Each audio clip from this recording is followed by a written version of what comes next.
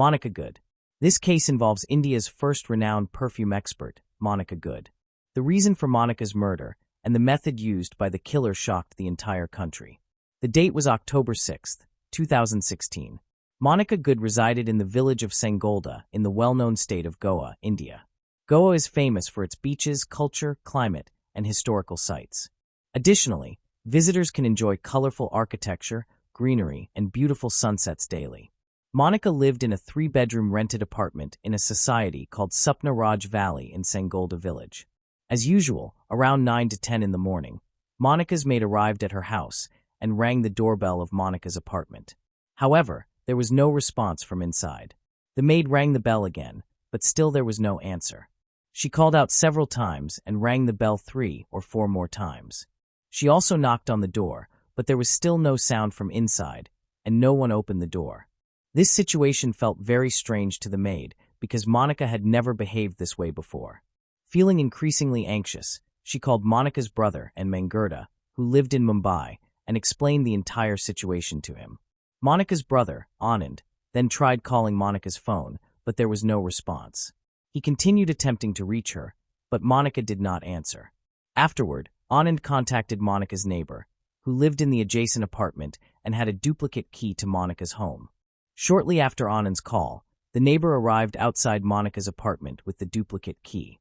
She opened the door, and as soon as Monica's neighbor and maid entered the house, both screamed. Monica was lying straight on the bed, with her hands tied behind her back, and there was no clothing on the lower part of her body. Additionally, Monica was completely unresponsive. Seeing this, Monica's neighbor immediately called the police. Soon after, the Goa police arrived at Monica's apartment with female officers, an ambulance, and doctors.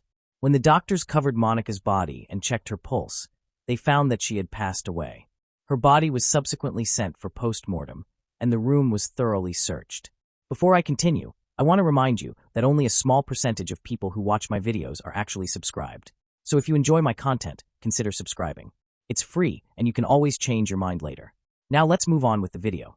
The police searched the room, but surprisingly, there was no evidence of forced entry anywhere in the apartment. Eggshells were found in the room, suggesting they had been eaten recently. Monica's purse was checked, but apart from some debit card bills, the police found no evidence in it. To find further evidence, the police considered reviewing all CCTV footage in the society, only to discover that no cameras were installed. Additionally, the police questioned residents of Supna Raj Valley, but nobody reported seeing any suspicious person entering or leaving Monica's house in the past day. The police also investigated the angle of theft, but nothing was missing from Monica's flat that would indicate the murder was committed for robbery. Considering these factors, the police believed that whoever murdered Monica had specific knowledge about her, because there was no forced entry and nothing was stolen.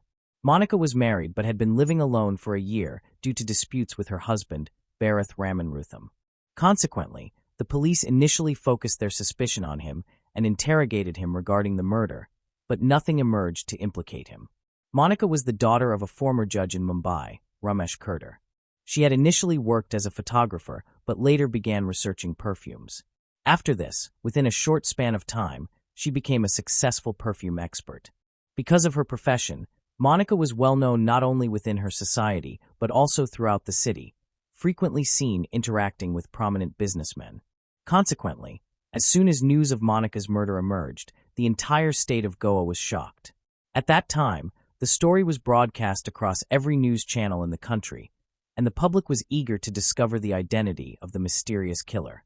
Meanwhile, Monica's post-mortem report arrived, revealing that she had died from suffocation and also confirming that she had been raped.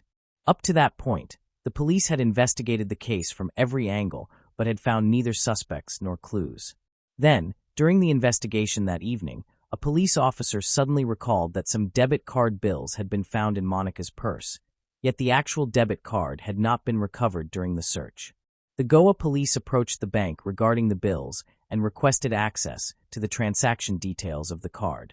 It was discovered that on the morning of October 6th, at 6 a.m., the card had been used at an ATM in the Purvaram area, which is only 4 to 5 kilometers from Supna Raj Valley. Following this, the police instructed the bank to monitor the card and examine the CCTV footage from the Purvaram ATM. The face of the person withdrawing money from the card was captured on the ATM camera. With the CCTV footage in hand, the Goa police returned to Supna Raj Valley. Upon reviewing the local SEBI's footage, they immediately recognized the boy in the footage as Rajkumar, who had formerly worked as a security guard there but had been terminated 2 months earlier on theft charges. For the Goa police, this was a significant breakthrough because, for the first time in the case, they had both a name and a face of a suspect. Upon checking Rajkumar's background, the police learned that the 21-year-old was from Bathinda city in Punjab and had multiple prior theft cases registered against him. The police had all the information about Rajkumar, but the challenge remained on how to apprehend him. To capture him, the Goa police monitored the next transaction made with Monica's debit card. Sometime later, they discovered that money had recently been withdrawn from an ATM in Bangalore, approximately 370 miles from Sangolda village. Upon learning this, the Goa police immediately contacted the Bangalore City Police. The Bangalore police reviewed CCTV footage from that ATM and clearly identified Rajkumar's face. Following this, the Bangalore police circulated Rajkumar's photo and began questioning hotels and lodges near the ATM. After some time, a hotel receptionist recognized Rajkumar's photo and confirmed that a man matching the description was staying at their hotel but had stepped out for some work. Police officers, dressed in civilian clothes, stationed themselves outside the hotel, waiting for Rajkumar's return. When Rajkumar returned to the hotel shortly after, the officers recognized and apprehended him. Because the police were in plain clothes, Rajkumar did not realize he was being arrested. In this manner, on October 8, 2016, 2 days after Monica's murder, Rajkumar was arrested at a hotel in Bangalore. Then the Goa police are contacted. Afterwards, the Goa police arrive in Bangalore and take Rajkumar to Goa under transit remand from the court. Now, the interrogation begins, and due to the firm questioning by the police, Rajkumar admits to killing Monica. When the police ask him why he did it, he narrates his entire story to the police. And the story goes something like this. Actually, in the month of June, 39-year-old Monica decides to move to Goa for her perfume business, for which Monica begins looking for a rented flat. On June 7, 2016, she reaches Supna Raj Valley to see a flat. At the society's gate, Monica meets security guard Rajkumar. The society's management had already informed Rajkumar beforehand, telling him that a woman would come to see a flat, so he should show her the flat. Afterwards, Rajkumar shows Monica the flat, and after seeing it, Monica leaves. But what happens here is that during the showing of the flat, Rajkumar falls in love with Monica unilaterally. Now, day and night, he keeps thinking only about Monica. 4 to 5 days pass like this. Then one day Rajkumar becomes very happy because Monica comes to shift to Supna Raj Valley with her belongings. After that, Monica tells Rajkumar that the flat he showed her, she has taken that flat. Now, because Rajkumar is very happy, he himself, with the help of 2 people, delivers Monica's belongings to her apartment. Rajkumar does this because he wants to see Monica repeatedly. But because he is a security guard, he does not get many chances to see and meet Monica. Then one day an idea comes to his mind, and he goes to his manager and says that he wants to do the cleaning and maintenance of the society's cars along with his duty because he is in desperate need of money. After hearing Rajkumar's need, the manager agrees to his proposal because he thinks that this way Rajkumar will earn extra money, and the needs of the people living in the society will also be fulfilled. However, Rajkumar has something else in mind, and after this he goes straight to Monica's apartment. Then he tells Monica that he can now also clean her car, but it will cost her some extra money. Monica agrees to this because she does not have enough time to do household chores while handling her business. Now Rajkumar starts cleaning Monica's car and uses the pretext of exchanging keys to visit Monica's apartment, where he sees Monica 3 or 4 times a day. But it is due to the cleaning of this very car that one day Rajkumar loses his job. It happens that one day Monica's umbrella goes missing from the car. Monica asks Rajkumar about it, but he says he did not see any umbrella in the car. After this, Monica complains to the society management, saying that today not only her umbrella, but also many other people's belongings have gone missing as before. If such incidents continue in the society, it will tarnish its reputation. After hearing Monica's complaint, the society management takes the matter seriously and begins an investigation. It is then found out that only Rajkumar used to open Monica's car for cleaning, besides Monica herself. Afterwards, a search is conducted in the guard room where Rajkumar stays, and Monica's umbrella is recovered from there. Now, since thefts were already a concern in the society, after Monica's umbrella is found, suspicion falls entirely on Rajkumar. As a result, on July 22, 2016, Rajkumar is dismissed from his job on theft charges. From here, the story takes a new turn. While Rajkumar had deeply loved Monica before, he now starts to harbor a significant amount of hatred towards her. However, after being dismissed from his job, Rajkumar leaves and starts working as a laborer in the Ponda area of Goa. Even there, he only works for a few days. During this time, he meets Monica twice and asks her to withdraw the theft complaint. But Monica flatly refuses. Hearing this, Rajkumar gets even angrier, but he cannot do anything at that moment. After that, Rajkumar arrives in Chennai in search of a job, then goes to Mumbai from there, and finally spends some time working in Pune city. Everywhere, Rajkumar earns his living by doing odd jobs, but when he does not find any decent work anywhere, he returns to Goa on October 2, 2016. This time, he has something planned in Goa. There is still a lot of hatred against Monica in his mind. The very next day, that is on October 3rd in the afternoon, Rajkumar reaches Sapna Raj Valley again. He enters the society through the main gate, and by chance, no one sees him entering. Then he goes straight to Monica's apartment below, but notices that Monica's car is not parked there. Seeing this, he understands that Monica is not at home at the moment. However, instead of leaving, Rajkumar decides to wait for Monica to arrive in the society. Now, because Rajkumar knows every route in the society, he decides to hide on the terrace, since generally, no one comes there. Meanwhile, Rajkumar keeps looking down repeatedly and checks Monica's car, but even after the whole of October 3rd passes, Monica's car is not seen. Then the next day, October 4th, comes, but Monica's car still does not show up, and October 4th also passes. On October 5th, Monica's car is checked several times by Rajkumar since morning, but it is not seen. Now, it has been almost 2 days since he has stayed on the terrace. There is neither food to eat, nor anything to drink during this time. Many times, Rajkumar feels like leaving. But the fire of revenge does not let him go, and fueled by this vengeance, Rajkumar spends more than 48 hours hungry and thirsty on the terrace. Around 3 to 3:30 p.m. on October 5, 2016, Rajkumar comes down once again, and this time he sees Monica's car parked. This means Monica has returned home. Seeing this, there is a strange smile on Rajkumar's face, but then he goes back to the terrace and starts waiting for darkness. After that, he comes downstairs around 6:30 in the evening and rings Monica's flat doorbell. When Monica asks who it is, Rajkumar identifies himself as a security supervisor. Hearing this, Monica opens the door, but as soon as she does, Rajkumar forcefully pushes her and shuts the door from inside. Before Monica can comprehend anything, Rajkumar takes out a knife from his pocket and warns her, "If you make noise, I'll stab you."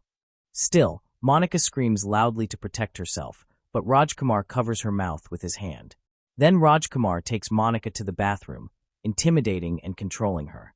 After that, he forcefully takes Monica to the bedroom at knife point, lays her on the bed, and ties both her hands behind the bed first, then ties both her legs as well. Now, Rajkumar demands money from Monica at knife point. Seeing herself trapped, Monica becomes very nervous, so she tells Rajkumar to take all the money in her purse. After that, Rajkumar empties Monica's entire purse. About 4,000 Indian rupees come out of the purse, roughly $48. But Rajkumar's desire is not satisfied with that, and he asks Monica for more money. So Monica says, "I only have this much money right now. If you need more, I have a debit card. Take it and withdraw money from the ATM." Rajkumar does not know how to use a debit card. Still, he learns from Monica how to use it. Systematically, Monica tells him how to withdraw money, how to insert the card into the ATM machine, then select the language, and how to enter the secret PIN. Along with that, she also tells him her debit card's PIN number. Perhaps in that situation, Monica thinks that now Rajkumar will leave her and go, and she will complain to the police, and Rajkumar will be caught through the location of the debit card. But Rajkumar takes the money and card and puts a cloth in Monica's mouth. After doing all this, he now knows that Monica cannot do anything, so he leaves with great confidence and goes to the kitchen. He takes water from the fridge, boils eggs, and and eats them with ease, with no hurry. He eats and drinks comfortably because he knows Monica lives alone in the flat. Now he also takes ice cream from the fridge and eats it. Besides, he also eats chocolate, meaning that all the hunger and thirst he had suffered for 2 days on the terrace is now satisfied. By this time, it is around 12 o'clock at night. When his stomach is full again, he returns to Monica. He takes her phone, and although it is locked, Rajkumar unlocks it by forcing Monica. Then Rajkumar opens an adult site on her phone and forcibly shows her 3 adult videos. Feeling this, Monica becomes even more anxious because she realizes that Rajkumar will not let her go now. Then Rajkumar unties the rope from Monica's legs and removes all the clothes from her waist down. He fulfills the desire that had been in his mind since the first day he saw Monica. It is nearly 2 a.m. by now, and Rajkumar has been in Monica's apartment for almost 8 hours when his desire is satisfied. He becomes nervous for the first time when he thinks whether Monica knows him well, and whether, if he leaves her alive, she will tell the police and he will be punished. So Rajkumar lifts a pillow from the bed and suffocates Monica's mouth, pressing until she dies. Then Rajkumar gets up comfortably and goes to the bathroom. After that, he shaves his beard and bathes. At 3:30 a.m. on October 6, 2016, in the darkness, he sneaks out of Supna Raj Valley stealthily. Then at 6 a.m., after withdrawing money from the ATM, he goes to Bangalore, where the police arrest him. After hearing the entire story, all the police officers are quite surprised.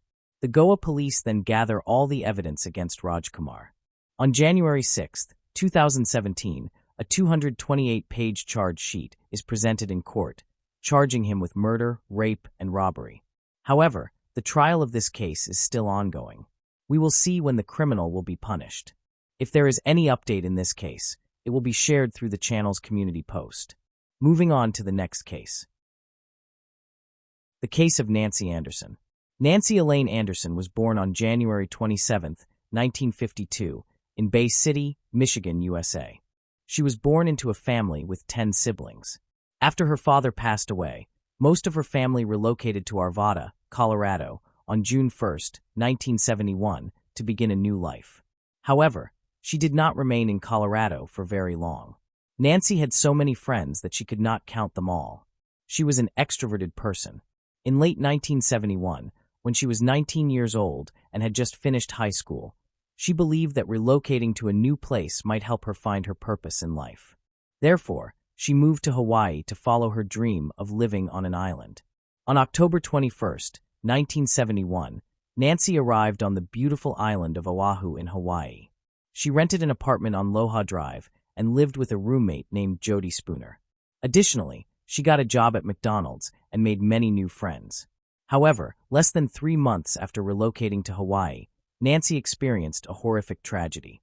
On the afternoon of January 7, 1972, her roommate Jody Spooner discovered her dead on the floor. At first, Jody believed she had taken her own life, so Jody contacted the police. Shortly afterward, the police arrived at the scene and determined that it was a homicide. Nancy had been viciously stabbed 63 times, including one fatal stab wound to the heart that caused her death. The investigation began with questioning Nancy's roommate, Jody. She stated that at around 2:30 p.m., she returned home and found Nancy in the apartment with 2 men selling knives. After about 10 minutes, the 2 men left, and she went into the bedroom to take a nap. She was awakened by a loud scream at about 4:15 p.m., but she brushed it off as nothing serious and continued sleeping, believing Nancy had gone out to work. At around 5:15 p.m., she heard the sound of running water coming from Nancy's bathroom. When she entered Nancy's room, she was horrified to see Nancy lying on the floor, dead. Nancy's body had numerous stab wounds to her neck, chest, and abdomen. Blood was present on the floor, on the bed, and in the bathroom. Nancy's towels were also soaked with blood. Jody said she did not hear any sounds from the attack because of the constant running water in Nancy's bathroom.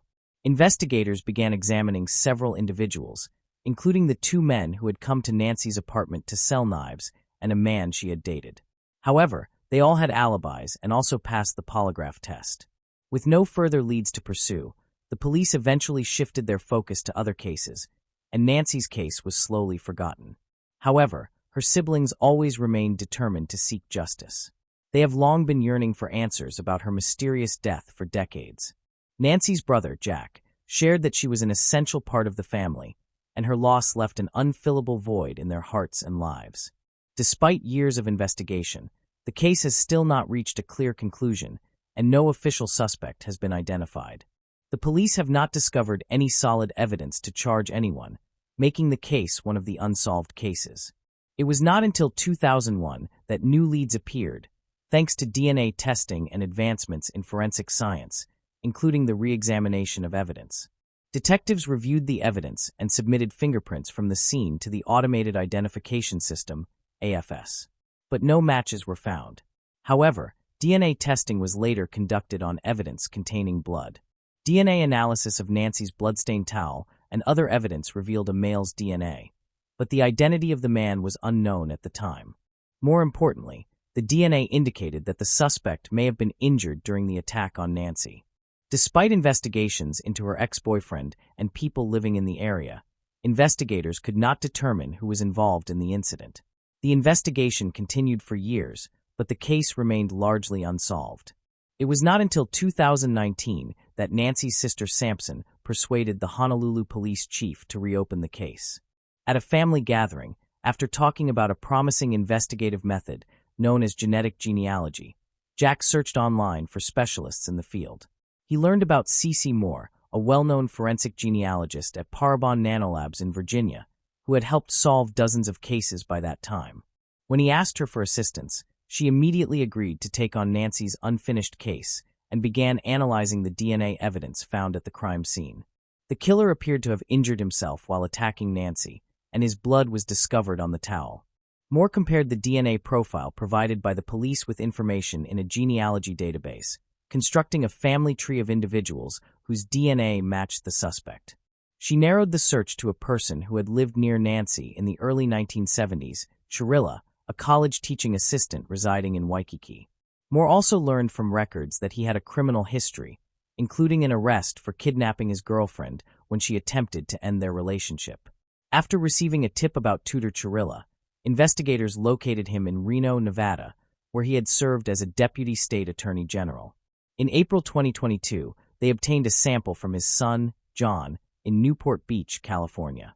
Using modern DNA analysis technology combined with traditional investigative techniques, they determined that John was the biological son of the individual who left the DNA sample at the crime scene. This made Chirilla the primary suspect. The investigation also revealed that Chirilla lived near Nancy's apartment at the time of the crime. On Tuesday, September 6, 2022, Reno police searched Tudor Chirilla's apartment in Reno and collected his DNA. 2 days later, he attempted to end his life but was unsuccessful. He was then held in custody at the county jail in Reno. 1 day later, on Wednesday, Chirilla made his first appearance in the Reno courthouse in a wheelchair, appearing frail and unkempt for his initial extradition hearing. He is facing extradition to Hawaii after his DNA was linked to Nancy's murder, but he is not an ordinary murder suspect. A former Deputy Attorney General and Supreme Court nominee, he indicated that he was willing to represent himself and contest the extradition. He was asked whether he objected to extradition to Hawaii. He told the court that he wanted to remain in the Reno area to attend a social services appointment he had scheduled for the following week. He argued that the DNA used to connect him to Nancy's case was obtained under duress. He also testified that he was still recovering from eye surgery when police arrived at his apartment on September 6th with a warrant to collect his DNA. Reno Judge Scott Pearson told Chirilla that any legal disputes regarding his arrest must be resolved in Hawaii, where the trial would take place. The court set a deadline for Chirilla to make a decision. He was scheduled for another hearing on October 3rd. He remained in custody at the Washoe County Jail without bail. On October 3rd, 2022, Tudor Chirilla appeared in court in Reno, Nevada, to address his extradition from Nevada to Hawaii to face a second-degree murder charge. The hearing focused on procedural matters, including Chirilla's objections to the extradition process and related legal arguments. Despite his objections, the court chose to move forward with the extradition. He was charged with Nancy's murder and was transferred to Hawaii for trial.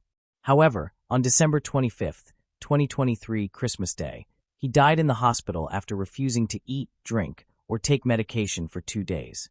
Nancy's case was resolved after more than 50 years due to modern DNA testing technology. Although Chirilla was never convicted, Nancy's siblings regarded his death in prison as punishment for the crimes he had committed. Justice had been served for her. Moving on to the next case. The case of Rebecca Bleefnick. Rebecca and Tim, who met at Quincy University, were the epitome of a perfect couple. Rebecca was a biology major and a tennis player, while Tim was a star football player. 2 years after graduating, the practical couple decided to tie the knot. Instead of splurging on an engagement ring and a lavish honeymoon, they chose to save their money. Although Rebecca had a genuine interest in medicine and had dreamed of becoming a doctor, she decided to pursue motherhood instead. Her dream came true when she and Tim had 3 sons. Tim was known for his charisma and ability to entertain. In 2008, he auditioned for American Gladiators, making it to the final round.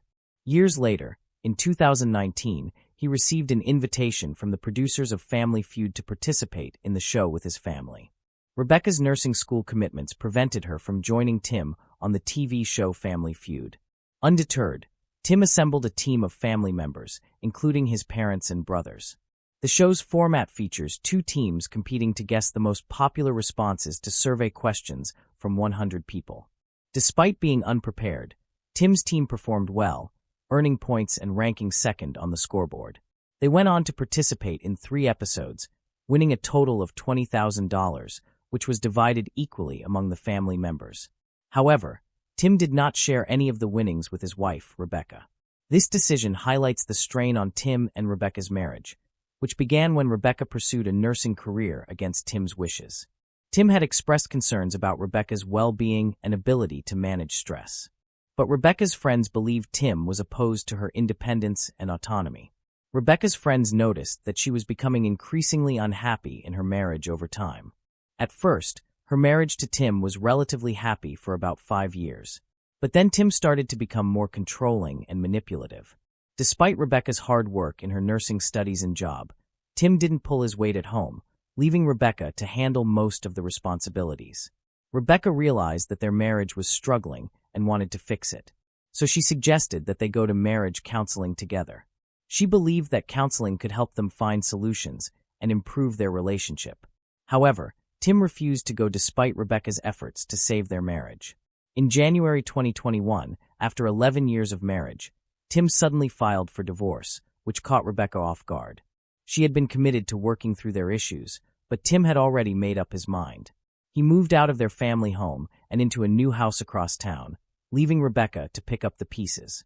Tim and Rebecca's divorce was extremely contentious. They were unable to agree on anything, and their communication broke down completely.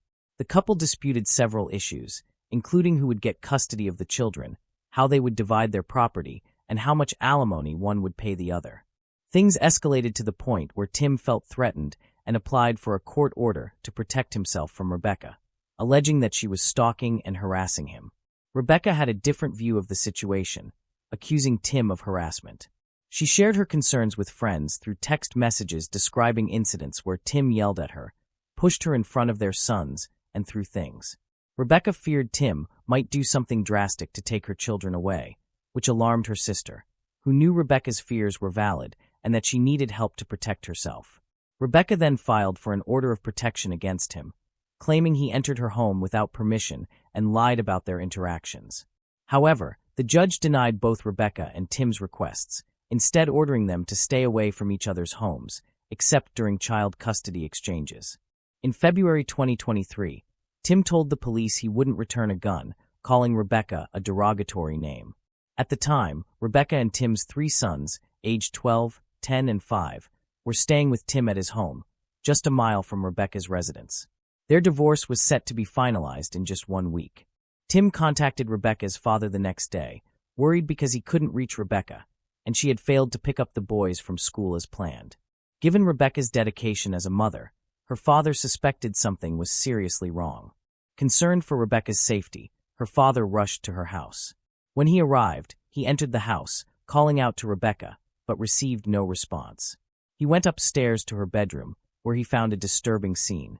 Rebecca lay on her back, covered in blood and gunshot wounds. After Rebecca's father discovered her body in the bathroom, detectives and forensic experts arrived at the house. They began by carefully examining the outside of the property, searching for clues. Their investigation revealed that the suspect had probably entered the house by forcing open an upstairs window in one of the children's bedrooms. The discovery led investigators to believe that the suspect used a patio chair to gain access to the house and climb up to the roof. By retracing the suspect's likely path, they went to Rebecca's bedroom where they found the door had been violently kicked in or broken. The state of the door suggested to investigators that the suspect had forcibly entered the room, probably in search of Rebecca. Evidence indicated that Rebecca had tried to barricade herself in the bathroom, but the suspect had pursued her and caught up. Ultimately, the suspect shot Rebecca inside the bathroom. During their search of the bathroom, where Rebecca's body was found, investigators stumbled upon her cell phone. Upon examining Rebecca's phone, investigators found a 911 call dialed at 1:11 a.m. This led them to form a theory about the events of that night. They believed that as the suspect chased Rebecca through the house, she tried to call for help, but accidentally dialed a wrong number before she could try calling 911 again. The misdialed call at 1:11 a.m. suggested to investigators that the suspect had knocked the phone out of Rebecca's hand. They believed Rebecca was likely killed around this time. However, when police questioned Rebecca's neighbors, none of them remembered hearing any noise around 1:11 a.m., which raised suspicions among the investigators. A thorough search of Rebecca's house revealed that her murder was not a botched burglary, as nothing was stolen. Despite this, the perpetrator left behind significant evidence. One notable discovery was a partial shoe print found near the point where the suspect entered the house. The shoe print discovered at the crime scene could be crucial in identifying the type of shoe worn by the suspect, including its make and model, as well as providing details about the size and shape of their feet. The presence of 8 9mm shell casings and small pieces of shredded plastic near Rebecca's body also provided significant leads for the investigators. Despite collecting these key pieces of evidence, the investigators were unsure how to interpret their findings. To gain more insight, they decided to send the evidence to forensic laboratories for further analysis. Specifically, they wanted to determine if any of Rebecca's personal belongings matched the evidence found at the crime scene. The investigation began when Rebecca's father found her lifeless body in the bathroom of her home. Upon arriving at the scene, investigators carefully examined the exterior of the house, leading them to identify how the perpetrator gained entry by prying open an upstairs window in one of the children's bedrooms. Here's what likely happened. The suspect used a patio chair to climb up to the roof and entered the house. The investigators retraced the suspect's steps and found that the bedroom door had been violently kicked in or broken, suggesting the suspect had forced their way in, probably looking for Rebecca. It seems Rebecca tried to barricade herself in the bathroom, but the suspect caught up with her. Unfortunately, the suspect shot and killed Rebecca in the bathroom. The investigators found Rebecca's phone near her body and examined it. They discovered that she had dialed 911, but mistakenly entered an extra digit, 91126, at 1:11 a.m. This discovery helped the investigators piece together the events. They believe Rebecca was desperately trying to call for help as the suspect chased her through the house, but she accidentally dialed the wrong number. Before she could try calling 911 again, the suspect likely knocked the phone out of her hand. The timing of the misdialed call at 1:11 a.m. led investigators to believe that Rebecca's murder likely occurred around that time. However, when they questioned Rebecca's neighbors, none of them reported hearing any suspicious noises, which was surprising given the fact that she had suffered multiple gunshot wounds. A thorough search of Rebecca's house revealed that her murder was not the result of a burglary gone wrong, as nothing was stolen. Despite this, the perpetrator left behind a significant amount of evidence. One crucial discovery was a partial shoe print near the point of entry, which could help identify the brand and model of the shoe, as well as the size and shape of the suspect's foot.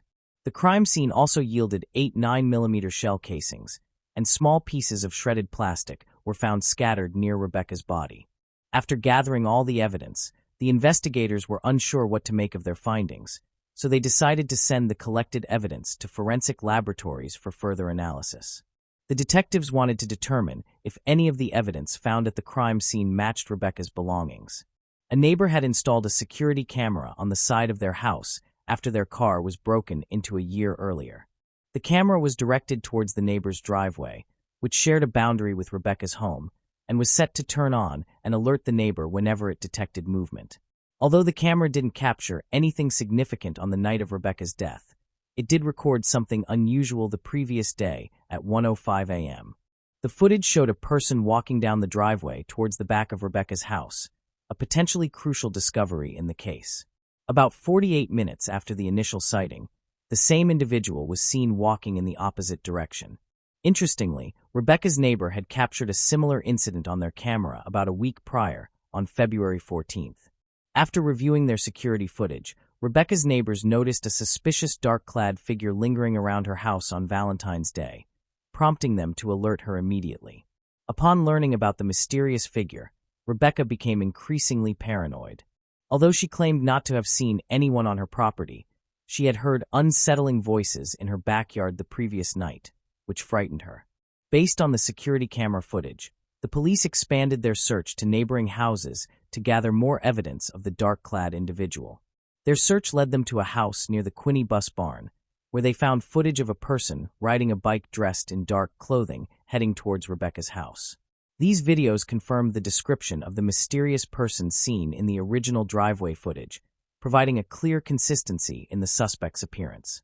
After analyzing the recorded times of the videos, detectives suspected that the person on the bike was the same individual seen in Rebecca's driveway footage. Although Rebecca's neighbor's security camera didn't capture footage of the mysterious person on the night of her murder, officers found footage of someone on a bike riding towards Rebecca's house just before and after the incident. This person matched the description of the individual seen lingering in Rebecca's driveway in the days leading up to her murder. While the video evidence was helpful in the investigation, its poor quality limited the information it provided. The detectives couldn't identify the person in the video due to the grainy image, making it difficult to determine their gender. However, they did notice one distinctive feature. The bike had no reflectors on its wheels. When Rebecca's sister heard that she was murdered, only one person came to mind as a suspect: Rebecca's estranged husband, Tim. Rebecca's sister, who had a first-hand account of the contentious divorce between Rebecca and Tim, shared this information with the detectives working on her sister's case. The detectives suspected Tim of murdering Rebecca, especially since her murder happened just a week before their divorce was due to be finalized. During the investigation, they made a crucial discovery. A bike with no reflectors on its wheels, similar to the one seen on security footage, was found just a block from Tim's house. This discovery increased the suspicion surrounding Tim, leading the detectives to obtain a search warrant for his home. When the police executed the warrant, Tim cooperated fully, standing outside his home with the officers as they searched his belongings. On March 13, 2023, 2 weeks after Rebecca's murder, Tim was arrested and charged with her murder. When his mugshot was released, Rebecca's family and friends were shocked by his appearance, which was very different from the clean-cut man they had known. Tim's friends and family were surprised by his disheveled appearance, which they attributed to the emotional toll of his recent divorce. His once neat and tidy hair was now unkempt, and his clothes were messy. They speculated that the divorce had affected not only his physical appearance, but also his mental well-being. However, Tim had a surprising explanation for his changed look. He revealed that he was growing his hair out to support a charity campaign for cancer research. Despite this, a viral video clip showed Tim's appearance on Family Feud, where he made a bizarre statement about regretting his marriage, which took on a disturbing tone after he was arrested for murdering his wife. Many people believe that Tim's comment on Family Feud was a strange and unsettling prediction of what would eventually happen. They thought it indicated that he harbored hidden feelings about his wife, and was a sign that something ominous was happening in their relationship. When the police examined Tim's phone, they found that he had created a fake Facebook account under the name John Smith. During their investigation, they discovered that Tim had been searching for a specific type of bicycle on Facebook, a blue Schwinn bike with no reflectors on the wheels. This was an important discovery because it matched the description of a bike that had been found abandoned just 1 block away from Tim's house. Despite having strong evidence against Tim, the detectives faced a significant obstacle when they arrested him. Tim was held in jail without the possibility of bail, but he requested a speedy trial, which is his right under the law. Prosecutors were required to bring the matter to trial within 90 days of Tim's arrest. The prosecution faced a significant challenge in convincing a jury beyond a reasonable doubt that Tim murdered Rebecca due to the absence of a confession or DNA evidence, as juries typically rely on these two key elements in criminal cases. To prove Tim's guilt in the murder of his wife Rebecca, the prosecution faced a considerable challenge. Exactly 3 months after Rebecca's tragic murder in her home, Tim's trial began on May 23, 2023. During the trial, the prosecution presented several key pieces of evidence found at the crime scene. One notable piece of evidence was the shredded plastic fragments discovered around Rebecca's body. The prosecution argued that these fragments came from an Aldi grocery bag. Further investigation revealed that similar bags were found in Tim's house. The prosecution alleged that Tim used these bags as a makeshift silencer when he shot his estranged wife multiple times. They claimed that the bags were used to muffle the sound of the gunfire, preventing it from being heard by others. The prosecution also presented DNA evidence, suggesting that Tim left behind DNA while handling the Aldi bags. An expert testified that it was highly likely Tim contributed to the DNA found, and that his DNA could not be ruled out as a match for the DNA found under Rebecca's fingernails. The prosecution presented evidence suggesting that a crowbar found in Tim's basement might have been used to force open the window at Rebecca's house on the night of the murder. Although an expert testified that there were microscopic similarities between the crowbar and the window's prime arc, she could not conclusively state that the crowbar was used. To build a stronger case, the prosecution presented records of several searches made on Tim's phone, including how to open a door with a crowbar, how to make a homemade pistol silencer, how to clean gunpowder off your hands, and average police response time in Quinney. The prosecution's expert witness testified that she compared the shell casings found at the crime scene to those found at Tim's house during the investigation. Her analysis revealed that 27 of the casings from Tim's home were fired from the same 9mm weapon used to kill Rebecca. When investigators searched Tim's house, they did not find Rebecca's 9mm gun, which he had refused to return to her. Tim claimed he had not seen the gun in months before Rebecca's murder. During the trial, the defense had the opportunity to call witnesses, but chose not to. After the 6-day trial, the jury deliberated for 4 hours before reaching a guilty verdict, and Tim was sentenced to life in prison without the possibility of parole. Despite claiming innocence and planning to appeal, Tim remains behind bars, and Rebecca's family believes justice has been served. During the sentencing hearing, Rebecca's family read impact statements. One of her sisters addressed Tim, telling him how his actions had affected their son's well-being. She stressed that his choices were causing his children to suffer. Rebecca's sister vowed to keep her memory alive for her 3 sons, even after her passing. Moving on to the next case. The case of Roxana Sikorsky. Lorraine and Jeffrey Sikorsky were a happy married couple. They lived in a beautiful dream home in a prosperous small town in Michigan, which had a population of fewer than 10,000. Lorraine worked as a nurse, while Jeffrey was an engineer. They had successful careers and earned good incomes. However, they felt deprived without children. Both Lorraine and Jeffrey deeply desired to become parents. They often found themselves enviously watching their neighbors' children go to school, realizing that they were missing the joys of parenthood. In 2004, after careful consideration, they decided to adopt a child. However, they quickly discovered that adoption was challenging and involved many obstacles.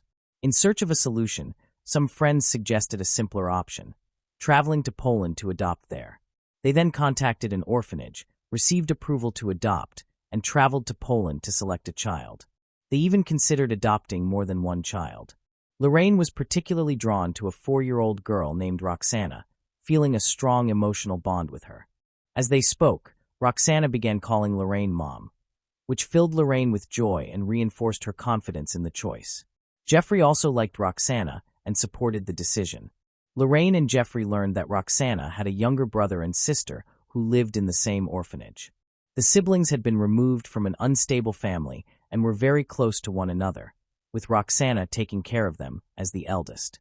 Lorraine and Jeffrey decided to adopt all 3 children together so they would not be separated. They believed it was important for the siblings to grow up together. Excited to return home, they envisioned their new life as a big, happy family filled with the sounds of children laughing. Their dream became a reality when they completed all the necessary paperwork and returned home with their 3 new children. Lorraine and Jeffrey's 3 adopted children quickly adapted and settled into their new life. Their children found learning English very easy. Jeffrey continued working while Lorraine took a break from her job to care for the home and children. Later, the children began school and experienced no difficulties with their studies.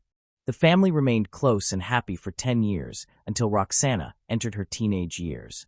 In 2014, at age 15, Roxana began exhibiting behavioral issues. She rebelled, spent all day playing computer games, performed poorly in school, and stopped listening to her parents. Concerned about Roxana's behavior, Lorraine and Jeffrey consulted a psychologist for help. Roxana was diagnosed with attention deficit disorder and post-traumatic stress disorder. She received medication and was later diagnosed with reactive attachment disorder, stemming from neglect and abuse in her early childhood. This disorder affects a child's ability to form emotional relationships with foster parents and can result in fear, hypervigilance, difficulty interacting with peers, and aggressive behavior toward oneself and others. Therapy had a positive impact on Roxana, helping her feel calmer. However, her life took a turn when a young man named Michelangelo Rivera contacted her on social media, claiming to be 18 years old. Roxana was thrilled to receive attention from him. Michael, a high school student 4 years older than Roxana, began chatting with her. He praised her, making her feel comfortable and special. She shared her story of being adopted and the difficulties she had faced, and Michael listened empathetically, making her feel understood. One day, Michael invited Roxana to meet him, and she accepted. She dyed her hair, dressed up, and went to the library to meet him. Roxana was petite and weighed only 40 kilograms, which made her appear fragile. Michael was captivated by her. Their meeting went well, and from that point on, they began seeing each other at the library every day. Her parents were unaware that she was communicating with Michael. They believed she was only going to the library to study and assumed her encounters with Michael were merely coincidental. Later, it was revealed that Michael was actually 23 years old, not 18 as he had claimed, making him 8 years older than Roxana. Despite this age difference, Roxana was so blindly in love with him that she did not even notice it. This was her first love, and she was already fantasizing about marrying Michael to escape her parents' disapproval, hoping they could live happily together. Roxana struggled to bond with her adoptive parents due to her mental illness, reactive attachment disorder. Although her parents cared deeply for her, she quickly became more attached to Michael. To outsiders, their relationship appeared unhealthy.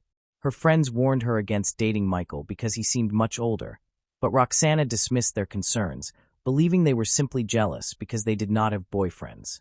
As a result, Roxana began to withdraw from her friends and family, spending almost all her time with Michael. She was frequently with him and rarely returned home. Her parents, Lorraine and Jeffrey, noticed her changed behavior and eventually discovered the existence of her boyfriend. They were shocked. To them, Michael seemed far too mature, and they felt the age gap was inappropriate, fearing it could lead to serious consequences. Lorraine and Jeffrey read their messages and realized the relationship was unhealthy. Roxana's parents had a serious conversation with her and asked her to cease all contact with Michael. However, Roxana strongly resisted, telling her parents she could not imagine her life without him, which alarmed them. In response, they confiscated her phone to prevent communication with Michael and began monitoring her activities closely.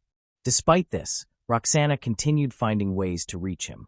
Her parents struggled to control her, but she refused to listen. Michael began visiting their home at night, and Roxana would sneak out through the window to meet him. One night, the police discovered them together in a car and sent Roxana home. This situation worsened, prompting Jeffrey and Lorraine to discuss drastic measures, suspecting that Roxana and Michael were engaging in a sexual relationship. They took her to a doctor for a checkup, and their worst fears were confirmed. Outraged, they decided to hold Michael responsible for corrupting their daughter. They collected DNA evidence intending to report him to the police. However, their plan failed when the police refused to accept the report, as Roxana claimed everything had been consensual and that she had not been raped. Although the police had seen Roxana and Michael in the car earlier and knew that Michael was much older than her, they took no action. Roxana's parents were extremely worried and wanted to prevent her from being involved with Michael. They decided to take the case to court to protect their daughter. Upon learning this, Roxana begged her parents not to proceed, but they remained resolute, leading to a tragic outcome. Michael became aware of Roxana's parents' intentions against him, which upset him. Both he and Roxana wanted to escape to a distant place, but they lacked the financial means and feared her parents would search for them. Consequently, they devised a malicious plan to remove the obstacle posed by Roxana's family, believing it would allow them to be together. At approximately 2 a.m. on October 17, 2014, 15-year-old Roxana entered her 12-year-old younger brother's bedroom holding a knife.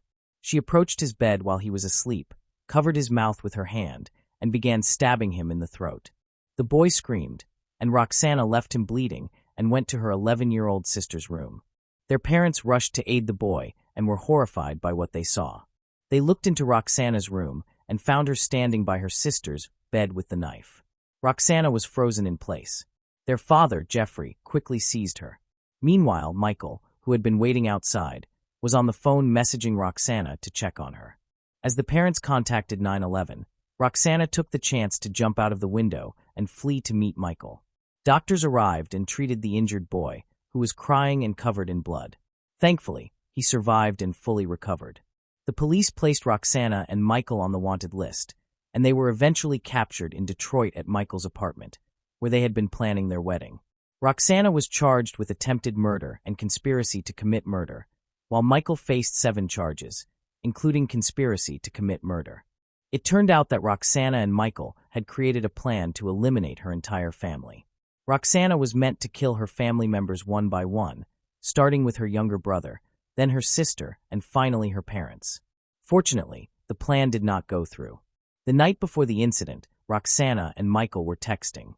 During their conversation, Roxana began to panic and rethink her decision, realizing that these were her biological siblings, whom she had cared for when she was younger, and she loved her adoptive parents. Despite Roxana's change of heart, Michael still pressured her by saying he was simply there to ensure it happened. Under his influence, she took a knife and went to confront her younger brother. Because Roxana was only 15 years old, there was a debate about how she should be prosecuted. The prosecutor claimed that the seriousness of the crime justified trying her as an adult, and the judge agreed. Roxana was placed in a juvenile detention facility, but was later transferred to a psychiatric clinic for treatment. Roxana's parents begged for leniency on her behalf.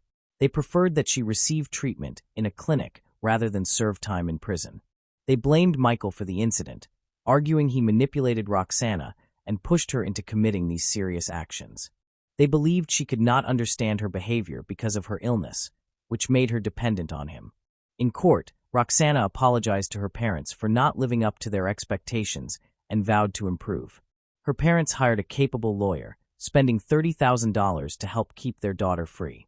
However, after that, Roxana was assigned a public defender. The public defender advised her to accept a plea deal with the prosecution to lessen her punishment, and she eventually agreed. Roxana pleaded guilty only to assault with intent to murder and received a prison sentence of 10 to 20 years with the possibility of parole in 2024. Roxana's parents believe the punishment is unjust and too harsh for their daughter, who they think was influenced by Michael. They feel Michael should receive the most severe punishment. Lorraine, 54 years old and Roxana's mother, told the press about her urgent need for psychological support. She fears that her daughter remains at risk, and that being in an adult prison could severely harm her already fragile condition. Lorraine also questioned how this punishment could genuinely help her daughter, arguing that it does not achieve justice. Lorraine criticized the public defender, believing he had no interest in protecting Roxana's rights. Instead of fighting for her, he struck a deal that sent her to prison. The family did not know that Roxana intended to accept this deal. Had they known, they would have advised against it. Lorraine is convinced that without the deal, the jury would have found Roxana not guilty. Roxana's father, Jeffrey, who is 50 years old, was distressed by how the trial was handled. He worried for Roxana's safety in prison, as she is still very young and fragile. Their fears worsened after Roxana threatened to harm herself, increasing their concerns about her future. The parents also accused the police of failing to arrest Michael, who had been found in a car with Roxana despite having an inappropriate relationship with her. They believed that if the police had taken proper action, Roxana's circumstances could have been avoided. The trial of Michael began, during which he blamed Roxana for everything. He claimed that it was her decision and her plan, insisting that he had not been present at the crime scene and had only supported her from outside. However, their correspondence contradicted his statements, revealing that he had directed her actions and masterminded the entire operation. As a result, Michelangelo Rivera was found guilty and sentenced to life in prison without the possibility of parole. After consulting with her parents, Roxana withdrew her guilty plea, blamed her defense attorney, and requested a new trial, but her request was denied. She is currently serving her sentence at the Women's Correctional Colony of Huron Valley. Since the attack, Roxana's siblings have undergone significant changes. They experienced severe psychological trauma and required rehabilitation. For a long time, they were unable to sleep in their own rooms and suffered from nightmares. Fortunately, their mother reports that their lives have recently improved, and the children are now looking forward to Roxana's eventual return home.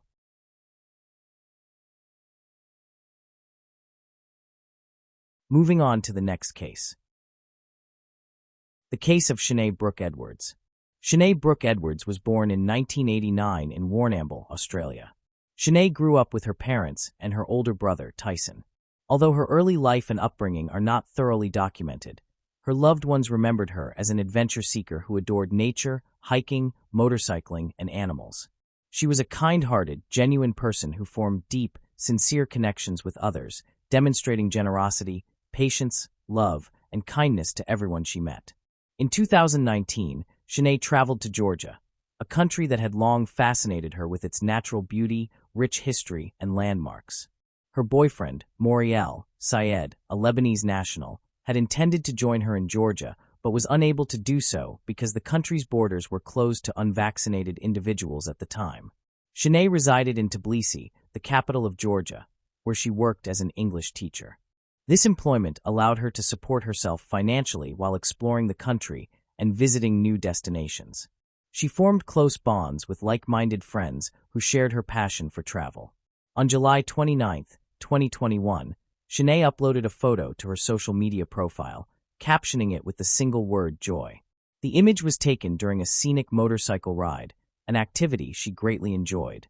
The following day, July 30, 2021, Sinead decided to hike up Meticulously, a popular tourist attraction situated in the heart of Tbilisi. According to her friends, Sinead often took leisurely strolls in the wooded area near the mountain, and she had never encountered any issues or threats to her personal safety. On July 30, 2021, Sinead left her residence around 3:30 p.m. and was last seen near the Church of St. Michael of Tavare, located at the foot of Mount Meticulously, which serves as a starting point for hikers. Sinead was scheduled to meet friends at a cafe in the capital city, but she did not appear. When attempts to reach her by phone proved unsuccessful, her friends decided to file a missing persons report with local authorities. Meanwhile, a friend of Sinead's living in California grew concerned and called Sinead's phone. When the call was answered, Sinead could be heard screaming, "Please let me go. Okay, just let me go," indicating she was being attacked and desperately seeking release. The call was abruptly disconnected, and when Sinead's friend tried to call back, there was no answer. There are conflicting accounts of what Sinead's friend in California did next. According to some reports, she posted an urgent message to a Facebook group of expats living in Georgia, asking someone to alert the police to the disturbing phone call. Other sources claim that Sinead's friend directly contacted the Georgian police and relayed the distressing details. It is certain that within hours of Sinead making the frightening phone call, Georgian police became aware and began investigating. Hundreds of police officers and volunteers were deployed to search the area, focusing on the slopes of Mount Meticulously. The search party used search dogs and drones, but Sinead remained missing. By sunset, her phone was still off, and she had not visited any local hospitals. This lack of progress was ominous, as confirmed the following day. Tragically, on July 31st, after an extensive search, 31-year-old Sinead Brooke Edwards was discovered deceased near a hiking trail. The perpetrator attempted to conceal evidence by hiding the body under tree branches and leaves. A knife, believed to be the crime weapon, was found nearby. Sinead's phone was soon recovered on the mountainside. Further inspection of the crime scene uncovered an old rusty shovel, a fireplace, used needles, and numerous empty bottles. Georgia's interior minister revealed to local media that the police had obtained information not yet disclosed to the public in order to protect the integrity of the investigation. He assured that the ministry and police officers were doing everything possible to apprehend the perpetrator. The forensic examination of Shanae's body revealed 13 stab wounds, with 5 located in the neck area, leading police to conclude that the perpetrator unquestionably intended to kill the young woman. Signs of strangulation were also observed on her neck. After authorities officially confirmed Shanae's death, the media reported that the crime was motivated by lust, but the Georgian police denied this, citing the forensic medical examiner's failure to find any signs of an assault against the woman's integrity. Shanae's boyfriend, Moody El Sayed, vowed to track down the culprit, no matter how long it takes, and exact revenge. Shanae's death was a devastating blow to her friends and an especially traumatic experience for her family, who lived on another continent. They faced the difficult task of transporting her body back home while the police worked to identify the perpetrator. Although the police are directly responsible for preventing crimes and apprehending criminals, in this case, there was an additional concern. Georgia's billion-dollar tourism industry could be severely affected by the fact that a tourist had lost her life in the capital city, a popular destination for visitors. Police conducted an extensive investigation, interviewing over 200 people, including Shanae's friends, co-workers, neighbors, as well as employees and visitors of Meticulously Park. They examined the roots of the case and reviewed video footage of Shanae's movements on the day she went missing. In an expat Facebook group, a local woman reported hearing a woman screaming on the trails below Meticulously Park approximately an hour after Shanae left home. Another woman in the same group claimed to have witnessed a disturbing scene on the mountain the day before Shanae went missing, in which a man was seen aggressively assaulting a woman in the same area where the crime ultimately occurred. At the same time, the laboratory analyzed the crime weapon and discovered a male DNA sample, but no matches were found in the Georgian police database. Consequently, the samples were sent to the databases of 194 Interpol member states for further verification. Witness interviews revealed that Shanae had no enemies, no history of conflict with anyone, and no connections to individuals of questionable character, suggesting she may have been a random victim of a crime with an unclear motive.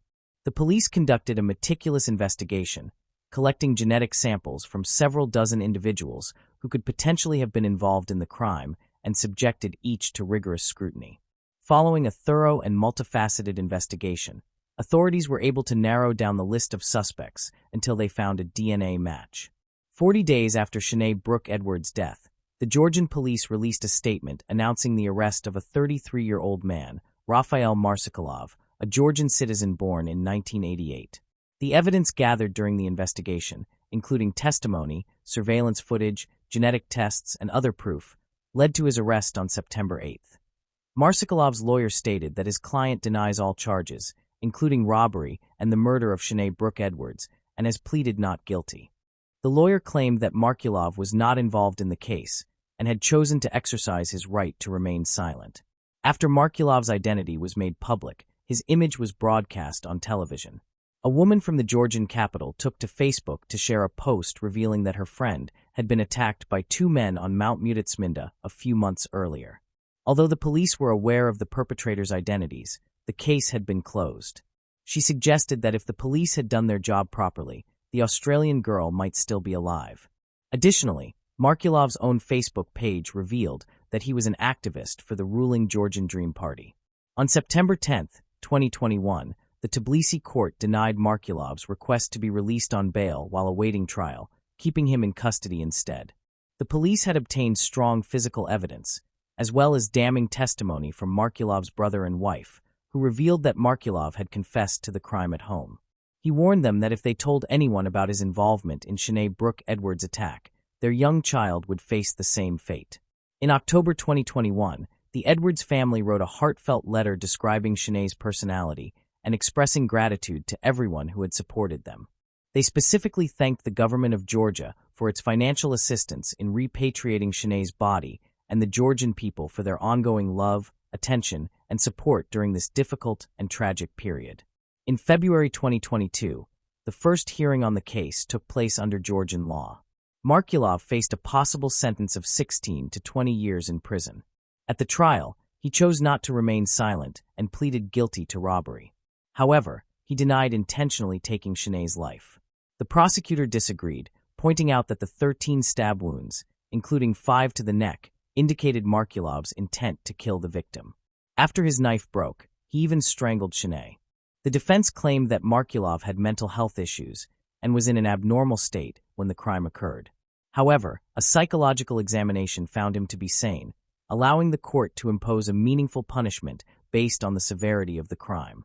The prosecutor noted that Markulov's blood tested positive for powerful drugs at the time of his arrest, but this did not diminish his guilt.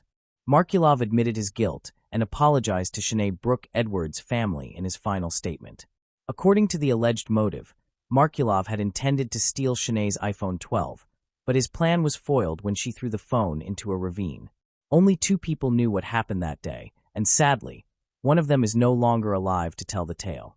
The prosecution requested a postponement of the sentencing as the victim's brother, Tyson Edwards, wanted to attend the hearing. In a statement, Shanae Brooke Edwards' family urged the Georgian justice system to impose a life imprisonment sentence on Rafael Markulov, citing the tragic and devastating loss of their loved one, who left behind many grieving friends and family members. On March 9, 2022, a trial was held at which Rafael Markulov was found guilty. Representing the family, Shanae's brother Tyson again requested that the defendant be given a life sentence. Markulov apologized to Tyson Edwards, claiming he was not that kind of person and had simply found himself in this situation. Ultimately, 33-year-old Rafael Markulov was sentenced to 20 years imprisonment, the maximum penalty allowed under Georgian law. Moving on to the next case. The case of Tara Baker. Tara Baker was born on January 20, 1977, in East Point, Georgia. Her parents divorced when she was young, and her mother later remarried. She is the oldest of 4 siblings. From an early age, she displayed a strong interest in the legal system, aspiring to become a lawyer or judge. She often held mock trials with her stuffed animals, created contracts with her relatives, and even wrote letters to politicians, including the President of the United States, to express her opinions. After high school, she attended Georgia College, earning 2 bachelor's degrees in just 3 years, graduating in 1999. She then enrolled at the University of Georgia, one of the nation's top law schools, located in Athens, a small town near her parents' home. To avoid dormitory life, she rented a house with 2 other university students, one of whom she knew from college. Tara worked at a prestigious law firm in downtown Athens, covering her expenses and gaining valuable experience in her future career. In January 2001, Tara spent significant time studying at the university library. On the evening of January 18th, she went to the library to study with a friend. Her friend left the library around 7:30 p.m., while Tara stayed behind, calling her friend at 9:46 p.m. to ensure she had arrived home safely, mentioning that she would leave soon. The next day, around 6 p.m., Tara's mother, Virginia Baker, received a phone call from a woman identifying herself as a detective. The detective told Virginia that they required Tara's fingerprints for an ongoing investigation. Believing the call to be a prank, Virginia hung up, but curiosity compelled her to contact the Athens police station to verify it. Police informed her that the caller was indeed a forensic detective and further explained that a fire had occurred at Tara's home. The detective stated that they were attempting to locate Tara, but at that time, only one of Tara's roommates, who had been away during the fire, had been found.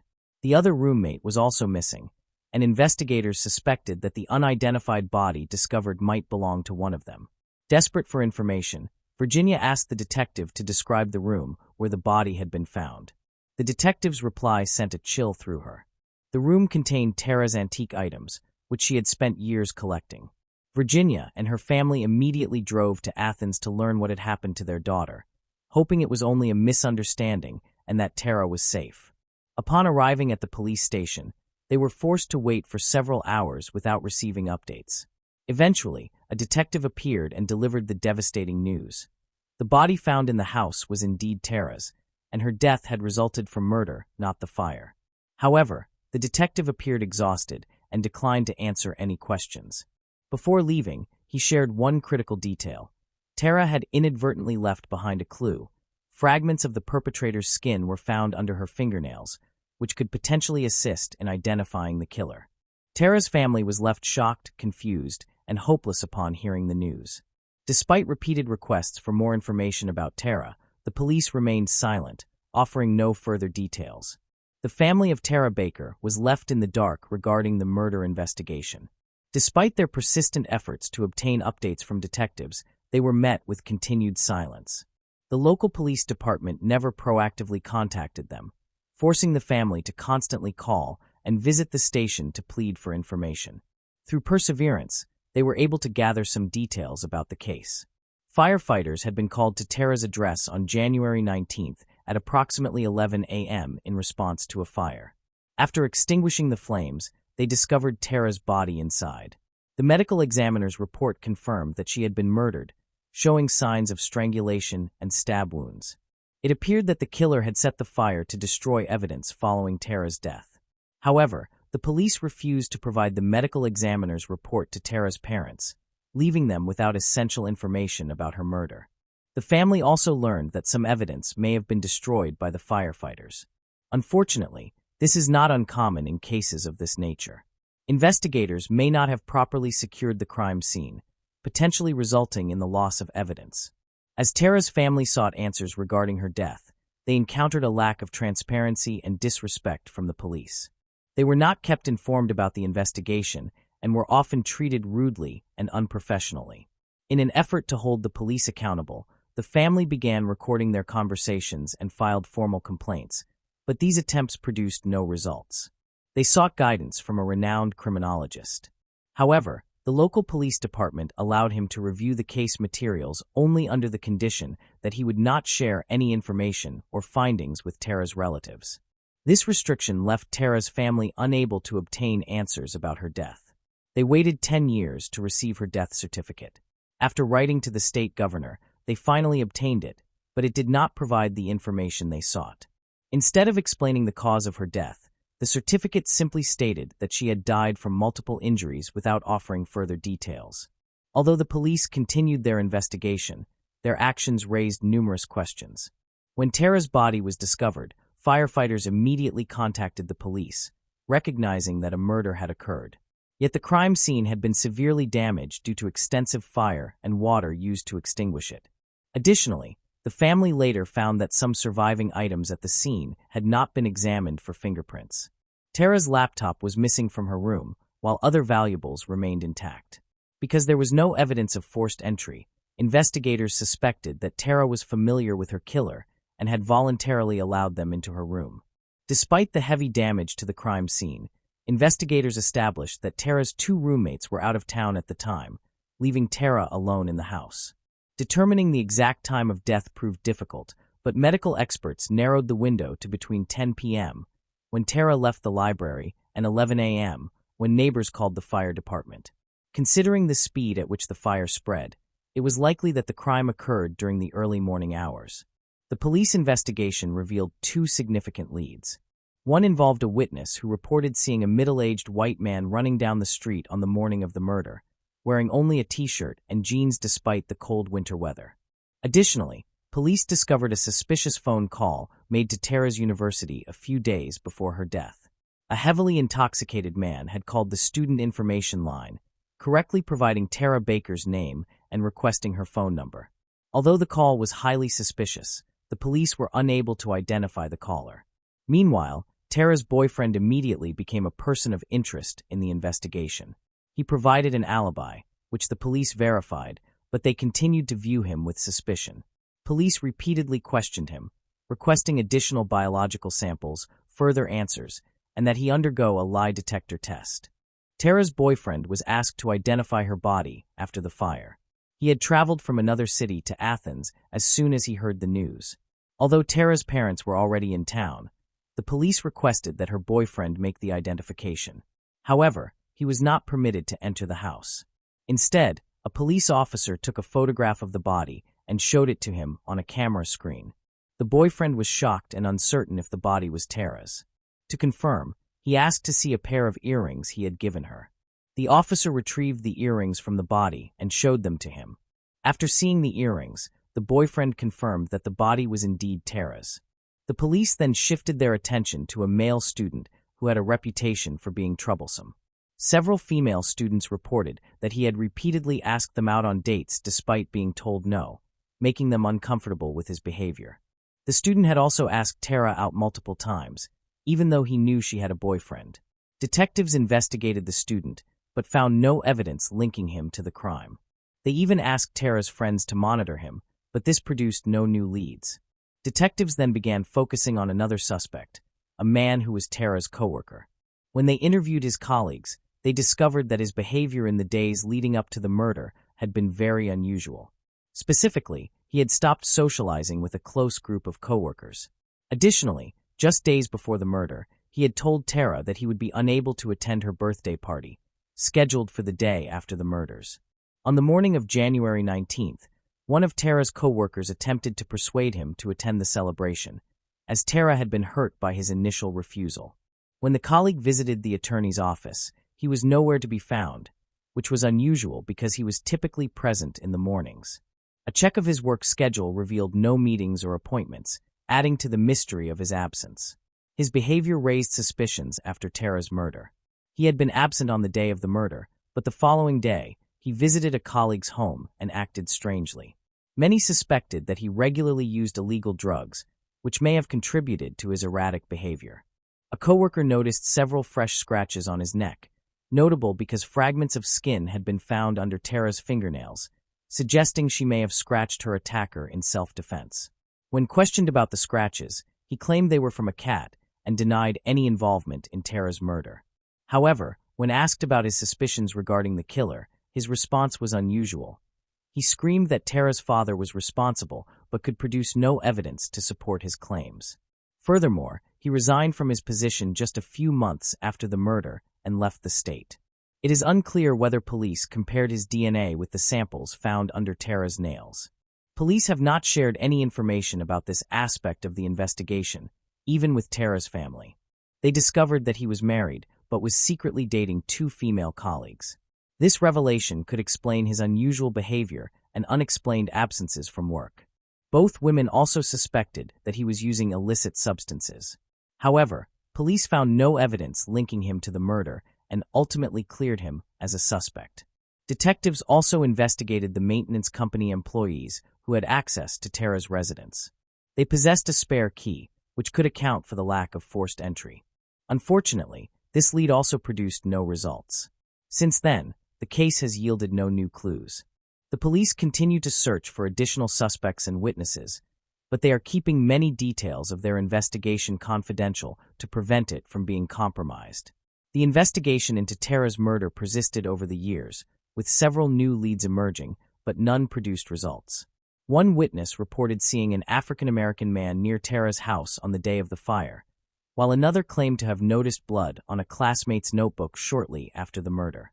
Despite police efforts to pursue these leads, they ultimately reached dead ends. Tara's parents offered a $77,000 reward in hopes of generating new information. The detective team assigned to the case changed multiple times, yet each team encountered significant difficulties due to the lack of evidence. The fire in Tara's room had destroyed most of the evidence, leaving investigators with few clues to pursue. 19 years after Tara's murder, a podcast about her case was released, generating renewed public interest and attention. The podcast collected information from Tara's family and individuals connected to the case, re-examined the evidence, and assisted in re-investigating the case. The police department took notice of the podcast, which led to improved cooperation between detectives and Tara's family. For several months, detectives reviewed all available information and evidence, utilizing modern DNA analysis tools to re-examine the case. Their efforts succeeded on May 13, 2024, when police announced the arrest of the perpetrator 23 years after the murder. The suspect, Edric Lamont Faust, 48, was taken into custody, though police did not disclose how he was identified, citing the need to keep certain details confidential to protect ongoing legal proceedings.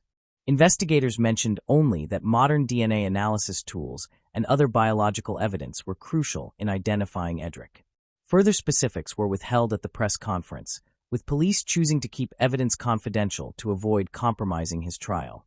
However, his arrest documents revealed that he was accused of assaulting Tara. Additionally, a fragment of skin found under Tara's fingernails was used to extract the killer's DNA using modern DNA analysis techniques. Police had likely been aware of Edric for years due to his extensive criminal history, which included multiple arrests. At the time of Tara's murder, he was 25 years old and lived in the same city as her.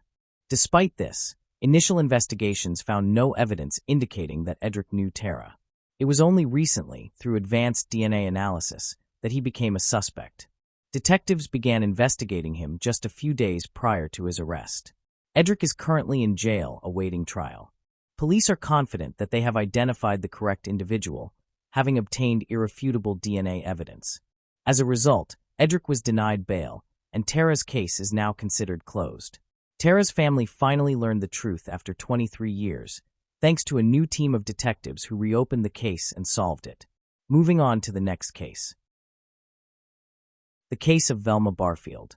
Velma Barfield was born on October 29, 1932, in Eastover, North Carolina, but was raised near Fayetteville. She was the second child in a large family and grew up in extreme poverty in rural North Carolina.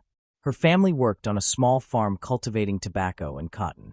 Her father, Murphy Bullard, was worn down by the hardships of farm life and had a temper as unpredictable as the weather. Velma claimed that her father was physically and sexually abusive toward her and her sisters, although other relatives denied this. Her mother, Lillian Bullard, often endured the worst of her husband's anger. In that household, love was a luxury that was difficult to find. As a result, Velma and her siblings experienced a childhood lacking affection and constantly shadowed by the threat of violence. When Velma was young, she became aware of the financial differences between her family and her classmates. This awareness led to her first criminal behavior. She began taking small amounts of money from her father to buy items her peers owned. Her stealing escalated when she took $80 from an elderly neighbor. When her father discovered this, he beat her severely, and Velma stopped stealing for the remainder of her childhood. Raised in a Christian household, Velma found comfort in her Bible, holding tightly to her faith despite her troubled home life. She always considered her early exposure to religion to be an important factor in her chaotic life. However, as she entered her teenage years, the emotional damage from her upbringing began to shape the person she would become. World War II caused disruption across the globe. The war had ended, but it still brought additional hardship and stress to her family. Like many of her generation, Velma was forced to mature at an early age. Her dreams and ambitions were often pushed aside by the pressures of life and family duties. However, during this difficult period, her resilience and determination became evident, traits that would later define her in both admirable and tragic ways. When Velma reached early adulthood, her desire for a life beyond the limits of her home grew stronger. She longed to escape. At 17, she left school. In her search for love and stability, Velma became involved with Thomas Burke, a relationship that promised freedom but introduced new challenges. By the age of 19, she already had 2 children, a son named Ronnie Burke and a daughter named Kim. The family lived contentedly in Parkton, North Carolina, for more than 15 years. Velma's life with Thomas appeared to be a hard-earned escape from the poverty and violence of her childhood. In 1965, everything changed when Thomas was involved in a serious car accident and suffered head injuries. To cope with the severe pain and headaches, he turned to heavy drinking and drug use. His struggle with alcohol mirrored the battles of Velma's father, bringing her past traumas flooding back. The abuse and neglect she had sworn never to repeat began to affect her own family. The stress of an unhappy marriage, the demands of motherhood, and her past experiences weighed heavily on her. Velma began working at a textile factory, but was forced to leave because of health problems. She required an urgent hysterectomy, which affected her confidence and sense of femininity. After the surgery, she suffered from intense back pain and began using prescription medication for relief. However, she slowly became addicted, which clouded her judgment and led to future tragedies. On April 4, 1969, Velma had a heated argument with her husband. Later that same day, while she and the children were away, the house caught fire. Thomas, who was inside, died from smoke inhalation, and the home was completely destroyed. Velma and the children moved in with her parents. A few months after her husband's death, Velma began seeing Jennings Barfield. They married in August 1970. One day, the couple argued, after which Jennings suddenly became ill. On March 21, 1971, he died from a heart attack. Velma moved back into her parents' house. Shortly afterward, her father died from lung cancer. In the summer of 1974, her mother suffered severe stomach pain and was hospitalized. After recovering, she returned home. In August 1974, a man Velma was dating died in a car accident. On December 30th of that year, her mother was hospitalized again with severe stomach symptoms. Sadly, doctors were unable to diagnose or treat her illness, and she died 2 hours later. No autopsy was performed. A pattern of mysterious deaths surrounded Velma. Her son Ronnie felt sadness and confusion, questioning why God would allow such suffering to fall upon his mother, a devoted Christian. Meanwhile, Velma's addiction created financial problems, leading her to make another poor choice, check forgery. However, her dishonest behavior came with consequences. The people around her no longer trusted her. In 1975, Velma Barfield was convicted of writing 7 bad checks and was given a 6-month prison sentence. She was released after serving 3 months. After her release in 1976, she found work caring for elderly people. Her first job was caring for Montgomery Edwards, 94, and Dolly, his 84-year-old wife in Lumberton, North Carolina. Her first job was caring for Montgomery Edwards, 94, and Dolly, his 84-year-old wife in Lumberton, North Carolina. Montgomery passed away on January 29, 1977, after becoming ill. Just over a month after her husband's death, in February, Dolly began showing signs of a stomach illness similar to the one that had affected Velma's mother. Dolly's condition worsened, and she died on March 1st. After this, Velma took on the responsibility of caring for 76-year-old Record Lee, who had suffered a broken leg. On June 4, 1977, Record Lee's husband, John Henry, began experiencing severe pain in his stomach and chest along with vomiting and diarrhea. At first, doctors believed he was suffering from a severe stomach virus. Unfortunately, he did not survive and died later that month. Later in 1977, Velma began living with her new boyfriend, Roland Stewart Taylor, who was related to Dolly. He was a widower and a tobacco farmer. The two attended a Pentecostal revival meeting in Cumberland County, where Roland suddenly became ill with severe stomach pain. He was hospitalized and died a few days later. Those close to Stewart became suspicious as they witnessed his rapidly worsening health. Ultimately, these suspicions prompted authorities to investigate Velma, setting off a chain of shocking truths that slowly came to light. An autopsy was conducted as part of the investigation into Roland's death. The process was thorough, with each test, interview, and piece of evidence increasing the suspicion surrounding Velma. In a criminal investigation, proof often emerges from a small clue, a moment of intuition, or a once-hidden connection. For the team seeking justice for Roland and the other victims, that proof came through forensic findings when traces of arsenic were discovered in Roland's body. Before the autopsy results were released, Lumberton police received an anonymous call, allegedly from Velma's sister, claiming that Velma had poisoned Roland and others. Velma was later arrested for the murder of Roland. Following Velma's arrest, Jennings Barfield's body was exhumed and traces of arsenic were found. Velma had carefully constructed her lies, but they began to fall apart. The art of interrogation is highly complex and involves back-and-forth communication between investigators and suspects, with each question designed to uncover the hidden corners of the human mind. For Velma, the questions posed by the interrogator reflected the very questions she had long avoided answering. In the interrogation room, faced with clear evidence, the truth was finally revealed. Seeking comfort, Velma consulted a spiritual advisor. She found the courage to confront her past. For Velma, confessing became a journey back to her soul. Filled with regret, she began to speak. A series of facts, long buried beneath fear and shame, poured out. Her confession deeply hurt her family, who had been unknowingly caught up in her deception. The woman they loved committed horrific crimes, forcing them to reconsider forgiveness and their ideas of right and wrong. Velma admitted to poisoning Montgomery and Dolly Edwards, John Henry, her mother Lillian, and her boyfriend Roland. Although arsenic was found in Jennings Barfield's body, Velma claimed that she did not kill him. Her motive for murder was to steal money from the victims to satisfy her drug addiction. In addition, she took out a loan in her mother's name. Each of her poor decisions stemmed from addiction and deeply affected her life and the lives of those close to her. Confronted with the risk of being exposed, Velma made a decision that permanently changed her life. The progression from one crime to another can be a slippery slope. She repeatedly committed the unimaginable. Velma attended her victims' funerals, appearing to sincerely mourn their deaths. The weight of the secret left her isolated, but the human mind, skilled in self-preservation, often uses justification to shield itself from harsh realities and finds ways to rationalize even the darkest actions. Velma would steal money from her victims and then poison them if they grew suspicious. To outsiders, she appeared to be a devout churchgoer, a caring nurse, and a loving family member. However, she was trapped in a struggle between the remaining fragments of her conscience and her overwhelming desire to avoid the consequences of her actions. She forged checks on her boyfriend Roland's account.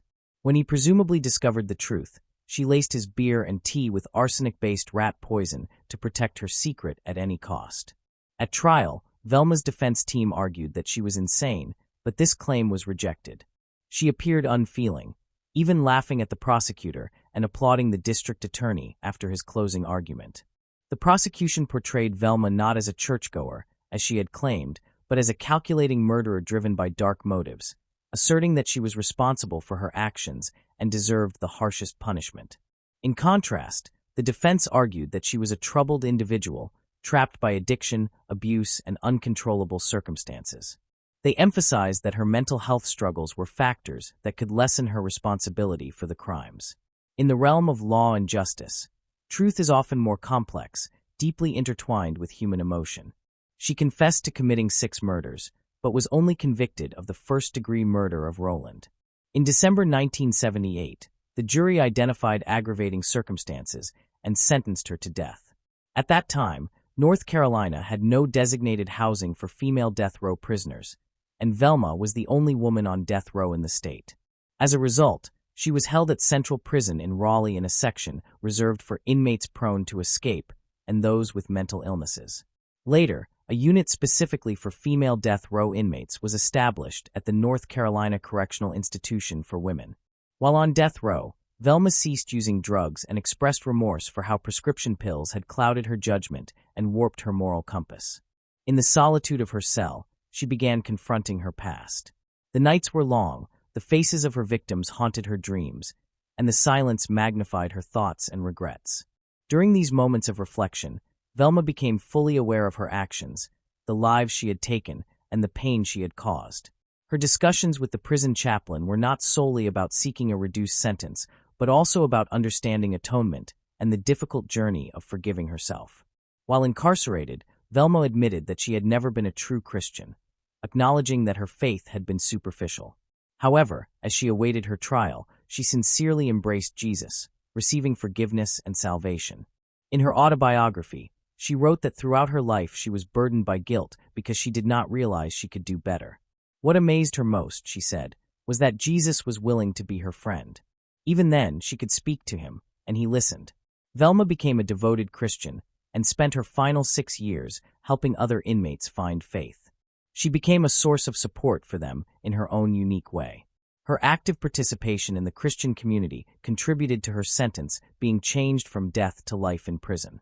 She wrote letters to Governor Jim Hunt, arguing that her newfound Christian faith should be considered a mitigating factor. Many Christians across the United States supported her, including evangelists Billy and Ruth Graham, with Ruth regularly exchanging letters with Velma. However, the victims' families believed Velma's conversion was fraudulent, a tactic to avoid the death penalty. They continued to see her as a cold-blooded woman who had killed their loved ones. Despite everything, Velma remained a devoted mother and grandmother. She treasured family visits every weekend and enjoyed spending time with her children and grandchildren. In 1980, psychiatrist Selwyn Rose evaluated Velma and testified in state court. He stated that she suffered from 3 disorders: multiple prescription drug abuse, an underlying personality disorder, and depression. However, Dr. Rose noted that he never fully understood Velma. Velma's son, Ronnie Burke, asked her if she had killed Thomas. She responded that she was fairly certain she had. She could not remember clearly, but believed she had left a cigarette or match in the bed and then closed the door, leaving her intoxicated husband to sleep in their burning house. Velma admitted to the pastor that she had killed Jennings. She expressed relief that everything had been revealed because she feared she might poison her grandchildren. Velma did not understand why she committed the murders and felt powerless to stop herself. The governor of North Carolina denied Velma's request for clemency, stating that her victims had died in a torturous manner. An appeal was made based on testimony from Dr. Dorothy Lewis, a psychiatry professor at New York University School of Medicine.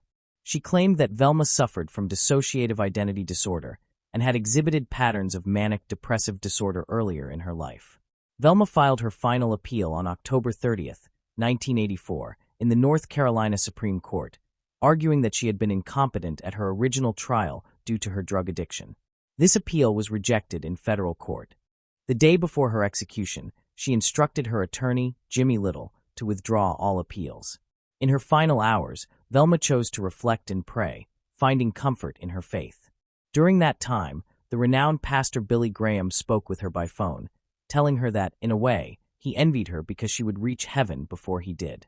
Before her execution on November 2, 1984, at Central Prison in Raleigh, Velma released a statement expressing remorse for the suffering she had caused.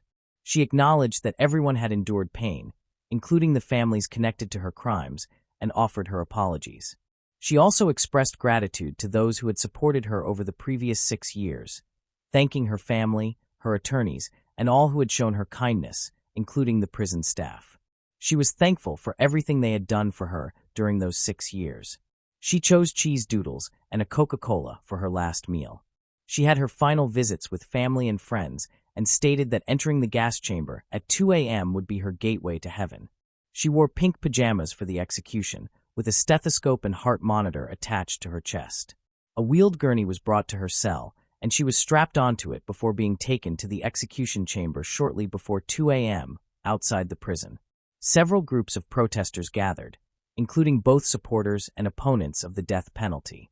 Some protesters criticized Governor Hunt for lacking mercy and compassion, arguing that the condemned could still contribute positively by helping fellow inmates while serving a life sentence.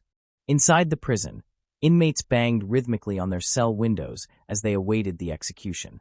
Approximately 80 supporters of capital punishment gathered to cheer and applaud. The execution was carried out by 3 volunteers, with one intravenous line serving as a dummy, so that none of the volunteers knew who actually administered the lethal dose. Velma was pronounced dead at 2:15 a.m., 15 minutes after receiving the injection of proton bromide. Witnesses reported that Velma died peacefully with no signs of pain.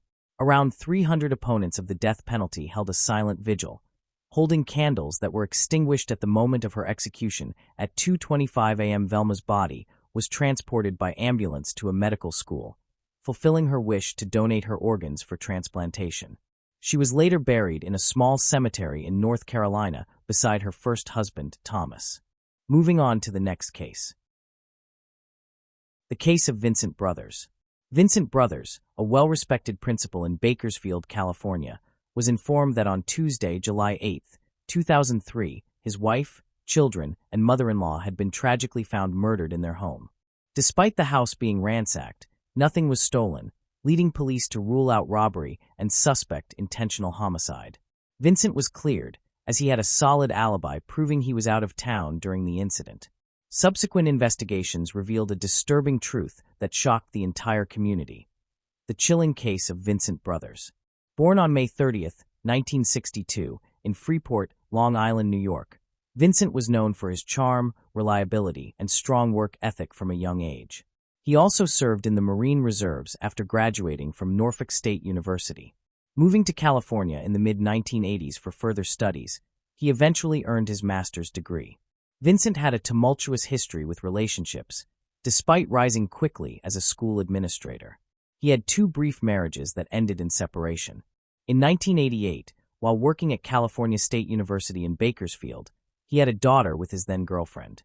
He filed a lawsuit to establish paternity and eventually gained custody and visitation rights, initially ordered to pay $350 monthly for support, an amount later raised to $771 by 2003. In the same year, he faced legal consequences, receiving a 6-day jail sentence and probation for a misdemeanor charge of spousal abuse. In 1992, Vincent entered another marriage, which also ended abruptly following allegations of threats to kill and physical abuse made by his second wife. She filed for divorce in 1996.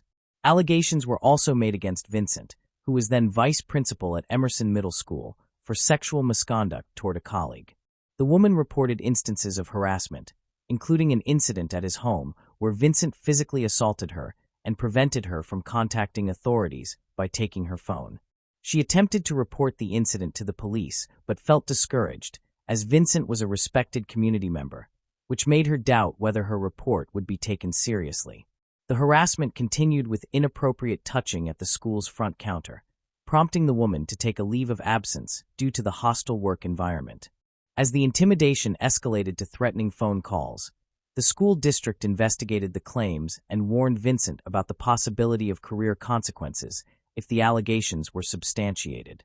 Despite denying the accusations and having a clean disciplinary record, the school administration decided to transfer Vincent to another school following their investigation. Vincent worked at John C. Fremont Elementary School in Bakersfield, California. He was well-liked for his routine of walking students home safely after school. While at Fremont Elementary, he met Joni Harper, the campus security supervisor. They began dating and married after the birth of their first child, Marquise. Their family grew with the arrival of their second child, Lindsay, in 2000. Unfortunately, their marriage was annulled in September 2001 due to Vincent's infidelity. In 2003, Vincent and Joni secretly remarried, and 4 months later, their third child, Marshall, was born. However, Joni soon confided to friends that their marriage was facing difficulties again. This time, she expressed fear that Vincent might try to harm her. Joni, a loving mother of 3, lived with her husband, her mother Ernestine Harper, and their children in Bakersfield, California. They were known in their community as a joyful and involved family, actively participating in community events and maintaining amicable connections with others. Joni worked as a basketball official, while her mother was recognized for her advocacy as a civil rights activist. Outsiders perceived Vincent and Joni's marriage as stable, unaware of the tragic events that would soon unfold. Vincent had already moved out of the house in April, 3 months before the incident, due to frequent conflicts with his mother-in-law, Ernestine. On Sunday, July 6, 2003, Joni, along with her 3 children, Marquise, Lindsay, and 6-week-old Marshall, and her mother, Ernestine Harper, attended a morning church service. After the service, they went for lunch at the Black Angus restaurant before returning home. Once home, they took a nap before planning to attend the evening church service. In a horrifying sequence of events, Joni and her children were in one bedroom while her mother occupied another area of the house when they were ruthlessly and fatally attacked. There were no apparent signs of forced entry, and the assailant breached the house and initiated the assault by firing 2 shots at Joni's head in her bedroom, followed by shooting Lindsay in the center of her back. Ernestine, likely alerted by the noise, moved toward the hallway to investigate, but was fatally shot twice in the face, collapsing just outside her bedroom. Returning to Joni's room, the attacker proceeded to shoot Marquise and delivered a final fatal shot to the baby's back. Each gunshot was deliberately aimed to ensure fatal harm. The assailant, rather than immediately fleeing, went to the kitchen, retrieved a knife from the butcher block, and viciously stabbed Joni multiple times in the back. The attacker then tampered with the TV connections, but placed the television carefully on the ground. Additionally, Joni's purse was emptied onto the laundry room floor, yet nothing valuable was taken, including money that was left untouched. It appeared the assailant intended to mislead authorities, creating the impression of a break-in and seeking to eliminate any potential witnesses. Afterwards, the assailant covered the bodies in the bedroom with blankets and pillows taken from other rooms. On July 8, 2003, Joni's closest friend, Kelsey Spann, grew concerned as she had not heard from Joni, her mother, or the children since they attended church that Sunday. Worried that something had happened, Kelsey decided to visit Joni's home to check on them using the key Joni had entrusted to her. Kelsey attempted to unlock the side door, but found it difficult to open as something was blocking it. She proceeded to the back of the house and discovered an unlocked sliding glass door, an unusual occurrence. Upon entering, she made the grisly discovery of Joni, Ernestine, Marquise, Lindsay, and Marshall all deceased. Acting swiftly, Kelsey contacted authorities at 7 a.m., prompting their arrival at the horrifying scene where the 5 individuals had been brutally murdered. The peaceful ranch-style residence where Joni, her children, and mother lived was situated on a tranquil corner lot within the neighborhood. Law enforcement concluded that the family had been tragically killed on a Sunday afternoon following their return from church. Detectives assessed the situation, identifying Joni as the primary target due to the severity of her injuries. They inferred that the assailant's actions indicated profound anger. Police also expressed concern for Vincent's safety and discovered that he had traveled to Ohio. Detective Watts, one of the investigators, traveled to North Carolina as Vincent and his brother Melvin had gone there to visit their mother. Upon interacting with Vincent in North Carolina, police found him in a traumatized state, deeply distressed and unable to articulate coherent sentences, which offered little insight into the investigation. His demeanor did not align with that of a probable killer, especially considering he was on the opposite side of the country at the time of the murders. He was initially excluded as a suspect, and Vincent also provided receipts confirming purchases made on the days surrounding the tragedy, further solidifying his absence from Bakersfield, California, where the horrific events occurred. However, Detective Watts still harbored doubts. He noticed that Vincent never inquired about how his wife and children died on July 11, 2003. Vincent Brothers returned to Los Angeles, but was notably absent from his family's memorial service. However, on July 16, 2003, he attended their funeral. As the police investigated further, they discovered that Vincent had moved out of his family's residence in April 2003 and was no longer living with them. His wife, Joni, had been planning a second divorce and intended to seek child support for their children. Authorities also uncovered Vincent's history of violence against women, prompting closer scrutiny of his alibi. Further examination revealed surveillance videos from store checkouts showing Melvin, not Vincent, making purchases. When confronted with this evidence, Melvin disclosed that Vincent had instructed him to visit various stores at specific times, using Vincent's name instead of his own. Police could not locate any witnesses who had seen Vincent during the critical period. According to Melvin and the family, they had not encountered Vincent from the evening of July 4th to the evening of July 7th. Despite their efforts, authorities lacked direct evidence linking Vincent to the murders. Vincent Brothers had rented a Dodge Neon upon his arrival in Columbus, Ohio, and stayed at his brother's house. According to police speculation, Vincent allegedly flew to Columbus on July 2, 2003, under the pretense of visiting family. On July 4th, he purportedly traveled back from Ohio to Bakersfield, where the tragic incident occurred on the afternoon of Sunday, July 6, 2003. Afterwards, he returned to Ohio, arriving late on Monday, July 7th. Law enforcement meticulously examined the Dodge, focusing on its radiator and air filters. The Bohart Museum of Entomology at the University of California, Davis, was enlisted for assistance, with Dr. Lynn Kimsey, an expert in insect identification, meticulously analyzing insects found in the car. Dr. Kimsey's examination revealed over 100 insects, meticulously identified by species, including some exclusive to the western region beyond the Rockies. Certain insects indicated that Vincent had traveled at night. Through careful analysis, she charted a path indicating the car's westward journey from Ohio. Investigators tracked down the vehicle's previous 5 renters, confirming that none had driven the car to California or near the Rockies. In their scrutiny of evidence from the home, police focused on photographic evidence and observed a latex glove tip among items discarded in the laundry room. Upon testing, the tip revealed a DNA match, identifying it as a 1 in 6 billion match to Vincent Brothers. Detective Watts had discovered that Vincent planned to leave town.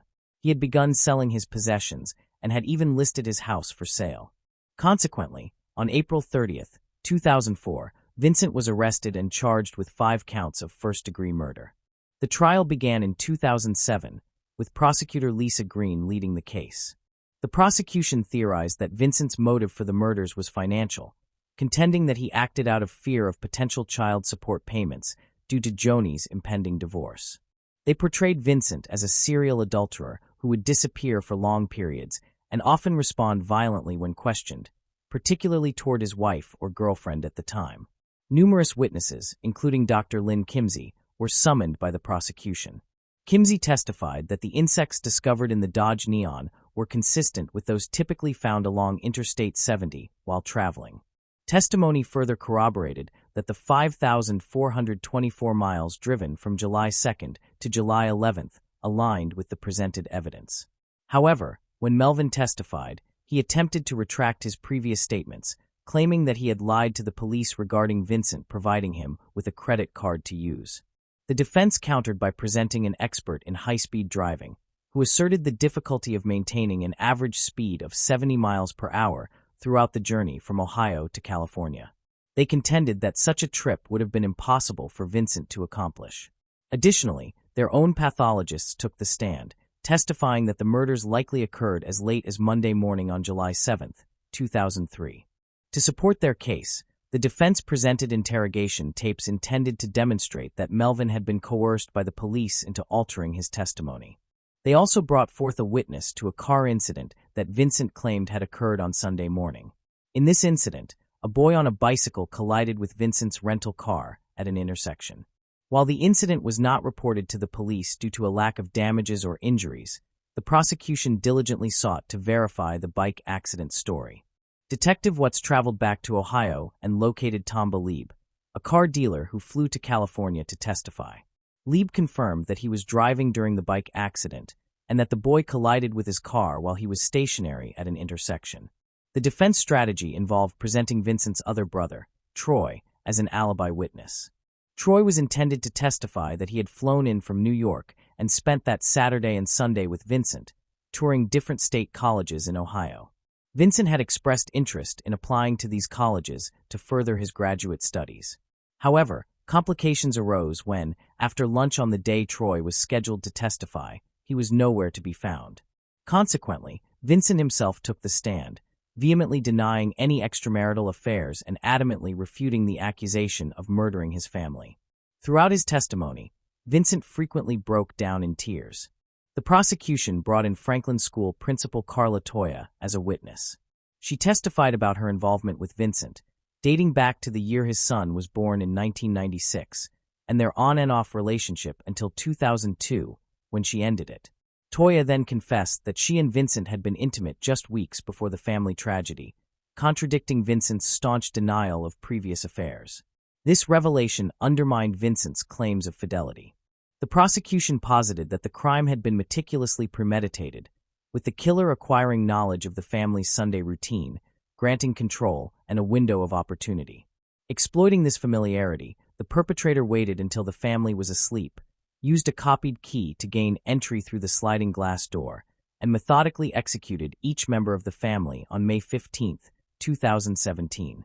Vincent Brothers was found guilty on 5 counts of first-degree murder with aggravating circumstances, making him eligible for the death penalty.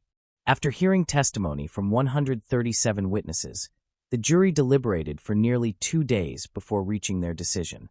Following the verdict, Vincent was escorted from the courtroom and returned to Laro Detention Facility under strict security. On September 27, 2007, Judge Michael Bush of the Deer County Superior Court sentenced Vincent Brothers to death by lethal injection. He was detained at San Quentin State Prison in California, where he remains currently housed. During the sentencing hearing, family members were given the opportunity to deliver statements. Vincent's only surviving child, his firstborn, Margaret Kern Brothers, announced her resignation from the brothers' family, expressing that upon leaving the courtroom, she would solely identify herself as Margaret Carr. The evidence suggested that Vincent Brothers lacked empathy and remorse for his actions, a common trait in what many describe as a psychopath. His perception of his children as mere objects indicated a complete detachment from any emotional connection with them. The act of stabbing Joni appeared to be a deliberate means of severing his ties with her on a physical level. His action of covering the victims seemed to indicate an attempt to shield himself from confronting the aftermath of his deeds, suggesting a deeply personal involvement in these killings. It is a tragic and unfortunate reality that the victims faced this monstrous individual. As we reflect on this heart-wrenching tale, our thoughts are with the victims whose lives were tragically cut short and the loved ones they left behind. Moving on to the next case. Yates Henderson and her husband. Edith L. Yates Henderson, known as Edie, was a highly respected and cherished figure in Lakeland, Florida. Born in Chickasha, Oklahoma, on February 7, 1953, she relocated to Lakeland with her family when she was 4 years old. She graduated from Lakeland High School in 1971 and later attended Florida Southern College, where she performed exceptionally well academically. She was the first female student body president at Lakeland High School and later became the first female president of the Florida Institute of Certified Public Accountants. Edie served as a Lakeland City Commissioner from 2006 to 2018 and was deeply involved in community organizations. Her husband, David Henderson, was a widely respected businessman. He was born in Richmond, Virginia. On October 17, 1957, a commercial real estate developer, he worked on several prominent projects with Edie, including the renovation of the historic Terrace Hotel in Lakeland. On November 10, 2020, Edith's son, Todd Bayless, was unable to contact his mother through text messages and phone calls throughout the day, and she had missed a doctor's appointment. Worried, he went to their home to check on them. Upon entering the residence, he found the oven and gas stove in the kitchen still turned on, breakfast left untouched on the table, and drawers open and in disarray. He left the house shortly afterward and called 911. Police arrived to assess the situation and discovered Edith and David tragically deceased at their home near Lake Morton in Lakeland, Florida.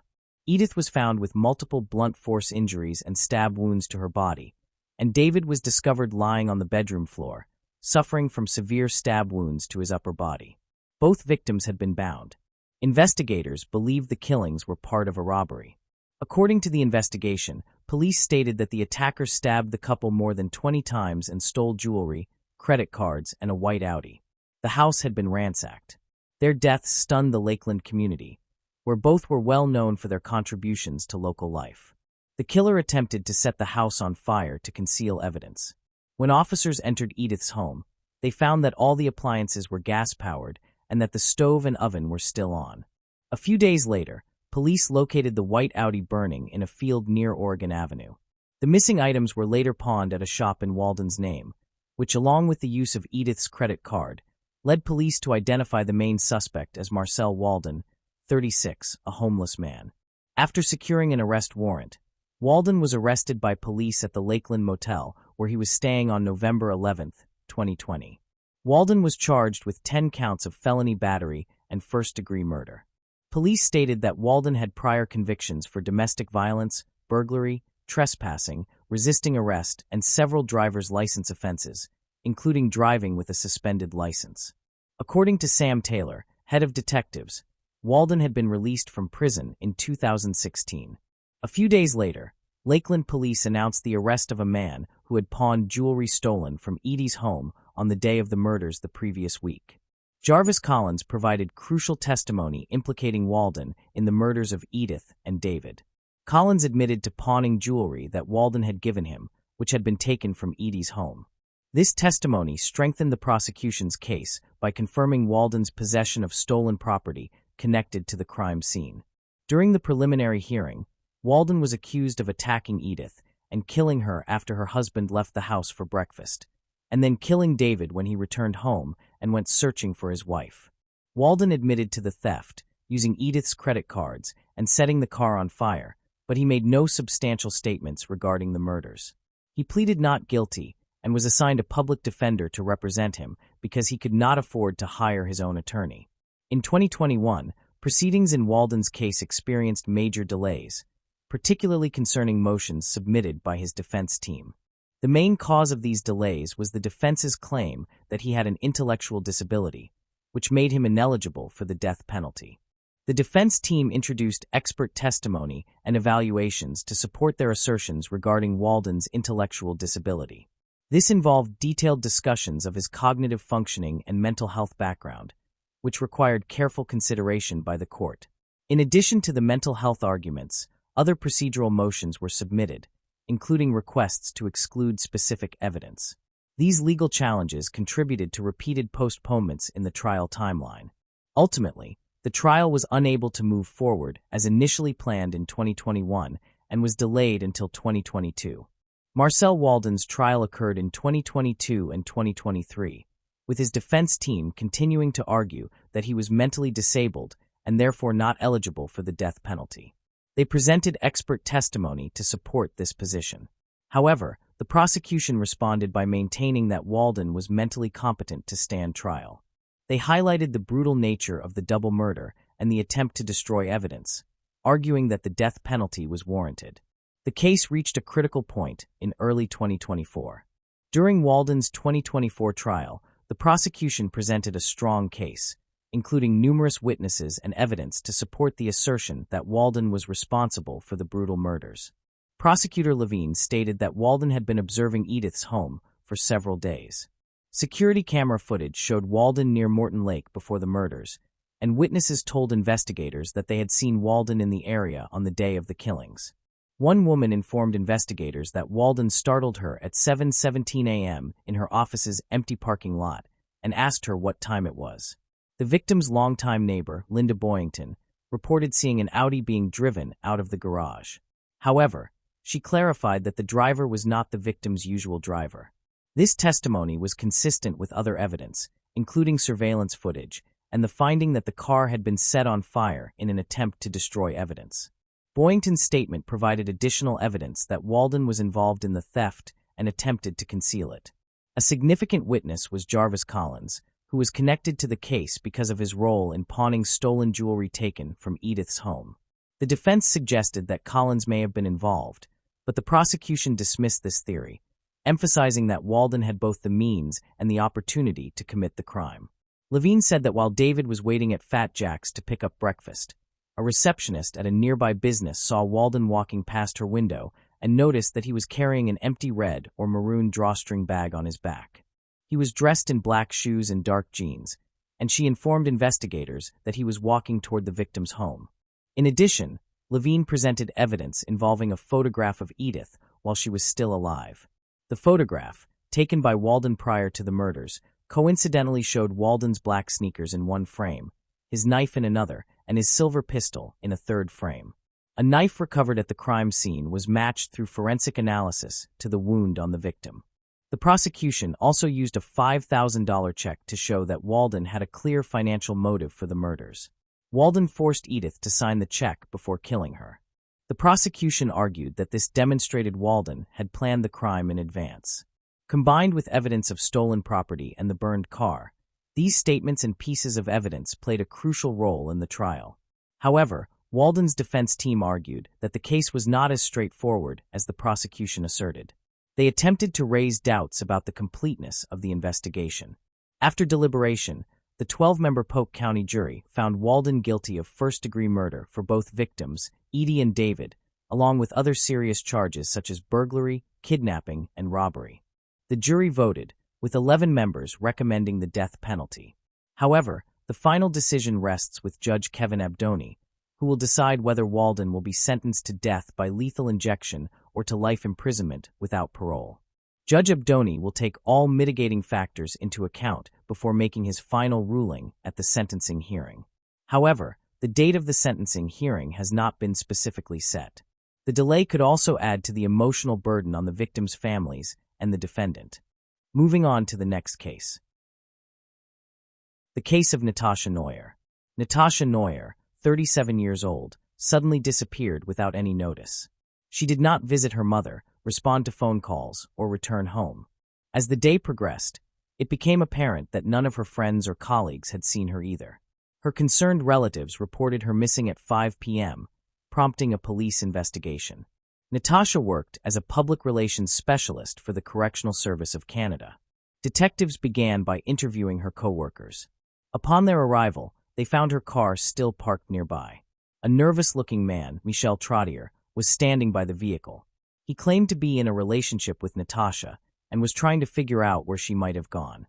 The back door of Natasha's car had scratches, but it was unclear if they were related to her disappearance. With no reason to suspect Michel Trottier of involvement, detectives continued their investigation. Coworkers reported that Natasha had been at work on October 1, 2009, the day before she vanished. She appeared in a good mood, friendly and untroubled, with no signs of anything unusual. On October 2nd, Natasha had requested a day off to address matters related to her recently deceased father's tombstone. To make up for the time, she had worked longer hours on October 1st and left the office around 8 p.m. According to her friends, Natasha was a kind and open person with no known conflicts or enemies. The police launched a large-scale search for Natasha, involving aviation and canine units. Initially, they focused on the area around the parking lot, but found no clues to aid the investigation. Natasha's friends and relatives distributed flyers with her photo, hoping someone might have information regarding her disappearance. The first few hours after a person goes missing are crucial for finding witnesses or evidence. However, in Natasha's case, valuable time was lost because the police were not notified until the evening of October 2nd, 21 hours after she had left work. The search for Natasha took place from October 3rd to 5th, but unfortunately, no leads were discovered. Her family offered a $10,000 reward for any information that could help locate her. Before I continue, I want to remind you that only a small percentage of people who watch my videos are actually subscribed. So if you enjoy my content, consider subscribing. It's free, and you can always change your mind later. Now let's move on with the video. Natasha's boyfriend, Michel Trottier, suspected she had been kidnapped and made a televised plea for her safe return. Meanwhile, police investigated their personal lives. They had been together for 4 years, but their relationship had been tumultuous with multiple breakups and reconciliations. The police explored all possible scenarios surrounding Natasha's disappearance. Investigators reviewed CCTV footage from her workplace, both inside and outside the building. The footage showed Natasha arriving at 9:04 a.m. and leaving at 8:07 p.m. She had parked her car in a poorly lit area of the parking lot, and the cameras captured her walking towards it. However, she eventually disappeared from view due to the darkness. After a few minutes, the car's headlights turned on, and it began moving, but instead of heading toward the exit, it drove to the opposite side of the parking lot, which was also poorly lit. The car stopped, and the headlights went out. The vehicle remained in this position for about 20 minutes before moving toward the exit. It was later determined that this car was not Natasha's, as she owned a Mazda. Further investigation revealed that the car in the CCTV footage was a Ford Windstar minivan, which had entered the parking lot at 6:35 p.m. and parked next to Natasha's vehicle. Based on this evidence, police concluded that Natasha Neuer's disappearance was likely a kidnapping. On the 5th day of the search, October 6, 2009, the focus shifted from locating a missing person to investigating a homicide. Natasha's body was discovered in a vacant lot in the Pointe-aux Trembles approximately 20 miles from her workplace. The body was found next to a dirt road that led to the riverbank. The news of Natasha's death devastated her relatives and friends, who were further shaken by the medical examiner's report. According to the report, Natasha had been strangled. In addition to strangulation, she had suffered 9 facial injuries, including a broken nose, and had marks on her wrists and ankles indicating she had been bound. Seminal fluid was also recovered from her body, providing a source for DNA analysis. While awaiting the DNA results, detectives worked to identify the owner of the minivan captured on camera the day Natasha vanished. In 2009, 2 motels were located near Natasha's workplace. On October 16th, 10 days after her body was discovered, police visited both motels to review guest registration records. At the Lido Motel, they found a guest who had registered a Ford Windstar. 48-year-old Claude LaRouche, a registered sex offender with 2 prior convictions. In 1993, Claude had been sentenced to 1 year in prison and 2 years of probation for coercing a 19-year-old acquaintance into sex. In 2005, he received a 40-month prison sentence for attempting to kidnap a 7-year-old girl, who had managed to escape to a neighbor's house. Claude's relatively light sentence for the attempted child kidnapping raised questions about the justice system's handling of the case. After his November 2008 release, he began working as a carpenter. He married a woman with 2 sons, and the family lived about 10 minutes from the location where Natasha disappeared. Detectives discovered that Claude had checked into a motel on the night Natasha went missing. Forensic experts examined the room and found dark red stains on the carpet, which were sent for analysis. On the same day, detectives visited Claude at his home. Since he had a prior prison record, his DNA was already on file, but authorities needed time to compare it to the DNA recovered from Natasha's body. Claude initially claimed he did not know Natasha, but admitted that he often stayed at the Lido Motel because it was inexpensive. He stated that he was dissatisfied with his marital life and frequently rented motel rooms to meet women who offered paid sexual services. When asked about his whereabouts on October 1st, the day Natasha disappeared, Claude claimed he could not remember, citing excessive substance use, although parts of his memory later returned. On November 5, 2009, approximately 1 month after Natasha's body was discovered, detectives returned to Claude LaRouche's house. DNA analysis confirmed that the seminal fluid found in Natasha Neuer's body matched Claude LaRouche's. Additionally, Natasha's DNA was found in the motel room rented by Claude and inside his car.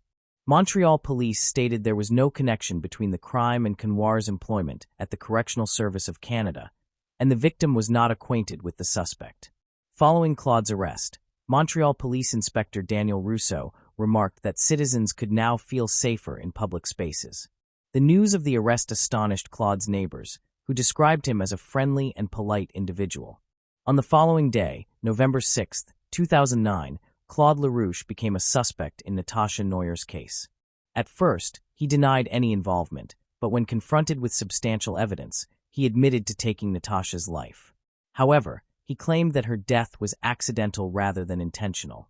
During his 2011 trial, two differing versions of events surfaced, one from Claude and his defense team, and the other from the prosecution. According to Claude's testimony, he had been waiting in a parking lot for a drug dealer on the evening in question. While sitting in his car, Natasha appeared beside him. He then attacked her, forced her into his vehicle, and closed the door. Afterwards, Claude spoke with Natasha, and she allegedly agreed to go with him to a motel.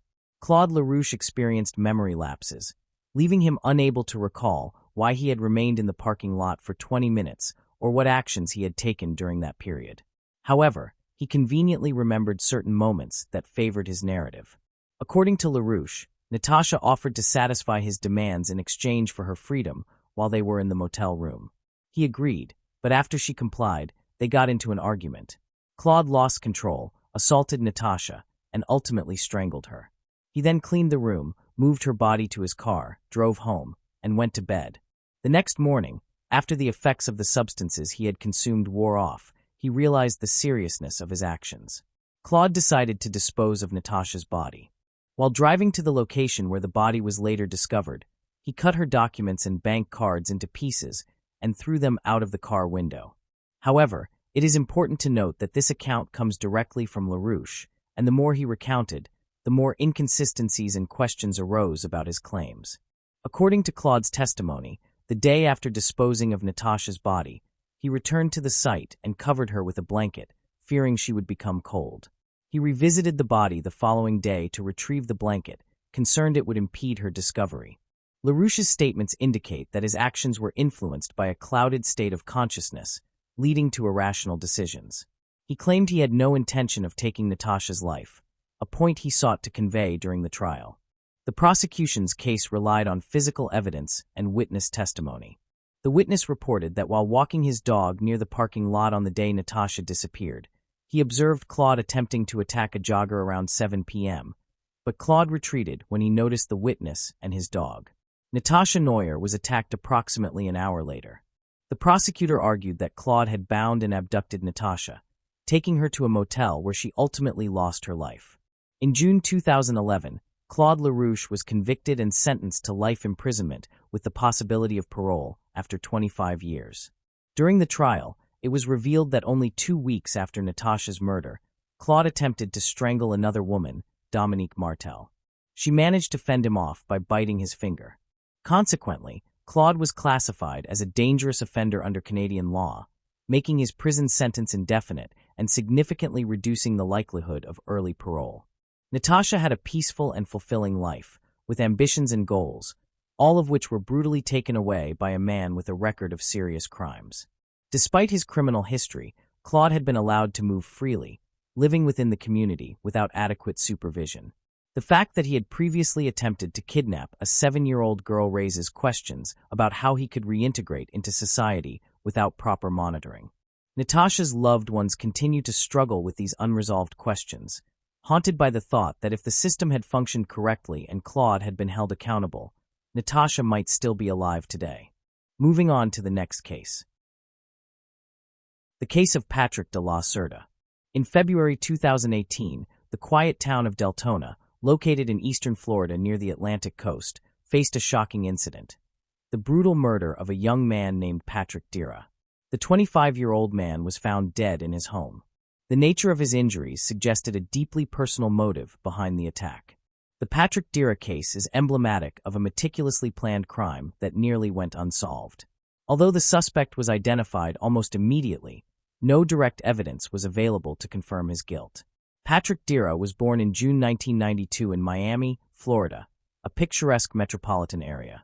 Patrick grew up under the care of his father, Max Dira, originally from Spain, and his mother, Patricia Ronza, born in France but relocated to the United States in the 1980s. They married soon after and started their family. The Dira family was known for being close-knit and happy. Patrick grew up surrounded by love, care, and mutual respect. A kind, intelligent, and sociable young man, he did well academically and could easily become the center of any social gathering. From childhood, he had a strong bond with his parents, who spared no effort or expense to ensure he received a good education and developed into an upstanding individual. Max Dira worked in construction and was highly regarded in his field. Although not wealthy by big city standards, the family lived comfortably. After graduating high school, Patrick chose to study construction at university, aiming to follow in his father's footsteps. While Patrick attended university, his parents decided to divorce after nearly 25 years together. Remarkably, they separated amicably without any scandals or disputes over property. His mother moved to Deltona, a quiet town on Florida's East Coast, where she soon remarried. Despite their separation, all family members remained close and maintained friendly relations. Patrick stayed with his father in Miami. They worked together and were respected professionals within the construction industry, despite their personal circumstances. They kept in regular contact, frequently calling and communicating, always ready to assist when necessary. Patrick often visited his mother in Deltona, sharing updates about his life, his joys, and experiences. He delighted in telling her about meeting the girl of his dreams. Thanks to his French-Spanish heritage, Patrick had an eye-catching appearance from a young age. He was quite popular with the opposite sex, but he valued the example set by his family. Consequently, Patrick did not pursue frivolous relationships. He yearned for a meaningful connection and a strong family of his own. Patrick created an account on a dating website based on a friend's recommendation, though he wasn't entirely convinced it would help him find his soulmate. One evening in June 2017, while browsing through profiles without much optimism, a photo caught his eye, a captivating brunette with mesmerizing eyes and an enchanting smile. Intrigued, Patrick decided to message her. The woman in the photo was Jessica Devaney, born in 1988 in Orlando, Florida. After high school, she attended a local university where she studied banking before securing a job at a bank branch in her hometown. Jessica was immediately drawn to Patrick's profile as well. They exchanged messages on the website for several days before deciding to swap phone numbers. Over the next few weeks, they spoke every evening for hours, discussing various topics and forming a deep mutual sympathy and trust. Realizing their connection was genuine, they decided to meet in person despite living in different parts of the state. They chose a location roughly halfway between them for their first date. On that first date, Patrick realized that Jessica was the girl he had been searching for all along, and someone he no longer wanted to let go. She also liked him immediately, though Jessica was slightly confused by the age difference, as she was 4 years older than Patrick. On his way home, Patrick called his mother to share that he had met the girl of his dreams, someone he wished to marry and start a family with. Patricia heard the joy and excitement in her son's voice, recognized his seriousness, and felt happy for him. Their long-distance relationship lasted several months, presenting challenges because the couple could only see each other on weekends. They usually met somewhere neutral, renting a hotel room in a cozy, secluded place to enjoy each other's company. However, by Sunday night, they parted ways since they needed to return to work on Monday morning. In December 2017, Patrick moved to Deltona, where his mother lived, to be closer to Jessica. He bought a house in a quiet neighborhood and began renovations to create a cozy nest for Jessica's eventual move. But Jessica could not leave her job immediately. Thus, they planned a housewarming party for early spring the next year. On New Year's Eve, which the couple celebrated together, Patrick prepared a surprise for Jessica.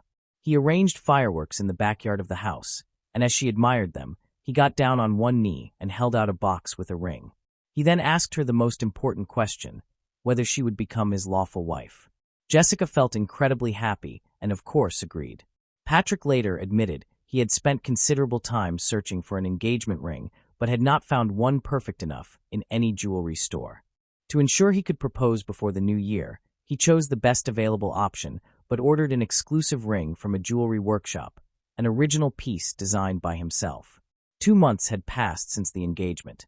Preparations for both the wedding and the upcoming housewarming were in full swing. The couple's choice of events had received their parents' approval, and they themselves were unspeakably happy, readying for a new stage in their lives. The young couple planned an extravagant celebration, either on the shores of the Atlantic Ocean in Miami or in France, where the groom's mother originated. On February 27, 2018, Max Dira, Patrick's father, received a call from a courier. Max's number was listed as an additional contact. The courier reported that Patrick's order had been delivered to the specified address. However, no one opened the door or answered the phone. This was highly unusual for Patrick, prompting concern from his father. As he was occupied at work and could not leave to pick up the order or check on his son, Max decided to contact Jessica, his future daughter-in-law.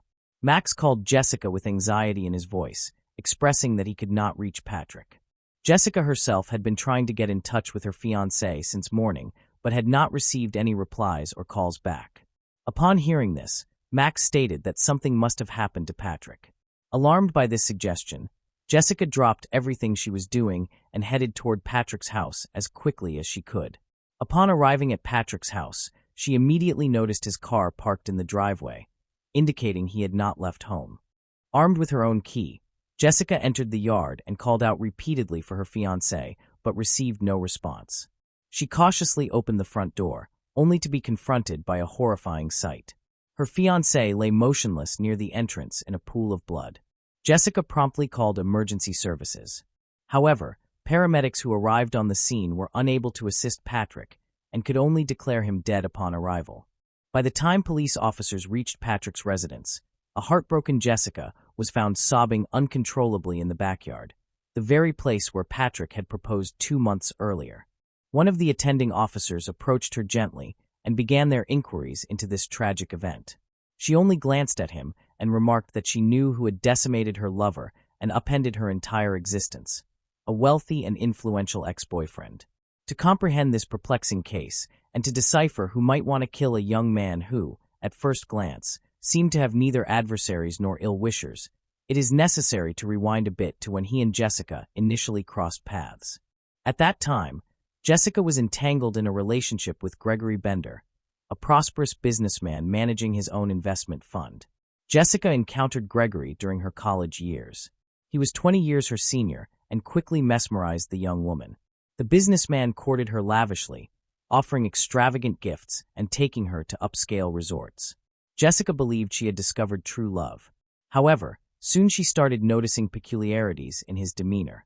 Gregory sought to dominate every aspect of her life, vigilantly tracking where she went and whom she associated with. Their relationship persisted for almost 8 years, during which time Gregory never introduced Jessica to his family or friends. Their interactions were strictly on his terms, meeting or going on vacations only at his convenience. Rarely did he invite her over to his residence. Jessica craved a conventional family life and children. Each time she raised the subject, Bender dismissed the idea as untimely. When she attempted to end the relationship, Gregory proposed with a ring. Jessica accepted the proposal, but nothing changed. They still lived separately and only met when he needed her. One day, Gregory was involved in an automobile accident that left him hospitalized. Upon hearing this news, Jessica hurried to see him, but first decided to stop by his house for some essential items for Gregory. There, Jessica encountered an unfamiliar woman and inquired about her identity. Instead of responding directly, the woman asked a similar question back. Jessica displayed the engagement ring on her finger and announced that she was the fiancée of the house's owner. In response, the woman laughed and exhibited her own ring, proclaiming herself as Bender's legal wife, Diora Sanchez Bender. Shattered by this revelation, Jessica resolved immediately to end all ties with the businessman who had deceived her for so many years. The boyfriend began to actively pursue Jessica, begging her to return and promising that he would divorce Diora in the near future so they could get married. Jessica believed him once more. However, time passed and nothing about their relationship changed. Eventually, tired of the lack of progress, Jessica filled out a questionnaire on a dating site where she soon met Patrick. After starting to communicate with Patrick, she firmly decided to break up with Gregory and informed him of her decision. Unfortunately, Gregory did not want to let her go. He became an obsessive stalker. Initially, Bender simply persuaded Jessica to come back and try again, promising once more to divorce his wife. When persuasion failed, he moved on to threats and harassment. Realizing these tactics were ineffective, Gregory decided to find out more about his rival, Patrick, about whom he knew nothing at the time. Gregory turned to professionals who hacked into Jessica's account to uncover who she was communicating with. After discovering Patrick's identity and obtaining his contact information, Gregory began sending threatening messages demanding that Patrick break up with Jessica and referring to her as his fiancée. Patrick remained calm and unreactive to the threats, believing they would not escalate beyond verbal harassment. However, Jessica was frightened because she understood that her ex-boyfriend was capable of anything. He was a man with substantial financial resources and connections, and owned a large collection of firearms. Jessica had suggested ending things with Patrick to prevent anyone from getting hurt, but Patrick refused to consider it. Consequently, they decided it was time to involve the police, providing evidence that Gregory Bender was stalking and threatening them. The couple successfully obtained a restraining order against Gregory, which also required him to surrender all firearms stored in his home. Following this legal action, things appeared to calm down for a while. The lovers began to believe the stalker had finally left them alone. Jessica persuaded Patrick that it was crucial to install CCTV cameras around and inside the house because she feared Gregory might violate the restraining order. On February 27, 2018, during the initial examination of the crime scene, criminalists immediately ruled out robbery. By the nature of the mutilation, they concluded that the murder had a personal motive and that the perpetrator clearly harbored intense hatred for the victim. The body of the 25-year-old man revealed 4 gunshot wounds, 1 in the thigh, 1 in the chest, and 2 in the head. Experts also identified injuries and bruises consistent with a fall from a ladder. The body was found lying on the floor between the front door and the stairs leading to the second floor, suggesting the killer had likely snuck into the house and waited upstairs. When Patrick entered and began ascending the stairs, he was met by his assailant. The intruder fired a bullet into Patrick's thigh, causing him to tumble down the stairs.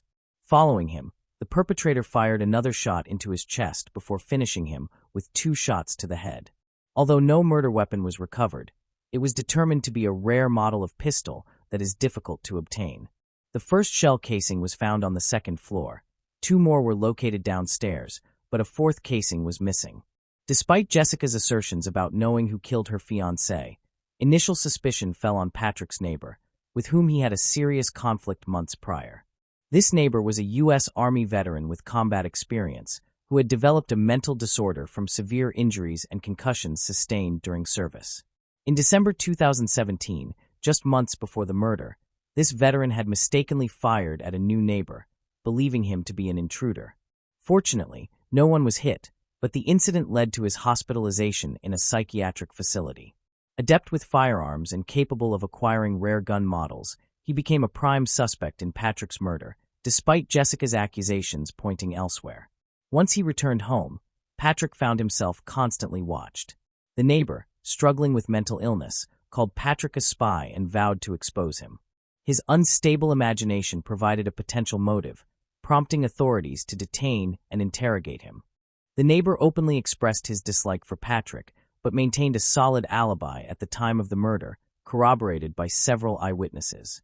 With CCTV recordings missing and no physical evidence such as fingerprints, shoe prints, or DNA at the scene, it became evident that the murder had been meticulously planned. Despite suspicions surrounding Gregory Bender, it appeared he might evade justice for the time being. The police decided to adopt a covert approach, asking Jessica to engage her former lover in a conversation. She agreed without hesitation. Jessica called Gregory, dramatically blaming him for everything that had occurred. She wept and repeatedly questioned why he had done it. Gregory, however, seemed to anticipate the investigators' intentions, feigning ignorance of her accusations. When Jessica directly accused him of killing her fiancé, he pretended to be shocked and offered condolences. Attempts to provoke a confession or trick him into making a mistake proved fruitless. Lacking concrete reasons to detain or further question him, police could only summon Gregory for testimony when required by law. He complied with restraining orders and appeared to have moved on from his ex-girlfriend long ago. While detectives struggled to find leads, a breakthrough came when Diora Sanchez Bender contacted them with crucial information regarding Patrick Darra's case. She was promptly invited for an interview at the police station, where she revealed critical details about events occurring shortly before the crime. In her husband's office, Dora had discovered a peculiar notebook. Upon examining it, she found a detailed layout of an unfamiliar house accompanied by a series of procedural steps. Initially, she had paid little attention to it. However, when Dora saw a news report detailing the brutal murder of a young man and the story displayed the layout of his house, she immediately recalled the drawings she had seen by her unfaithful husband, with whom she was nearing divorce. Recognizing the significance, she decided to inform the investigators. This information provided the police with sufficient grounds to search the house of the alleged perpetrator. At the house, authorities located the mysterious notebook that Dora had mentioned. Although the pages containing the house plan and additional records were initially missing, they were soon found in a trash can within the office. Gregory had apparently attempted, but forgotten, to dispose of them properly, having merely torn out the pages, crumpled them, and discarded them in the bin. He seemed confident that no search would be conducted, as he believed there was no incriminating evidence against him. The recovered pages, aside from the house's layout, contained an elaborate outline of the crime itself, revealing that the perpetrator had meticulously planned every detail over an extended period. The document specified actions such as disabling his phone, wearing gloves, and applying a special substance to shoe soles to avoid leaving footprints. It was clear from these records that Gregory had tracked his victim, knew Patrick's return schedule, and was aware of surveillance cameras inside and around Patrick's home. He also ensured that all incriminating items, such as weapons used in the crime, soiled clothes, shoes, and gloves, were disposed of. Gregory's downfall stemmed from his failure to destroy these records in time and his wife's curiosity. Furthermore, police discovered the fourth missing shell casing inside a cigar box on Gregory's table, evidently intended as a macabre trophy. Forensic analysis confirmed that this casing matched those from the crime scene. During trial preparations, defense attorneys attempted to shift blame toward Jessica. However, the evidence against Gregory was substantial enough to proceed with his arrest and trial. The primary challenge lay in the circumstantial nature of the evidence, as neither the murder weapon nor direct proof linked him physically to Patrick's residence, and no eyewitnesses had observed the attack. Despite these challenges, proceedings began against Bender, though proving the case beyond a reasonable doubt remained difficult. Crucial links were initially unbridgeable, making it hard to establish absolute conclusiveness. Until May 2021, more than 3 years after the crime, Gregory employed top lawyers who took considerable time to prepare a thorough defense. Throughout this period, he appeared optimistic, seemingly believing he could evade accountability. Jessica played a pivotal role as a witness, providing detailed testimony about her long-standing relationship with Gregory, including how she discovered he was married and attempted to end their involvement. She also recounted instances of harassment and threats against both her and Patrick. Jessica submitted critical evidence, including saved screenshots of correspondence and phone records, which became central to the prosecution's case. In response, Bender's attorneys attempted to shift all responsibility onto Jessica, arguing that her actions had provoked Gregory. They claimed that by registering on a dating site and beginning a relationship with Patrick before formally ending things with Gregory, Jessica had wounded his pride and ego. Additionally, the defense accused her of mercantilism, emphasizing her enjoyment of receiving expensive gifts from a wealthy suitor. During one session, Dora Sanchez, Gregory's now ex-wife, was called as a witness. The previously indifferent defendant became animated and unexpectedly professed his love for her. Moved by this confession, Sanchez appeared to reconsider her stance on testifying against Gregory. She became confused during her testimony, citing forgetfulness, and eventually stated that she had lived with Gregory for many years and doubted he was capable of murder. The defense also attempted to challenge the legality of the search conducted at Gregory's home. Despite the ex-wife's unexpected statement and the lack of direct evidence, the jury found Gregory Bender guilty of first-degree murder after hours of deliberation. He was sentenced to life imprisonment without the possibility of parole. As the judge read the sentence, Bender stared at Jessica intently, unblinking, a glare that made her feel nauseated and nearly triggered a panic attack. Sitting beside Patrick's mother, Jessica sobbed and choked, overwhelmed by emotion. Despite repeated attempts by Bender and his well-funded legal team to appeal or have the case reviewed, all appeals were rejected. The widespread public attention the case received contributed to this outcome, as a wealthy millionaire had cold-bloodedly murdered a working-class man and attempted to evade justice. Patrick Deer's story was extensively covered in the media. As Gregory Bender remains incarcerated, Jessica Devaney reports feeling safe. She continues to honor Patrick's memory, wearing the engagement ring he gave her along with another piece of jewelry he had intended to gift her. Jessica maintains a close relationship with Patrick's parents, who treat her as their own daughter. Moving on to the next case. The case of Shibli Siddique Hridoy. Bangladesh's 18-year-old Siddique was a very good boy, honest and hardworking, but his honesty ultimately cost him his life. Siddique's full name was Shibli Siddique Hridoy, and he was only 18 years old. He was born in Chattogram City, Bangladesh, one of the world's oldest seaports with active natural harbors for centuries. Siddique belonged to a very poor family, where his father, Shafiq, was a truck driver and his mother, Naida Kha, was a housewife. Siddique was their only child. Since childhood, Siddique had a strong passion for studying and harbored big dreams for his life. To pursue his dreams, he started working at a poultry farm at a very young age. The money his father earned was barely enough to cover household expenses, so Siddique began working at a nearby poultry farm to pay for his college fees. Siddique quickly became skilled in his work, and the owner of the poultry farm promoted him directly from a regular worker to a manager. Even after receiving this position, Siddique showed no signs of arrogance and continued to work diligently. During his time at the poultry farm, Siddique managed to save some money for his college fees and also made several friends there, all of whom were 5 to 6 years older than him. However, they all respected Siddique and worked under him because he was educated and took his managerial duties seriously. He also ensured that others worked honestly while on duty. Nevertheless, sometimes, due to Siddique's honesty, conflicts arose with his own friends at the farm. Although these conflicts were not major and were usually resolved within the farm premises, Siddique had no other distractions besides his work and studies. If he ever had urgent matters, he managed them well and always made it home on time before it got too dark. On the morning of August 28, 2023, Siddique went to work and performed his usual duties just like any other day. However, that evening, he did not return home on time as expected. At first, his parents assumed he had been given some important task at the poultry farm where he worked. But as time passed, their concern grew. Between 11:30 p.m. and 12 a.m., his parents tried calling him 2 or 3 times, but Siddique did not answer, which was highly unusual for him. Although Siddique did not answer his parents' calls, they still tried to remain positive as the night passed. However, Siddique had still not returned home the next morning. His parents tried calling him once again, but he did not answer. They also tried calling the owner of the poultry farm, but his phone was unreachable as well. Siddique's parents searched around their home and asked people near the poultry farm about their son, but no one knew anything about Siddique. Since they could not find any information about him, their worry increased.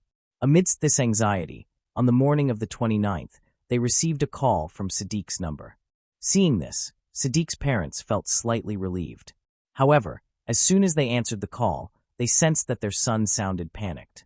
Siddique told his mother that he had been kidnapped and had been inside a car for the last 12 hours.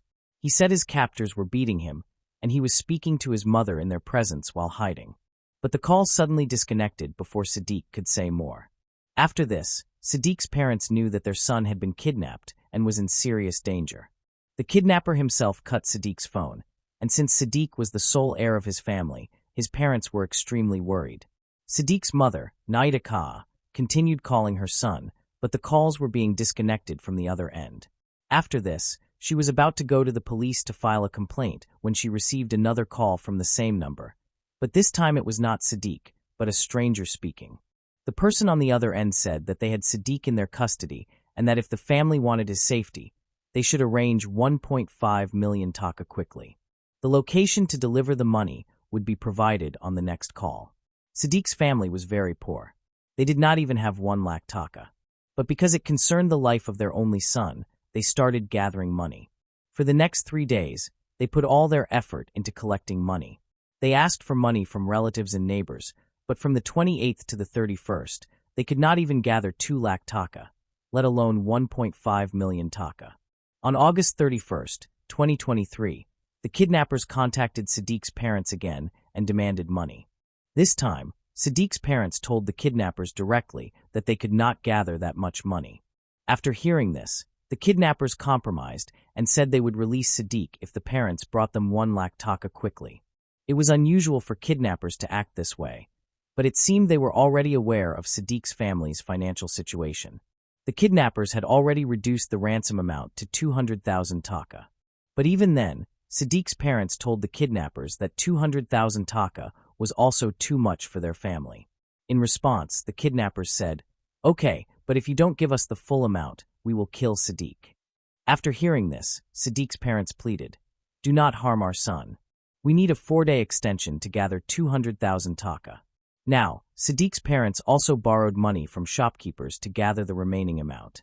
Some people understood their compulsion and gave them money, but some could not. However, after searching everywhere, they managed to gather 200,000 Bangladeshi taka within 3 days. They were now just waiting for the kidnappers' call. On September 4th in the afternoon, the kidnappers called and summoned Sadiq's father to the Bandarban district headquarters with the money. Additionally, they threatened again that if he disclosed anything to the police, Sadiq would not survive. Since Sadiq's parents wanted to save their son, they did not take any risks and went directly to the location specified by the kidnappers, paying the ransom. There, Sadiq's father waited for a while. Then 2 masked kidnappers arrived. They did not talk much to Sadiq's father and just took the money from him. However, as the kidnappers were leaving, they assured Sadiq's father that his son would reach home before him. Hearing this, Sadiq's father felt immense relief and hurried home. But upon reaching, he found that Sadiq had not arrived yet. He asked his wife about their son's whereabouts, and upon hearing this, Naida became anxious. Subsequently, Sadiq's father shared the entire story with his wife. After hearing everything, Sadiq's mother became even more anxious. Yet both of them waited outside their home's door until evening, hoping for Sadiq's return. By now, night had fallen and they had received no further information about Sadiq. Similarly, the night passed, and by then, Sadiq's parents had lost all hope and their condition had deteriorated to tears. Up until now, even Sadiq's relatives had learned about his disappearance, and one of those relatives advised Shafiq to lodge a complaint with the police. Initially, Sadiq's father was also afraid because the kidnappers had warned him that if he tried to tell the police anything, they would harm Sadiq. But then, on September 7th, Sadiq's father called his son's phone, although the kidnappers had forbidden it. There was no response. From August 28th to September 7th, Sadiq had been missing for more than 10 days, and the situation was becoming extremely difficult. So on the evening of September 7th, Sadiq's parents decided to go to the local police station. There, they recounted everything that had happened over the past 10 days to the police. Initially, upon hearing all this, the police were quite angry with Sadiq's parents for not informing them of the incident earlier. But when Sadiq's parents mentioned the threat given by the kidnappers, the police understood what a parent must be going through at such a difficult time. After that, the police quickly assembled a team to search for Sadiq and began their investigation. During the investigation, the police first checked Sadiq's background, such as his behavior in college, his friends, and how he lived with his family. It was revealed that Sadiq was a good boy who neither had enmity with anyone, nor engaged in fights with anyone. However, during the police investigation, Sadiq's mother, Naida Acker, remembered something. Before moving forward, she told the police about a fight Sadiq had with his friends inside the poultry farm. Upon hearing this, the police immediately went to the poultry farm and apprehended 6 workers who were employed there. Each of them was interrogated individually. In the initial investigation, these people tried to prove themselves innocent. But in the end, when the police pressured them, 4 out of the 6 boys confessed to their crime. The names of these 4 boys were Umung Ching Mama, Suing Mama, Anumara, and Yukai Mara. The police arrested these 4 on charges of kidnapping.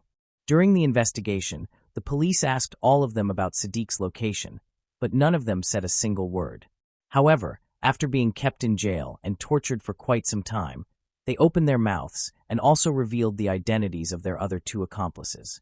On September 11th, they began to recount how, on the night of August 28th, when Sadiq was returning home, they kidnapped him to take revenge. Their plan was to kidnap Sadiq, beat him, and then demand money from his parents in exchange for his release. Initially, everything was going according to plan, and these people were going to get the ransom money.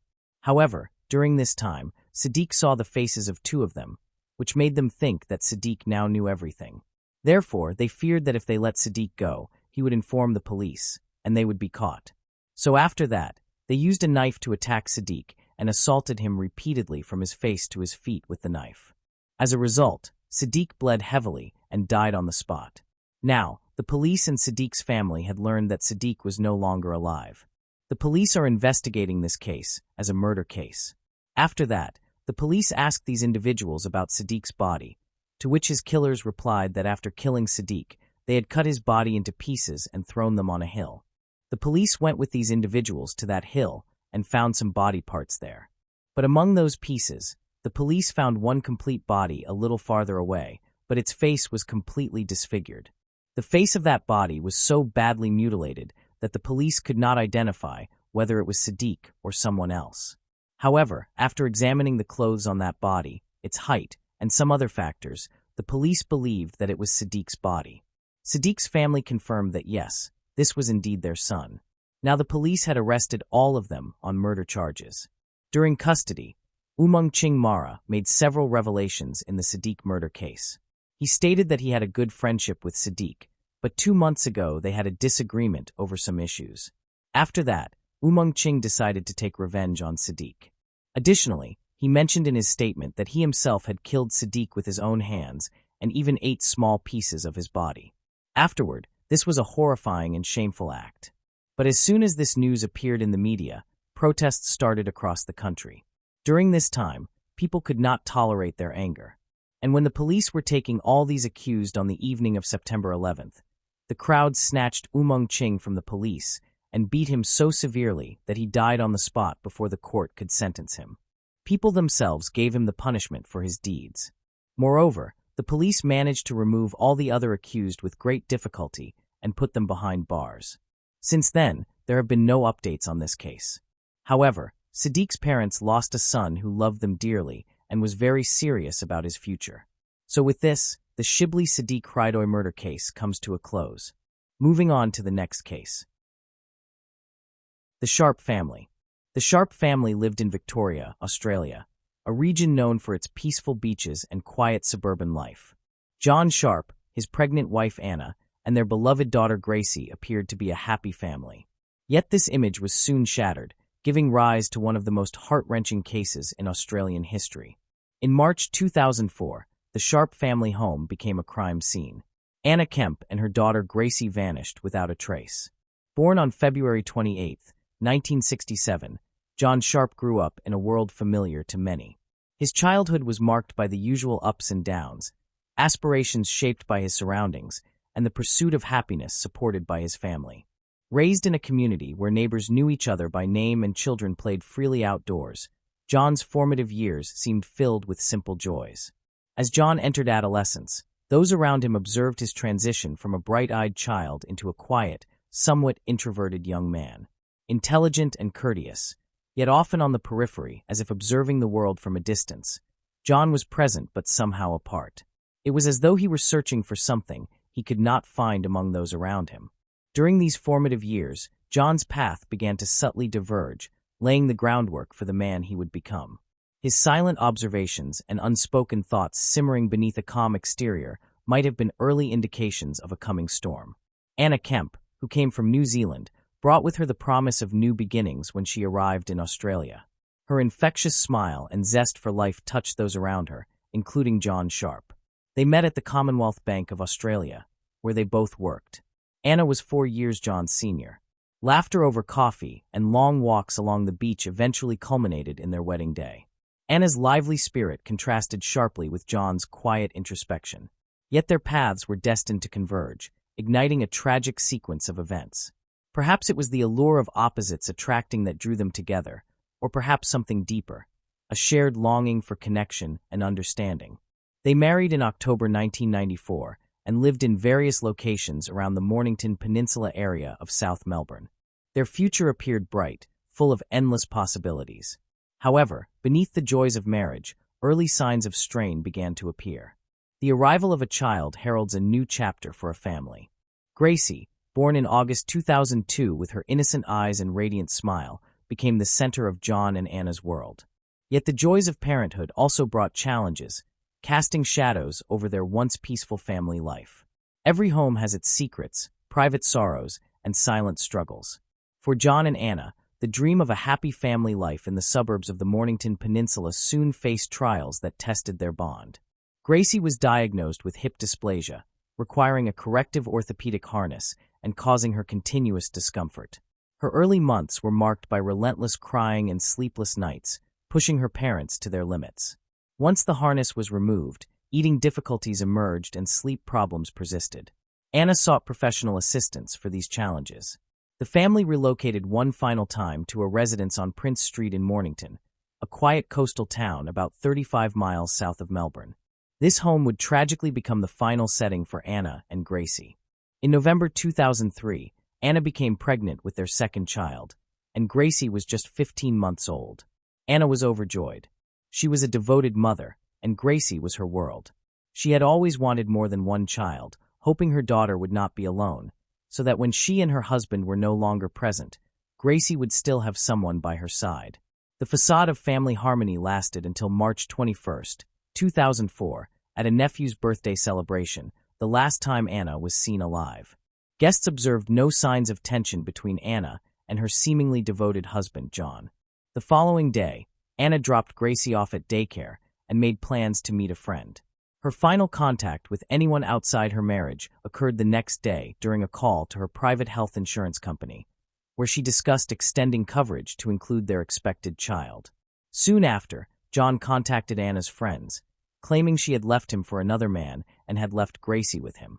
He also reached out to Anna's mother, stating that Anna had abandoned him for another man and that he was unaware of her whereabouts, though he anticipated she would return for their daughter within the week. John continued bringing Gracie to daycare, telling the staff that he and his wife had separated, meaning Gracie would not be returning.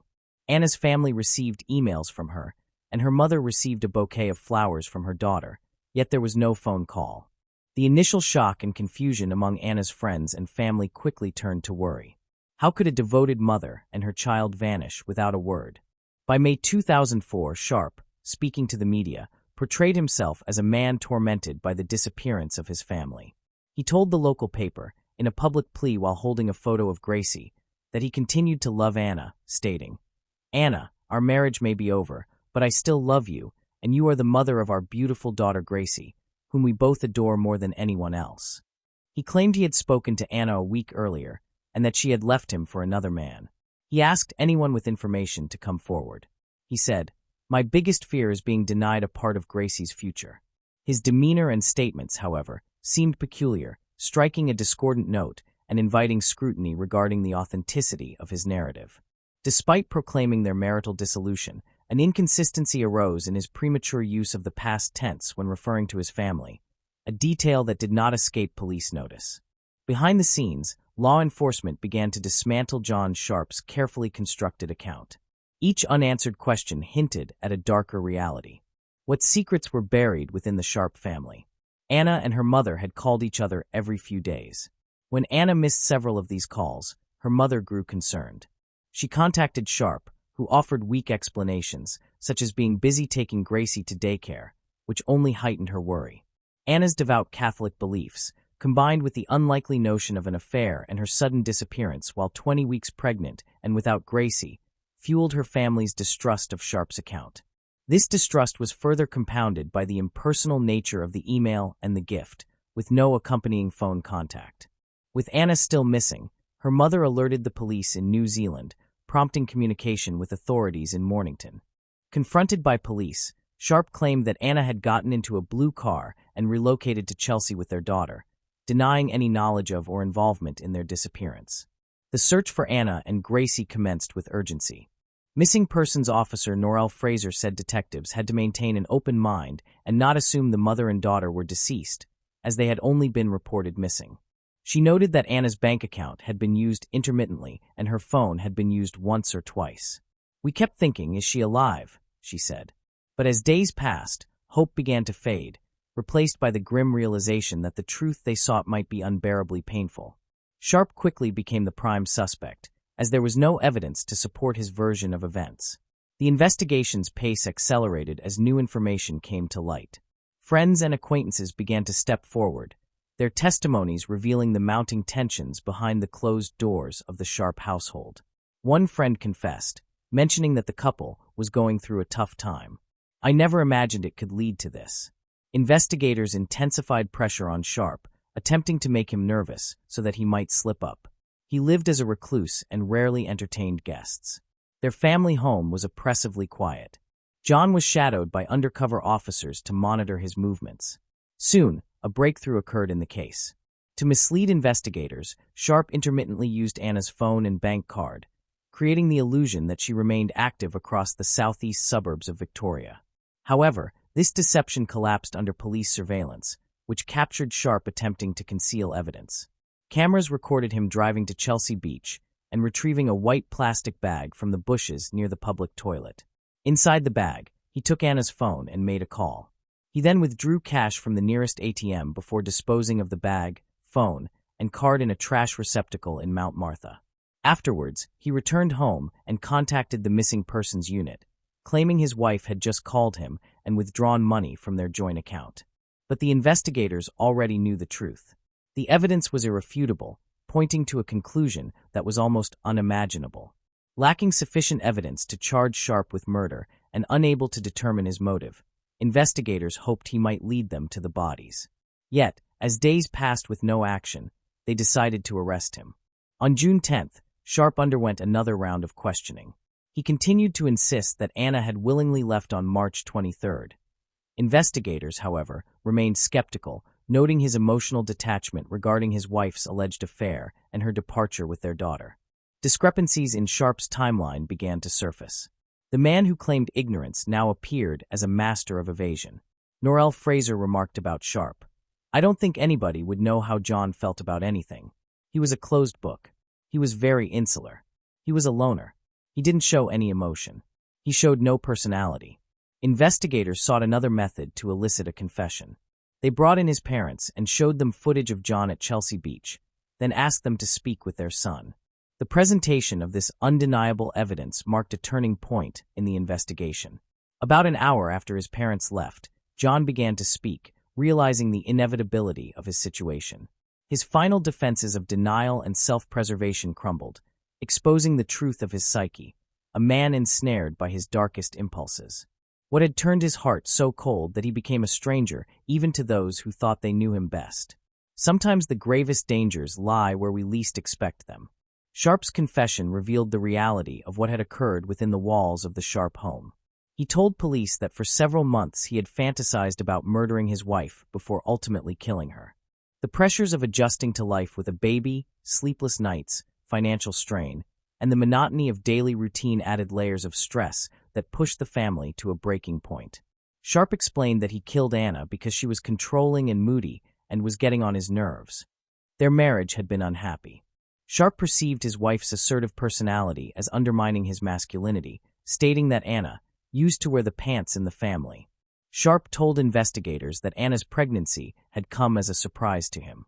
He did not want another child and viewed the pregnancy as an added burden, harboring silent resentment toward Anna and their unborn child rather than expressing his concerns. He even questioned whether the child was his. John was self-employed as a conveyancer, and the financial responsibilities of a growing family seemed to overwhelm him. He appeared increasingly withdrawn.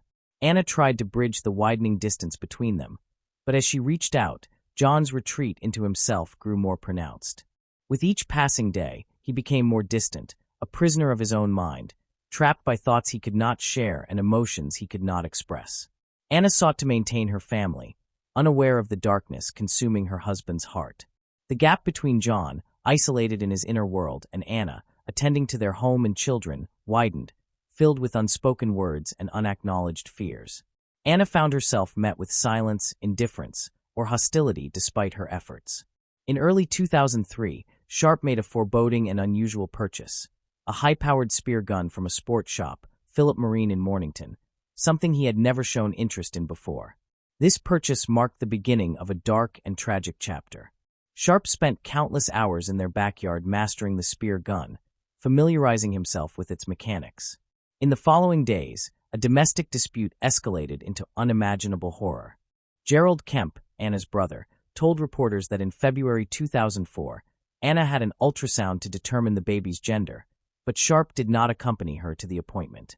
Upon returning, she expected her husband to show eagerness or interest, only to find he asked nothing and displayed no curiosity.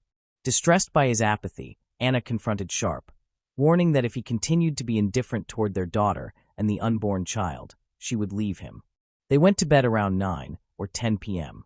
Anna quickly fell asleep while John remained awake, consumed by thoughts of the argument and his dissatisfaction with their marriage. Eventually, he went to the backyard garage and retrieved the spear gun, which he rarely used outside of target practice. In a chilling sequence, Sharp crept back into the room where Anna slept peacefully, aiming the charged spear gun at her while their 20-month-old daughter slept nearby. The first shot did not kill her. She was still breathing. With grim resolve, he reloaded and fired again, fatally wounding Anna and the unborn child she carried. Afterward, he covered her with towels and spent the remainder of the night sleeping on the sofa downstairs. The next morning, Sharp attempted to remove the spears, but only succeeded in extracting the shafts. He then dropped Gracie off at daycare and turned away a TV antenna technician Anna had booked, using her absence as an excuse while her body remained in the bedroom. Under the cover of night, he buried Anna in a hastily dug shallow grave in the garden. Officer Fraser said, "It's almost difficult to describe, but to hear a man talk about murdering his wife who was 3 months pregnant, that was hard enough, but he said it with no emotion whatsoever." She compared his confession to saying what he'd had for breakfast that morning. The days that followed took Gracie and revisited the marine supply store for another spear. Said Sharp told the police, "You're almost like an automatic pilot sort of thing. I can't really remember much of what I thought of anything, just apart from the sort of crazy sensation. It was totally emotional." He said that for the next 4 days, voices in his head debated Gracie's fate. A few days after the murder, he started thinking Gracie needed to be with her mom. "It was sort of in and out of my head all week. I could hear things going through my head, the voices saying, 'You can't do it, you can do it, you've got to do it.' Every option was coming up." On March 27th, after putting Gracie into her cot, drank a few glasses of whiskey and cola, confessing that he did this to numb his senses for what he was about to do. Then he went to the garage. Armed once again with the spear gun, he inflicted unimaginable terror on Gracie, who endured multiple shots before her tragic death at her father's hands. Same as Anna, Gracie didn't die at once. After the 4th shot, she was dead. The next morning, Sharp returned to Gracie's bedroom. He could not bear looking at, so he had to hold a towel in front of his face. Then he removed the bolts. Concluding his macabre errands, acquired a chainsaw at a local Bunnings Warehouse hardware store in Frankston. He unearthed Anna's remains from their garden. He'd undisposed of Anna's and Gracie's bodies in garbage bags at the Mornington Refuge transfer station. He also discarded the spear gun, the chainsaw, and Gracie's clothes and toys. "I have a bootload of hard waste," he told the attendant. Officer Fraser said, "This is his wife that's pregnant. I kept thinking what was coming next, and then he told us about little Gracie. It's the most difficult interview I have ever listened to. Remember at one stage there was a break in the interview. I went to the ladies' toilets, and I just put my head in my hands. I couldn't listen." Sharp then called Anna's friends and family with a fabricated story of her affair. Her friends said that immediately alarm bells rang, and her hairs on the back of her neck stood up because there was no way Anna would leave Gracie behind. Following the murder of his daughter, made a second call to his mother-in-law telling her that Gracie was now with Anna in a bigger and better place. At his residence, Sharp crafted an email from Anna to her family in New Zealand to convince them she was fine. The messages didn't sound like her daughter had written them. Sharp used Anna's email account to contact her brother as well. In the email, he claimed she had departed with another man with whom she was expecting a child. One of the emails read, "Please respect and understand my wish for privacy and take comfort in the fact that I'm about to enjoy life like I have never before." This act only intensified the mystery surrounding Anna's prolonged silence. The family filed a missing person report on Anna. The interview uncovered that he had dotted down notes for his cover story. While analyzing Sharp's TV appearances, Body language expert Dr. Cliff Lamsley said that this was a poor attempt at portraying concern and sadness. He was juggling his eyebrows, contorting his face, and using a tissue as a prop, though there was no moisture on his nose, no tears on his face. It's a convincing tactic that we rarely see with truth-tellers. The family told the police some disturbing facts. They believed Sharp's motive for murdering Anna was her discovery of Gracie's abuse by her husband. Although there was no evidence to support this theory, Sharp had a history of abusing the children of family and friends. Anna didn't know this before marrying him. One relative said, "We reckon she caught him. We think that's why he killed her." When one of Sharp's former victims reached adulthood, she confronted him about the abuse. In response, Sharp called her a derogatory name and told her she deserved it. The victim was tormented by the thought that had she reported the abuse earlier, the subsequent murders might have been prevented. Anna's brother later recalled that after the couple's honeymoon, she confided in their mother about her marriage, saying, "I think I've made a mistake." Her brother remarked that she simply carried on with the mistake, noting that she said there was no passion or love. Nevertheless, the couple continued their life together.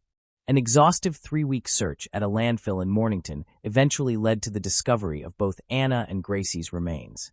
Norelle Fraser, a member of Victoria Police for almost 30 years, recounted one case she would never forget, the Mornington Monster.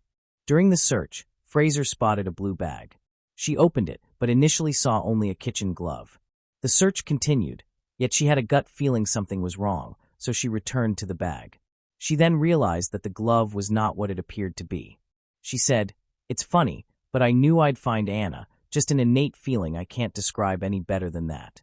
And when I did find her, I couldn't leave her. I sat with the bag, waiting for the crime scene to arrive. I couldn't bear the thought of her being alone in the tip, without anyone with her. I've thought about it since, and I know it sounds bizarre, but I almost feel like Anna was reaching out to me. I was determined to make sure that Anna wouldn't end her life in this tip. I just knew I would find her, and I did." Soon she realized that Gracie must be nearby. "I put my head in my hands, and I just cried. I cried for what Anna had endured, for Anna's family, for humanity as a whole, I suppose." Anna and Gracie were laid to rest at Green Park Cemetery in New Zealand under Anna's maiden name, Kemp, marking their final resting place. The memorial also bears the name of Anna's unborn son, Francis.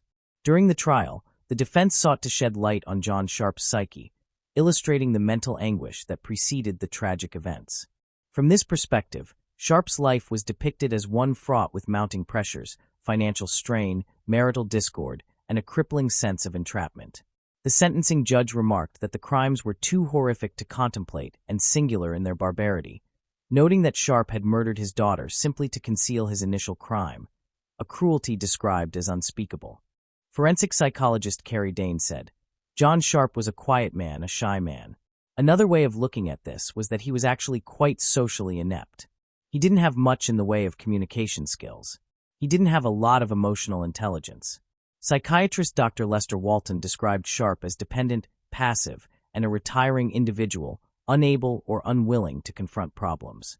Sharp believed that the only solution to his marital difficulties was to kill his wife.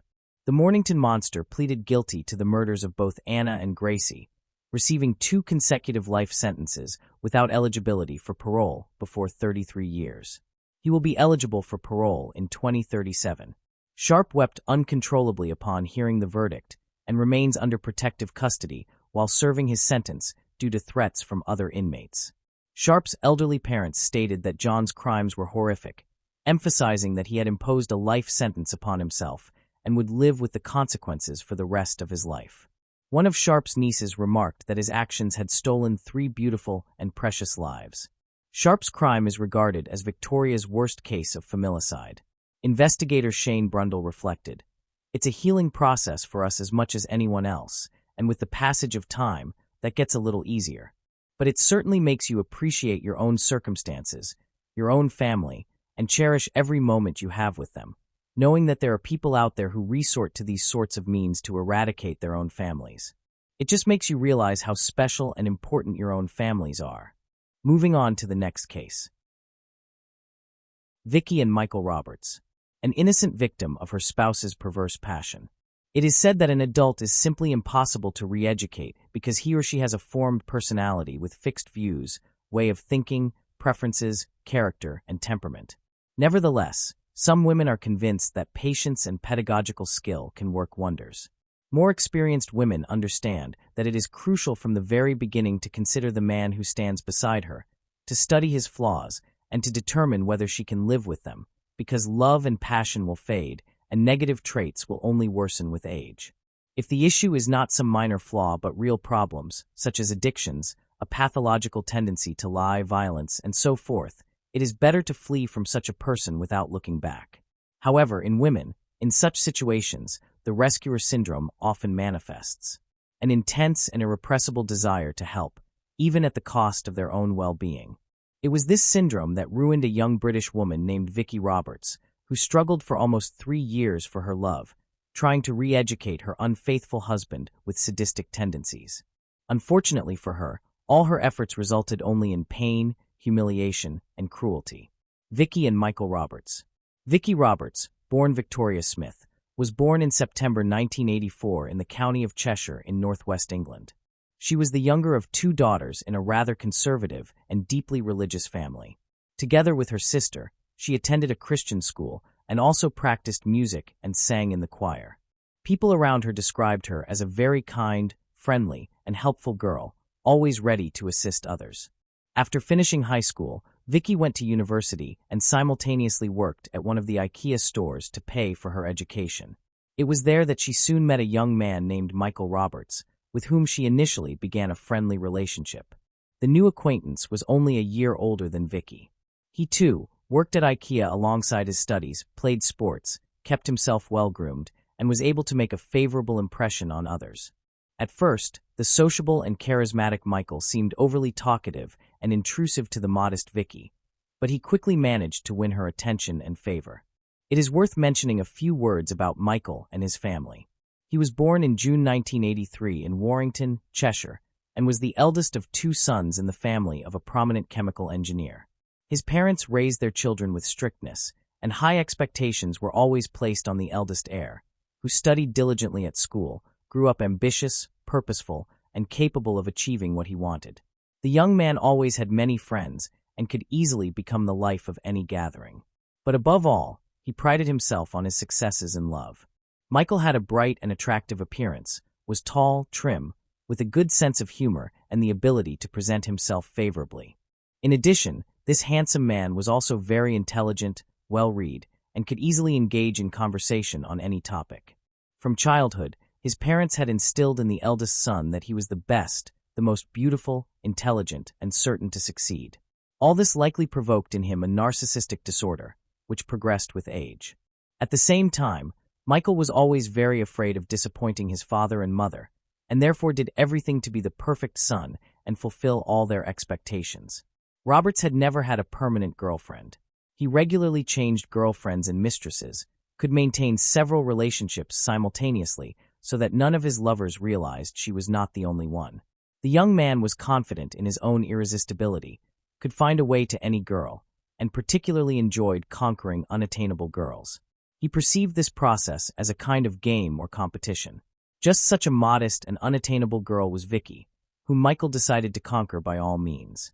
At first, she stubbornly kept her distance and refused even innocent invitations to walk after work or have coffee somewhere. Smith spent almost all her time studying, and on weekends went to church, so she did not even consider dating, let alone a relationship. It took Michael several months for Vicky to finally agree to go out with him. He was sweet, charming, and touched her with his courtship, giving her flowers, gifts, and little surprises. He even invited her to a family dinner at his parents' house, who liked Vicky very much and immediately approved of their son's choice. Vicky believed he was serious and gave herself to him. He became her first man and remained the only one. She was genuinely happy with him and felt it was fate. Michael also seemed to fall in love and appeared ready to settle down, but it did not last long. 50 Shades of Michael. From the outside, their romance appeared perfect.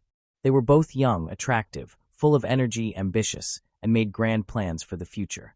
But soon Vicky realized that her chosen one had one peculiarity: an irrepressible sexual appetite and passion for experimentation in bed. At first, he did not put too much pressure on her in this regard, fearing that Vicky would leave him. But as soon as he realized she would not go anywhere, he, as they say, revealed his true self. The modest and religious girl was literally shocked by what was happening, but she was deeply in love with Michael and therefore trusted him, keeping the events in their bedroom behind closed doors a secret for a long time. Additionally, her lover made an official marriage proposal, which she gladly accepted, sincerely believing that after the wedding everything would change and her chosen one would stop his experiments. Soon, one of Vicky's closest friends began to notice that she carefully disguised and hid bruises and small marks under her clothes.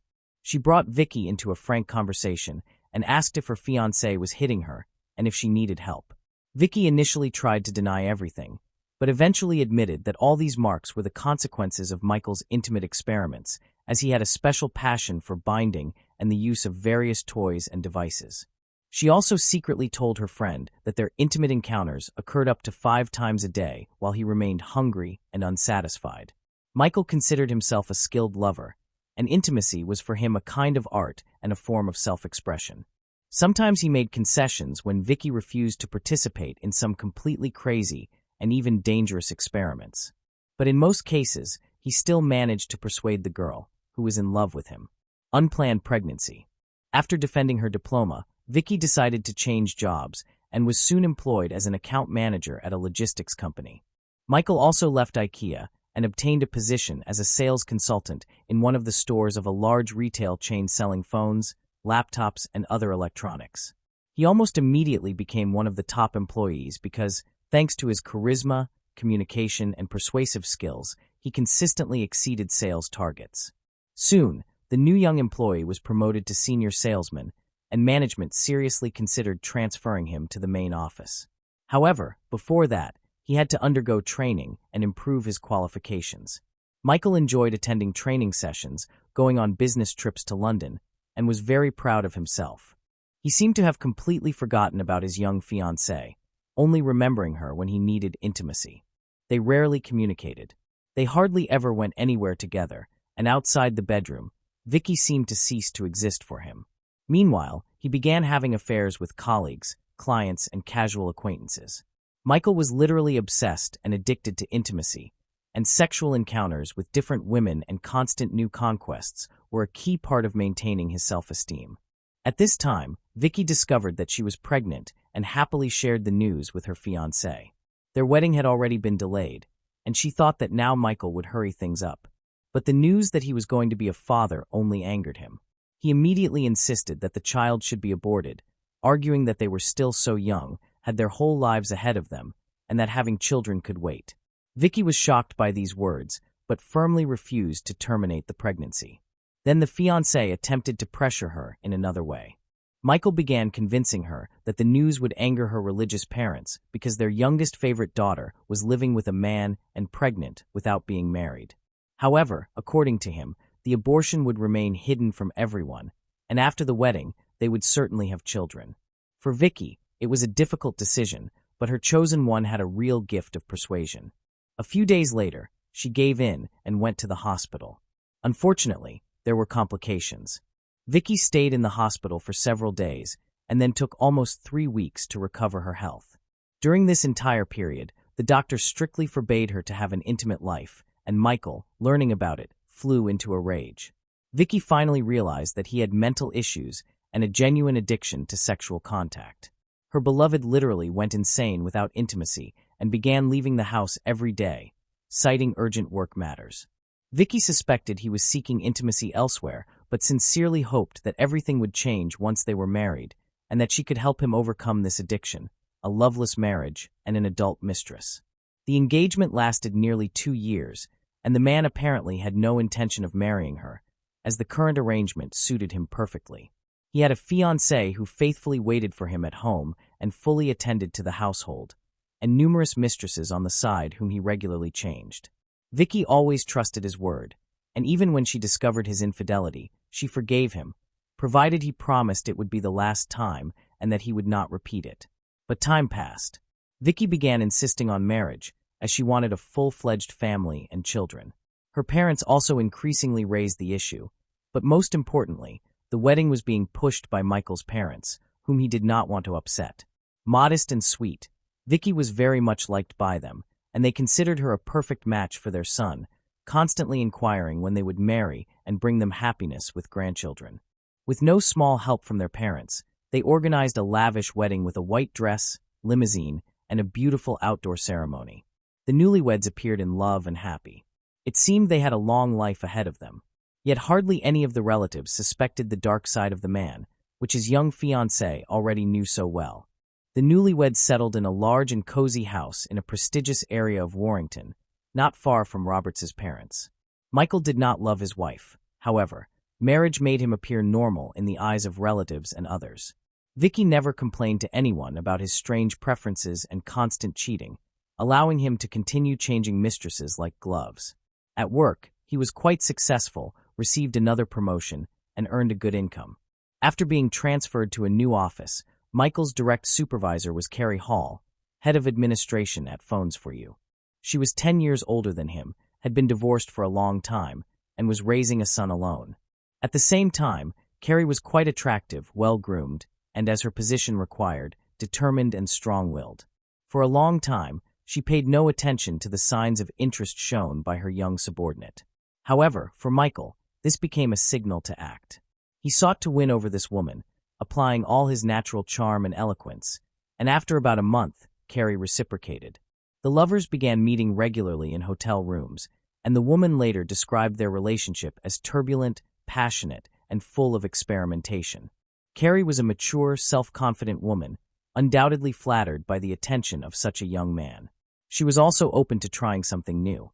With her, Michael could realize fantasies he did not dare with his modest wife.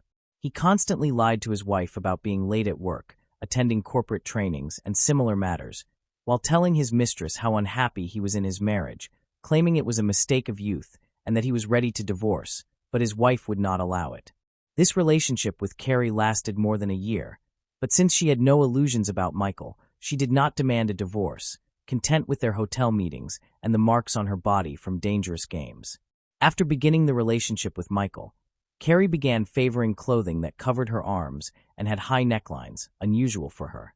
She had always been active in sports and liked showing off her stunning figure, but her style suddenly changed completely. Once, Carrie admitted to a close friend that her lover loved to experiment sexually, and sometimes these experiments went beyond reason.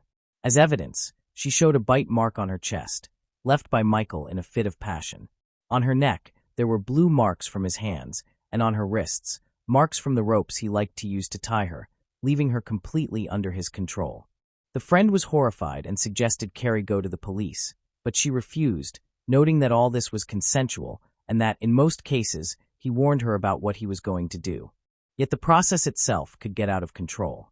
For example, Michael loved to strangle his partner, convincing her it would heighten the sensations, but a few times he became so carried away that she lost consciousness.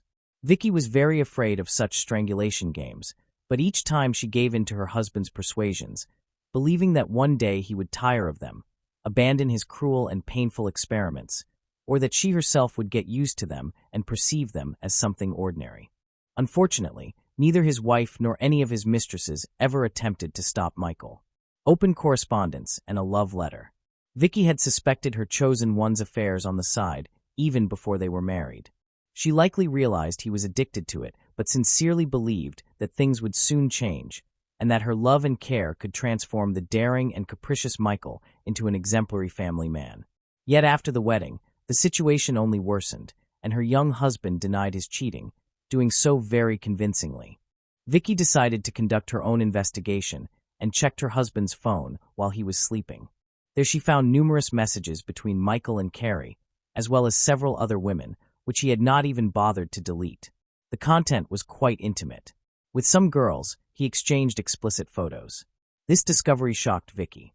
She packed her belongings and decided to stay with a friend temporarily. She did not inform her parents or sister about the situation, fearing it would upset them. Her family believed that Vicky was happily married. Furthermore, religious relatives would have insisted on a divorce had they known of her husband's infidelity. Yet Vicky was still in love and did not want to break up with her husband. Before leaving, she wrote Michael a heartfelt letter, confessing her love for him and calling him the most important man in her life. At the same time, she admitted she knew about his cheating, that she could not tolerate it, and that she was leaving, but would give him time to reflect and would not yet file for divorce. She wrote everything by hand on paper and left it on the refrigerator, held by a magnet. Michael was neither moved nor saddened by the message or his wife's departure, but he did not want to lose a quiet and submissive woman who always waited for him at home, fully cared for the household, and tolerated all his antics and peculiar predilections. That same evening, he followed Vicky to her friend's house, picking up a large bouquet of flowers on the way. Michael knelt, apologized, and begged her to return, promising that from now on she would be his only woman. Vicky once again believed, or rather, wanted to believe, and returned home with him. A new mistress. Naturally, Michael did not end his relationship with Carrie and continued seeing other women, but for a time, he was extremely cautious and even tried to return home for the dinners his wife carefully prepared. He deleted messages from his phone and even changed the password to his social media account. At that time, he began an affair with a new young female employee of the company, Karen Wilson, without ending his relationship with Carrie. Karen at that time had a fiancé and was preparing for the wedding. But Michael persistently pursued her, presenting himself as a devoted lover. He was so captivated by this new target that after 2 months, he decided to end the relationship with 33-year-old Carrie Hall, whom he had grown tired of. He told Karen a carefully crafted story about being unhappy in his marriage and claimed he was ready to leave his wife for her. Soon she yielded, and they became intimate right in the office. A week later, she broke off her engagement and waited for her lover's response. However, Michael had no intention of divorcing, nor did he wish to end his affair with the new mistress. So he simply lied to her, claiming he had already filed for divorce and moved into his parents' house. Fatal blackmail. Vicky soon suspected that her husband continued to cheat on her, and this time decided to act decisively. She took Michael's phone while he was in the shower but found nothing, as he had learned from his previous mistakes, and deleted all text messages, changing the password to his social media account. Then Vicky waited until he fell asleep and took his work laptop, which he always carried with him and on which, as it turned out, he had not logged out of his social media account. There, Vicky found correspondence with a new girlfriend, in which her husband confessed his love, claimed he was divorcing his wife, and said he was living with his parents. It was a real shock for her. She took screenshots of the intimate and love messages exchanged between them and saved them on her laptop to have proof of her husband's infidelity. Vicky also checked his wallet, where she found several folded checks for hotel rooms. In the morning, she confronted her husband with all this evidence and, for the first time in their entire relationship, gave him a scandal. Michael was discouraged. He tried to apologize again and promised it would not happen again. But Vicky suddenly threatened to tell his parents about everything, hoping they could reason with him since she could not. Michael became literally furious at this threat. He did not want his parents to know anything and struck his wife. Vicky got up and said she would go to them immediately, heading for the door. Her husband caught up with her, hitting her twice on the head with a heavy jewelry box he grabbed from the dressing table. After she lost consciousness, he squeezed her throat with his hands until she stopped breathing. The man felt no pity or remorse. He wrapped her body in a blanket, packed it into several large garbage bags, and carried the gruesome bundle into his garage. Michael then quickly cleaned the house, packed and removed most of his wife's belongings, and immediately called Karen, inviting her over.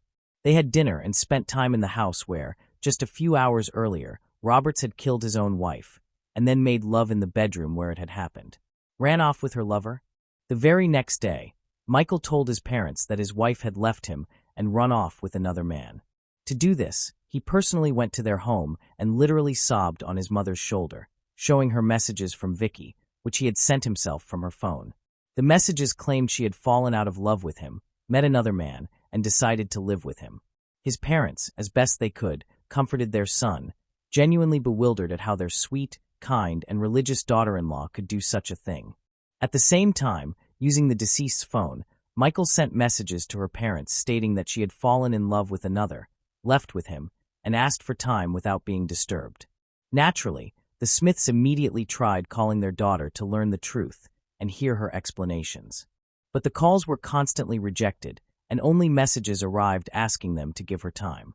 This seemed very strange to Vicky's parents, so they went to Michael's house to speak with him. His story, however, only raised more questions and doubts. After discovering that Vicky had not been showing up for work without informing anyone, they decided to go to the police.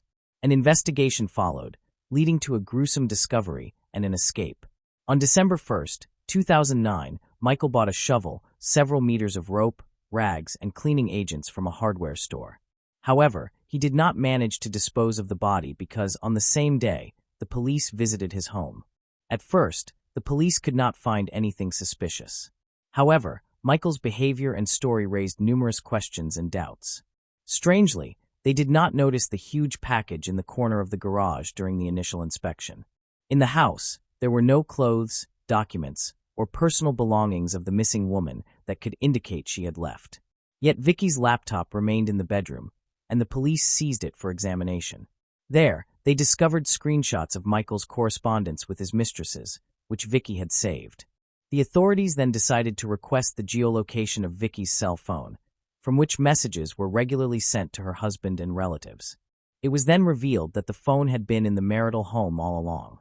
Following this, law enforcement officers revisited the Roberts house and conducted a more thorough search, finally unwrapping the strange package in the garage. The discovery shocked everyone present. However, it was then found that Michael, who had been walking with the police the entire time, had disappeared right under their noses. He took a wallet with cash, which allowed him to hide for several days without being detected. Arrest, trial, and conviction. When the money ran out, Michael went to one of his mistresses, Lavinia Talley, and asked to stay at her house for a while. That evening, she saw on the news that her lover was wanted for the murder of his wife and immediately, without hesitation, reported his location to the police. At the time of his arrest, Michael was crying and insisted that he was innocent. He claimed that his spouse had died during their intimate games, stating that she had requested to be strangled with a rope belt and that he had overdone it. However, forensic experts determined that first, the woman had been strangled with bare hands. Second, she had been attacked from behind. And third, she had 2 extensive hematomas on her head, sustained during her lifetime, which could not be related to intimate activity. The trial of the perpetrator began in January 2010. The defendant continued to insist that his wife's death was accidental and hoped for leniency. Yet the autopsy results presented by experts proved that he had deliberately struck his wife twice on the head, then strangled her and hid her body in the garage. Michael Roberts was found guilty of first-degree murder and sentenced to life in prison. Moving on to the next case. The case of Yvonne Baldelli, a nightmarish love story on a glorious island. At times, the search for paradise on Earth can lead someone directly into a real-life hell from which escape is impossible. However, it is only fair to point out that a major factor in this journey is who goes with you in the search for this paradise. Selecting a companion should always be done with the greatest care and caution. Yet sometimes, even the person who seems closest and most cherished can turn into a true merciless monster. The story of Yvonne Baldelli and Brian Brimmager began like something taken from a fairy tale. Yvonne believed she had found true love, for which she was prepared to run to the ends of the earth. However, from the very start, her relationship raised concerns among Yvonne's family, who disapproved of her partner. Sadly, the family's fears were not without foundation. This complicated case began in 2011, when a happy and deeply in love Yvonne left with her beloved for a tropical island. As it turned out, she was moving straight toward her own death. Only several years later, distorted fragments of her body were found in the swamp, bagged together with the remains of her treasured pets. Yvonne's family put in great effort to obtain justice, efforts that cost another family member their life. Who was Yvonne Baldelli? Yvonne Olivia Baldelli Mayfold was born on June 30th, 1969 in a small town in the southern area of sunny California. She was the third and youngest child of Marjorie and James Fold, growing up alongside her older brother Michael and sister Michelle, with whom she shared an especially close bond from childhood. When Yvonne was 13, her mother died after a long illness. A year later, her father remarried to Lillian Faust, and the grown children developed wonderful relationships with their stepmother, a gentle and caring woman who loved her husband's children as her own. Yvonne received a strong education and explored several career paths, but her main passion was always fashion design, and she dreamed of turning her hobby into a profitable business. However, luck never seemed to be in her favor when it came to her personal life. She was married twice, but both marriages ended in separation. In addition, a surgery she underwent in her youth, followed by complications, left Yvonne unable to have children. After divorcing her second husband, Kevin Baldelli, in 2007, Yvonne lived alone in her small apartment with her beloved dog, whom she lovingly called her child.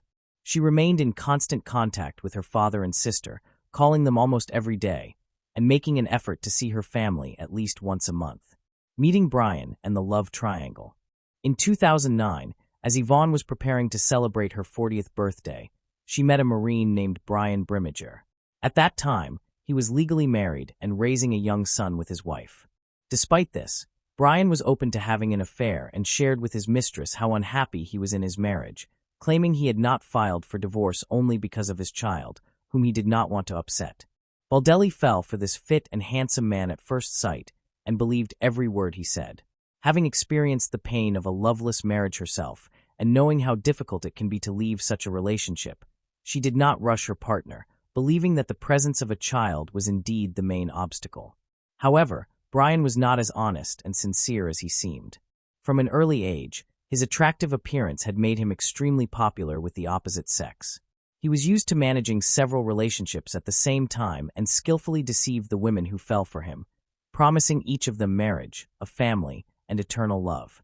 It soon became known that the married Brimmager was not only seeing Yvonne, but also had another mistress. This other woman was Christine Verhoeven, a beautiful blonde with wide-ranging connections.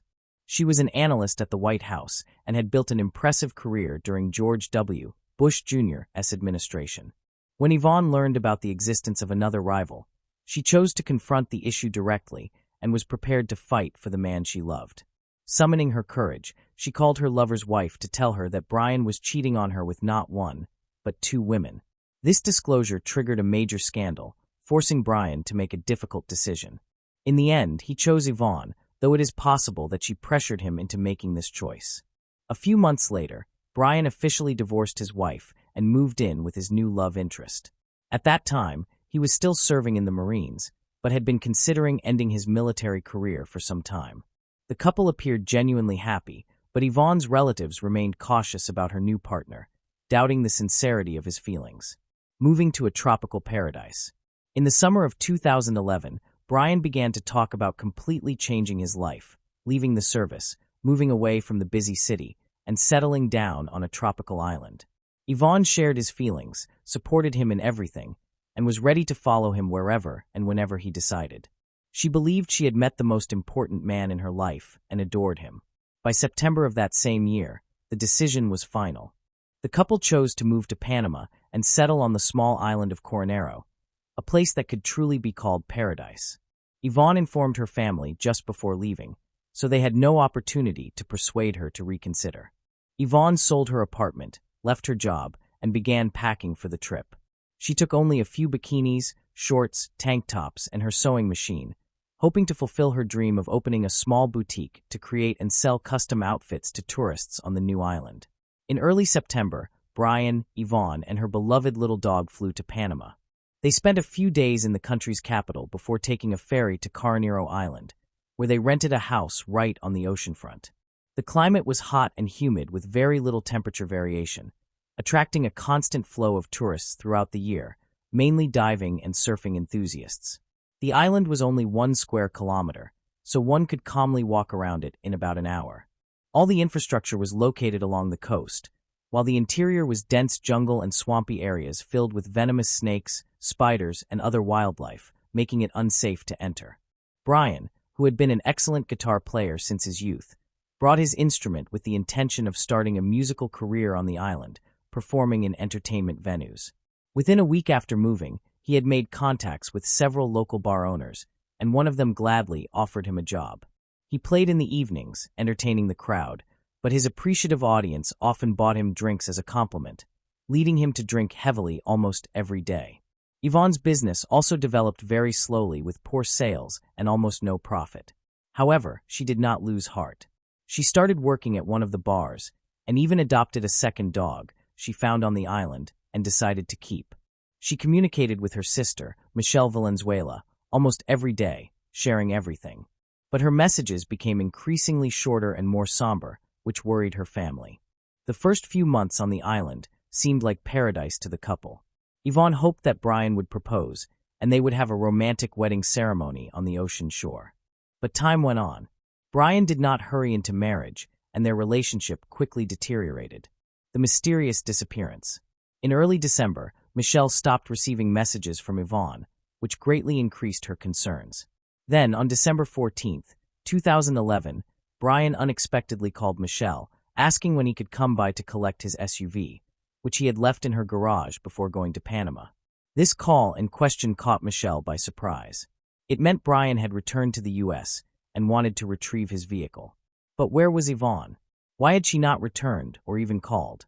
In reply, Brian claimed he had explained everything in an email sent a few days earlier. He also mentioned that his now ex-girlfriend had supposedly sent her a message explaining the situation. Michelle checked her messages but found nothing, so she turned to her email.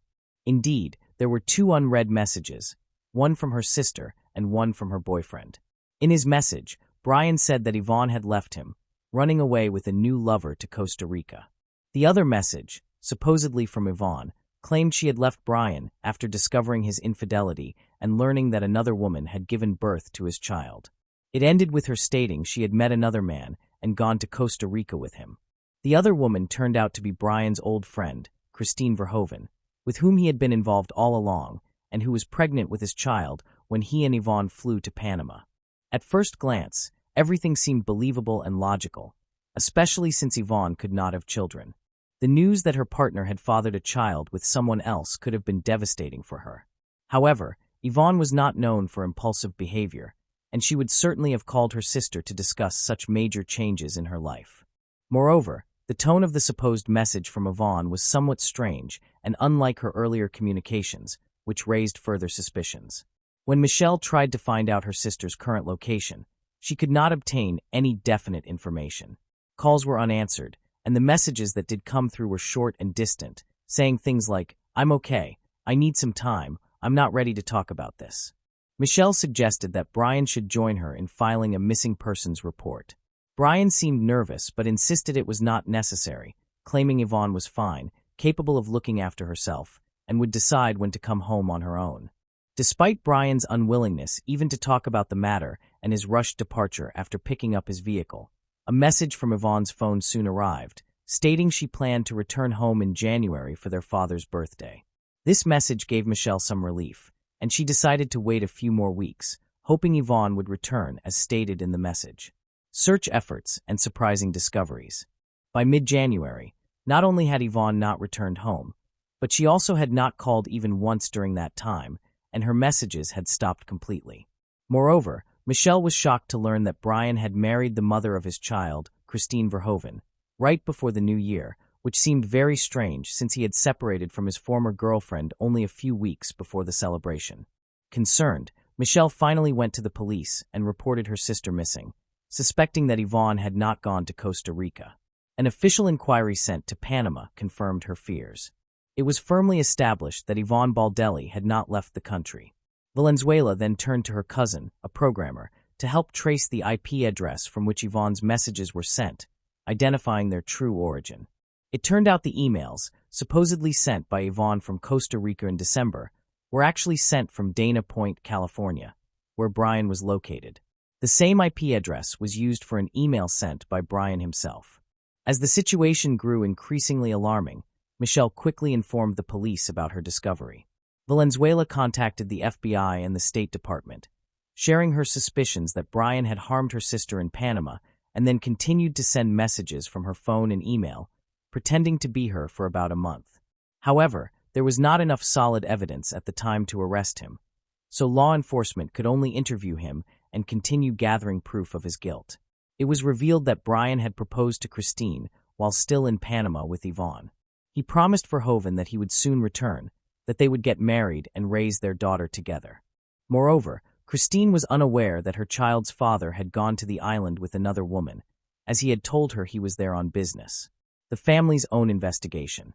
2 months after the woman's disappearance, her sister and niece personally flew to Panama. There, they sought the expertise of Don Winner, a former U.S. intelligence officer turned investigator, specializing in locating missing U.S. citizens. They shared the story of Yvonne's disappearance and the version of events provided by Brian. Winner, after listening to them, immediately expressed concern that the chances of Yvonne being alive were slim.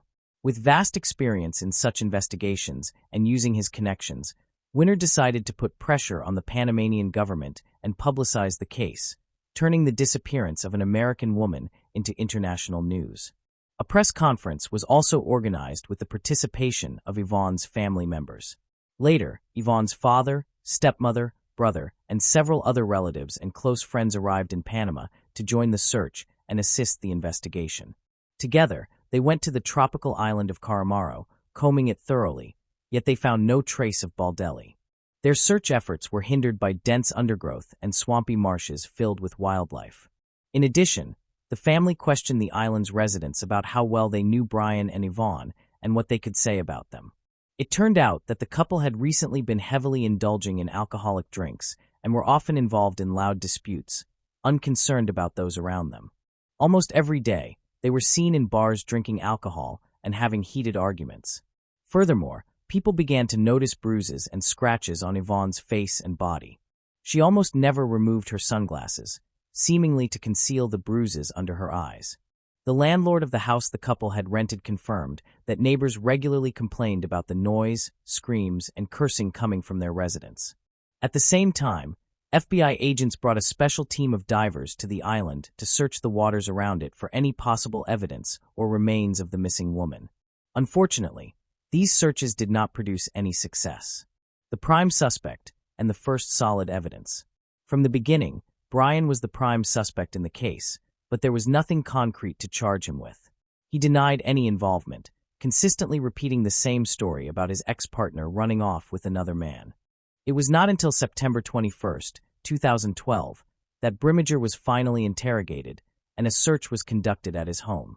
At the time, his wife Christine was at work, while Brian was unemployed, staying at home with their child and indulging in his favorite pastime, playing golf.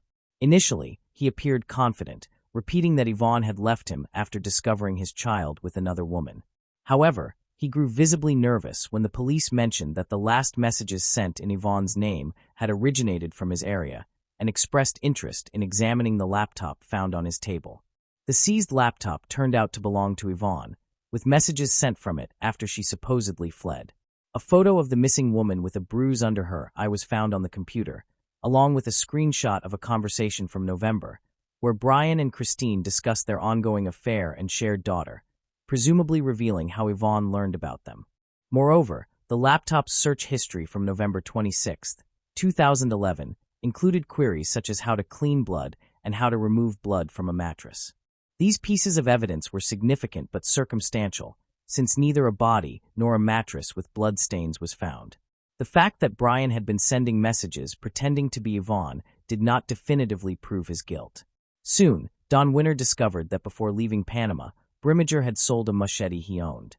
In an online conversation with a potential buyer, he joked that he had used the weapon just once to finish off a stripper.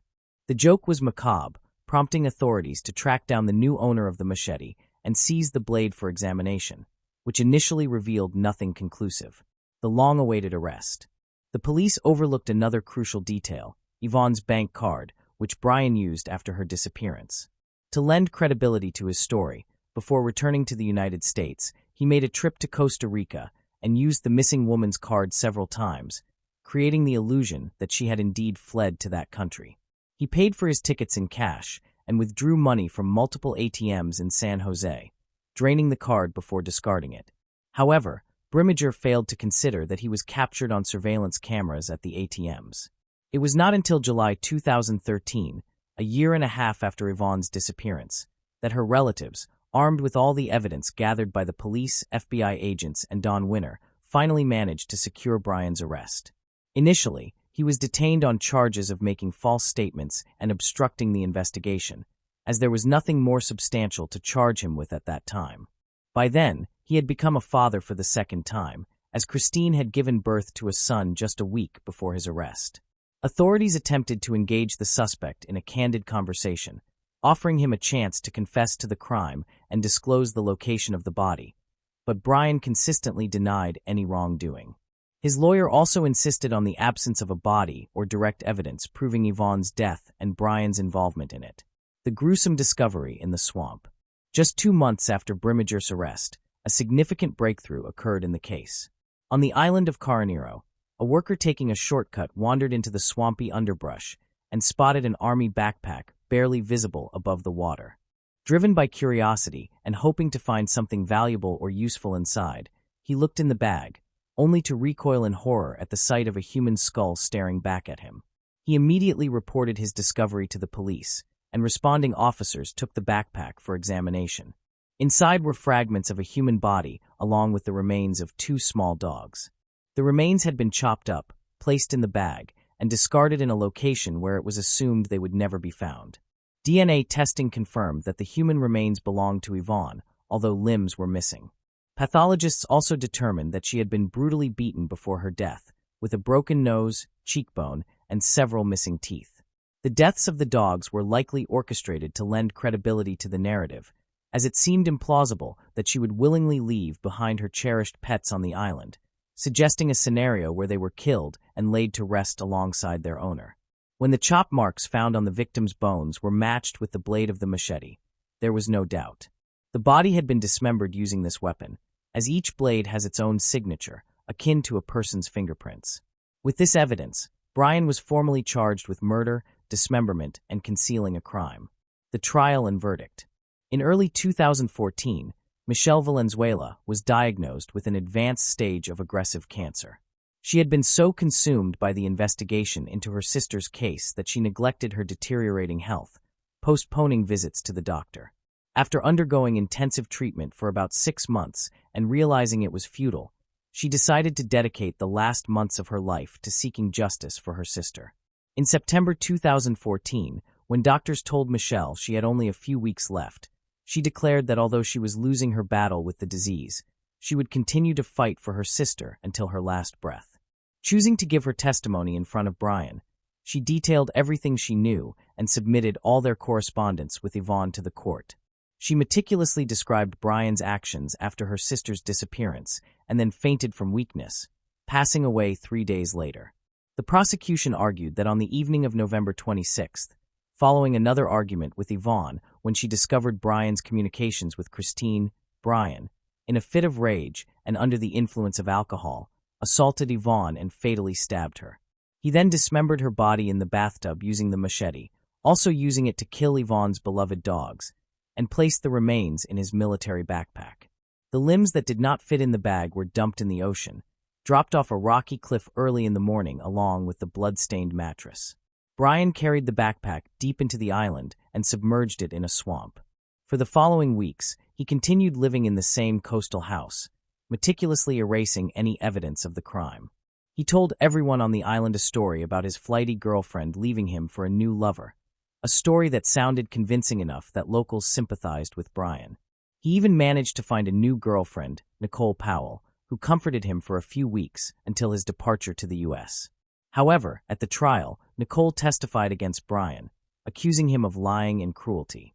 Faced with irrefutable evidence, Brian was forced to admit his guilt, but insisted that it was self-defense, claiming Yvonne had first attacked him with a knife, which he then used against her. He asserted that all subsequent actions were carried out in a state of shock, claiming he did not remember dismembering and packing the body, taking the lives of the dogs, and so forth. However, his internet searches and attempts to eliminate evidence demonstrated his full awareness and efforts to fabricate a story to justify Yvonne's disappearance. In the spring of 2016, Brian was found guilty of manslaughter and sentenced to 26 years in prison with the possibility of parole in 2035. His service in the Marines was considered during sentencing, allowing him to avoid a life sentence. Lastly, Brian's wife, Christine Verhoeven, stated that she still believed in her husband's innocence and would continue to support him. Moving on to the next case. The case of Zoe Nelson. Zoe Nelson was born on August 13, 1992, in Wishaw, Scotland. At the age of 18, she lived with her mother, stepfather, and 2 younger sisters, including 16-year-old Laura, and, in New Mains, a village on the eastern edge of Wishaw, approximately 18 miles southeast of Glasgow. Zoe attended Motherwell College, where she was a popular student with many friends. A complicated romantic situation developed when both Zoe and her sister Laura and became involved with the same 20-year-old man, Robert Bain, who lived with his grandparents about a mile from the Nelson family home. Tensions between the sisters escalated, leading to conflicts. On May 22, 2010, Zoe met Robert outside her home, which upset Laura Ann. Upon seeing this, Laura Ann rushed out of the house to confront Zoe. Their 40-year-old mother, Mary Ann Nelson, witnessed the altercation between her daughters. According to Mary Ann, Laura Ann tried to provoke Zoe by flicking her hair and attempted to slap her face, resulting in a physical confrontation at the end of the driveway. Mary Ann intervened, breaking up the fight and instructing the sisters to leave and not return. Zoe complied with her mother's order and never went back home. Around 11 p.m. that same evening, some locals observed someone setting a fire in the wooded area known as Monkey Hill. The smell of smoke reached nearby homes, but at the time, it drew little attention. Zoe's aunt, 35-year-old Shirley Nelson, later recalled that night, describing how she had been sitting in her garden in New Mains after completing her second work shift. She and her sister remained at the back of the house until about 11 p.m., when it became cooler, and they noticed the smell of smoke. However, they did not think much of it due to the warm weather. The following day, Zoe's family attempted to contact her, but received no response. On the afternoon of May 23, Stuart Bell, a 45-year-old government employee from Wishaw, rode his motorcycle into a nearby wooded area and observed something unusual. At first, he believed it to be a charred tailor's dummy, but upon closer inspection, he realized it was a human body that had been severely damaged by fire. He immediately returned home to call the police, who arrived 15 to 20 minutes later. Upon arrival, the police sealed off the area, as nothing so horrific had ever occurred there before. News of the discovery quickly spread, and when Zoe's family learned of it, her mother, Mary Ann Nelson, went to the police to report her daughter missing, noting that Zoe had disappeared after their argument and that Mary Ann had told her not to come home. The police soon delivered the devastating news to the Nelson family. Zoe had been the victim of a crime. Mary Ann issued a statement through the police, describing Zoe as a typical, popular 17-year-old with a strong presence in the local community and many friends. She would have turned 18 in just a few months. Her family was deeply distraught over her loss. Zoe's stepfather, Daniel, and her sisters, Laura and Ashley, were heartbroken over the tragedy, and the family urged anyone with information to come forward and assist the police in their investigation.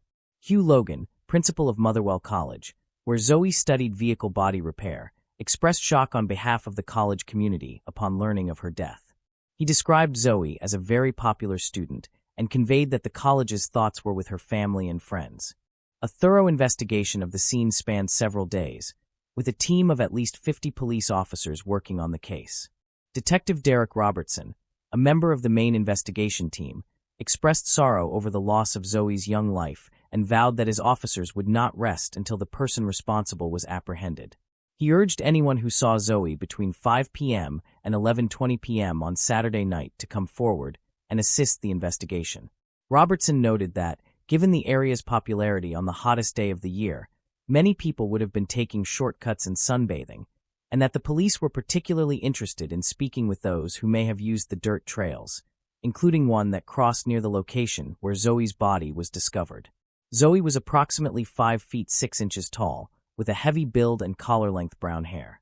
At the time she went missing, she was wearing gray tracksuit bottoms, a white long-sleeve top, and black Nike trainers. Detectives reviewed CCTV footage, phone records, and computer data, as well as conducted door-to-door inquiries and spoke with Zoe's friends and family in an effort to reconstruct her last movements on May 26th. The police released video footage from a local shop showing Zoe just hours before her death. These small details were crucial to the investigation, helping police trace Zoe's movements and ultimately leading to the apprehension of the person responsible for her death. After examining the crime scene, investigators found a red plastic sombrero-shaped cap from a Sierra Silver tequila bottle near the body and an empty bottle of the same brand on the opposite side of a small walkway nearby. Because the body had been exposed to fire for approximately 7 hours, forensic experts faced limitations in determining the exact cause of death. The body was found with a partially melted plastic bag covering most of the face, leading pathologists to conclude that asphyxiation was the most likely cause of death. Despite the damage, the palm of the right hand remained relatively intact, allowing 2 DNA samples to be collected, one matching Zoe Nelson herself and the other belonging to an unidentified male. Ultimately, the official cause of death was recorded as undetermined. By May 28th, police had gathered several witness statements that provided a disturbing account of Zoe's final days. One witness reported seeing Zoe with a heavily intoxicated and aggressive man around 5:15 p.m. on May 22nd, who was striking her on the head. Another witness claimed to have seen Zoe walking with a man with a tattooed face near his home in New Mains. A third witness described seeing Zoe with a similar-looking man in New Mains who appeared angry, struck a lamp post, and threatened to take someone's life that night.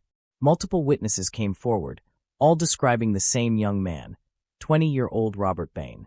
Notably, Robert Bain had a prior criminal record despite his youth. He had served 18 months in prison for robbery and was released just 7 weeks before Zoe's death. Additionally, he had been arrested 4 times for possession of illegal substances, though as a juvenile he faced minimal consequences. Investigators began to regard Robert Bain as the prime suspect in the case. Before further action could be taken, Bain unexpectedly appeared at the police station in Wishaw around 5:50 p.m. on May 28th. He was visibly intoxicated, slurring his words, and wished to make a statement. Bain claimed that a few days earlier he had been in Motherwell, where he boarded a bus to return home. During the journey, he said, a man named Stuart Campbell got on the same bus. Bain alleged that he approached Campbell and asked whether he had been with Zoe on the previous Saturday night. According to Bain, Campbell's response was incriminating. "Yes, I took her life." This was the first mention of Stuart Campbell's name throughout the entire investigation, whereas Robert Bain's name had surfaced repeatedly. Consequently, the police arrested Bain on the same day. A strong justification for Robert Bain's arrest would later emerge during his trial. At the time of his arrest, Bain claimed he had last seen Zoe on a morning in May. However, forensic tests provided incriminating evidence against him. A DNA sample collected from Zoe Nelson's hand revealed not only her own DNA, but also traces of another individual's DNA, which matched part of Bain's DNA profile. Furthermore, DNA evidence found on a tequila bottle and its cap, discovered near Zoe's body, matched both Zoe Nelson and Robert Bain, according to forensic experts. This suggested that both individuals had consumed from the bottle and then replaced the cap. Expert Marie Campbell stated that the scientific findings indicated Robert Bain's DNA had been deposited between Zoe Nelson's fingers and on her right palm. The likelihood of the DNA on the red plastic sombrero lid belonging to anyone other than Robert Bain was an astonishing 1 in 10 million. Robert Bain was accused of involvement in Zoe Nelson's death based on multiple eyewitness accounts and the DNA evidence. Despite this, he pleaded not guilty and behaved defiantly, even confronting one of the investigators. He also denied an earlier alleged assault on Zoe, during which a witness claimed he had struck her on the head with his fist. Hundreds attended Zoe Nelson's funeral at Courtness Memorial Church on June 16, 2010. She was laid to rest at Campus Nathan Cemetery. Over 200 mourners, including her mother, sisters, and grandmother, gathered to pay their respects. Reverend Graham Rayburn led the service, noting the large turnout as a testament to Zoe's significant impact. He described her as a happy, cheerful teenager with a big heart who loved fast cars and ranges. Tragically, she never met her newborn nephew or had the opportunity to contact her biological father. On March 1, 2011, Robert Bain's trial began, during which he maintained his innocence. While testifying in court, Zoe Nelson's teenage friends recounted a conversation they had with her a week before her death, in which she attributed her scratches and bruises to a fight with Robert Bain. According to her friends, Zoe described Bain as bossy, unstable, and prone to anger over minor matters. He also controlled her social circle, dictating which friends she could associate with. Although Zoe and Bain's relationship was relatively short-lived, as he had only been out of prison for 2 months, he exerted significant influence over her and also pursued a relationship with her 16-year-old sister, Laura Ann. Notably, Laura Ann was aware of her sister's death 5 days before the body was discovered by a passerby, but she kept this information secret until the trial, where it was revealed that Bain had taken Laura and to the location of Zoe's body. Laura Ann, who testified from behind a screen to avoid seeing Bain, recounted that on May 23rd, the day after her argument with Zoe, she visited Bain's address to return some clothes. Upon arrival, she observed that Robert appeared nervous and had been consuming vodka. They soon left the house, with Bain claiming he wanted to show her something. According to Laura Ann, he led her to the location where Zoe's body lay. Recognizing the ranger's tattoo on her arm, Laura Ann identified the body as her sister. During court questioning, Laura Ann stated that Bain had confessed to hitting Zoe, and when Zoe attempted to retaliate, he lost control and took her life. Bain then allegedly used gasoline in an attempt to destroy evidence of the crime. Laura Ann admitted to walking with Bain on the day following the discovery of the body. Afterwards, she visited his home, spending time in his bedroom, where they listened to music together. She also had a phone conversation with him that lasted approximately an hour. A friend of Laura Ann, who testified in court, recalled that Laura Ann appeared happy and normal, despite knowing her sister was dead. When asked why she did not reveal everything to the police during her initial interrogation, Laura Ann explained that she feared her mother would not believe her and might think she was responsible for Zoe's death. The jury heard testimony from Laura Ann Nelson, who stated that Robert Bain had threatened her, saying she would face the same consequences as Zoe if she disclosed his actions to anyone. On March 25, 2011, a jury of 7 men and 7 women delivered a unanimous guilty verdict.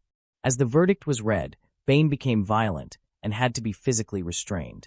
Handcuffed, he jumped in the dock, struggling with security officers and police, and headbutted one of them. He also shouted insults and threats at Zoe Nelson's family, forcing the courtroom to be cleared while order was restored. After a 20-minute adjournment, Judge Lady Dorian agreed to continue the trial in Bain's absence. In a separate matter, Robert Bain was acquitted of stealing alcohol from an Asda store in New Mains on May 22, as well as disorderly conduct related to yelling, cursing, and brandishing a knife in various streets of Wishaw on the same day. Bain was also acquitted of stealing Zoe's cell phone, which was found in the woods, and of threatening a police officer during an interview at Motherwell Police Station on May 28. On April 27, 2011, Robert Bain was sentenced to life in prison with a minimum term of 20 years for taking the life of Zoe Nelson. He received an additional 6 years for the obstruction of justice charge, with both sentences to be served concurrently. The judge, Lady Dorian, described the crime as appalling and shocking. On Christmas Eve, 2022, 29-year-old Laura Ann Nelson was found dead in her apartment after not being heard from for several days. She was survived by 2 children, aged 3 and 4. Her death was not considered criminal, as she had health problems, specifically type 1 diabetes. Moving on to the next case. The case of Angela Craig. Angela Craig was born on April 15, 1979, in Dodge City, Kansas. She married James Tolliver Craig on December 18, 1999. They had been married for 23 years and had 6 children. Craig worked as a dentist at Summerbrook Dental Group in Aurora. On the surface, the family appeared happy, but in the years leading up to Angela's death, their relationship was strained, along with increasing financial pressures. In March 2020, Angela began suffering from severe symptoms such as dizziness, tremors, nausea, and eventually loss of consciousness. Despite being hospitalized 3 times on March 6, 9, and 15, doctors were still unable to determine the cause of her illness. Angela's condition worsened rapidly, requiring the use of life support. On March 15, Angela was admitted to the hospital for the final time, and on March 18, she was declared brain dead and passed away shortly after. The autopsy findings showed that blood concentrations of tetrahydrosaline between 1 and 2.5 micrograms per ml can cause coma or stupor, and death occurs when levels exceed 2.5 micrograms per milliliter. The concentration found in Angela's body was recorded as 1.7 micrograms per milliliter. The report also stated that ingestion of tetrahydrosaline can lead to symptoms such as hypothermia, a slow heart rate, low blood pressure, and irregular breathing. Additionally, arsenic poisoning was identified as a serious condition directly connected to Angela's death. Furthermore, the autopsy revealed that her body contained sufficient levels of cyanide and tetrahydrosaline to cause death, and therefore her death was ruled a homicide. Angela's sudden death left those around her shocked and questioning the cause of her severe health decline and abrupt passing. Angela's family expressed concerns regarding Craig's previous behavior and conduct, citing past incidents that suggested control or manipulation. They suspected that he was involved in Angela's death, which led authorities to open an official investigation into him. When police began investigating Angela's husband, Craig, they discovered that he had used the office computer to search for information such as how many grams of pure arsenic can kill, whether arsenic is detected in an autopsy, 5 types of poison that cannot be detected, and how to make poison. He had also purchased semi-crystalline arsenic from Amazon a few weeks before Angela died. Additionally, investigators found that before Angela's first hospitalization, Craig had prepared a protein shake for her before her workout. After exercising, she felt dizzy, shaky, and fatigued, so Craig took her to the hospital. However, doctors initially struggled to determine the cause. On March 9th, when Angela was hospitalized for the second time, Craig ordered potassium cyanide from a company in Nebraska.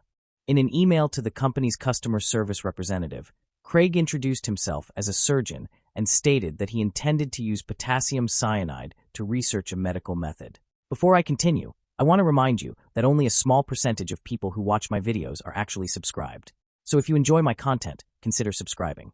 It's free, and you can always change your mind later. Now let's move on with the video. Craig's business partner, after learning that Angela's condition had worsened, went to the hospital and told a nurse that he believed Angela may have been poisoned. He also stated that Craig had recently ordered potassium cyanide for their dental practice.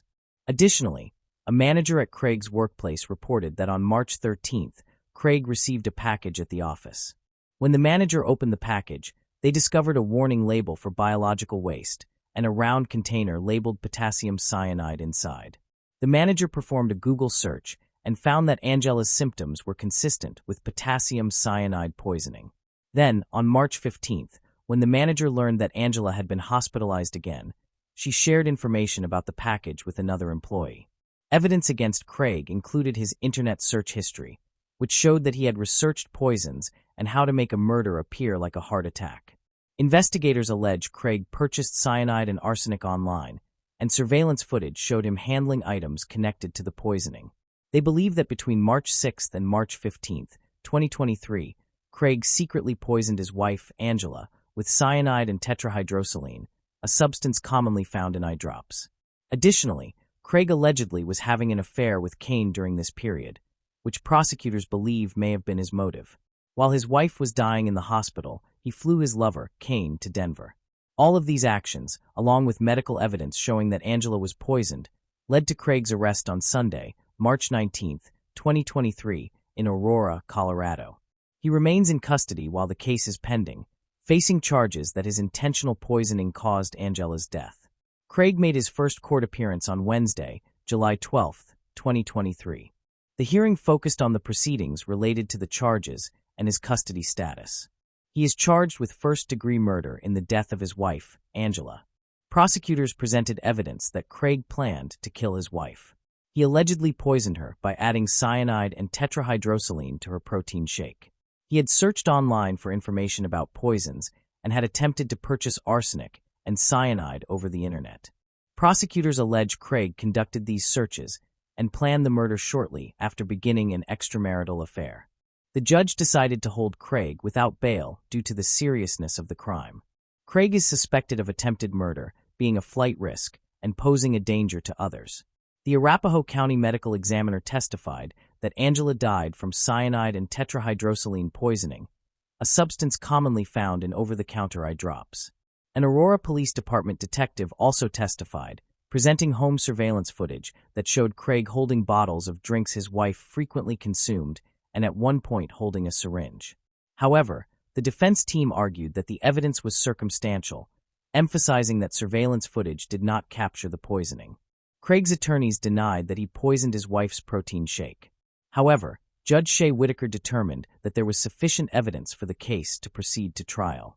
He then attempted to make Angela's murder appear as though she had taken her own life by enlisting a former convict to plant false evidence. According to Aurora Police, Craig wrote a letter from jail to a recently released former inmate with the intention of persuading him to give false testimony. Specifically, Craig asked the individual to send fabricated suicide notes to Angela's family home, while Craig himself would write the letters from prison. Craig even offered to provide free dental treatment for the inmate's mother in exchange for assistance. However, the letter Craig sent never reached the former convict. It was returned because Craig forgot to include the former prisoner's apartment number in the address. A prison technician later retrieved the letter, opened it, and read its contents. As a result, Craig faces charges of first-degree murder, destruction of evidence, premeditated murder, and solicitation of false testimony related to his premeditated letter. Additionally, police told the court that Craig also planned to recruit attractive women to falsely testify that they had been involved in affairs with him. These relationships were intended to be staged as a reason for Angela to experience mental trauma, leading her to end her own life after discovering her husband's infidelity.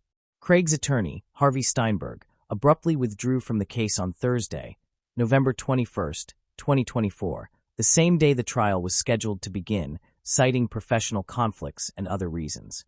As a result, Craig's trial was delayed and rescheduled for December 16, 2024. Craig now faces 2 additional charges: solicitation of first-degree murder and solicitation of first-degree perjury. Moving on to the next case. The case of Jennifer Ertman versus Elizabeth Pena. Jennifer Ertman was born on August 15, 1978, and Elizabeth Pena was born on June 21, 1977. They lived in Houston, Texas, and were both high school students. They had been best friends since childhood, sharing a deep bond. Elizabeth's father later remarked that Jennifer was a wonderful person, known for her positive, caring, and intelligent nature. Both girls had high expectations placed on them by their parents. They loved fashion, enjoyed jewelry and makeup, and were active, often playing basketball together. Jennifer and Elizabeth lived a vibrant teenage life filled with friends, ambitions, and dreams. They spent all their free time together, socializing with the same groups, and attending the same parties. On June 24, 1993, they were on their way to a pool party at the home of their friend Gina, as they frequently did. The girls planned to meet at Elizabeth's house. Elizabeth was 16 years old, and Jennifer was 14. Jennifer's father, Randy, drove her to Elizabeth's house around 4:45 p.m. They dressed up together in preparation for the party before heading to Gina's. Elizabeth's mother drove them to the party at 8 p.m. Their curfew was 11:30 p.m. They were responsible teenagers who respected this rule and intended to be home on time that night, having promised their parents they would not be late. However, as the night went on, Jennifer and Elizabeth became so absorbed in their fun that they lost track of time. By 2 a.m., they realized they were late for curfew and rushed out of Gina's house. They had 2 ways to get home. The first option was to take their usual route, which went along a busy street. Although it was late, this was the safer choice, even if it took longer. The second option was to cut through the local park and walk along the train tracks, which would save them 10 to 15 minutes. At that time, cell phones were not common. The girls did not have phones, so they could not contact their families to let them know they were heading home. Additionally, people were generally less aware of crime then. Neither the girls nor their parents thought much about potential dangers. People often left their doors unlocked because they trusted one another. Without considering the risks, Elizabeth and Jennifer chose the shorter route to get home more quickly. This meant walking through dark park paths and crossing the railway embankment before reaching Elizabeth's house.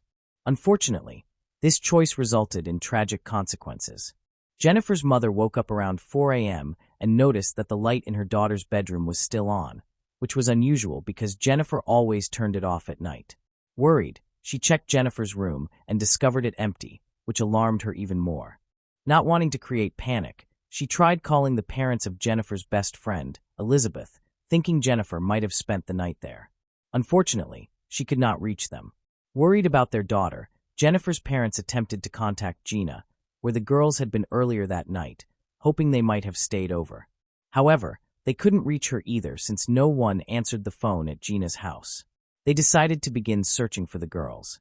First, they went to Elizabeth's house, but no one answered the door. Then Jennifer's father went to Gina's house and spoke with her. He was stunned to learn that the girls were not there. Gina informed him that Jennifer and Elizabeth had left her home around 2 a.m., and she had not seen them since. The man returned to Elizabeth's house and learned that her parents had not seen her since the evening. In a panic, the family called 911 to report both girls missing. In response, the police immediately began searching for the 2 girls because they had disappeared after dark and no one knew where they were. The possibility that the girls might have run away was never considered. All their belongings and money were still at home, and they had no reason to make such an extreme decision. Both girls came from good families. The parents acted quickly. They not only searched for their daughters, but also printed flyers with their photos to hand out across the city. Family members went through the area, asking everyone they encountered if they had seen the girls out that night. Sadly, no one had noticed anything unusual for 4 days. There was tense silence and no progress. The police received a few tips, but none of them led anywhere. The critical 48-hour window had passed despite the family's hope that their daughters would return safely. Police began to fear the worst. On the 4th day after the teenagers went missing, the police station received a disturbing call. An anonymous caller claimed that the bodies of Jennifer and Elizabeth were in a clearing in the woods behind the park where they had taken a shortcut. The police quickly arrived at the scene and began searching the area since the exact location was unclear. They crossed a railway embankment and from a distance saw suspicious shapes in a small clearing surrounded by trees. As they got closer, they were horrified to realize that the shapes were 2 bodies lying side by side. Both bodies were on their backs, naked, and had decomposed heavily due to the summer heat. The condition of the victims made identification extremely difficult. The ground was filled with numerous fresh footprints, suggesting that several people had been involved.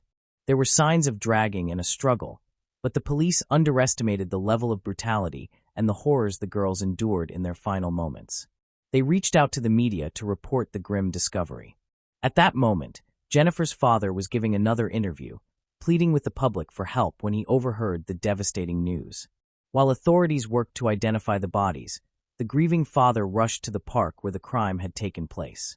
Overwhelmed with grief, he attempted to break through the police lines, convinced his daughter was one of the victims. Officers struggled to hold him back, as he demanded to know the hair color of the victims. However, the officers could not provide any details.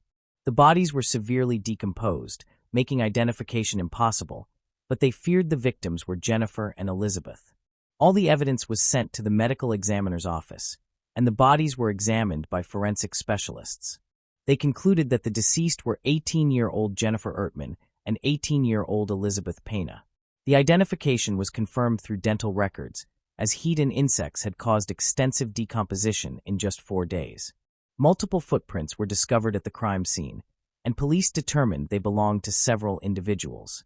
The exact number was difficult to determine because the prints overlapped. A detailed autopsy revealed that both teenagers had died from strangulation. At that time, DNA testing was not widely used, and there was no database for comparison. Additionally, an anonymous witness who had helped locate the bodies appeared to possess more information that could be crucial to the investigation. The police traced the address from which the call had been made and quickly went to speak with the informant to move the investigation forward. They arrived at the home of brothers Joe and Peter Cantu, finding only Joe present. He immediately admitted that he was the anonymous caller who had contacted the police. Joe revealed that his brother Peter and 5 of his friends had violently attacked 2 schoolgirls. Officers searched the house and discovered several pieces of jewelry that clearly belonged to females. Relatives of the victims later confirmed that the jewelry belonged to Elizabeth and Jennifer. They also found traces of the girls' DNA on the items. Using Joe's information, police were able to reconstruct the events of the violent attack. Elizabeth and Jennifer were walking through the park after 2 a.m. when they were confronted by several members of the gang. The gang members ranged in age from 14 to 18, including the oldest, Jose Medellin, Derek Sean O'Brien, Efren Perez, Venancio Medellin, and the 18-year-old leader Peter Cantu, along with 17-year-old Raul Villar, who had just finished his gang initiation. The 2 girls walked quietly without stopping. Elizabeth was a few steps ahead of Jennifer as they continued toward their destination a little over a kilometer away. Suddenly, Jose Medellin emerged from the shadows. He tried to grab Elizabeth, but she quickly dodged and sped up. However, he was persistent and eventually caught her, grabbing her by the neck and dragging her toward the area where his friends were gathered. In that moment, Elizabeth was isolated in the dark park. Hearing Elizabeth's screams, Jennifer decided to help her. This was a tragic mistake because she was unable to escape and call the police in time. Jennifer ran after Elizabeth and ended up in the hands of the dangerous group. She likely underestimated the situation and did not realize that Jose was part of a gang of 6. She was seized and thrown to the ground beside Elizabeth, and then the group of attackers forced both girls to undress and assaulted them together for an hour. Forensic experts later found that the schoolgirls fought back with determination despite the terrifying circumstances. They scratched, bit, and kicked their attackers. Police later found evidence of the girls' resistance, including bite marks and scratches on the perpetrators. Tragically, their courage could not save them. After the brutal assault, the gang leader, 18-year-old Peter Cantu, decided they could not let the girls go, fearing they would identify him and report him to the police. He ordered the others to kill Elizabeth and Jennifer. One gang member, Raul, forced Jennifer to kneel. Exhausted, she obeyed, and he and Derek wrapped a red belt around her neck. They strangled her with full force until the belt snapped and she stopped moving. Unsatisfied, they continued strangling her with shoelaces to make sure she was dead. Elizabeth was forced to witness this horrific scene and understood that her own fate was sealed. Desperate, she begged her attackers to spare her, promising not to tell anyone. However, the attackers showed no mercy. The weakened and injured girl could not run far before they caught her and dragged her to the ground. They began kicking her, causing several broken ribs and knocked out teeth. After Peter, Jose, and Derek strangled her with shoelaces, they stepped on the throats of both girls to ensure they had not survived. The gang then took jewelry and money from their bodies.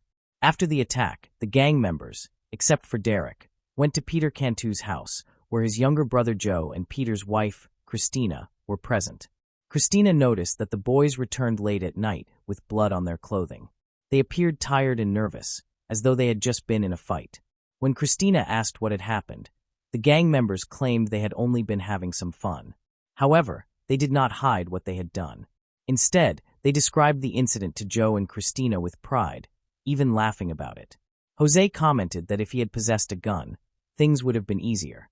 Joe and Christina were disturbed by the story. Still, they chose to react cautiously to avoid escalating the situation. Rather than arguing or accusing anyone, they listened closely to ensure the criminals were telling the truth. After the gang members divided the stolen items and left, Joe and Christina were finally alone. Christina expressed her anger and fear to her husband. Having been a victim of gang rape in her youth, the story deeply affected her. Christina persuaded her husband Joe that they needed to report the criminals to stop them from committing more crimes. Joe was initially hesitant because he did not want to turn his brother in to the police. He was also afraid that the gang might retaliate against them. However, Christina reassured him that he could remain anonymous when talking to the police, which would help protect them. On the 4th day after the girls disappeared, thanks to Joe's information, the bodies of the girls were found. Joe informed the police about the case, which confirmed his account. Peter had taken the victim's jewelry and other valuables, including a ring with the letter E that belonged to Elizabeth. In a misguided gesture, Jose planned to give the ring to his girlfriend, unaware of the seriousness of the situation and how inappropriate the gift was. Additionally, police found a torn red belt in the brothers' home, which matched the only weapon discovered near the victims' bodies and was identified as the murder weapon. On June 29, 1993, police arrested all 6 individuals involved in the brutal murders. When officers approached Derek, Efren attempted to escape through the back door, but was swiftly captured because the house was surrounded. He was charged with double murder with aggravating circumstances. During his arrest, he asked whether his detention was related to the 2 girls, prompting officers to confirm their initial suspicion. At the police station, Derek admitted that he had given Jose the red belt used to strangle Jennifer and stated he had kept a piece of the belt for himself. Police also found DNA evidence from the murdered girls inside the house. Raul, who had joined the gang on the night of the murders, was also arrested. With overwhelming evidence, along with statements from the suspects and informants, all of them were charged with double murder, rape, and torture. During the hearing, each participant in the crime was thoroughly evaluated. The victims' families endured the painful details of the horrific attack, while seeking the maximum punishment allowed under Texas law. Jennifer's father later said that when he arrived at the crime scene and saw the girls' bodies, he noticed Derek smiling at him, waving, and then walking away. At that moment, overwhelmed with panic and shock, he did not think much of it. Only later did he understand that Derek had been taunting him about losing his only daughter. Everyone agreed on the defendant's guilt. As a result, 5 out of the 6 were sentenced to death. The only one who avoided the death penalty was Venancio Medellin. At only 14 years old, he cooperated with the investigation and testified against the other attackers, including his brother José. Being a minor, Venancio was convicted differently from the others, who were tried as adults. He received a 40-year prison sentence, meaning he could be released when he turns 54.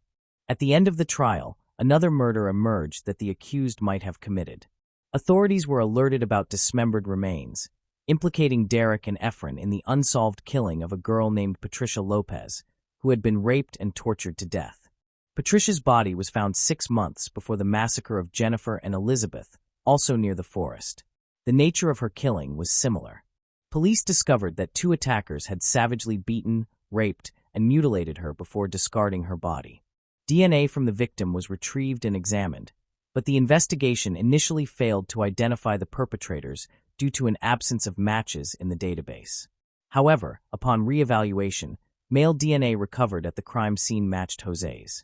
Additionally, a beer can was located and Derek's fingerprint was detected on it. Despite this evidence, he was never charged with Patricia's killing. Derek later provided a recorded confession, admitting he was present during Patricia's murder, but claimed he had been too drunk to grasp the situation and insisted he did not participate in her torture. The police lacked sufficient evidence to charge him with the massacre, which was considered unnecessary given the gravity of the double murder for which he had already been sentenced to death. During the trial, much of the questioning centered on the responsibility of Raul Villarreal, who had joined the gang that night. Raul's lawyers urged the jury not to equate him with gang leader Peter Cantu in terms of responsibility. However, the defense convincingly showed that he did not take part in the madness. He was, however, present at the crime scene and did not stop anyone or walk away. This case represented a pivotal moment in the U.S. judicial system, as it was the first time defendants received death sentences for such crimes. The horrifying nature of the events drew extensive media attention and instilled fear in the local community, prompting many to avoid the area. The families of Elizabeth and Jennifer attended every trial and execution of the offenders involved. Derek, one of the defendants, was executed in July 2006. He was the only one to express remorse before his execution, apologizing to the victims' families and calling it the worst mistake of his life. Jennifer's father, Randy, remained resolute despite Derek's remorse. Many opponents of the death penalty, including prominent critics, argue that lethal injection is a cruel punishment. However, the victims' parents disagree. Randy expressed his grief after testifying about the torment his daughter endured and her tragic death. Just before Derek's execution, Randy firmly stated that he wished Derek the same pain that Jennifer had suffered. Medellin's execution also triggered international debate.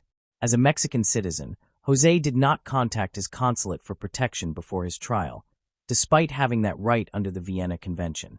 That year, the U.S. withdrew from mandatory jurisdiction, but Mexico still filed a lawsuit against the U.S. The International Court of Justice ordered a hearing to determine whether José's lack of consular assistance had negatively affected his defense.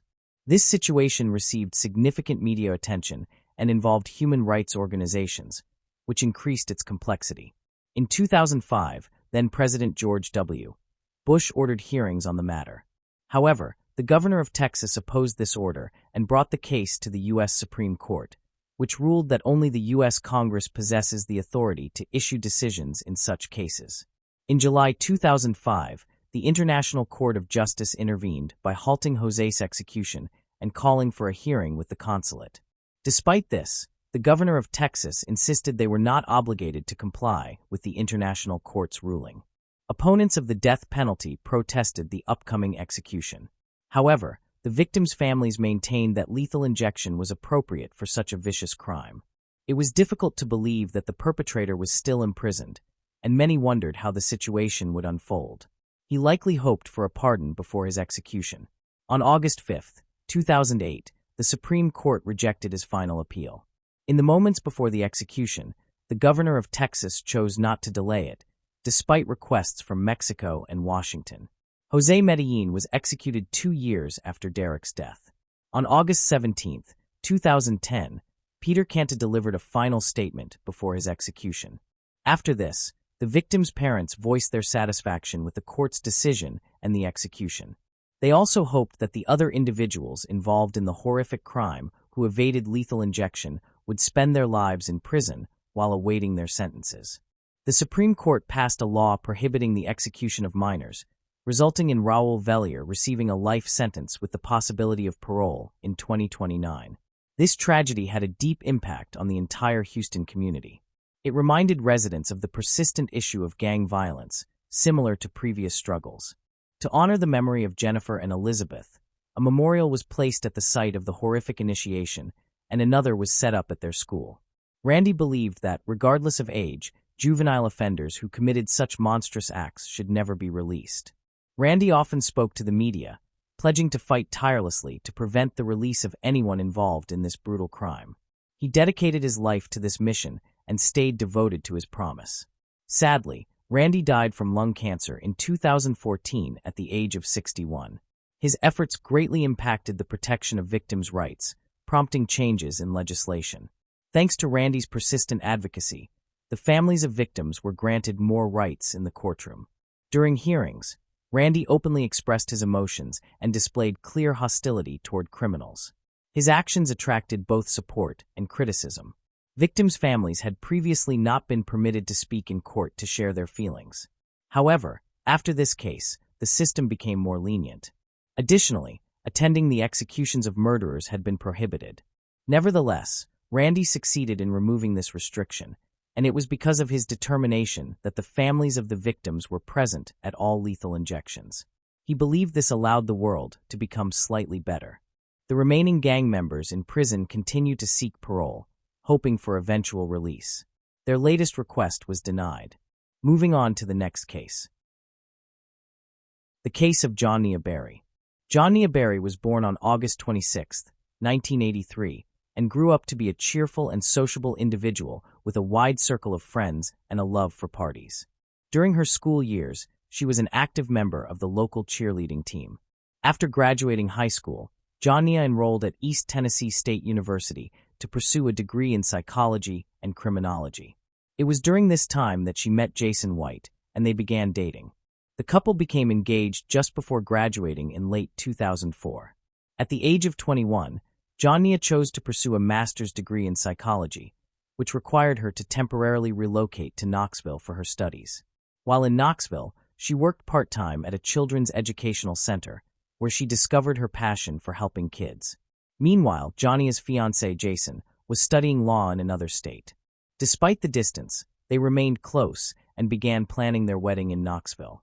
Initially, Johnia stayed with her friend Jason Amami, who had also attended college with her and later moved to Knoxville. They shared a 2-bedroom apartment, and Jason allowed Johnia to stay there until she found her own residence. Johnia held 2 part-time jobs, one at a jewelry store and the other at a children's hospital. On the Sunday night of December 5th, after finishing her shift at the jewelry store, Johnia went to the mall for some Christmas shopping. Later, she returned home and spent the evening wrapping presents for the children at the educational center, chatting with her neighbor, and then retiring to her room. Before going to bed, she had a phone conversation with her boyfriend. Around 4 in the morning, Jason Amami was awakened by a woman's scream. Initially, he thought Johnia was having a nightmare, so he went to her room to check on her. However, he was shocked to find a stranger wielding a knife.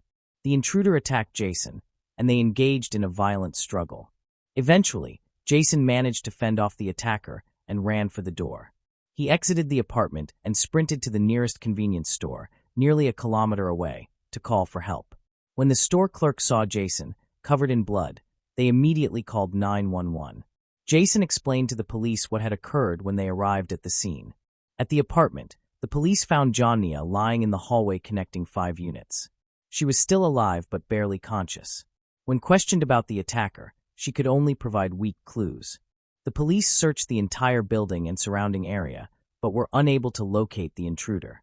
They rushed Johnia to the nearest hospital, where, despite the doctor's best efforts, she could not be saved. The medical report indicated that she had suffered more than 20 stab wounds, making survival extremely unlikely. Jason had sustained 8 wounds from the attacker. Although only one was critical, he received medical care and his life was no longer in danger. Meanwhile, detectives began investigating the crime scene. They discovered blood in the hallway, suggesting that Jonia had attempted to seek help from her neighbors, but none had opened their doors. Next to Jonia's room, detectives found the murder weapon, a kitchen knife belonging to Jason, which the attacker had used with such force that it was bent and damaged. Police discovered blood near the back door of the apartment and on the stairs leading to the street.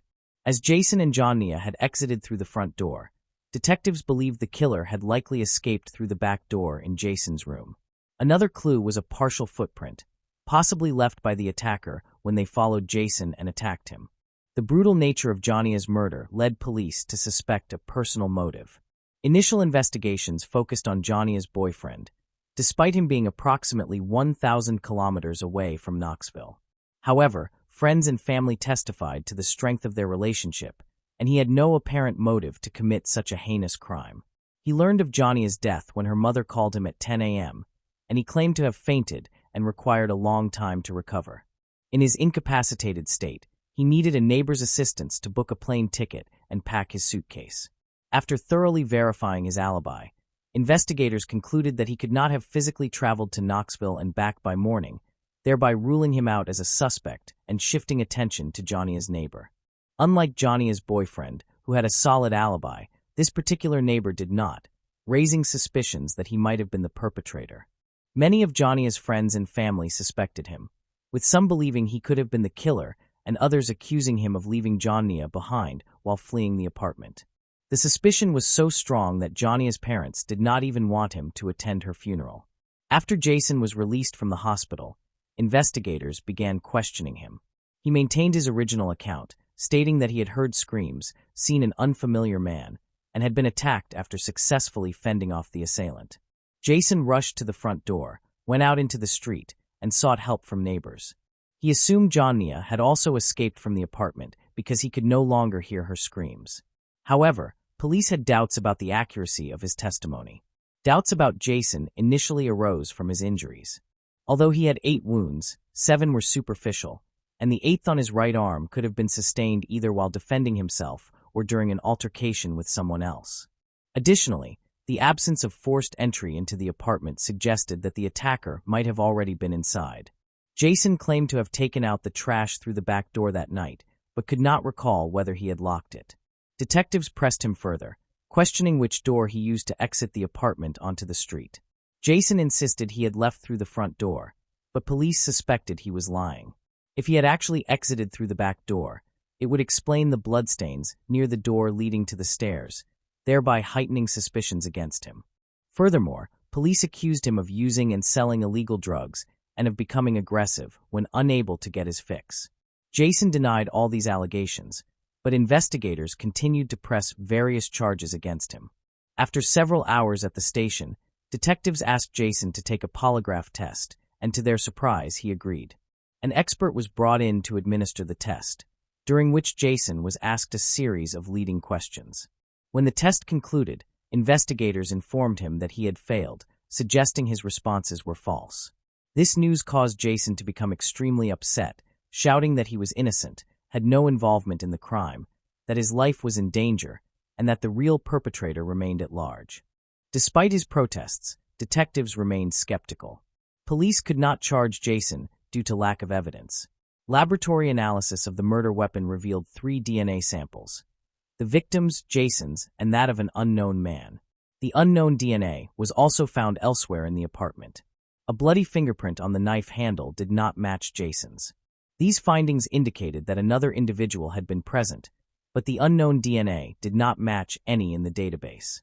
Nevertheless, public opinion continued to doubt Jason's innocence.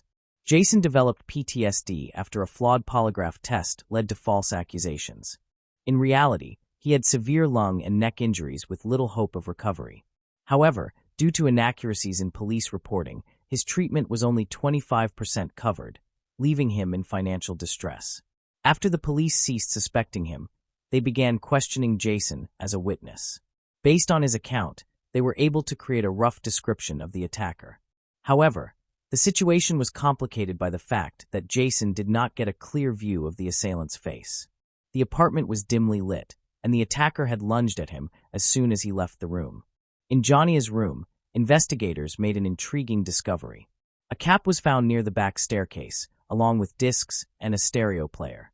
Initially, they thought these items might belong to Johnny or Jason, but Jason denied any connection, claiming they were not in his apartment. This led investigators to suspect that the killer might have left the items behind. The police released a rough sketch of the suspect to the media, and after it was published, they received hundreds of tips. Many people reported individuals who vaguely resembled the sketch, prompting detectives to investigate each lead. One lead in particular drew their attention: a group of local teenagers known for breaking into houses to steal. One of these teenagers, 19-year-old Michael, bore a resemblance to the suspect's sketch. The police launched a search for Michael, complicated by the fact that he was already wanted for theft. With the possibility of his involvement in a murder, 2 police units joined the search. They tracked down Michael and brought him in for questioning about the murder. Once in custody, investigators focused on his shoes, which had a tread pattern similar to the footprint found at the crime scene. DNA and fingerprint samples were taken from Michael and sent to the lab for analysis. While awaiting results, they questioned him, and he made a surprising confession. Michael claimed that he and a friend had broken into Gia's apartment that night intending to steal valuables. He said his friend had taken a knife and attacked Gia. However, detectives soon grew suspicious of Michael's story. The details he provided did not match the evidence collected, and there was no indication that 2 strangers had been at the scene. Lab results further deepened their doubts. Michael's DNA and fingerprints did not match those found at the murder scene, and his shoes did not match the tread pattern found in Gia's room. Ultimately, police concluded that Michael had fabricated the entire story. While it may seem unusual, it is not uncommon for people to falsely confess to high-profile crimes, often seeking attention or a reward. The motivation behind Michael's confession remains unclear, but it was entirely false. Following the murder, investigators questioned over 1,000 potential suspects and collected around 400 DNA samples. None matched the evidence from the crime scene. To encourage people to come forward with information, a reward was offered early in the investigation. As time passed, the reward amount increased each month. By December 2005, a year after the murder, the reward had reached $60,000. The state governor also contributed an additional $20,000 from his own funds, attracting further public attention to the case. Despite the numerous leads, all ultimately led to dead ends. As a result, the case remained unsolved for several years. In 2007, the victim's parents took action to seek changes in state legislation. They found it surprising that the murderer's fingerprints and DNA were not in any databases, given the brutality of the crime. The parents refused to believe that this was the perpetrator's first offense. They later discovered that, according to Tennessee law, fingerprints and DNA samples were only collected from individuals who had been convicted of a crime. Jason's parents were determined to effect change. They took an active role in advocating for a new law that required DNA samples to be collected from all individuals arrested for violent offenses. Authorities supported this initiative, and the law was passed in May 2007. 2 months later, a significant breakthrough occurred in the case. Police arrested 22-year-old Taylor Lee Olson for violating his probation terms. Olson had an extensive criminal record, primarily involving theft, check forgery, and auto theft, with multiple prior arrests. Remarkably, despite his history of encounters with the law, his fingerprints and DNA had never been collected. Olson lived with his girlfriend and their newborn daughter, yet his criminal activities continued. Investigators revealed that Olson had already come to their attention 5 months earlier when they received a tip suggesting his possible involvement in the murder. However, for unknown reasons, police had not pursued DNA samples for analysis at that time.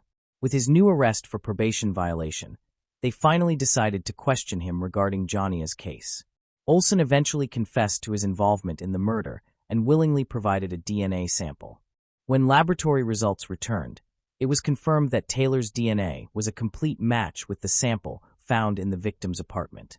Following this, his fingerprints were collected, which also matched the print on the murder weapon. Olson was subsequently arrested, and detectives began questioning him. Initially, Olson claimed he was not guilty, but he eventually confessed to his actions. Taylor stated that on the night in question, he had intended to steal Johnny's car and had entered her apartment through the back door to locate the keys. Upon entering her room, she awoke and began screaming. In response, Olson grabbed a kitchen knife and stabbed her multiple times. However, he insisted he had not intended to kill anyone and claimed that the events had occurred accidentally. Detectives, however, doubted some of the details and leaned toward the conclusion that Taylor had premeditated the murder. It was possible he had been stalking the victim for some time, indirectly supported by reports from Jonia's friends who stated someone had been following her in a car. No direct evidence substantiated this, but following Olson's arrest, it appeared increasingly plausible. Nevertheless, there was little doubt regarding his culpability, as his DNA and fingerprints were present on the murder weapon, strongly indicating his involvement. Olson's trial was scheduled to commence in mid-2008, by which time he had retained legal counsel. Apparently, his attorney advised him to retract his confession, and Taylor presented a revised account of events to detectives. He now claimed that he had entered Jonia's apartment with a friend named Noah Cox. According to this revised version, when Olson entered Jonia's room to retrieve the car keys, she allegedly awoke, seized a knife, and stabbed him multiple times. Olson then fled through the back door, while his friend allegedly entered the room, disarmed her, and killed her. This new narrative raised suspicion among police, as no fingerprints or DNA from other individuals were found at the crime scene, making it unlikely that anyone else had been involved. Detectives awaited the start of the trial, but it never occurred. On March 28, 2008, Taylor Olson took his own life in his prison cell. Alongside him, several suicide notes were discovered, addressed to his family, Joan, his relatives, and the police. In the note addressed to the detectives, he once again claimed that his friend Noah Cox was the actual perpetrator and also apologized to Jonia's family, as well as his own. Detectives continued to consider Olson responsible for the murder and repeatedly questioned him, but they found no evidence linking anyone else to the crime. Jonia's parents also remained skeptical, believing that Olson was not truthful.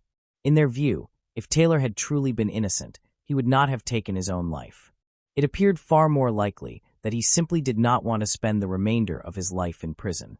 Moreover, for several months following his initial confession, Olson had consistently stated that he had entered the apartment alone and that no one else had been with him.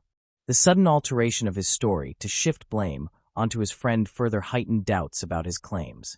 Moving on to the next case. The case of Krista Baker Alexander. Krista Ann Baker was born on November 27, 1983, in Laurel, Jones County, Mississippi, to Pastor Winford Baker and Patty Baker. She was the youngest of 3 children, with 2 older brothers. When Krista was 8 years old, her family relocated to Oboda Springs, Louisiana, where they built a church and became actively involved in its activities. Growing up, Krista traveled extensively with Christian missionary organizations to assist those in need, particularly children. She was homeschooled and later pursued a degree in Christian education through online courses at the North Tennessee Bible Institute. Krista's passion was serving others, especially children, and she hoped to start her own family one day. Her faith, however, remained her priority, and she dreamed of finding a husband who shared her values. Krista adhered to traditional principles, choosing to remain chaste and only date with the intention of finding a lifelong partner. During this period, she developed close friendships, including one with Cuddy Alexander, a fellow youth pastor who shared her commitment to missionary work. Cuddy was charismatic and well-regarded in his community. Their families met through the church and maintained a cordial relationship. Cuddy had been friends with Krista for many years before seeking her father, Winford Baker's, permission to marry her, which he happily granted. During their courtship, Cuddy and Krista observed church traditions and abstained from intimate contact. Krista even told her parents that she wanted to save her first kiss with Cuddy for their wedding day. While Krista assisted her parents at church, Cuddy pursued a career as a paramedic. A year later, they decided to marry. On March 1, 2008, they exchanged vows in the presence of family and church members. The wedding was a joyous celebration, and Krista was radiant as a bride. However, their happiness was tragically short-lived. Just 4 months after the wedding, on June 29, 2008, Cuddy returned home from a night shift at around 6 a.m. to find Krista lying face down on the floor. She was dead. Cuddy immediately called the police. Krista's body was found near the front door with no signs of a struggle. A gunshot wound was discovered in the back of her head, with burn marks on her skin indicating that the shot was fired at close range. The wound suggested that the gun had been positioned at the back of Krista's head when fired. A 9mm shell casing was found on the floor next to her body. Initially, investigators considered the possibility of a botched robbery. It appeared that someone might have broken into the house, assuming it was empty, and then killed Krista to eliminate a witness. Police conducted a thorough search of the home. A jewelry box was found on the bed, the gun cabinet had been forced open, and Krista's purse lay on the kitchen table, showing signs of being rummaged through. Many drawers and cabinets were left open, indicating the perpetrator had been searching for valuables. After completing the search, police began interviewing individuals with access to the property. Krista's husband, Cuddy Alexander, was the first to be questioned. However, he was too distraught to respond immediately, and investigators waited for him to compose himself. Once able to speak, Cuddy stated that everything had seemed normal the previous night before he left for his overnight shift as an emergency medical technician with Kedden Ambulance. He explained that he had called Krista multiple times throughout the night, but she did not answer, and he had sent several text messages, all of which went unanswered. Assuming Krista had simply fallen asleep after being tired, Cuddy did not think much of it. However, when he returned home the following morning, he was confronted with a disturbing scene. The front door was slightly ajar, and upon entering, he found their belongings scattered throughout the house and Krista lying on the floor with a fatal gunshot wound to the head. He immediately checked her pulse and confirmed that she was dead. Overcome with panic, he called 911 without delay. Investigators were tasked with determining who could have entered the house while Cuddy was at work. It was possible that the perpetrator waited until Krista was alone before attacking. They also considered the possibility that Krista may have let the assailant inside voluntarily, as there were no signs of a struggle either on her body or within the house. This suggested that she might have known her attacker and did not feel threatened until it was too late. Cuddy informed investigators that a rifle and a shotgun were missing from the gun cabinet. Adding to the tragedy, Krista was 17 weeks pregnant, meaning the attack claimed not only her life but also that of their unborn child. Cuddy was overwhelmed with grief, struggling to comprehend the loss and unsure how to continue his life. The case now involved two victims. The crime scene itself appeared unusual to investigators. While the house was messy, it did not resemble a typical burglary. Cabinets and drawers were open, yet there was no evidence that the perpetrator had been searching for specific items. It seemed as though the scene had been deliberately staged to mislead the police.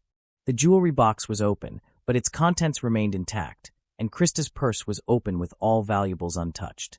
Investigators also noted that although 2 firearms were missing, other firearms in the house had not been taken, which was suspicious. Based on these observations, they concluded that the scene had been staged to make Krista's murder appear as a robbery. To gather further information, police began interviewing neighbors, which led to an unexpected lead. Mathis Rabel, the 69-year-old neighbor and landlord of the Alexanders, described them as a quiet, recently married couple who were active members of the Fundamental Baptist Church. Mathis recalled Krista as kind and helpful, rarely seen outside without her husband. He last saw the couple on Saturday afternoon when Cuddy was collecting turtles he had shot in his backyard pond. This led investigators to learn that Cuddy owned the gun.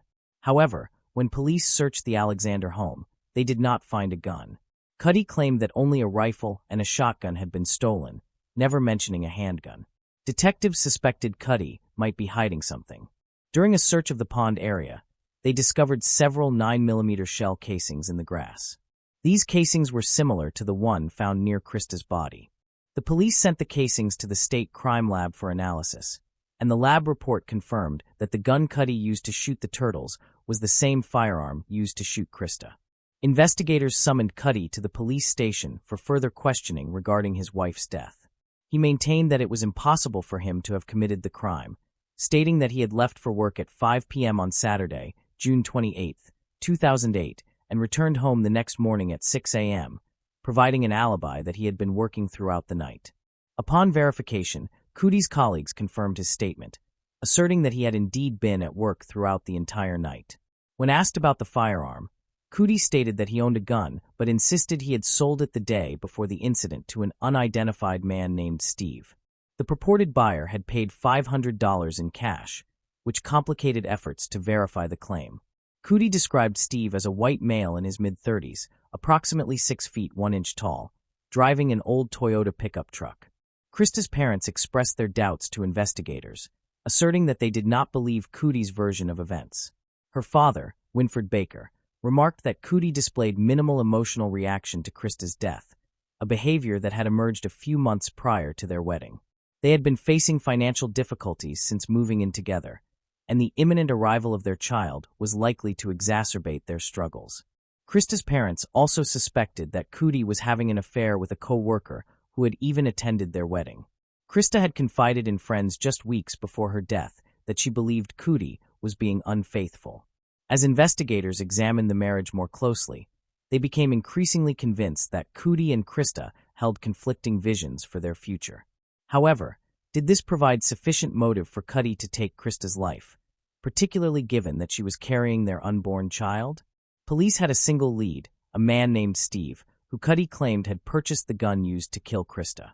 Investigators attempted to locate Steve using the description Cootie had provided. Meanwhile, they summoned Cootie for additional questioning, asking him to recount his activities before, during, and after work on the day of Krista's death in detail. This time, his account diverged from his original statement. Investigators identified multiple inconsistencies in Cootie's narrative. He omitted any mention of a man named Steve, who was allegedly at his residence and to whom he had sold a firearm. Additionally, while on duty, Cootie exhibited no concern for his pregnant wife Krista's safety when she failed to answer his calls, despite knowing she was alone at home. He could have requested that a family member check on her, but he did not. Moreover, the crime scene appeared staged, which intensified suspicions regarding Cootie's involvement. As investigators increased pressure, Cootie's account began to collapse. Following several hours of interrogation, he altered his story completely.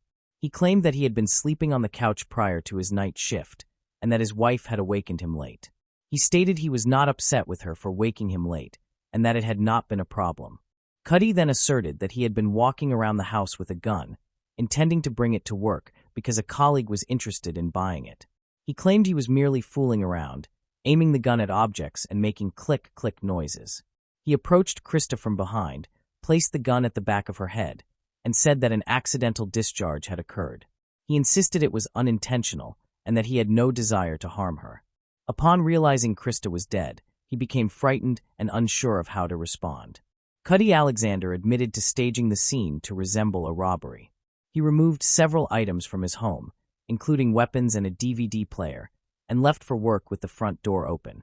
His plan was for someone to discover the open door with lights on and subsequently find his wife Krista while he was at work.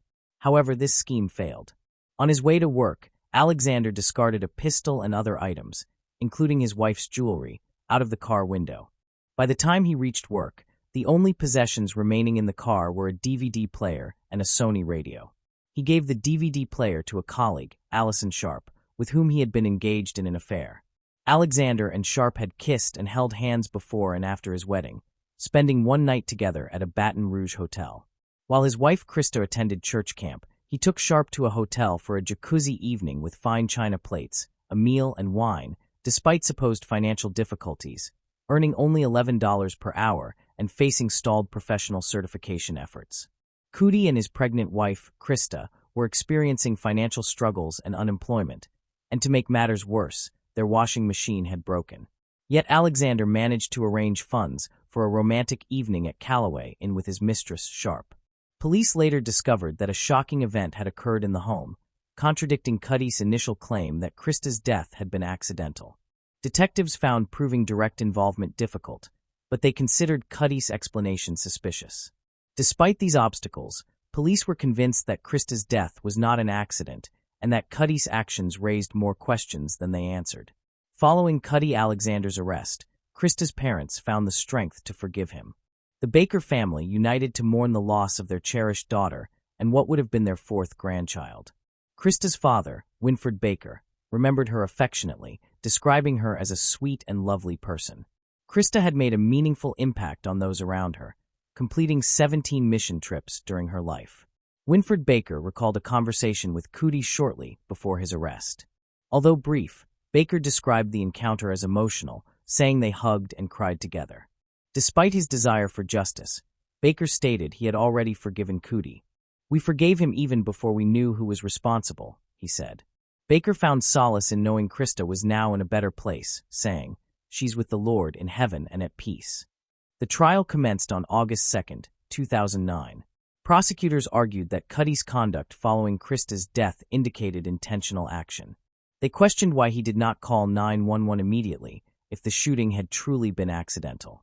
Instead, Cootie staged a robbery and left Krista's body for 12 hours before returning home and calling 911. Prosecutors also challenged Cootie's claim that the shooting was accidental, noting he was an experienced gun owner who had received proper training from his father. Cootie Alexander, 24, was charged with second-degree murder for his wife's death. Cootie had admitted involvement in Krista's death, attributing it to poor decision-making. After initially proceeding to trial, Cootie unexpectedly changed his plea to guilty, ending jury deliberations. This sudden development occurred after Krista's family agreed to an earlier proposed plea deal. Alexander was sentenced to 55 years in prison in August 2009. Moving on to the next case. The case of Lee Matthews. Lee Matthews was born in 1983 to Rob and Sharon Matthews. Rob was the head of a specialized IT technology company and a well-known businessman in South Africa. In 1999, he started working with the Johannesburg Stock Exchange, one of the largest stock exchanges in the world and a major IT organization in South Africa. Lee shared a close bond with both of her parents, especially her mother. They spent time together doing activities such as going to the gym, visiting beauty salons, and shopping. They particularly enjoyed scrapbooking and liked creating and designing photo albums. Lee was a caring and sensitive person. After the tragic Columbine massacre, she joined her classmates in sending aid to the victims, demonstrating her compassionate nature. During high school, Lee volunteered at an animal cruelty prevention center, further showing her kindness. Friends described her as quiet and unassuming, often joking about her shyness and how easily she would blush. After graduating, Lee decided to pursue a career in finance, inspired by her father's work. On July 9, 2004, Lee attended classes at the university. She had just turned 21 the day before, on July 8th, and celebrated with a dinner at a restaurant with her family and close friends. At the end of the meal, the entire restaurant sang happy birthday to her, which embarrassed her so much that she chose to leave the restaurant. The following day, a birthday party was planned, and after agreeing to meet friends at a club, she went to the university parking lot. Sadly, no one saw her again after that. Around noon, Lee's father, Rob Matthews, received a call from her phone. However, it was not Lee on the line. Instead, a man claimed he had kidnapped her. He told Rob not to contact the police and demanded a ransom of 350,000 South African rand, about $20,000 US. The kidnapper named a location south of Johannesburg for delivering the ransom. Rob believed the caller was serious and said that he had successfully committed similar crimes before. Rob noticed a slight accent and believed the kidnapper was from the area. The kidnapper threatened to kill Lee if the ransom was not paid. At one point, the kidnapper handed the phone to Lee, and Rob heard her crying as she begged her father to meet the kidnapper's demands. The call then ended suddenly. Desperate to save their daughter, Rob and Sharon chose to comply. They brought the money to the specified location and waited for more instructions. Unfortunately, every attempt to call Lee's phone resulted in a message asking them to leave a voicemail. Her phone was switched off, leaving them cut off from both their daughter and the kidnapper and feeling completely hopeless. They decided to contact the police. A dedicated team was assembled to locate Lee and ensure her safe return while apprehending the kidnapper. Investigators pointed out that wealthy individuals like Rob are frequently targeted for kidnappings in South Africa. Detectives released a photograph of Lee and described her clothing at the time of her abduction: blue jeans, a red top, and a black leather jacket. Sharon made an emotional appeal to the kidnapper on national television, asking him to release Lee and tell them where they could find her. She expressed how desperately she wanted her daughter back to resume her normal life, stressing the importance of allowing her to complete her studies and begin a career. She pleaded with him to bring Lee back. Friends and family were extremely concerned about Lee's safe return home. Her best friend, Giselle Clemson, said that they focused on searching for Lee to cope with their anxiety and uncertainty. A website was established to gather information regarding the kidnapping. The Matthews family offered a reward for any details that could help locate Lee, while investigators enlisted cell phone technology experts to attempt to track her phone. As days passed, Lee's parents grew increasingly desperate. They spent hours searching the streets for their daughter. In their distress, Sharon consulted a psychic who claimed she could see something and directed police to an area outside Johannesburg. However, she later stated that she could no longer see anything. Rob and Sharon considered the possibility that the kidnapping might be connected to Rob's work activities. Detectives advised Rob to cease engaging with the media to help reduce tensions. Meanwhile, there were growing concerns that the crime could inspire other criminals to commit similar kidnappings.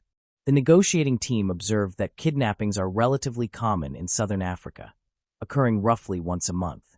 In South Africa, such incidents often resemble business transactions, with abductors seeking rapid financial gain from their victims. While exact statistics are withheld for security reasons, the reported number of kidnappings is quite high. On average, kidnappings in South Africa last about 21 days, with most victims eventually returning home safely after ransom payments are made. Investigators noted that the kidnapper had targeted the victim in advance, monitoring her movements and choosing the appropriate time to abduct her. The Matthews family remained hopeful that Lee would return safely and believed the kidnapper would contact them regarding the ransom soon. On July 21, 2004, a street sweeper in Grasmere Square discovered the naked body of a young girl. He immediately notified the police, who identified the victim as Lee Matthews. Her body had 3 gunshot wounds and was found bound. The area was quickly cordoned off by police, and over 50 officers, including forensic teams, began investigating the crime scene. The medical examiner determined that Lee had been killed approximately 4 or 5 days before her body was found, which was a week after her family had paid part of the ransom. Shortly thereafter, speculation emerged in the community that she was murdered because her family could not pay the full ransom. However, police dismissed these rumors. The entire nation of South Africa became involved in the search for information about the killer. The case, initially classified as a kidnapping, was updated to a murder investigation, and a manhunt for the perpetrator commenced. The South African police compiled a report based on over 100 interviews and leads. Last month, investigators reached out to other kidnapping victims who had paid ransoms, seeking their assistance in the investigation. Recent autopsy results provided new insights into the murder.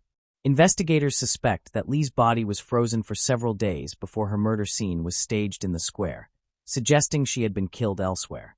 Additionally, it was determined that different parts of Lee's body were decomposing at varying rates, indicating that some parts had been frozen in a large container of ice.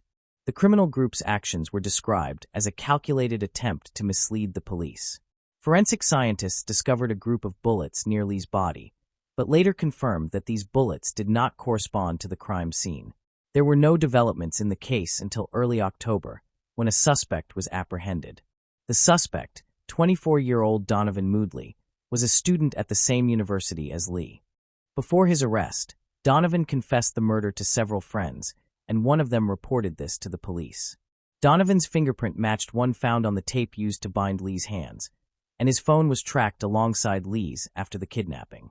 After Donovan's arrest, additional details about the case emerged. Initially, it was reported that Lee's family did not contact the police until they lost contact with the kidnapper. However, this was incorrect. They had contacted the police immediately, and officers accompanied them to meet the kidnapper, who was hiding in Lee's father Rob's car. Just minutes before the ransom exchange was to occur, the kidnapper unexpectedly changed the meeting location because he felt the risk of being seen by a police officer was too high, and he left the car. In July of the following year, Donovan pleaded guilty to 3 charges related to Lee's murder. He entered this plea shortly before the trial was scheduled to begin. In the Johannesburg High Court, his lawyer read chilling statements regarding the kidnapping and murder of Lee. The lawyer stated that Donovan killed Lee because he could not find a way to release her without being followed. Donovan admitted that he had been planning to kidnap girls for over a week, targeting those he believed came from wealthy families and would likely pay a ransom. He did not specifically select Lee. She was simply in the wrong place at the wrong time while he was searching for a victim. Despite coming from a good family, Donovan was motivated by greed. The defendant, Donovan, stated that he approached Lee in the university parking lot that night and asked her for a ride. He then pulled out a gun, forced her to lie on the floor of his car, tied her up, taped her mouth shut, and placed a balaclava over her head. Donovan explained that he became concerned about police checkpoints and realized he had no escape. He understood that he could not release her without facing consequences, so he decided to kill her. He ordered her to strip naked before shooting her in the back of the head. Afterward, he shot her 3 more times to ensure she was dead, using special bullets designed to explode on impact to cause maximum damage. After the murder, Donovan acted as if nothing had occurred. He gave a ring to his girlfriend and proposed to her, and he even participated in a volleyball tournament. He was later charged with kidnapping and murder. In court, during his confession, Donovan described his actions as disgusting. He admitted to holding her captive for several days before killing her. Following Donovan's confession, the prosecutor was permitted to present witnesses to demonstrate that Donovan had not fully disclosed all his crimes, seeking the harshest possible sentence. The prosecutor emphasized that Donovan claimed he shot Lee at the location where her body was discovered, but they argued this was false. Forensic evidence indicated that the body had been stored in a freezer for several days before being moved to the square. The prosecution also suspected that Donovan may have had an accomplice, and he did not reveal where he had kept Lee or what he had done to her. The medical examiner noted that the condition of Lee's fingers and toes suggested her body had been in contact with the surfaces of a refrigerator or freezer. Additionally, tissue marks on other parts of her body could have resulted from being wrapped in a blanket. The examiner pointed out that rigor mortis suggested her body had been kept cool and that only 400 milliliters of blood remained in her body. This suggested that she had been murdered and that her blood had been drained elsewhere, as no blood was discovered at the crime scene. Additionally, the absence of maggots indicated that her body had not been left at the location for long and had likely been frozen. It was revealed that Donovan had called his girlfriend near the crime scene, and his phone was also found close to that location. Further evidence against him included a 9mm pistol in his possession, which matched the weapon used in the murder. During the trial, Lee's father described Donovan as a manipulative coward who did not deserve to live. He emphasized that Donovan's ability to continue his normal life after the murder demonstrated his ruthlessness. Throughout the trial, Donovan showed no emotion until his father, Stephen, was called to testify.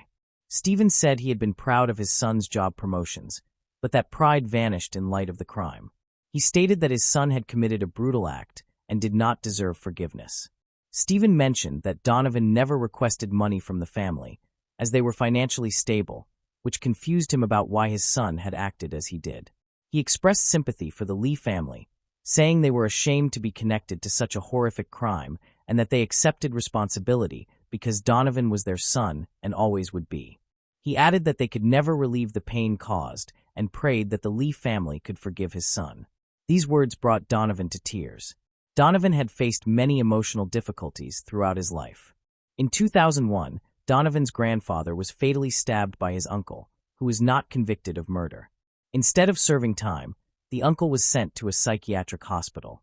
The prosecution sought a life sentence for him, while Donovan's lawyer argued that the uncle felt deep remorse for his actions and did not merit a lighter sentence. The lawyer also stated that the uncle had only pleaded guilty due to the overwhelming evidence against him. Ultimately, the judge sentenced him to life imprisonment for murder, equivalent to 25 years, with an additional 15 years for kidnapping and 10 years for extortion. During sentencing, the judge described Donovan's crime as extremely brutal, stating that it had destroyed his own life and devastated his family's lives. The sentence given to him was among the harshest in South Africa.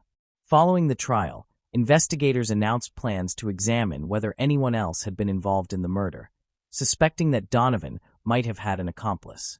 Investigators noted that certain aspects of the case required further investigation due to inconsistencies. A few months after his guilty verdict, Donovan notified the Johannesburg High Court of his intention to seek a retrial, claiming he had been framed. In October 2009, he submitted documents to the Supreme Court of Appeal, arguing that he should not spend the remainder of his life in prison because he had not intended to kill. He also claimed that the judge who sentenced him was biased due to the media coverage surrounding the case.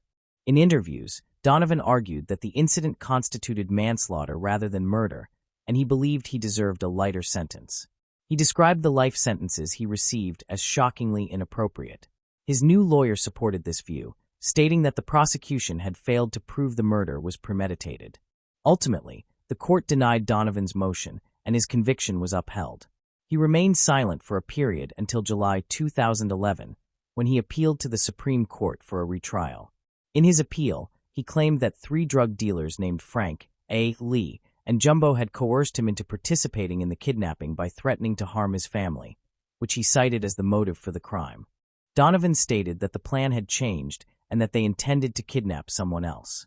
He was instructed to wait in the car for Lee to come down the stairs. However, Lee followed Lee to the car and grabbed her. She was not their original target, but they decided to abduct her when they spotted her in the university parking lot. Donovan said he was directed to go with Frank to dispose of Lee's car near the campus. They were then to meet Lee and Jumbo. Frank used Lee's phone to call Rob and demanded a ransom. After the money was delivered, Donovan said he was forced to witness Jumbo shoot Lee. He expressed fear that the drug dealers would kill him and pleaded for his life. Allegedly, Jumbo placed Donovan's clothes in his car and instructed him to dispose of a body at home, which resulted in his fingerprints being found on the tape used to bind Lee. Donovan claimed he was so confused that he never reported Frank A. Lee and Jumbo to the police. He accused investigators of fabricating evidence against him and turning the media against him. Ironically, during his last appeal, Donovan confessed to the murder. His petition was denied, but he filed again the following year. In this appeal, Donovan compared himself to Jesus Christ on the cross, portrayed himself as a victim of circumstances, and complained about being denied legal assistance. He insisted that his confession was false and coerced, but this appeal was also rejected. The kidnapping and murder of Lee Matthews deeply saddened people throughout South Africa. Unfortunately, Donovan's trial did not ease the suffering of Lee's parents. During the intense trial, Lee's mother stated that Donovan had shattered their family with his actions. She shared that every night before going to bed, they still visit Lee's room, wishing to find her there, unharmed, smiling, safe, and at home. Moving on to the next case. The case of Leilani Simon. Leilani Simon resides with her 20-month-old son, Quinton, and her boyfriend in a home in Savannah, Georgia, United States. On the morning of October 5, 2022, she called 911 to report that her son, Quinton, had gone missing from his playpen. She first asserted that her son had been abducted. Police started questioning Simon, Quinton's mother, who was the last individual to see the child before he vanished. During questioning, she provided inconsistent accounts, particularly regarding what she did the night before and the morning of Quinton's disappearance. Surveillance cameras near Simon's residence captured activity that did not align with her statements on the day of the incident. Additionally, cell phone data revealed that she had traveled to an area near a local landfill shortly after Quinton was reported missing. Suspecting Simon's involvement in Quinton's disappearance, police chose to investigate her further. They interviewed relatives and neighbors to gain more insight into the relationship between her and Quinton. Quinton's grandparents stated that she had been neglectful and abusive toward her son. These accounts raised concerns about the boy's safety while living with his mother. Simon's friends also disclosed additional details about her family issues, including her failure to provide proper care for her son. A key witness in the case was Quinton's babysitter. She testified that Simon frequently failed to give enough attention or care to the boy. She described unusual behavior, including Simon being cold and indifferent toward the child. The babysitter also said she witnessed Simon pushing the boy into the pool and not assisting him when he was hurt. These statements played a significant role in establishing Simon's abusive behavior toward her son.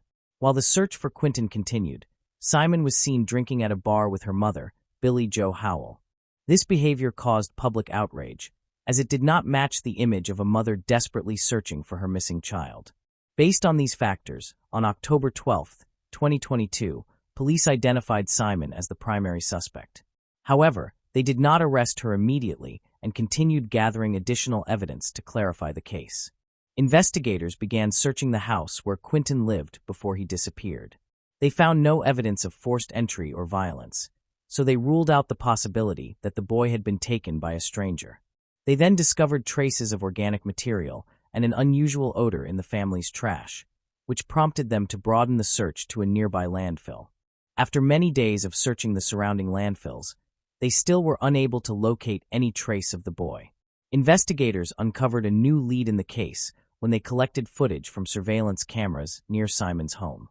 They examined her movements and determined that trash from a dumpster near her residence was being transported to a landfill in Chatham County, Georgia. They promptly began searching the landfill, suspecting that Quinton's body could be located there.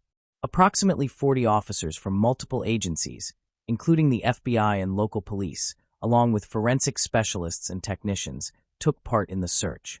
They examined the dump for over a month, but the task was challenging because of the massive volume of trash and its compacted condition, making the search for the body extremely complex. Quinton's body had been in the landfill for an extended period, creating a serious risk of decomposition and making it difficult to identify evidence. This situation created significant pressure, forcing the search team to move quickly. After more than a month of searching, on November 18, 2022, the search team discovered human remains at the landfill. The remains were sent to the FBI laboratory in Quantico, Virginia, for examination. There, scientists confirmed that the remains belonged to Quinton. Shortly afterward, on November 21, 2022, Simon was arrested in Chatham County, Georgia. The arrest occurred after an extensive investigation and once authorities had gathered sufficient evidence against her. She was later indicted by a grand jury in Chatham County, Georgia, on December 14, 2022. She faces 19 charges, including malice murder, 2 counts of aggravated murder, concealment of another person's death, and multiple counts of making false statements. These charges are directly connected to the death of her son, Quinton. According to the investigation, Simon became angry and beat her son Quinton to death. This action may be linked to her drug use. She then concealed the body in a trash can and fabricated a story about the boy's disappearance to mislead the police. A preliminary hearing was held on October 9, 2024, with numerous witnesses providing testimony. The babysitter testified that Simon had abused Quinton, including pushing him into the pool and failing to assist him when he was injured. Several family members also testified that Simon was irresponsible and abusive toward her son. Evidence, including the babysitter's testimony and the discovery of Quinton's body in the dumpster, supported the prosecution's claim that Simon murdered her son. After reviewing the evidence and witness testimony, the jury found Simon guilty on all 19 charges related to the death of her son, Quinton. The charges included 2 counts of murder, concealing a death, and making false statements. However, the defense argued that the case was based on hearsay and speculation, and that the evidence was insufficient to support a murder conviction.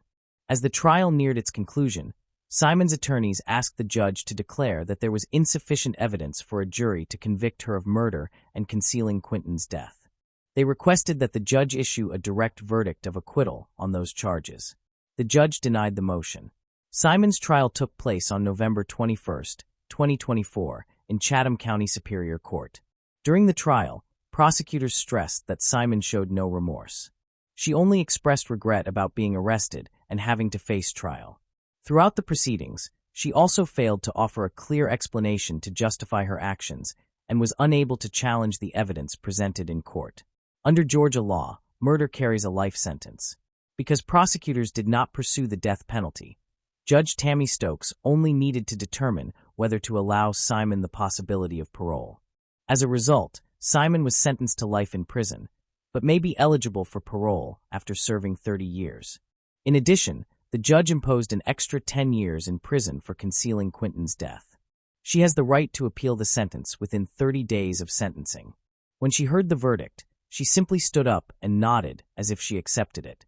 She said nothing. After Simon was sentenced to life in prison, her defense team filed an appeal requesting a new trial, stating that during Simon's trial, the prosecution did not present any forensic evidence explaining how Quinton died. The trial drew significant attention, with many witnesses such as neighbors and family members coming forward to condemn Simon's violent behavior toward her son Quinton. The Simon case is not only a crime story, but also a reminder of the importance of protecting and caring for children to prevent similar tragedies from occurring within families. Moving on to the next case. The case of Liz Quackenbush. Elizabeth Harper Quackenbush, also known as Liz Quackenbush, was born on June 7, 1981, in Concord, California. Quackenbush worked as a teacher at Harmony High School in Bayou St. John, Louisiana. She graduated from Augsburg College in Minneapolis. She was an exceptional educator. Her work has been recorded by the nationally recognized nonprofit StoryCorps in Rochester. Elizabeth co-founded the Rochester ALC's Green Thumb Initiative. She worked relentlessly to help the students in her classroom create a meaningful impact on the world where they live. At New Harmony High School, she was cherished and respected by her students. On a tragic day, a man who presented himself as the uncle of Preston Higgs, Elizabeth's boyfriend, contacted the police to report the murder. The man stated that Higgs had struck his girlfriend with an axe, that she was dead, and that the incident had taken place the previous day. On Wednesday, March 3, 2021, Elizabeth, 39, was discovered dead from an axe wound to her head and right hand at her residence in the St. Claude neighborhood of New Orleans. The caller also directed police to the murder weapon inside the home. Investigators found no indication of forced entry, implying that the attacker was someone she knew and trusted. The belongings in the house showed no evidence of major disruption, suggesting that this was not a murder committed for theft. Furthermore, home surveillance footage revealed no one except Higgs entering or leaving the home at the time of Elizabeth's death. Higgs left his residence shortly after 5 p.m. that same day and drove away, and leaving the scene immediately further showed police that this was clearly a deliberate escape. 2 days later, authorities released a statement identifying her longtime boyfriend, Higgs, as the suspect in the murder. Through the investigation, detectives with the New Orleans Police Department's homicide unit identified Higgs as the offender in the case and secured an arrest warrant for second-degree murder. By then, Higgs had already left the state, forcing authorities to broaden the search.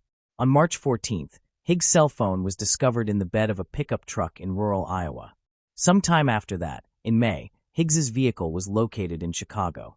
The U.S. Marshals Service, which helped with the investigation, believed Higgs had traveled through Rochester, Minnesota, the place where he and Elizabeth grew up, after an 18-week nationwide manhunt led by the U.S. Marshals Service. Authorities eventually located Higgs on a Greyhound bus in Indiana, where he was arrested and detained before being extradited to Louisiana, carrying a fake ID and a disposable phone in his pocket. He was returned to face trial in Louisiana. The Orleans Parish District Attorney's Office, including District Attorney Jason Williams and Assistant District Attorney Penny Kissinger, was present as the jury announced its long-awaited verdict. After years of postponements caused by legal complications, time spent assembling evidence, and an extensive manhunt after Higgs fled the crime scene, his trial is scheduled to begin in 2024.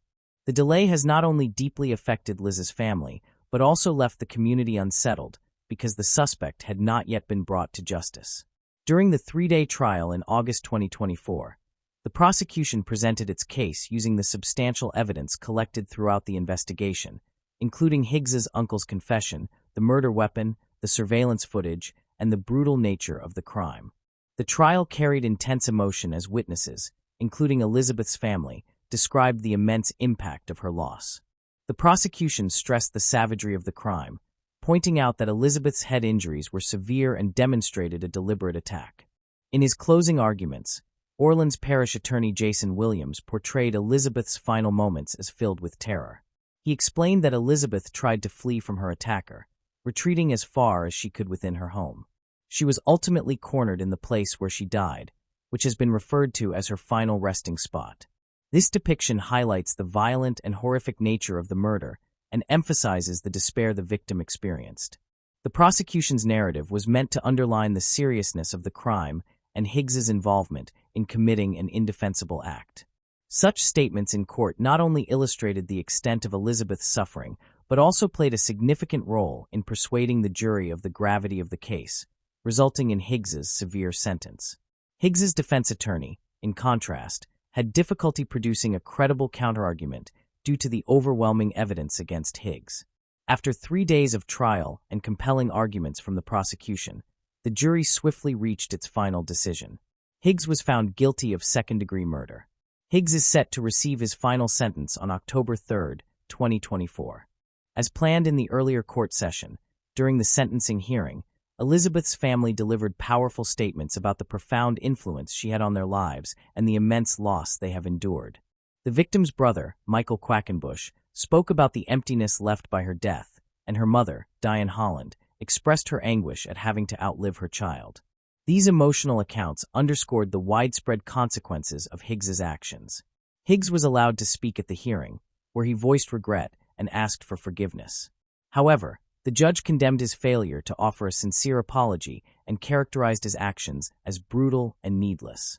This lack of genuine remorse was noted as an important factor in the emotional reaction within the courtroom. At last, the judge delivered the ruling. Preston Higgs was formally sentenced to life in prison without the possibility of parole after being convicted of the second-degree murder of Elizabeth Quackenbush. The sentence was issued in Orleans Parish Criminal District Court, overseen by Judge Rona Good Douglas. Life imprisonment is the mandatory punishment under Louisiana law for second-degree murder. The life sentence formally concluded a case that had deeply affected the New Orleans community, drawing focus to matters such as domestic violence and the devastating effects of such acts. The trial not only provided justice for Elizabeth, but also acted as a reminder of the importance of increasing awareness and preventing domestic violence. The case continues to resonate, particularly for the insight it offers into how violence can manifest in real life. The sentence was regarded as an appropriate punishment and delivered justice to Elizabeth's family and community, who had waited more than 3 years for the truth to come to light. Moving on to the next case. The case of Madison Sparrow. Madison Elizabeth Sparrow was born on September 12, 2003, in Norfolk, Virginia, to Heather Sparrow Murphy and Richard Prestige. She has 2 older sisters, Molly and Wendelin. Wendelin, born in 1999 in Durango, Colorado, is from Richard's previous relationship. The family eventually settled in Newark, Delaware. Madison's younger sister, Molly, was born on October 5, 2010, and the 2 sisters became close. As the eldest, Madison has a natural talent for caring for children and takes her role seriously. She enjoys spending time with her cousins, often performing comedic acts and making people laugh. Her bubbly personality and cheerful demeanor make her a joy to be around. However, her father notes that she also has a more introverted side, often becoming pensive and lost in thought. From a young age, Madison demonstrated wisdom beyond her years, carefully observing situations before reacting. Friends and family valued Madison's loyalty and caring nature, often seeking comfort in her warm embrace. Madison had a strong passion for learning and exploring new experiences. This curiosity led her to join the Girl Scouts, a global organization empowering girls to develop life skills. When Madison joined the Girl Scouts at age 9, she assumed the role of troop leader. Over nearly 10 years with the Girl Scouts, Madison earned numerous badges for her accomplishments and built lasting friendships. As she matured, Madison's connection to the principles of Girl Scouting deepened. She volunteered to assist her sister Molly's troop and remained committed to helping others and upholding the organization's values. Madison frequently socialized with her friends, engaging in activities like movie nights, makeup, manicures, and pedicures. Although she often stayed up late, she frequently slept in until 2 p.m. the following day. Before completing elementary school, Madison befriended Anuka Stalinsky, a classmate born on July 9, 2003 in Newark. Madison and Anuka quickly became close friends. As they progressed to middle school, they expanded their circle and met Noah Sharp, a Newark native born on August 23, 2001. Noah, Madison, and Anuka often spent time together, enjoying activities such as eating ice cream or taking walks around town. Noah and Madison gradually developed feelings for each other, leading to a romantic relationship. Their teenage romance blossomed quickly, and they fell deeply in love. However, their relationship took an unexpected turn in early 2020, about a year after they began dating. Madison decided to end the relationship, leaving Noah confused, as she did not provide a clear reason for the breakup. Following their amicable separation, Noah remained heartbroken but found emotional support in Anuka, who became a trusted companion. Noah and Anuka began spending more time together and texted daily. Despite his lingering sadness, Noah started dating Anuka. However, he continued to maintain a connection with his ex-girlfriend, Madison, even visiting her on her 17th birthday with a gift. During this visit, Madison's mother noticed Noah's lingering emotional pain. Meanwhile, Anuka discovered Noah's encounter with Madison and became jealous. Noah's lingering resentment toward Madison turned into anger, and he wanted to hurt her for not sharing his pain. Overcome with jealousy and hatred, Anuka and Noah devised a plan to harm Madison. They exchanged ideas about methods and discussed ways to destroy evidence through text messages, video calls, and in-person conversations. Their communications revealed a disturbing intent to cause Madison suffering. Anuka and Noah considered several methods, including stabbing Madison in the heart with a knife. They also discussed using a handgun or a blunt object to inflict fatal injuries.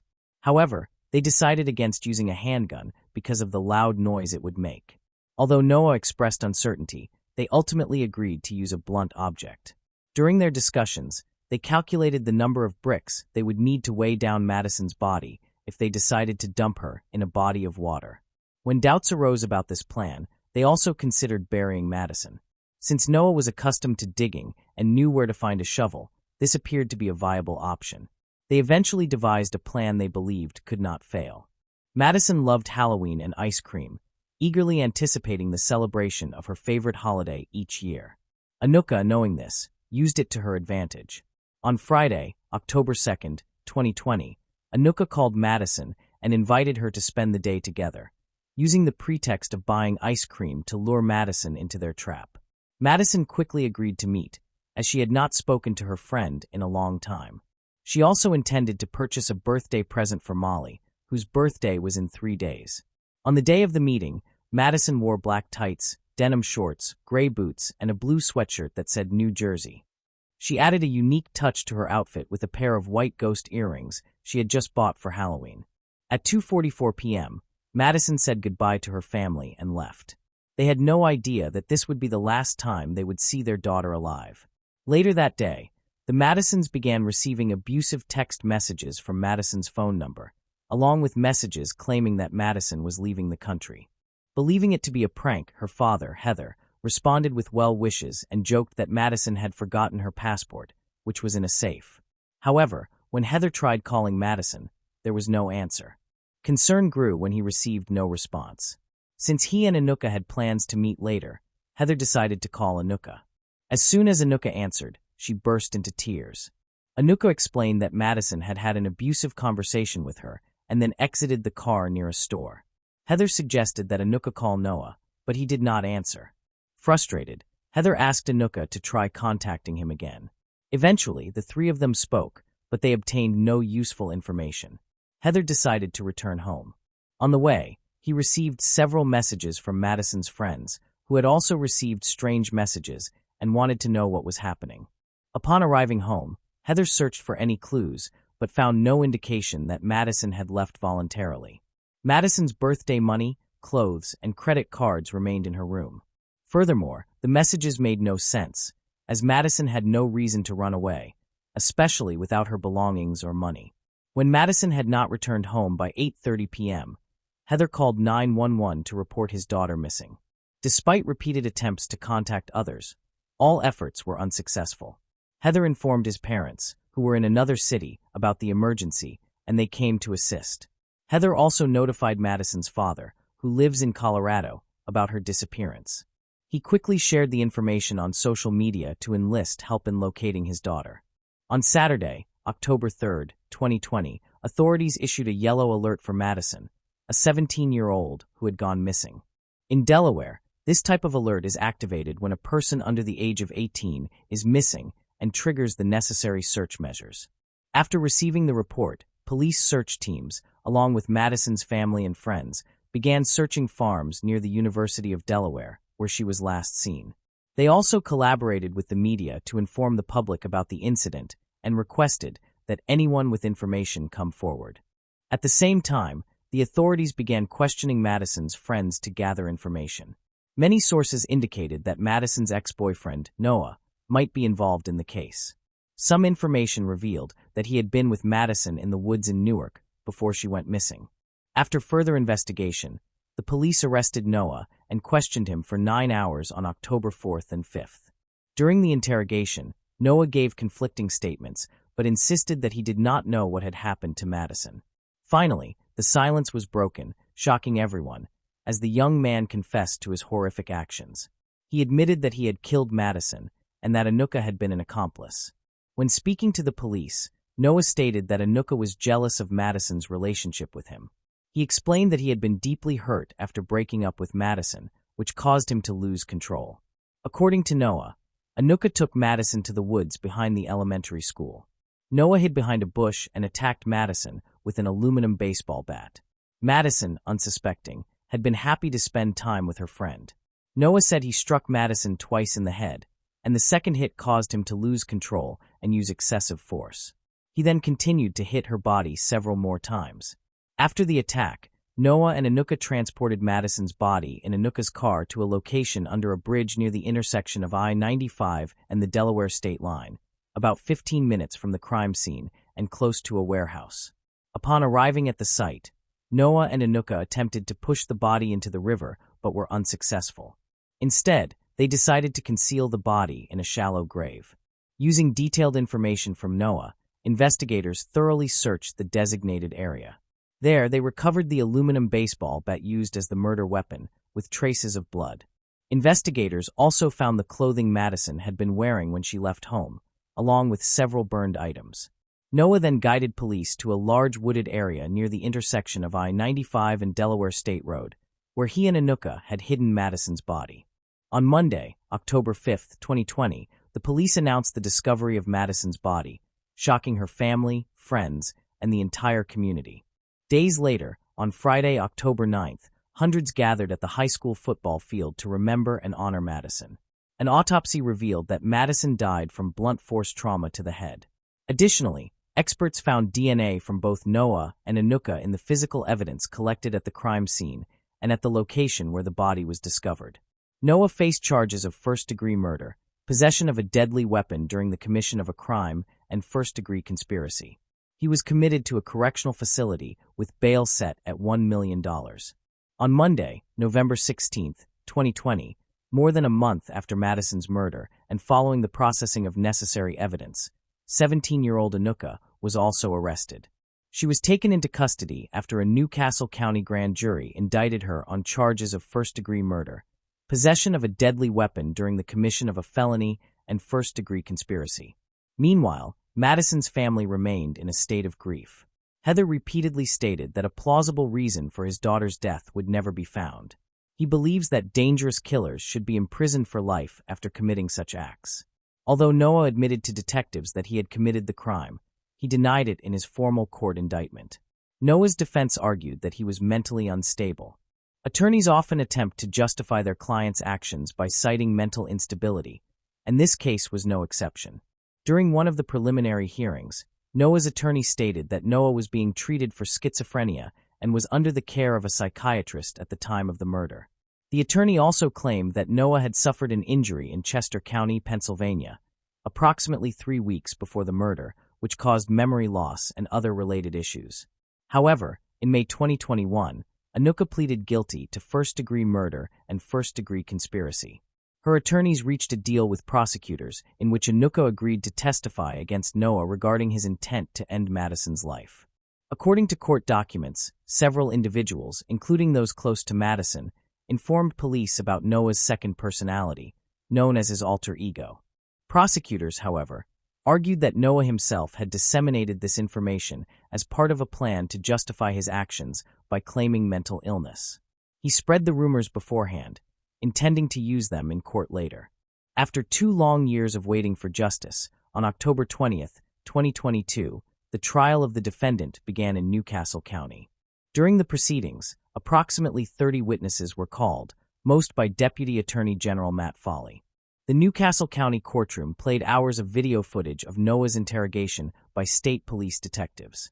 Viewers heard Noah's constantly changing accounts until he finally confessed. The defense attempted to challenge this evidence, insisting that the police had interrogated their client for too long and had influenced Noah's testimony. Attorney Monica Jerome claimed that detectives manipulated the interrogation by telling Noah what to say and pressuring him. However, it was apparent that these were merely desperate attempts to justify the murder in any way possible. The prosecution presented text messages between Noah and Anuka showing that they had planned the crime. Confronted with this evidence, the defense argued that someone else might have used Noah's device and that he was not the one communicating with Anuka. Noah's mother and brother were called to testify, but their statements were inconsistent. Noah's mother, Maikia, claimed that her son was not wet when he returned home on the evening of October 2nd. In contrast, his brother David stated that Noah was soaked and appeared as if he had been in a swamp. Maikia later said that when Noah came home, Anuka entered calmly, whereas David described Anuka as angrily slamming the door. Prosecutor Matt Foley asked Maikia if she had discussed the evidence against Noah with him, and she said no. However, the prosecutor played a recording of a phone call between Noah and his mother from a month before the trial. During the call, they discussed surveillance camera evidence from the elementary school. Noah told his mother that his face was not visible in the video, although he and Anuka had been near the school about an hour before Madison was killed. She reacted with relief when the video was released, showing an African-American man of Noah's height and build holding a baseball bat and walking into the woods with a girl. The defense also questioned Noah's relatives about the head injury he allegedly suffered on September 13, 2020, and an unconfirmed fall from a bicycle hours before he was questioned by police on October 4th. Noah's attorney argued that these injuries could have caused dissociative amnesia, attempting to justify his statements to the police. In response, the prosecutor questioned whether the injuries were part of a plot to kill Madison, which the defense contested with some uncertainty. During the 3-hour trial, Anuka affirmed all of the prosecution's arguments. During her testimony, she calmly explained that Noah had convinced her that Madison had spoken behind her back, even though Madison's friends and family insisted that Madison had never done so. After 8 days of trial and the presentation of more than 250 pieces of evidence by the prosecutor, the jury took just 3 hours to reach a verdict. Noah Sharp was found guilty on all counts, including first-degree murder, and was sentenced to life in prison without the possibility of parole. When the jury's verdict was announced, Noah and his mother displayed no emotion. Noah simply turned and smiled at his mother. Madison's family wept tears of relief before leaving the courtroom. Heather, Madison's mother, echoed her daughter's words. "Choose the light, not the dark. Love conquers all." She also expressed gratitude to her friends and family, stating that this had been a 2-year process, and they could not have done it without their continued love and support. She extended thanks to everyone, especially Newark Charter School, the Board of Trustees, and families who had supported the Love Wins 5K over the past 2 years, as well as the Madison Sparrow Memorial Scholarship, which helps support future educators. Regarding Anuka, prosecutors stated that under Delaware law, because she was a minor at the time of the crime, she faced life in prison with the possibility of parole after 30 years. Moving on to the next case. The case of Mia Morrow. Mia Morrow was born in Tinley Park, Illinois. She is the daughter of Muhammad Almaru and Audrey Jorgensen. In the spring of 2019, when she was 15 years old, her mother, Audrey, suffered a serious brain injury and required constant, round-the-clock care. She was a kind individual and always took good care of her mother, who was unable to care for herself. This responsibility caused her to mature earlier than many of her peers. At the time of the incident, she was 17 years old and a senior at Victor Andrews High School. Her family said she wanted to become a dentist specializing in oral hygiene, but she planned to attend college close to home so she could continue caring for her mother. On April 26th, Randa had a medical appointment and asked Mia to come to the house to look after Audrey. Mia was supposed to arrive at 11:30 a.m., but she never showed up. When Randa texted to ask about it, Mia replied that she had accidentally rear-ended another person's car while driving her father Almaru's vehicle. She also said she was worried that her father would scold her very harshly. Mia had earlier asked her father, Almaru, for permission to attend the prom on Friday, April 29, 2022. She told friends and family that her father had agreed to let her go to the prom and that he had even chosen her dress. However, just one day before the event, her father suddenly changed his mind and announced that he would not allow her to attend. On April 29, 2022, Linda went to the house to take care of Audrey and began using the Find iPhone feature to track Mia's phone, checking whether she went to the prom. The results showed that her phone left Tinley Park twice at different times, but it did not travel to Chicago, where the prom was being held. The following day, April 30th, Linda texted Mia but received no reply. Linda drove past her house and noticed that the curtains were closed. She reported this to the police, as Mia usually kept the curtains open. On May 1st, Linda texted Mia again, but still got no response. She then decided to call and text her sister, Randa. At around 2 p.m., the two agreed that Randa would try to persuade Almaru to give her the house key so she could check whether Mia was okay. Almaru asked Randa to keep it secret, stressing that she was the only person he trusted. Later that afternoon, when Randa arrived at Almaru's house, he opened the door appearing quite disheveled. He asked her to sit with Audrey while he handled some paperwork. Shortly afterward, she began hearing strange noises coming from the bedroom. When she went inside, she saw Mia lying on the floor, covered with a blanket. Almaru was lying next to Mia with his arm around the young girl. Panicking, she immediately called the police to report what she had seen. Soon after, police arrived at the scene. They found Mia dead in the bedroom of the house. An autopsy revealed that she had multiple bruises, including on her head, arms, legs, and feet. Her death was ruled a homicide. Additionally, she suffered from hemorrhaging and brain damage. Almaru was found lying next to her body. He had cut his wrists and throat in an attempt to take his own life, but he survived. He was then transported to a nearby hospital and is currently receiving treatment. While searching the scene, police discovered a box cutter, a curved metal bar in the kitchen, and a pestle, all stained with Mia's blood and hair.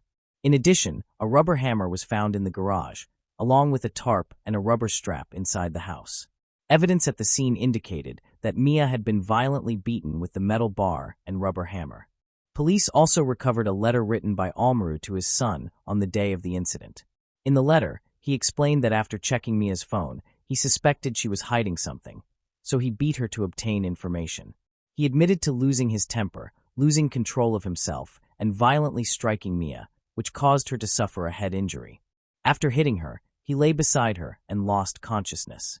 When he regained consciousness, he realized that her body was cold. After Almaru recovered, investigators questioned him. During the interrogation, he admitted to attacking his daughter Mia following an argument about whether she would attend the prom. However, he claimed that Mia's death was an accident. He also texted his son, admitting to the violence and expressing anger, while still insisting that the death was not intentional. These statements, along with the evidence, led to his arrest. On Friday, August 16, 2024, a preliminary hearing was held in Cook County, Illinois. At the hearing, several witnesses, including family members, testified that Mia had expressed concerns about being beaten by her father, Almaru, before her death. She also shared her fears with a relative, stating that she was afraid her father might beat or even kill her. These testimonies played a crucial role in clarifying Almaru's actions before the incident. The prosecutor detailed the attack, explaining that Almaru used a metal bat and a rubber hammer to beat his daughter, Mia, to death. An autopsy determined that she suffered severe trauma that caused her death. Text messages from Almaru to his son, in which he admitted that he had lost control, were also presented as evidence. Prosecutors argued that Almaru's actions were intentional and driven by anger following an argument over her attendance at the prom. Initially, he agreed to let her go, but later changed his mind, saying he did not trust her. Almaru's attorney, however, attempted to reduce the charges, arguing that it was an impulsive act and that there was no intent to kill. After reviewing witness testimony, along with the evidence and arguments from the prosecution, the jury took approximately 1 hour to reach a verdict. They found Muhammad Almaru, 42, guilty of first-degree murder of his daughter, Mia Mero. 2 months later, on Monday, October 7, 2024, the Cook County District Court in Illinois, United States, held a sentencing hearing for Muhammad Almaru. The court determined that Almaru's actions were intentional and warranted severe punishment, resulting in a lengthy prison sentence. He was sentenced by a judge to 55 years in prison for the beating death of his 17-year-old daughter, Mia Mero. He will receive credit for the 2 years he spent in detention, but he will still be required to serve 100% of his sentence. This means he will be 97 years old before becoming eligible for parole. After the sentencing, Almaru's defense attorney requested a new trial and asked the judge to consider a reduced sentence, but both requests were denied. Moving on to the next case. The incredible case of Michelle Whitaker. Michelle Laurel Whitaker was born on August 16, 1969, as the fourth of 5 children to her parents. According to her mother, Laura Andrews, Michelle was extremely close to her entire family. However, this changed when they moved from Illinois to Gastonia, North Carolina, and Michelle's once happy demeanor began to fade. As she entered her teenage years, Michelle and her mother frequently clashed, primarily due to her mother's strictness. After graduating from high school, Michelle married, but the union lasted less than a year. Her inexperience and youth made it difficult for her to handle the problems created by her partner. The abusive treatment by her husband marked the beginning of a prolonged and distressing period in Michelle's life. Those close to her believe this tumultuous time contributed to her later struggles. At that time, she struggled to cope and made poor decisions as a result. After her divorce, Michelle's family moved to Spartanburg, South Carolina. By the age of 30, Michelle was grappling with alcohol addiction and had already experienced 3 failed marriages. She worked part-time as a waitress and was barely getting by. One evening in 1999, Michelle met a man named David after her shift ended, and he offered to give her a ride home. Michelle accepted, but soon regretted her decision. Instead of taking her home, David drove her to a secluded area where he assaulted her and forced her into intimate contact. He was arrested a year later, pleaded guilty to assault and battery, and received an 8-year prison sentence. Just before she disappeared, Michelle was arrested for driving under the influence of alcohol. Her parents decided it was time to take drastic measures. They contacted the police and requested that Michelle be held in custody until a spot in a rehabilitation center became available. Although it was a difficult decision, her parents felt it was the only way to help Michelle in her situation. However, Michelle became extremely upset, and from that point onward, her relationship with her mother deteriorated significantly. Unfortunately, Michelle was mistakenly released from jail without receiving the court-ordered treatment for her substance and alcohol abuse. On August 5, 2002, Michelle had an argument with her mother and stormed out of the house in a bad mood.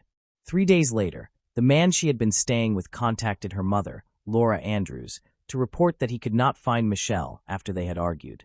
This was how Laura learned of her daughter's disappearance. Laura immediately sought assistance from a friend who worked at the local police station, but the police, familiar with Michelle's lifestyle, advised her to wait a little longer, assuring her that Michelle would likely return on her own. However, 2 weeks passed, and Michelle did not come back.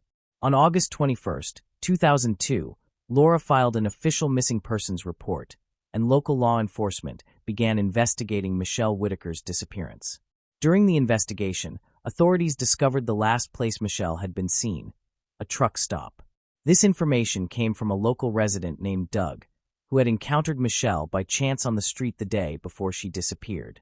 Doug recounted that he had stopped his motorcycle outside a bar where Michelle was sitting and struck up a conversation with her.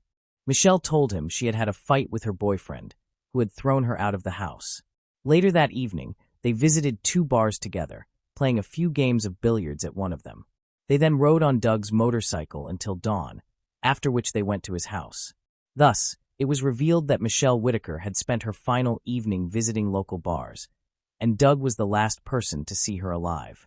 This made Doug the prime suspect in Michelle's disappearance.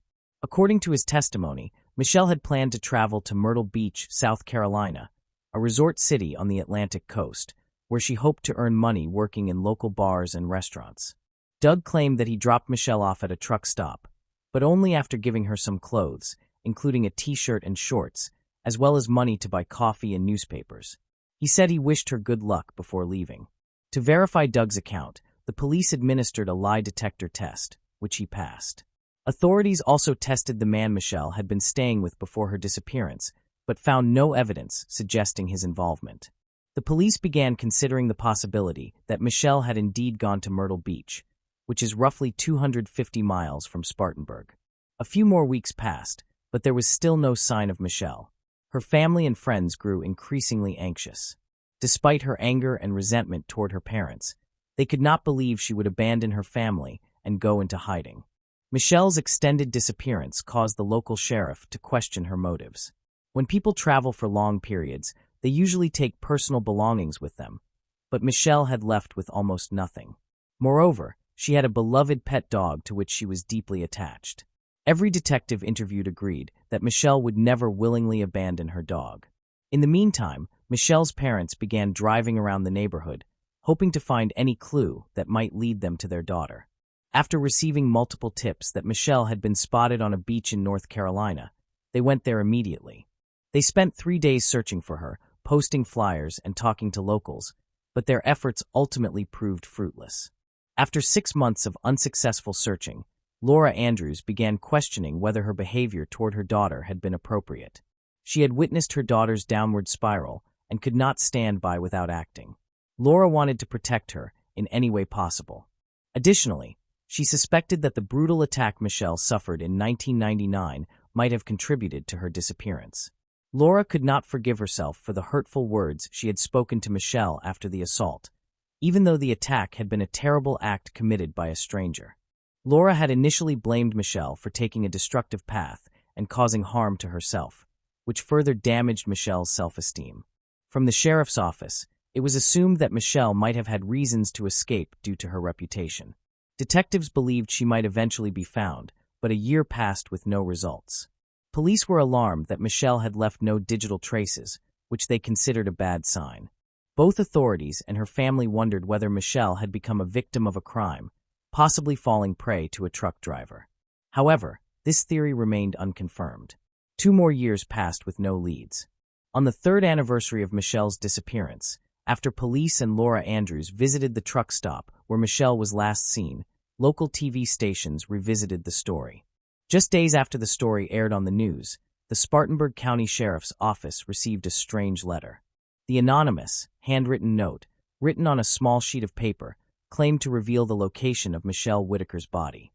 A crude, homemade map accompanied the letter, marking the exact location. Despite its amateurish appearance, the letter was well written and properly constructed, lending it an air of credibility. The sheriff, accompanied by search dogs, began a search of a rural area 25 miles from where Michelle had last been seen. This development occurred 3 years after her disappearance, leaving her family torn between despair and hope. Some had reluctantly accepted that Michelle might be dead, while others clung to the possibility that she was alive and safe. The search dogs were unable to detect any scent, and the operation was eventually called off. Although investigators were relieved that no one was found, they remained puzzled by the letter. Handwriting analysis and DNA evidence from the envelope suggested that the author was a woman, but her identity remained unknown. In 2006, Michelle's parents relocated to Rock Hill, South Carolina, approximately 65 miles from Spartanburg. A year later, on the 5th anniversary of Michelle's disappearance, the family gathered at their church.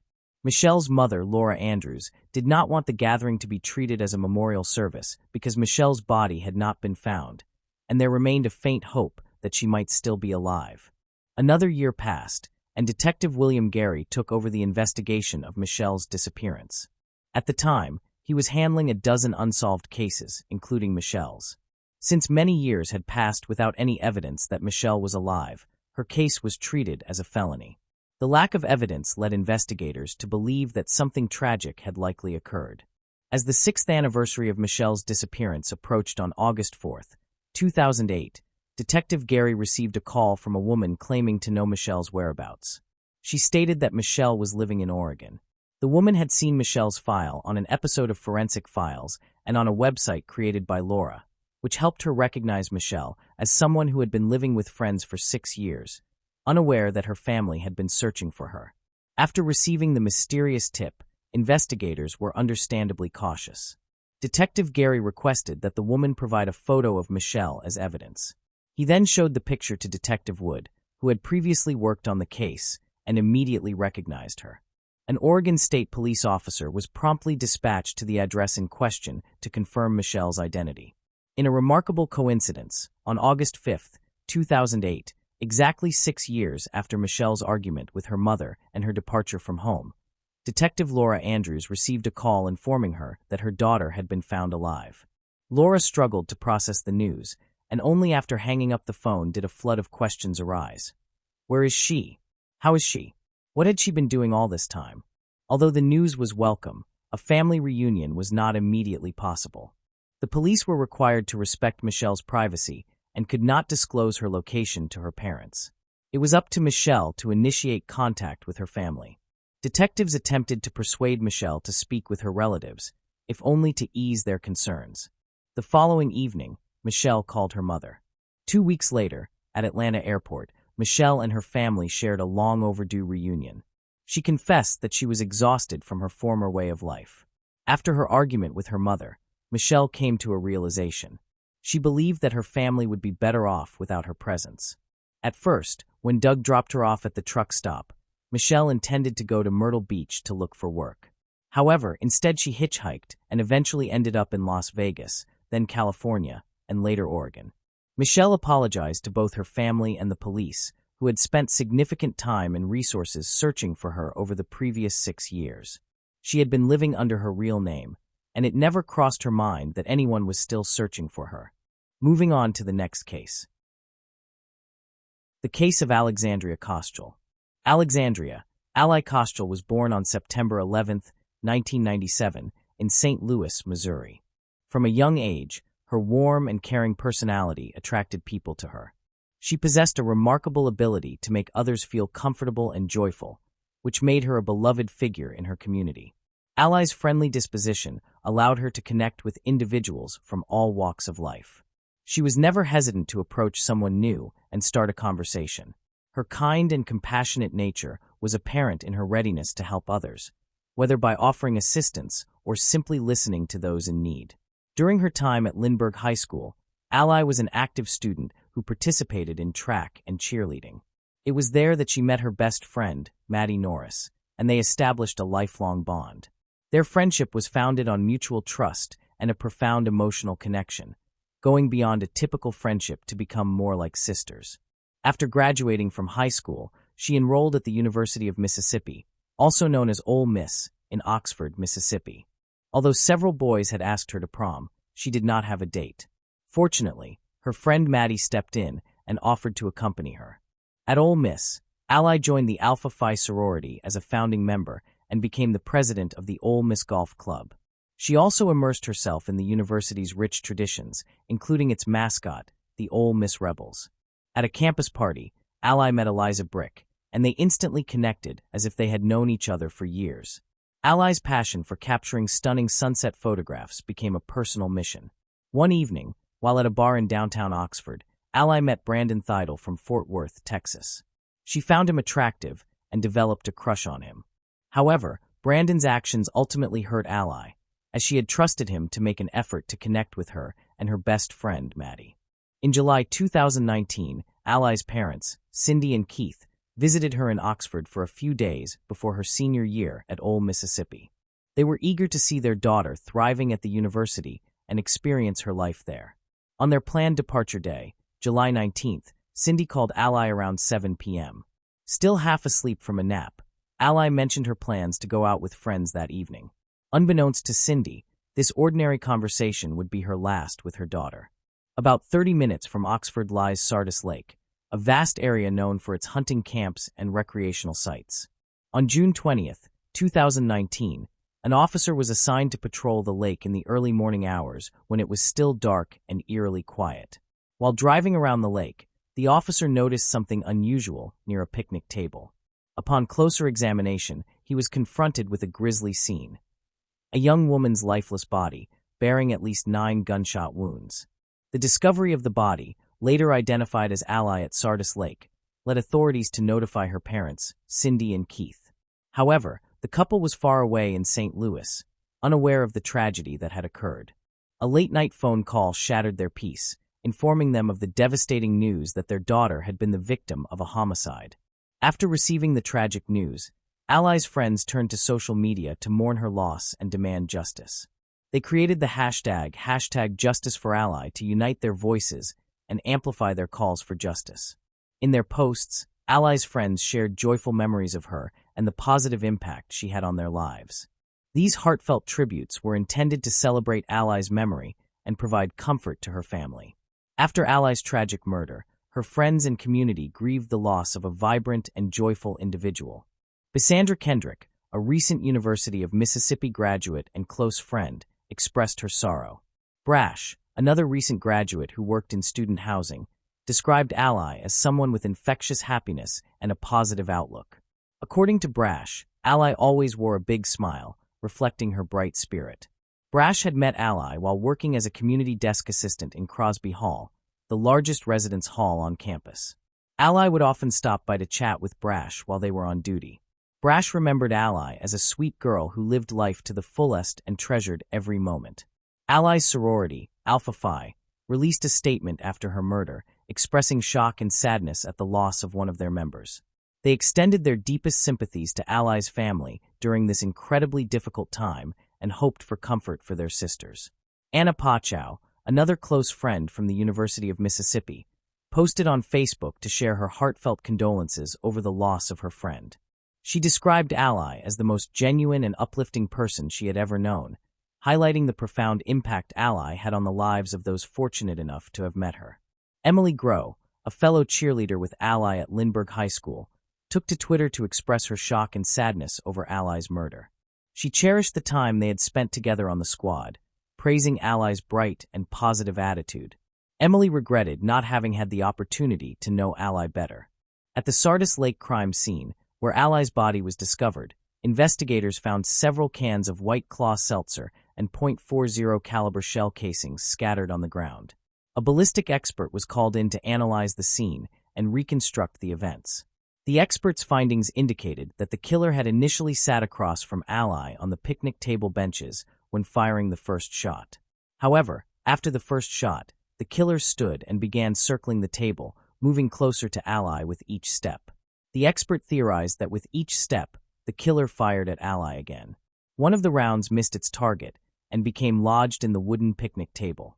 Crime scene investigators searched Ally's apartment for any clues that could help identify and apprehend her killer. During the search, they found her Apple Watch, but surprisingly, her phone was missing.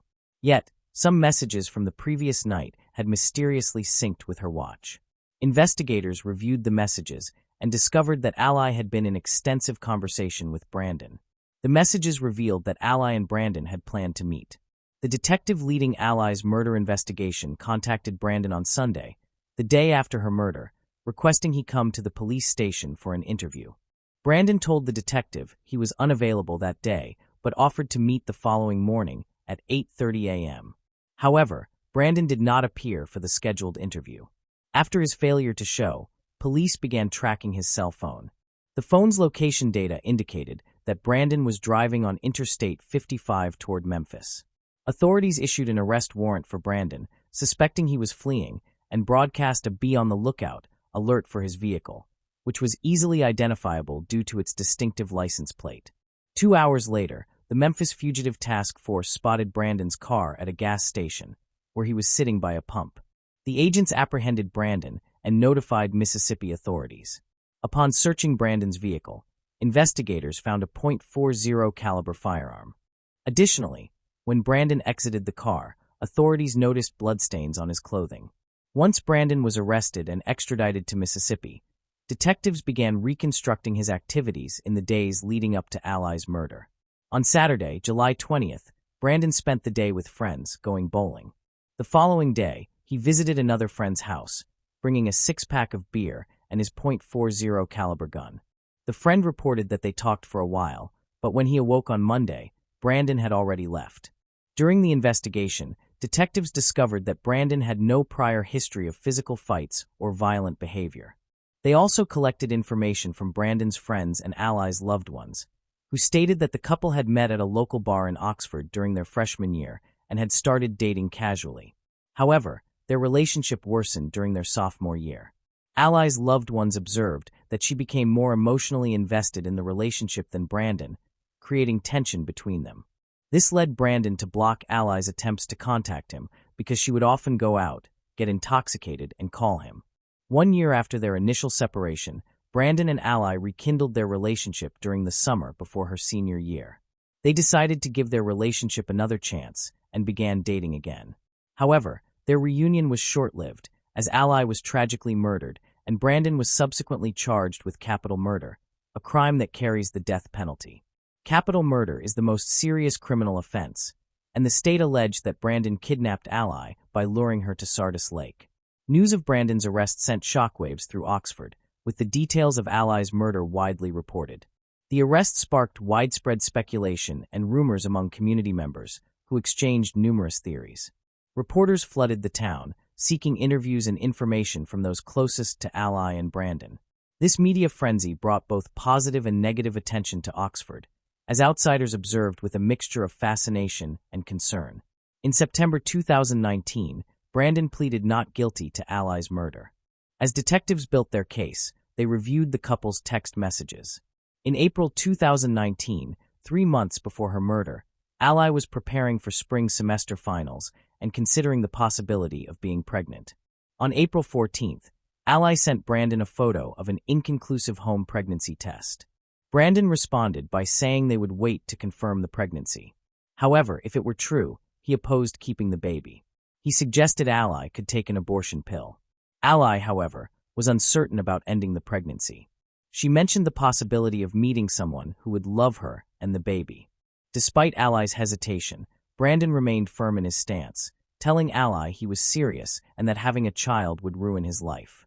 Detectives obtained CCTV footage showing Ally leaving a bar on Oxford Square around 11:45 p.m. on July 18th.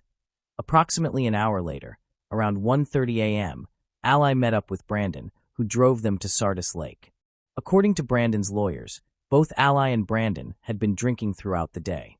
Brandon's lawyers claimed that when they arrived at Sardis Lake, they sat at a picnic table, listened to music, and at some point, Brandon got up to do drugs by his truck. He then returned to Ally, went back to his car, and retrieved his .40 caliber gun.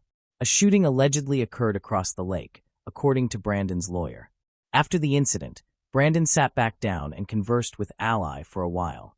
However, events suddenly took a deadly turn when Brandon shot and killed her. Brandon's lawyer contended that his actions were caused by intoxication from drugs and alcohol. Detectives and Ally's family viewed the incident differently. They suspected Brandon of murder because they believed he thought Ally was pregnant and that this would ruin his life. In their perspective, the killing was a deliberate, cold-blooded, and premeditated act. On August 27, 2021, Brandon accepted a plea deal, sparing him from the death penalty, and pleaded guilty to first-degree murder. He was sentenced to life in prison without the possibility of parole. Ally's loved ones, dressed in her favorite color pink, filled the courtroom to show their support. After the judge announced the sentence, Brandon addressed Ally's family, expressing remorse for his actions and asking for their forgiveness. He acknowledged the immense pain he had caused and hoped they could find it in their hearts to pardon him. Ally's autopsy report concluded that she was not pregnant at the time of her murder. However, this does not eliminate the possibility that Ally had been pregnant at some point. Ally's mother, Cindy, firmly believes that Ally was pregnant and lost the baby. A memorial was established at Sardis Lake, where Ally was murdered by her family and friends. Her parents, Cindy and Keith, hold on to memories of their daughter, even though the silence remains painful for them. Every time Ally's friends see a pink sunset, they think of her. They have dedicated themselves to keeping her memory alive, striving to spread her positivity and ensure she is never forgotten. Moving on to the next case. The case of Brianna Nugent. Brianna grew up in Hayden, Alabama, USA. Her friendly personality allowed her to make many friends. She did not focus on boys at school. Instead, she devoted herself to her studies with the goal of becoming a nurse. After graduating high school, she enrolled in a nursing program at Wallace Community College. There, she met Stephen Nix, who was known to enjoy drinking and gambling. He showed little concern for having a stable job and often behaved irresponsibly. Stephen worked as a cleaner at the medical center where Brianna was interning and seemed uninterested in improving his life. Despite their differences, they began dating, and at one point Brianna moved into his house, where he lived with his parents. However, after some time, Stephen admitted to Brianna that he was having an affair with a co-worker. This revelation shocked Brianna, prompting her to end the relationship. She then focused on her studies and successfully earned her nursing degree. During the following year, Stephen repeatedly tried to contact her, pleading for another chance and promising he would never cheat again. Eventually, Brianna relented and agreed to give him another opportunity. They later married, and both began working to save money for their first home. Problems began when Stephen lost his job as a cleaner. He attempted to find another job, but struggled to maintain any position for long. After several attempts, he eventually stopped looking for work altogether. His daily routine began to resemble that of a teenager. He spent his nights playing computer games and slept until the evening. Although Brianna had a good income, Stephen, who was not contributing financially, took control of the family budget. Brianna had to ask him for every dollar she needed for basic necessities, often pleading with him even for essential items and food. However, Stephen did not control his own spending, eventually accumulating debt of about $50,000. To resolve this, he persuaded Brianna to declare bankruptcy. At that point, he had such control over her that she felt unable to refuse. In 2019, they followed through with the plan, eliminating the debts, but it took a severe toll on Brianna, leaving her morally exhausted. The stress caused by Stephen led Brianna into depression, requiring expensive medications. After a few months, she was offered a life insurance policy at work, which depended on her income as a nurse. When she mentioned it to Stephen, he agreed it was a good idea. By February 2020, Stephen remained unemployed and heavily reliant on Brianna. She began to suspect he might betray her again and feared he was using illegal drugs. To protect herself, Brianna hid her medications from him, but he continued to control her finances and her life. She felt trapped in a toxic relationship and was unsure how to escape, fearing her parents would judge her for investing time in someone unworthy.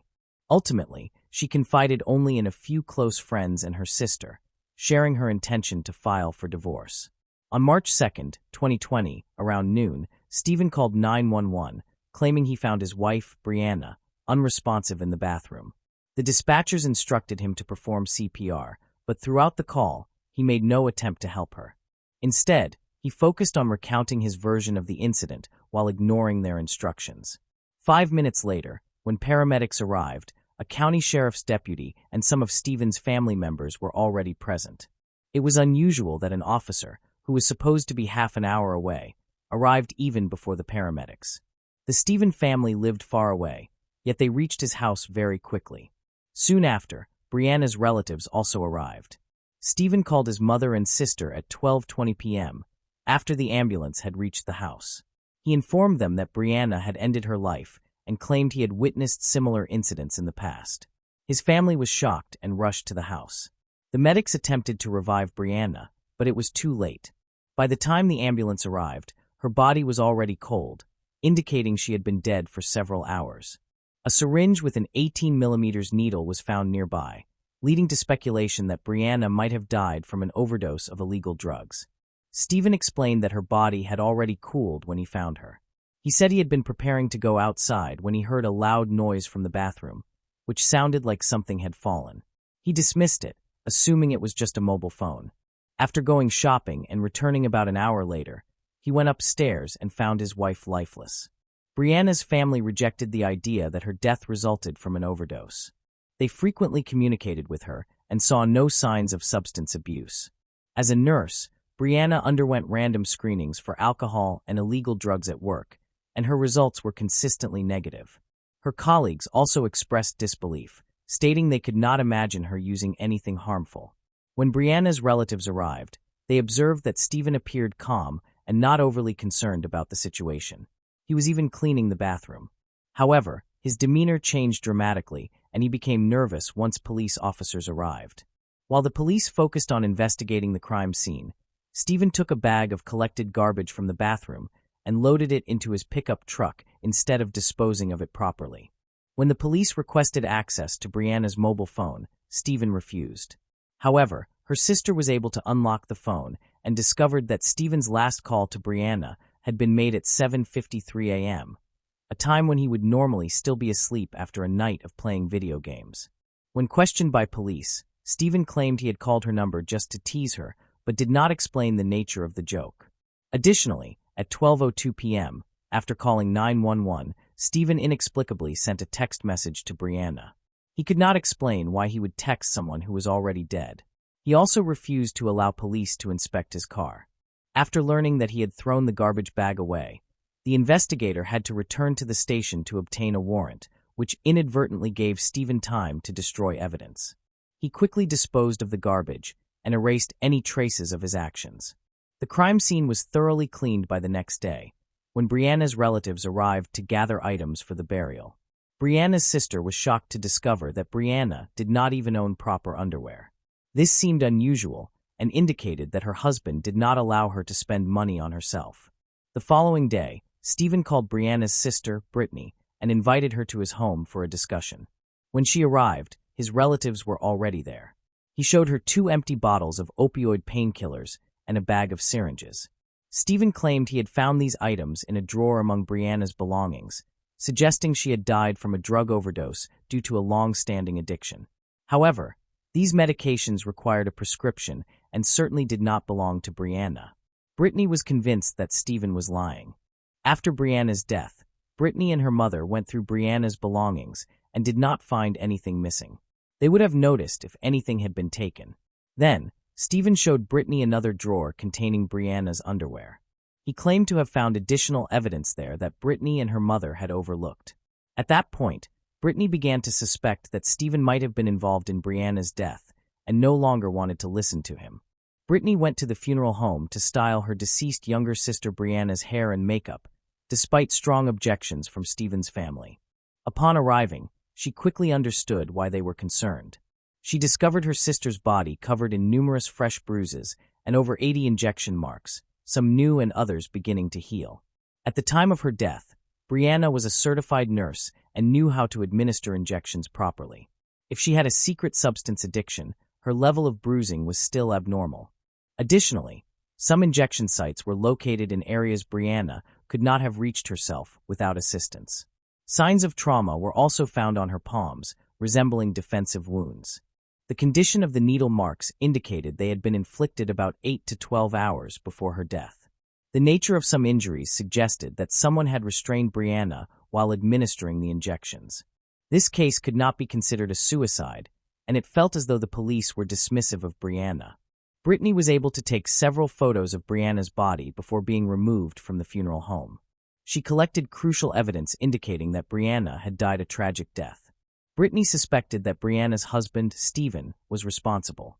At Brianna's funeral, Stephen did not speak to anyone nor offer any greetings. He attempted to fake tears, but ultimately showed none, and many attendees noticed he appeared very unnatural. Several witnesses said Stephen bragged about connections that could help him evade justice. He even spoke with a mourner who turned out to be a police officer from another city, but quickly ended the conversation upon realizing this. At that time, no one knew that the deputy sheriff who had arrived at the scene before everyone else was related to Stephen. Brianna's sister discovered that this deputy was not included in the investigation records despite having full access to the crime scene. In October 2020, an investigator contacted Brianna's family to inform them that she had been the victim of a crime. The investigator suggested that she may have been killed because she witnessed another crime and became an unintended witness. However, this theory was never confirmed, and the investigation was eventually closed. Stephen continued to live in the home he shared with his late wife, Brianna. Just a few days after her death, Stephen's longtime mistress moved in with him. They even renamed Brianna's favorite dogs. He received $160,000 in life insurance money from Brianna's death.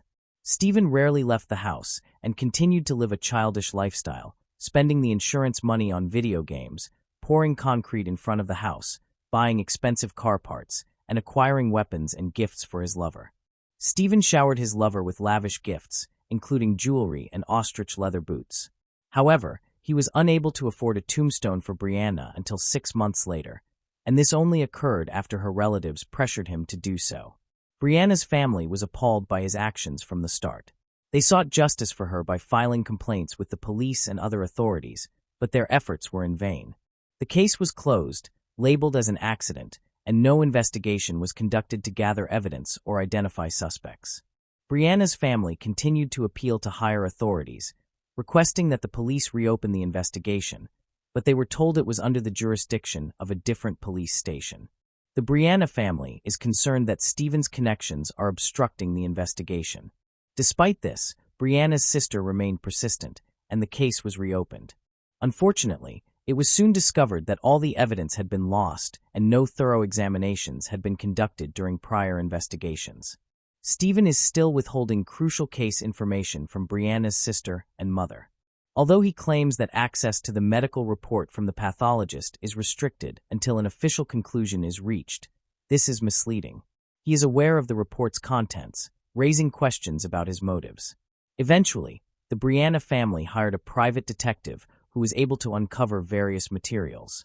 One significant find was video footage from a search of Stephen's car in the home, which showed him smiling brightly while leaning over Brianna's lifeless body. Following the public revelation of this footage, Stephen became fearful and installed security cameras around his house. Meanwhile, Brianna's sister Brittany continues to search for evidence that proves Stephen was involved in her younger sister's death. Brittany sent a photo of a package of fentanyl to Brianna's co-workers, who firmly stated that the medicine package did not come from the hospital, as they had never seen such drugs before. It was later revealed that a different drug from another manufacturer was used at their workplace, which had different packaging. This contradicted Stephen's earlier claim that Brianna had become addicted to drugs at work. Moreover, an official request from a medical institution confirmed that Brianna could not have stolen the drugs, as their records were strictly monitored. The large needles found in Brianna's home were not typically used for such drugs, and Brianna, as a nurse, was aware of this. Additionally, Brianna's family received a toxicology report about 4 months after her death. The report revealed that her body contained high levels of various psychotropic substances, including antidepressants and fentanyl, almost double the lethal dose. The Brianna family believes that Brianna, given her experience with medications, would not have made such a mistake or acted carelessly. When Brittany spoke to the medical examiner responsible for the autopsy and the cause of death determination, he mentioned that the conclusions in the autopsy report heavily relied on the circumstances surrounding the death. They reviewed reports from investigative agencies like the sheriff's office and the coroner's office. Brianna's death certificate states that the immediate cause of death was an overdose, and it categorizes her death as an accident. However, achieving justice remains difficult. The Brianna family initiated a petition to raise public awareness, which could have helped with legal and social expenses. Unfortunately, they only raised $5,000 instead of the needed $20,000, leaving the majority of the financial burden on Brianna's family. Moving on to the next case. Christine Melton and Diane Ruiz.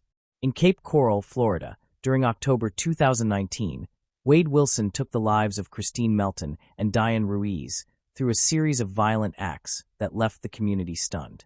His violent nature and absence of remorse during and after the killings drew significant attention from both the media and the public.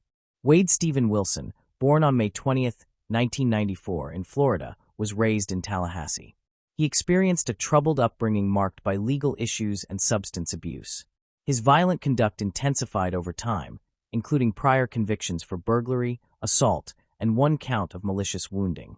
On October 7, Christine Melton, 35, was discovered dead in her home, her body wrapped inside a rug.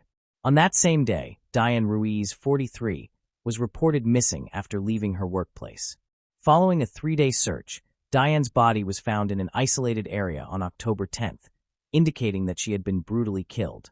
Multiple witnesses confirmed seeing Wilson with both victims around the time of their deaths.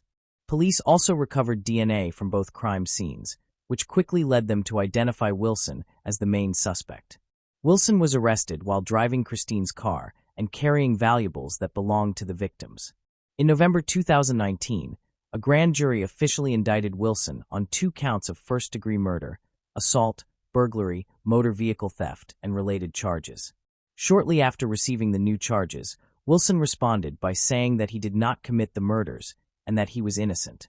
While incarcerated, Wilson continued communicating with news outlets, claiming he had been involved in a high-level human trafficking ring and that he groomed women for them. He further alleged that when he attempted to leave the organization the previous year, the group framed him for the murders as punishment. While awaiting trial for the killings, Wilson had several tattoos on his face, including multiple stitches and 2 swastikas. In October 2020, Wade and fellow inmate Joseph Katz attempted to escape but were captured by authorities. This resulted in 2 additional charges of attempted escape and criminal damage to property being added to Wilson's record. Sometime later, in 2022, Wilson's trial began, revealing disturbing information about the double murder case following a deposition. Wilson pleaded not guilty to the murders. His father, Stephen Testasica, was called to testify during the trial. He confirmed that Wilson had admitted every horrifying detail of the murders to him during a phone call. On the night of the crime, Wilson called him 3 times. Stephen said he needed to understand what was happening. Wilson explained everything in detail. Stephen recalled that during the call, Wilson said he had gone to a bar, met a woman, and returned home with her. They spent some time together, went to sleep, and then he got on top of her and strangled her until she died. Wilson stayed in the house throughout the night, then took her body and rolled it into a rug. He attempted to place her in her car, but she was too heavy, so he left the location. Wilson then drove away in the victim's vehicle. A few hours later, he told Stephen that he was driving along the road and noticed a woman walking. He stopped to ask for directions, and she entered the car. While driving, he reached over and strangled her. Wilson believed she was dead and drove into the woods to bury her. However, when he pulled her from the car, he realized she was still alive. He told Stephen that he got back into the car and ran her over multiple times, comparing it to spaghetti. He then exited the vehicle and carried her into the woods. Wilson's father also stated that Wilson had previously been in prison and was a drug addict. There was also a witness, Mila Montanez, Wilson's former girlfriend, who stated that a few days before the incident, she had also been attacked and dragged by him. Fortunately, there were many people present at the time. The trial was filled with shocking testimony and evidence that condemned Wilson's actions toward Diane and Christine. Sarah Miller from the state attorney's office said he is a man who has no respect for women, no respect for life. Wilson showed no reaction as the victim's family members cried on the stand. During Wade Wilson's defense at trial, his legal team requested expert testimony to argue that his mental state had been significantly impacted by past trauma and substance abuse. Dr. Hyman Eisenstein, a forensic neuropsychologist, argued that Wilson's cognitive impairments could have resulted from brain injuries caused by sports-related incidents when he was younger and a car accident when he was an adult. According to Dr. Eisenstein, these injuries impaired Wilson's executive function, which is essential for decision-making and self-control. As a result, Wilson's ability to function as a healthy individual was limited, and his substance abuse worsened the negative effects. In addition, forensic psychiatrist Dr. Mark Mills said Wilson suffered from some form of psychosis based on Eisenstein's interview and testing. Wilson's tests were deemed invalid because he exaggerated his symptoms. Mills said Wilson was experiencing paranoid delusions that could suggest schizophrenia, although he did not display signs of delusions or hallucinations when speaking with experts. In contrast, the prosecution's opposing expert, Dr. Michael Herkhoff, a forensic psychologist, disagreed with the defense's conclusion. Herkhoff argued that there was not enough evidence to support a diagnosis of psychosis. Instead, he attributed Wilson's paranoid behavior and repeated offenses to his well-documented substance abuse, arguing that this was a more believable explanation for his actions. At his trial in early 2024, prosecutors presented forensic evidence and witness testimony. Despite the defense's attempts to counter the evidence, the case against him was overwhelming. He eventually admitted to killing Christine Melton and Diane Ruiz and described the events of the case in detail. He said he felt no remorse, even coldly stating that he would do it again. Wilson appeared smug and smirked as his crimes were presented to the jury. On June 12, 2024, at the first sentencing hearing, Wilson was found guilty on all 6 counts: assault, motor vehicle theft, first-degree petty theft, home invasion, and the first-degree murders of Christine and Diane. After 13 days of deliberation and agreement, the jury found Wilson guilty of both counts of first-degree murder and recommended that he be sentenced to death. Wilson's sentencing was scheduled for August 27, 2024. As scheduled at the final sentencing hearing, Wilson was sentenced to death for the murders of Melton and Ruiz. He appeared to show no emotion in court when he learned that he would be executed as the verdict was read. Wilson's legal team immediately filed an appeal of the death penalty. A few days later, Wilson was transferred from the Lee County Jail in Fort Myers to the Federal Correctional Facility in Rayford to await execution. The Wade Wilson case was a complex legal matter marked by brutal crimes and a lengthy legal process. After being convicted of multiple crimes, including the murders of Melton and Ruiz, Wilson was sentenced to death. His reaction at his sentencing hearing was one of apparent indifference. He showed no emotion when informed of his fate. He is currently in prison awaiting execution. I hope then he will soon pay for the evil he has done to 2 innocent victims. Moving on to the next case. The case of the Ewell family. During the Easter weekend of April 1992, Dana Ewell notified his relatives that he had been unable to contact his parents, Dale and Glee Ewell, and his sister, Tiffany Ewell. Dana remained at the family's California beach house, where he had spent the weekend with his girlfriend and her father, an FBI agent. When the housekeeper arrived for duty following the Easter weekend, the discovery she made inside the house sent shivers down her spine. The distressed housekeeper ran to a neighbor's home, prompting an immediate call to the police, who arrived at the scene to find the grim discovery of the 3 lifeless bodies. Initially thought to be the result of a botched burglary, it was soon revealed that nothing had been stolen, leading authorities to determine it was a premeditated murder. But who could have had a motive to kill this innocent family? Investigations followed, eliminating several potential suspects until one unlikely individual emerged as the prime suspect. This is the horrifying story of the Ewell family. Dale Ewell was born in Ohio during the Great Depression, which instilled in him a strong work ethic and an appreciation for every dollar he earned. His upbringing in a family that faced economic hardship likely fueled his determination and ambition. After serving in the Air Force, Dale achieved success as a businessman, eventually becoming the president and owner of Western Piper Sales Incorporated, a company specializing in small aircraft sales. He further expanded his financial ventures by investing in several farms using profits from Western Piper. Dale married Glee Michelle, a woman who taught in elementary school, worked as a translator for the CIA, and served on a commission at the State Bar of California. Together, they became parents, welcoming Tiffany in 1967 and Dana in 1971. Dale's success provided the Ewell family with a comfortable residence in Sunnyside, a beachfront property in Peraro Dunes, along with luxury cars and designer clothing. The primary sources of the Ewell family's wealth were the sale of light aircraft and extensive stock market investments. Having built his aviation business successfully, Dale expanded into purchasing multiple farms, ultimately accumulating substantial wealth. Dale and Glee's combined net worth was estimated at $8 million, portraying them as the embodiment of the American dream, despite maintaining a modest lifestyle. While Tiffany followed in her parents' footsteps, Dana diverged significantly from their path. While attending the University of Santa Clara, Dana presented himself as a successful entrepreneur, claiming he was the origin of his family's wealth. His fabricated story attracted attention from a local newspaper and was even included in the Ewell family's school yearbook in 1990. As a student at Santa Clara University, Dana was preoccupied with wealth and stylish living, owning a BMW and having access to funds that allowed him to purchase luxury items, such as jewelry, at will. In contrast, his older sister Tiffany, a graduate of Fresno University, displayed a more grounded personality. From an early age, Dana exhibited a tendency to lie frequently and fabricate stories, despite his remarkable intellect and education. Dana's ambitions went beyond mere comfort, wealth, and a promising future.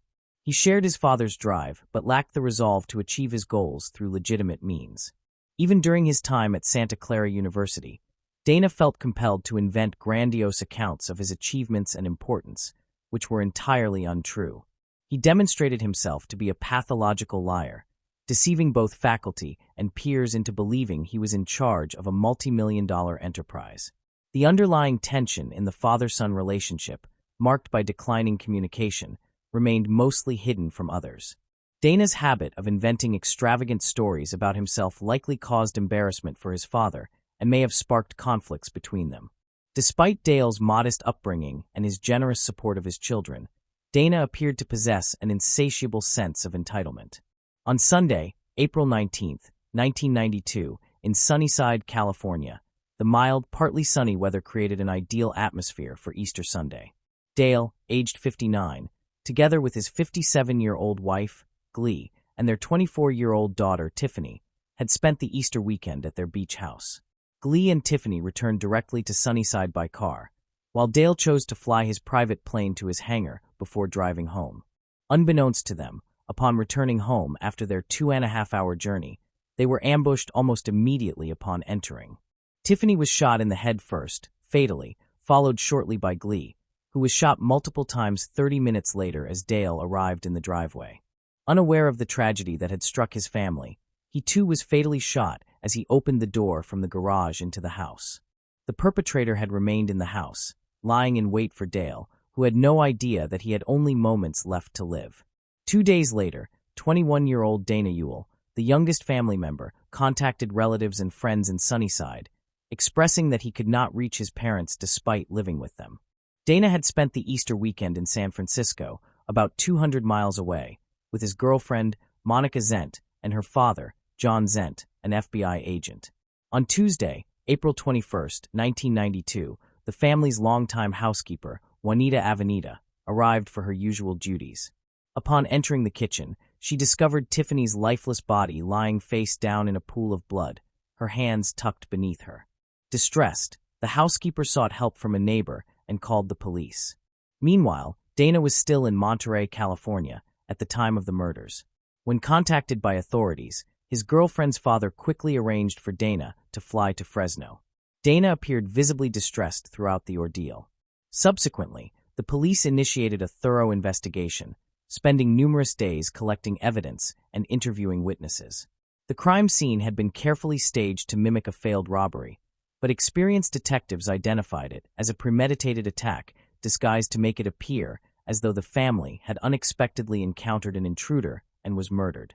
Upon closer examination, detectives noted several irregularities: the absence of weapons, bloodstains, footprints, or DNA evidence. Instead, they observed a meticulously planned and executed assault. The precision of the assailant's shots was remarkable, with only one miss, and the perpetrator had even collected the spent bullet casings. Inside the home, investigators found a box of 9mm ammunition purchased by Dale, later determined to have been used in the killings. Although the house appeared ransacked, no valuables were actually stolen. There were no signs of forced entry through doors or windows, and the alarm, which typically activated, had been deactivated. The scene seemed deliberately staged to suggest a burglary in progress. Investigators meticulously examined the backgrounds of the victims, searching for any leads that might connect to their murders. Dale's past activities, including selling airplanes for an individual later convicted of drug smuggling in the 1970s, and a problematic real estate deal with his brother that threatened to cost investors millions, were carefully scrutinized. However, both incidents were ultimately dismissed as having no relation to the homicides. The police thoroughly investigated all other potential suspects with plausible motives, eventually focusing on Dana. Dana stood to gain significantly from the tragedy, being the sole surviving member of the Ewell family and the primary heir to the estate. Despite Dana's seemingly solid alibi, being with his girlfriend and her FBI agent father at the time of the murders, the police remained suspicious of him. Dana's behavior did little to ease their concerns and only reinforced their instincts about his involvement. Although he outwardly expressed grief over the murders, including offering a $50,000 reward for information leading to the capture of the killer, Dana's sorrow appeared insincere. His emotional response to the brutal killings of his own family seemed lacking, failing to reflect the expected horror and anguish. Instead, his focus appeared to center on matters related to his parents' wills and inheritance, rather than mourning the tragic loss of his loved ones. In a particularly insensitive act, he invited a friend to tour the house while bloodstains and spatters remained visible, demonstrating a lack of empathy. Allegedly, he even expressed disdain for the police investigation, claiming they were incompetent and would never solve the case. This provoked a prolonged and intense cat-and-mouse game between Dana and authorities, spanning 3 arduous years as investigators pursued every possible lead, further escalating the conflict. Dale's brothers contacted authorities, accusing their nephew of wrongdoing. They alleged that during the reading of the wills, Dana had reacted angrily upon learning that the trust restricted his access to the $8 million estate until he turned 30. According to their account, Dana had even slammed his fist on the desk and exclaimed, "How could he have done this to me?" referring to his late father.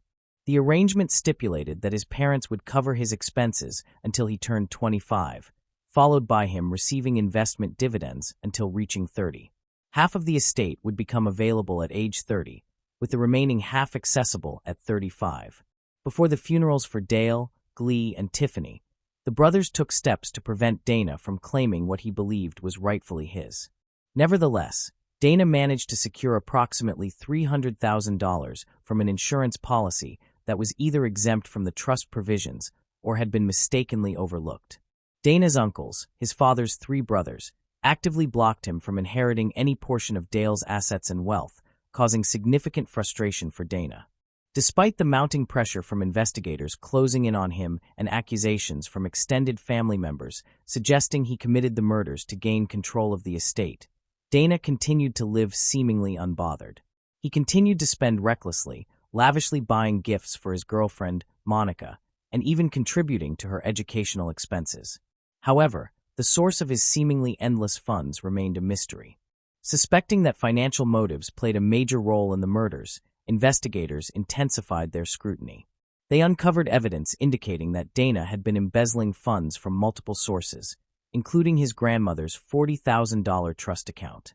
By the time detectives intervened, the elderly woman had been left with only $2,000 to cover her ongoing care at a nursing facility.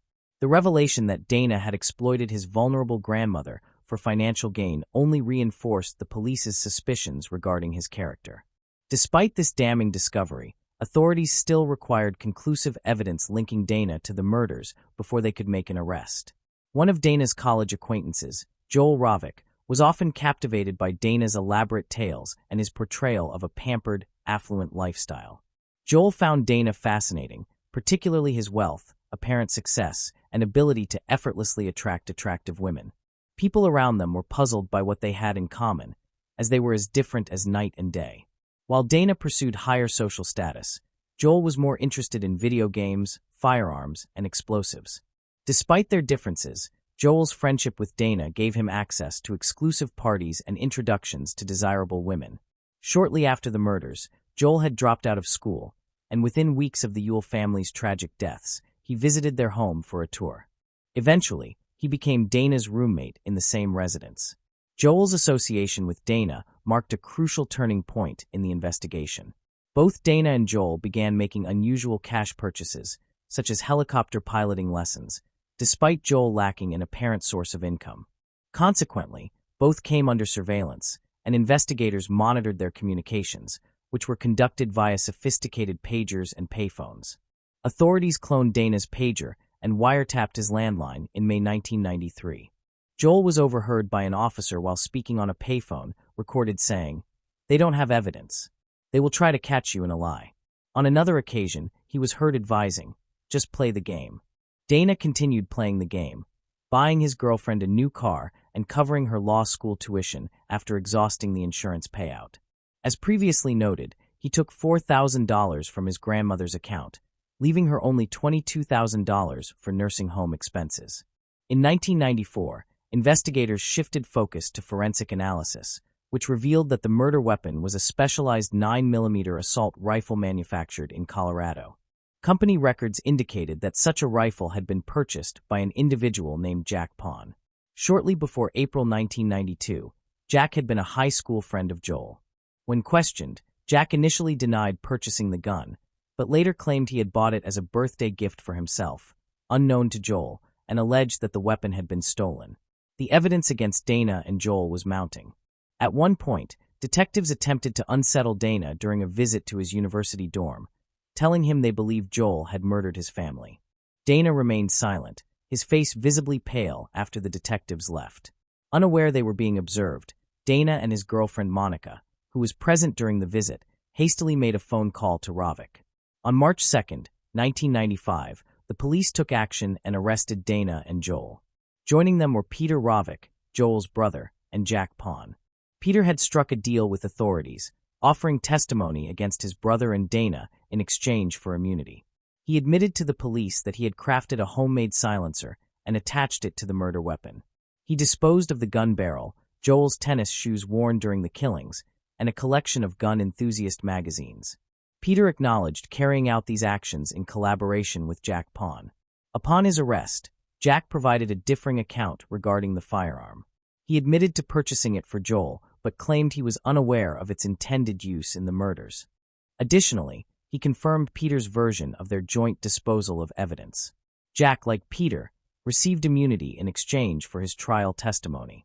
As a result of Peter and Jack's statements, the barrel of the murder weapon was discovered buried in a dirt field. Dana and Joel, however, were not offered any plea agreements. Instead, they were charged with 3 counts of first-degree murder with special circumstances, making them eligible for the death penalty. The trial did not begin until late 1997. Dana and Joel, who had once been close enough to travel to Mexico together, share flying lessons, and even live in the same house where Dale, Glee, and Tiffany were killed, now had separate legal representation and adopted differing stances during the trial. Prosecutors argued that Dana's motive was greed, alleging that he had promised Joel a portion of the inheritance. Dana's attorney argued for his innocence, claiming that Joel and Jack had orchestrated and carried out the murders. Meanwhile, Joel's attorney, recognizing the weight of evidence against his client, aimed to save him from the death penalty. During his testimony, Jack Pond revealed that he not only purchased the murder weapon for Joel and assisted in its disposal, but also that Joel had provided him with details of the events on that fateful day in April 1992, which he was prepared to share. Dana had approached Joel, requesting a favor that was difficult for him to refuse. Acting as the executor of Dana's plan, Joel entered the Ewell residence with precise instructions, having meticulously prepared by shaving his entire body. Joel waited patiently for 12 hours, seated on a plastic sheet to avoid leaving any trace of DNA, even a single eyelash. He was also instructed to ensure that no bullet casings were left at the scene. Tiffany was the first victim, passing by Joel without noticing him before he fatally shot her in the back of the head. Glee, however, glimpsed the assailant and was struck by a bullet despite attempting to flee to the office. Bleeding heavily, she was pursued and mercilessly shot multiple times by Joel, who then straddled her in a chilling moment just before delivering the fatal shot. Glee locked eyes with Joel, recognizing him as a friend Dana had introduced to the family a month earlier. After fatally shooting Glee, Joel changed the magazines in the gun and put on fresh gloves, waiting for Dale's arrival. He subsequently murdered Dale as well. However, during Jack's testimony recounting Dale's murder from Joel's perspective, he made a critical error by saying, "And I saw the eye," which undermined the credibility of his account. The jury viewed his testimony with skepticism, suspecting greater involvement than he admitted. Nonetheless, his immunity agreement shielded him from facing charges for the deaths. On May 27, 1998, 8 months after the trial began, the jury unanimously found Dana Ewell and Joel Rovick guilty on all counts. However, they were unable to reach a verdict on sentencing. While 2 votes spared Joel from the death penalty, Dana narrowly avoided the same fate by only 1 vote. They both received 3 consecutive life sentences without the possibility of parole. Dana was incarcerated at Corcoran State Prison, located 50 miles south of Fresno. There, he found himself among other inmates, including notorious figures such as Charles Manson. Sadly, his grandmother, from whom he had previously stolen, passed away in 1999. In the years following his conviction, Dana claimed to have experienced a spiritual transformation, embracing Christianity. He is listed on an online prison pen pal platform, where his profile states that he graduated in finance from Santa Clara University and had begun a career in investment banking before some extraordinarily painful events turned his world upside down. Meanwhile, Joel Rovick was imprisoned at Mule Creek State Prison in Ione, approximately 2 hours south of San Francisco. This facility has housed other infamous inmates, including Tex Watson and Robert John Bardo. Jack Pond attended law school and ultimately became an attorney. Monica Zent ended her relationship with Dana, completed her law studies, and established a successful law practice. While Monica was scrutinized during the investigation, no evidence implicated her in the murders, aside from her apparent reluctance to participate in the case, which resulted in her boyfriend's conviction and the fact that he had used some of the ill-gotten funds to contribute to her law school expenses. Greed, entitlement, and heartlessness defined Dana Ewell. His insatiable desire for wealth and his willingness to manipulate and betray his closest family ultimately led to the brutal destruction of his own relatives. It is profoundly sorrowful and regrettable what occurred to the victims of this tragic story at the hands of their avaricious and deceitful brother and son, along with those who assisted him. As we reflect upon this heart-rending tale, our sympathies lie with the victims whose lives were senselessly cut short and the loved ones they left behind. Moving on to the next case. The case of Grant Hendrickson and Michelle Cartagena. Grant Hendrickson, born on September 20, 1972, in Macon, Georgia, was an outdoor enthusiast who enjoyed fishing, golf, canoeing, and camping. Like his girlfriend, he was also an active volunteer in the community, having worked at the Museum of Arts and Sciences in Macon since the age of 15. Their shared active lifestyles likely brought them together, according to those who knew them. Grant's girlfriend, Michelle Cartagena, was born on May 2, 1975, in Monterey, California. She was a well-rounded and talented individual, participating in her school's marching orchestra band, excelling as the top singles tennis player, and leading the school's softball team. Additionally, she was a member of the National Honor Society. Outside of school, Michelle volunteered with the Red Cross and an animal welfare association and frequently visited elderly people. Her father remembered her as a caring and driven individual who aspired to pursue a career in medicine to help others and give back to society. On January 3, 1995, a grim discovery shook the typically quiet area of Juliet Lake. A passerby reported finding 2 lifeless bodies near the lake. The local sheriff and his deputy responded and were confronted with a shocking scene. Their office was not accustomed to handling serious crimes, as fights and thefts were more common. The deputies were unprepared for what they found. A white Honda parked on the lake shore with a man's body inside and a woman's body lying on the ground nearby. Even to a non-expert, the cause of death was evident. Both victims had been shot. The car contained the male victim's personal belongings, including identification, which revealed the identities of the victims. The male victim was 22-year-old Grant Hendrickson, found in the driver's seat. The second victim was 19-year-old Michelle Cartagena. Police were alerted, and officers from the Major Crimes Unit, along with forensic experts, arrived at the scene. Detectives' attention was immediately drawn to Michelle's body, which was partially exposed with her skirt pulled up, suggesting a possible motive for the crime. Examination of the car revealed bullet holes, leading detectives to believe that the perpetrator had opened fire while they were inside. Grant had been hit by 3 bullets and had no chance of survival. Michelle had been shot twice and likely remained conscious as the perpetrator pulled her from the car.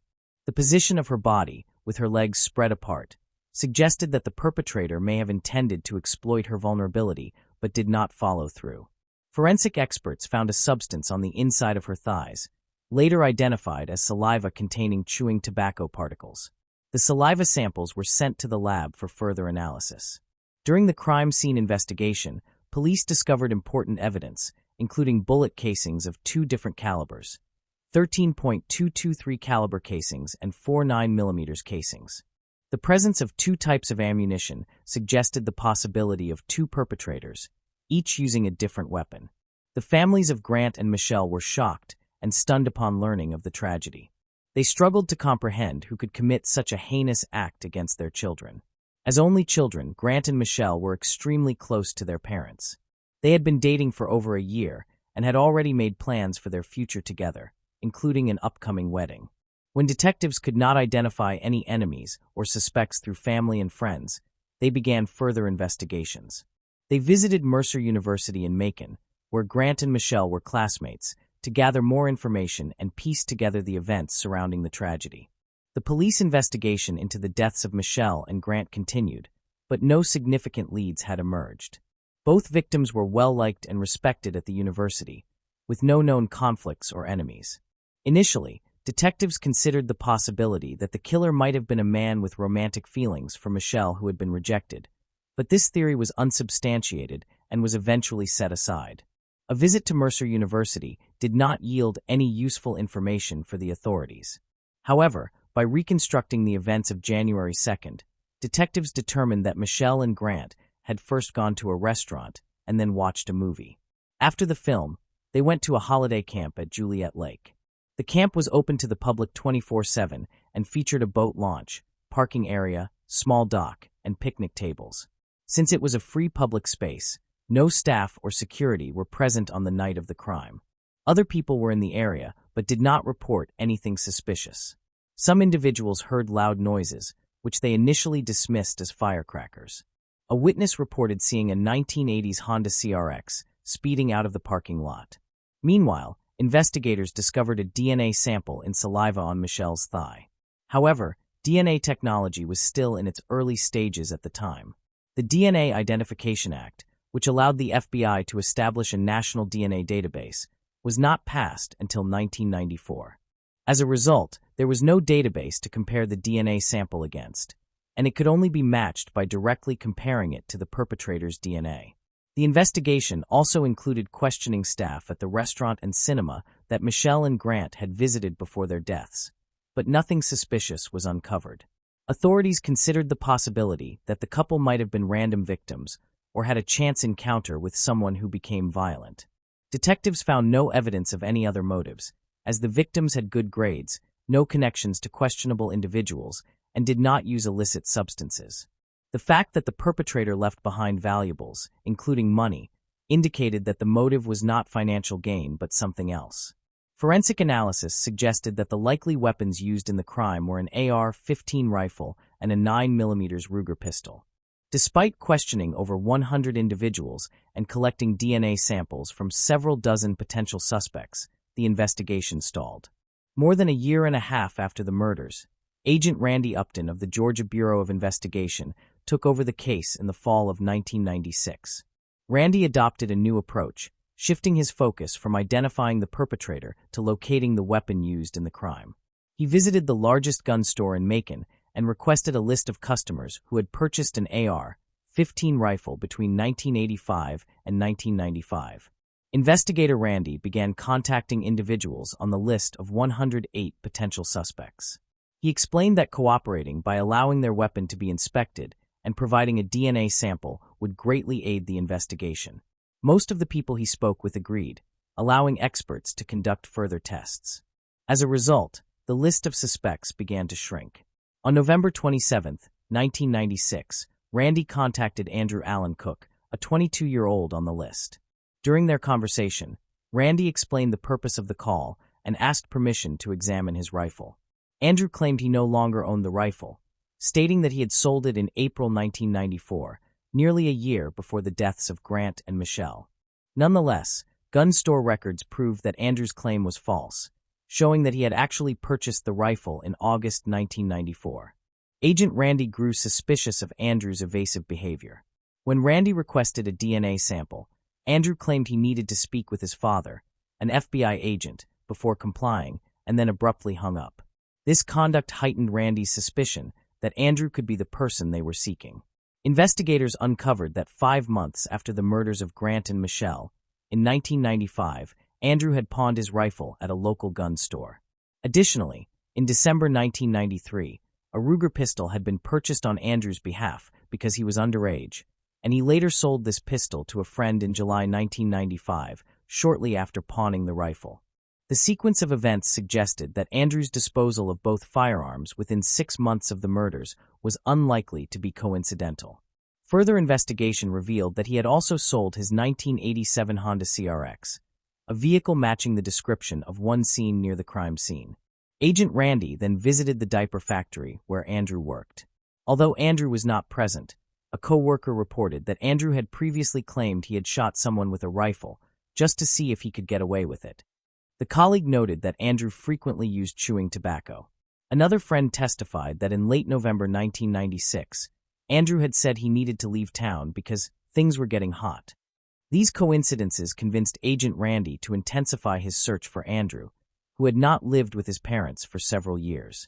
On December 4, 1996, Agent Randy met with Andrew's father, John, an FBI agent with 29 years of experience.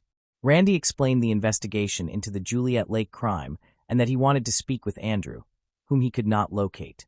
John, though familiar with the case from the news, had not been involved and initially did not consider Andrew a suspect, but promised to contact his son. Later that day, John reached Andrew by phone. The conversation took a shocking turn when Andrew said, "Daddy, I'm not telling you.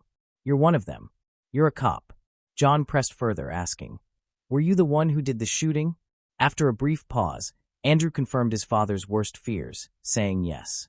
He explained that on the night of the incident, he had been fishing at Juliet Lake when a couple arrived. An argument ensued with Grant, who allegedly threatened him with a pistol, prompting Andrew to grab his rifle and commit the fatal act. John urged Andrew to turn himself in, but Andrew refused, insisting he would rather disappear.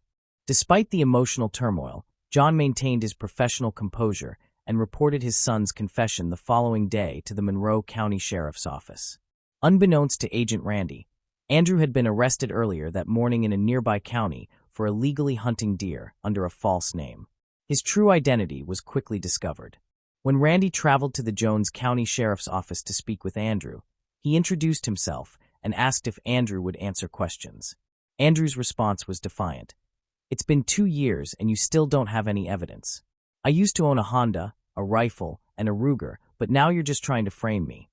Andrew told the sheriff that he would reveal the full truth if they helped his father secure a lawyer. After being transferred to Monroe County, John Cook, Andrew's father, was permitted a private conversation with him. When John hugged his son, both broke down in tears. During this meeting, Andrew confessed that he had not been at the lake to fish on the night of the crime. Instead, he claimed he arrived after Grant and Michelle were already there. According to Andrew, he fired multiple shots from his rifle, then used his pistol to shoot additional rounds. He also admitted to pulling Michelle's body from the car in an attempt to mislead investigators. As an extra precaution, he spat on her body to prevent the police from linking him through saliva analysis. Andrew was subsequently charged with the murders of Grant Hendrickson and Michelle Cartagena. The police collected additional evidence to corroborate his confession, including tracing the rifle and pistol used in the crime. Forensic testing confirmed that these firearms were indeed the murder weapons, and Andrew's DNA matched the saliva found on Michelle's body, further implicating him. The trial took place in 1998, during which John Cook publicly apologized to the victims' families. He acknowledged that his apologies could not heal their pain and expressed regret for failing to recognize the evil within his son.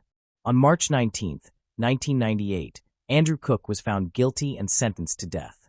He exhausted all appeals, and his execution was scheduled for February 22, 2013. 3 days prior, his attorneys filed a clemency appeal, citing mental instability and the need for treatment. The State Board of Pardons and Paroles reviewed the request, but ultimately denied it. On the day of the execution, Andrew's family visited him in prison to bid farewell. He was allowed to select a final meal, which included steak, baked potatoes, fried shrimp, lemon pie, and soda. As he lay strapped to the gurney in the death chamber, Andrew delivered his final words, expressing remorse. "I'm sorry," he said. "I won't ask you to forgive me, as I struggle to forgive myself." He thanked his family for their unwavering support and apologized for the pain he had caused them, stating, "I'm sorry I took so much from you all." At 11:08 p.m., the lethal injection was administered, and 14 minutes later, Andrew Cook, aged 38, was pronounced dead. Following the execution, Mary Hendrickson, mother of one of the victims, expressed relief that justice had finally been served after 18 long years. Moving on to the next case. The case of Jamie Bowie. On the evening of Monday, April 16, 1990, Brian Bowie was waiting for his 20-year-old younger sister, Jamie, to come home. Earlier that weekend, she had traveled to Phoenix to visit family and friends, and she was expected to return to Los Angeles by the start of the work week. Jamie was especially eager to get back because she had her first day of work at a major Hollywood studio the next day, where she would be involved in an important new project. Brian was in their apartment, looking forward to celebrating Jamie's upcoming successes. However, as time passed, she still hadn't arrived. He assumed she was simply delayed on her journey and decided to go to bed since he needed to wake up early. In the middle of the night, he heard the sound of the door, but assumed it was Jamie returning. Feeling exhausted, Brian didn't get up. Instead, he turned over and went back to sleep. Brian awoke in the morning to find the sun already up. He immediately went to check on his sister, Jamie, but she was missing. Brian looked around the apartment and noticed that some items were out of place, but this did not give him any clues about what had happened during the night or where Jamie might be now. Since mobile phones did not exist at the time, he had no way of finding out what had occurred. Brian remembered hearing the sound of the door opening in the middle of the night and thought Jamie had come home, changed her clothes, and left early in the morning before he woke up. However, they had agreed that she would wake him if she came home late at night, or at least in the morning when she got up. For some unknown reason, she had not done so. Brian felt confused and wondered if she might have left for something urgent. Perhaps she was dealing with car trouble or something related to her new job. Brian needed to get ready for the day, so he focused on his own tasks. He left a note for Jamie and headed out. When he returned home that evening, he was terrified to find the note still there and his sister still missing. This was alarming because Jamie was about to start her dream job and had prepared for it. She was normally responsible and would never miss important events without a valid reason or informing someone. What made things worse was the evidence that someone had been in their apartment while Brian was gone. The rooms were messy, and items like the stereo system, a suitcase, and some valuables were missing. Brian knew Jamie would never throw things around or remove valuables like that. It was obvious someone else had entered their home. Afraid to stay alone, Brian rushed to a nearby friend's house to call for help. When the police arrived, Brian explained what had happened over the past few days, suspecting that Jamie's disappearance was connected to a burglary. However, the officers dismissed his concerns, seeing it as an ordinary break-in. They pointed out the lack of signs of kidnapping or a struggle. No blood or weapons were present. In their opinion, Jamie simply wasn't in the apartment, and they thought any fears Brian had were unjustified. The police created a report about the theft and examined the house. They wanted to make sure Jamie was not involved in the incident. They contacted her family in Phoenix. Her relatives confirmed that Jamie had left them on time, and they had not seen her since. The police speculated that she might have encountered problems during her journey, which was roughly 600 kilometers long. They assumed her car might have broken down, and she would return once she resolved any issues. After this, the police left the home. However, Brian sensed that something was wrong. He chose to stay with a friend for some time because he did not feel safe in the apartment. Brian informed their parents about everything that had occurred, and they agreed with him that there were suspicious elements in the case. They feared that something bad might have happened to Jamie. Consequently, their mother contacted the local police in Arizona and filed a missing persons report for Jamie. The police officers promptly began their investigation. News about Jamie's disappearance was broadcast on the radio throughout the state, prompting the initiation of a nationwide search. Jamie's mother provided photographs and a description of the clothes her daughter was wearing when she went missing: bright pink pants and a light-colored top. Meanwhile, Jamie's father, Joe, and Brian printed and distributed flyers with her photograph in both cities. They also created flyers featuring her car, a blue 1978 Volkswagen Beetle convertible. They handed out flyers along the route Jamie was likely to take when returning home. The efforts of her family were extensive, covering hundreds of kilometers along the highway in search of Jamie and her vehicle. The journey from Phoenix to Los Angeles took at least 6 to 7 hours, and they would have traveled west along Highway 10 to cover that distance. The Jamie family decided to split up to drive along the route each day. During their journey, they visited various motels, cafes, and gas stations, speaking to hundreds of people in hopes of finding any clues about Jamie. A large search operation organized by Jamie's relatives attracted significant attention from the local community, leading to rumors that she had been kidnapped and that the police were not thoroughly investigating the case. This prompted the police to examine the case more carefully. Detectives eventually suspected a connection between the robbery at Brian's apartment and Jamie's disappearance, as both events occurred around the same time. Meanwhile, Jamie's family continued their efforts to locate her. Jamie's mother frequently posted updates and assumed the role of an investigator, questioning staff at roadside businesses. Her determination impressed even the police, as it was uncommon for a mother to be so actively engaged in a large-scale search for her child. While many parents might struggle to cope in such circumstances, she remained focused and resolute, desperately searching for her daughter. However, it is difficult to imagine the emotional anguish she endured during this search. Meanwhile, Jamie's brother and father were also involved, doing their best to collect any information about her whereabouts. The situation grew increasingly complex, particularly in some wilderness areas that were devoid of people and infrastructure, posing a danger to Jamie's life. Had search teams found her in those areas, it would have been extremely unfortunate.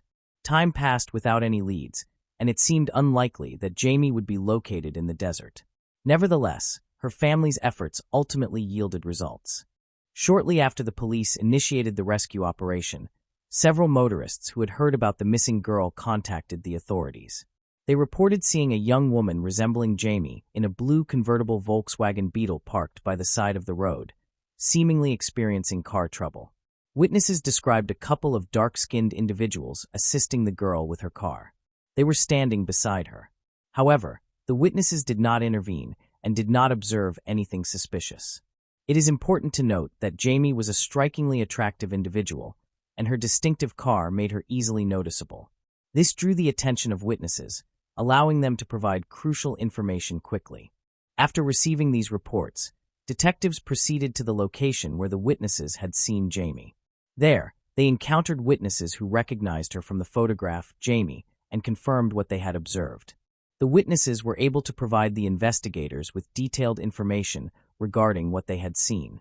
They explained that while resting in a truck parking lot, they noticed a girl standing by the roadside. She had exited her car and opened the hood because the engine was smoking. Shortly afterward, a couple arrived in a red car. The man was driving, and his wife was seated in the passenger seat. After restarting her car, the girl drove away, and the couple followed closely behind her until they disappeared from view. This incident occurred in the middle of a deserted highway. Initially, the witnesses considered the situation unremarkable. However, upon learning about the young woman Jamie's disappearance, they began to harbor doubts. They started to suspect that the couple who had assisted the girl might actually be connected to her abduction. Meanwhile, the police intensified their search for Jamie, focusing on the segment of the highway where witnesses had seen the events unfold. They concentrated on the central desert area, where there was a higher likelihood of locating someone in distress. Despite searching hundreds of kilometers of road, they found no trace of Jamie's blue convertible. It appeared to have vanished entirely. The situation was further complicated because it occurred at a time without the internet. People did not possess mobile phones, making communication difficult. There were no geotags, GPS tracking, or surveillance cameras available. The police seized their only opportunity by placing a large poster along the highway featuring a picture of Jamie and her car. They requested that anyone with helpful information come forward to aid in the search for her. While many individuals quickly contacted the department, unfortunately, most of the calls were from people seeking attention without providing any valuable information. In total, they received approximately 200 calls, but none yielded the anticipated results. Consequently, a considerable amount of time was wasted handling these unhelpful calls. About a month after Jamie was reported missing, a witness working in an orchard contacted the police. He discovered a body in the irrigation system. The police promptly arrived at the scene and found the body of a girl in very poor condition. Her clothing closely matched the description given by Jamie's relatives, including bright pink pants and a light-colored top. However, investigators did not immediately identify her. Before awaiting the forensic examination results, the police estimated that the body had been there for about a month. During the investigation, they also discovered a spent shotgun shell at the scene, making it impossible to determine the cause of death without an autopsy. The presence of the shell indicated that the girl had been shot, suggesting that the orchard was the crime scene. The forensic expert revealed during the autopsy that the victim had been shot twice. It was determined that the first shot occurred while the girl was standing on the ground. A gun had been aimed at her, prompting her to instinctively raise her hand in defense. She likely attempted to escape, but the attacker was faster.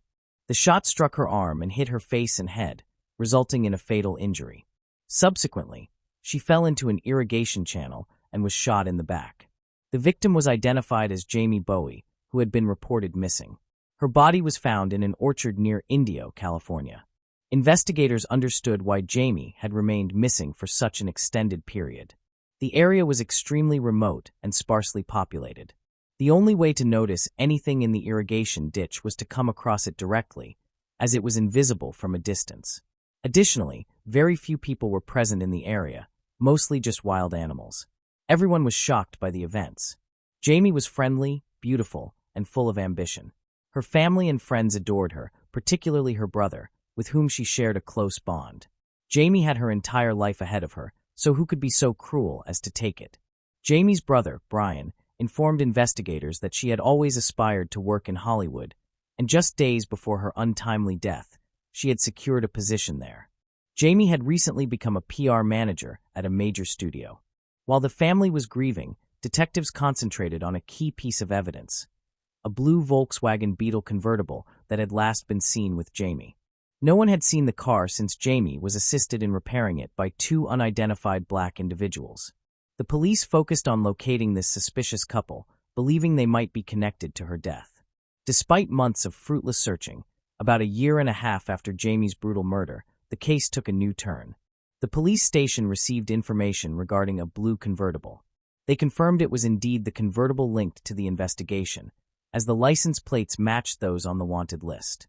However, one strange detail emerged. The car had been repainted black and appeared abandoned. The police thoroughly examined the vehicle, but found no clues inside. To identify the driver, they held a press conference to seek assistance from witnesses through the media. While this method did not always produce results, they hoped that this time someone would respond. Eventually, a witness called in, claiming to have seen his neighbor driving the car. This revelation surprised the investigators. They interviewed the witness in detail, and he provided valuable information about the neighbor. The police then summoned the neighbor for questioning, which further complicated matters. He revealed that he had stolen the car several months earlier.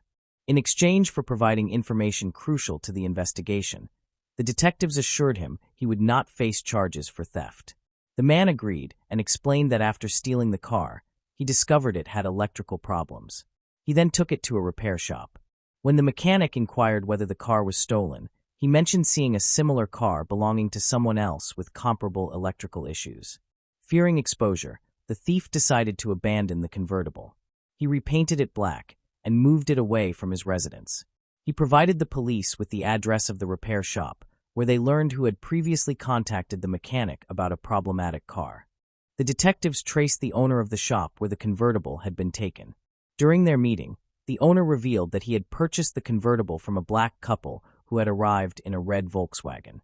This couple had previously helped a girl with car repairs and then sold her vehicle, suggesting they were aware of Jamie's situation. The investigators intensified their questioning of the shop owner to gather additional information about the couple. He provided a crucial lead. He possessed a sales contract for the vehicle dated just one day after Jamie was reported missing. The document included the seller's signature, and suddenly, the case that had remained cold for over a year began to progress rapidly. The sales contract listed a man named Billy Ray Rakes. At the time of the sale, he was 45 years old and lived in the Los Angeles area with his 28-year-old wife, Hilda. Detectives looked into Billy's background and discovered he had a violent criminal history. He was notorious for having killed his own brother during a fight. His criminal activities began in the 1970s when he vandalized a police office in Compton.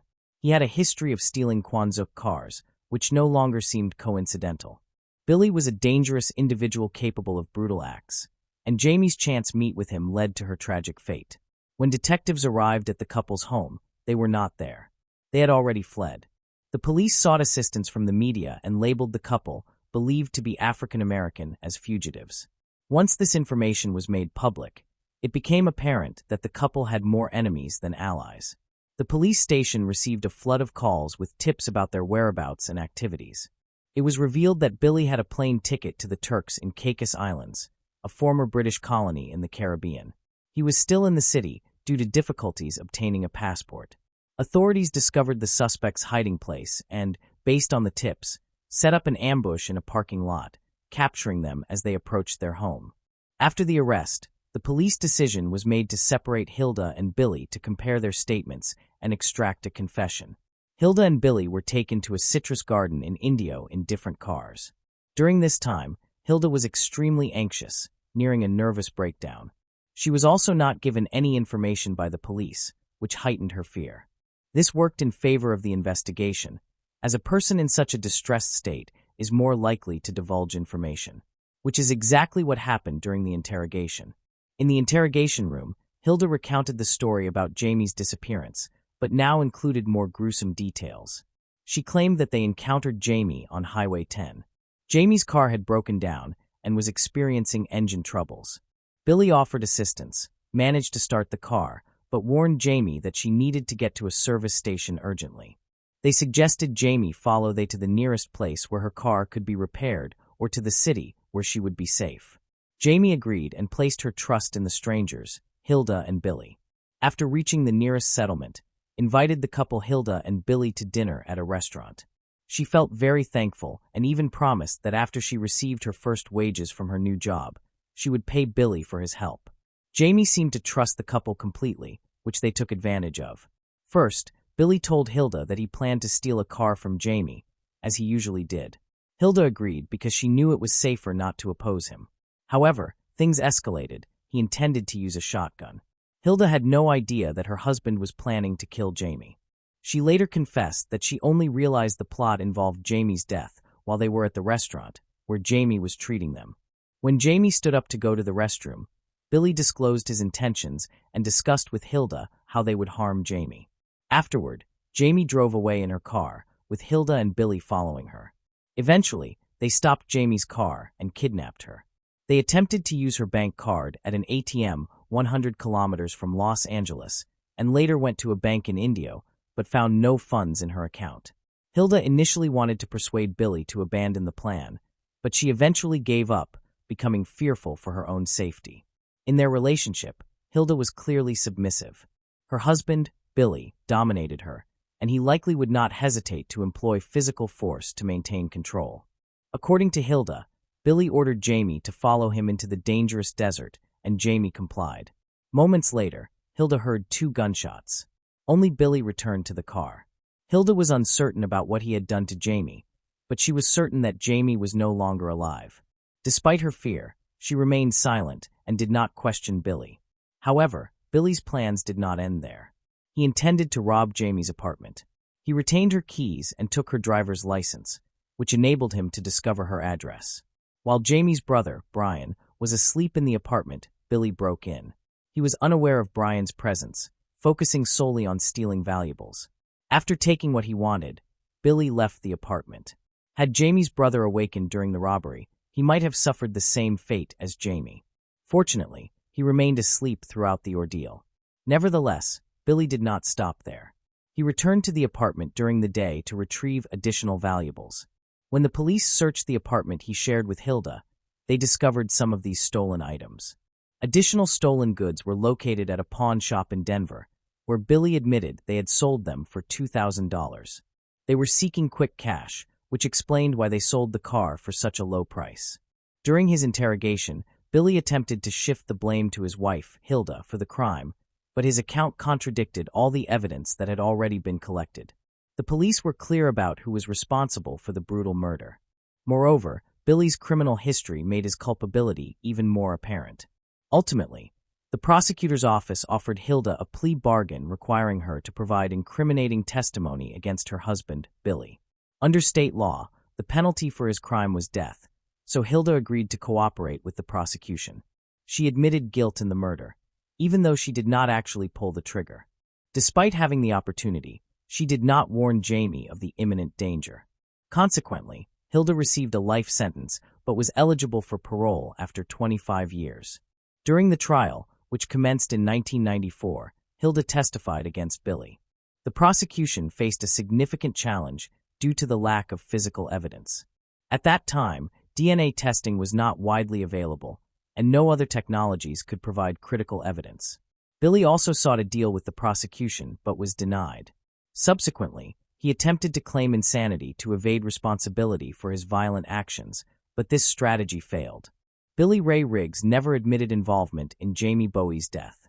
The jury carefully reviewed the case materials before finding him guilty of premeditated murder.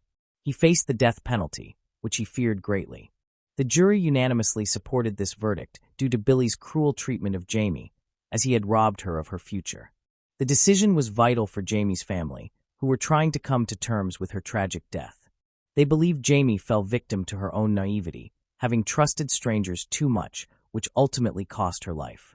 Hilda Riggs was released from prison in November 2014. Her husband, Billy Ray Riggs, has submitted several appeals, all of which have been denied. He is currently on death row, awaiting execution. Moving on to the next case. The case of Jared Bregan. Jared J. Bregan was born in 1989 in Florida into a modest family, where he was the second of 2 sons. He grew up alongside his older brother, Adam. The two were practically inseparable from childhood. Their parents were devout members of the Church of Jesus Christ of Latter-day Saints. As a teenager, Jared met a girl named Mallory Bowden at church. The two developed a romantic relationship, and Bowden would later describe Jared as her first true love. However, their relationship never resulted in marriage, as cohabitation was discouraged within their religious community. Divorces can sometimes take dark turns with tragic outcomes. Jared Bregan's story is an example in which former partners became bitter enemies, leading to catastrophic consequences for both families involved and leaving their children affected. When Jared graduated from a Florida arts high school in 2007 and decided to continue his education in another state, the couple went their separate ways. Jared moved to Utah, where he enrolled in college and later met his future first wife. At the age of 20, Jared encountered a woman named Shawnanna Gardner at a friend's birthday party. She was 2 years older and came from a well-off family.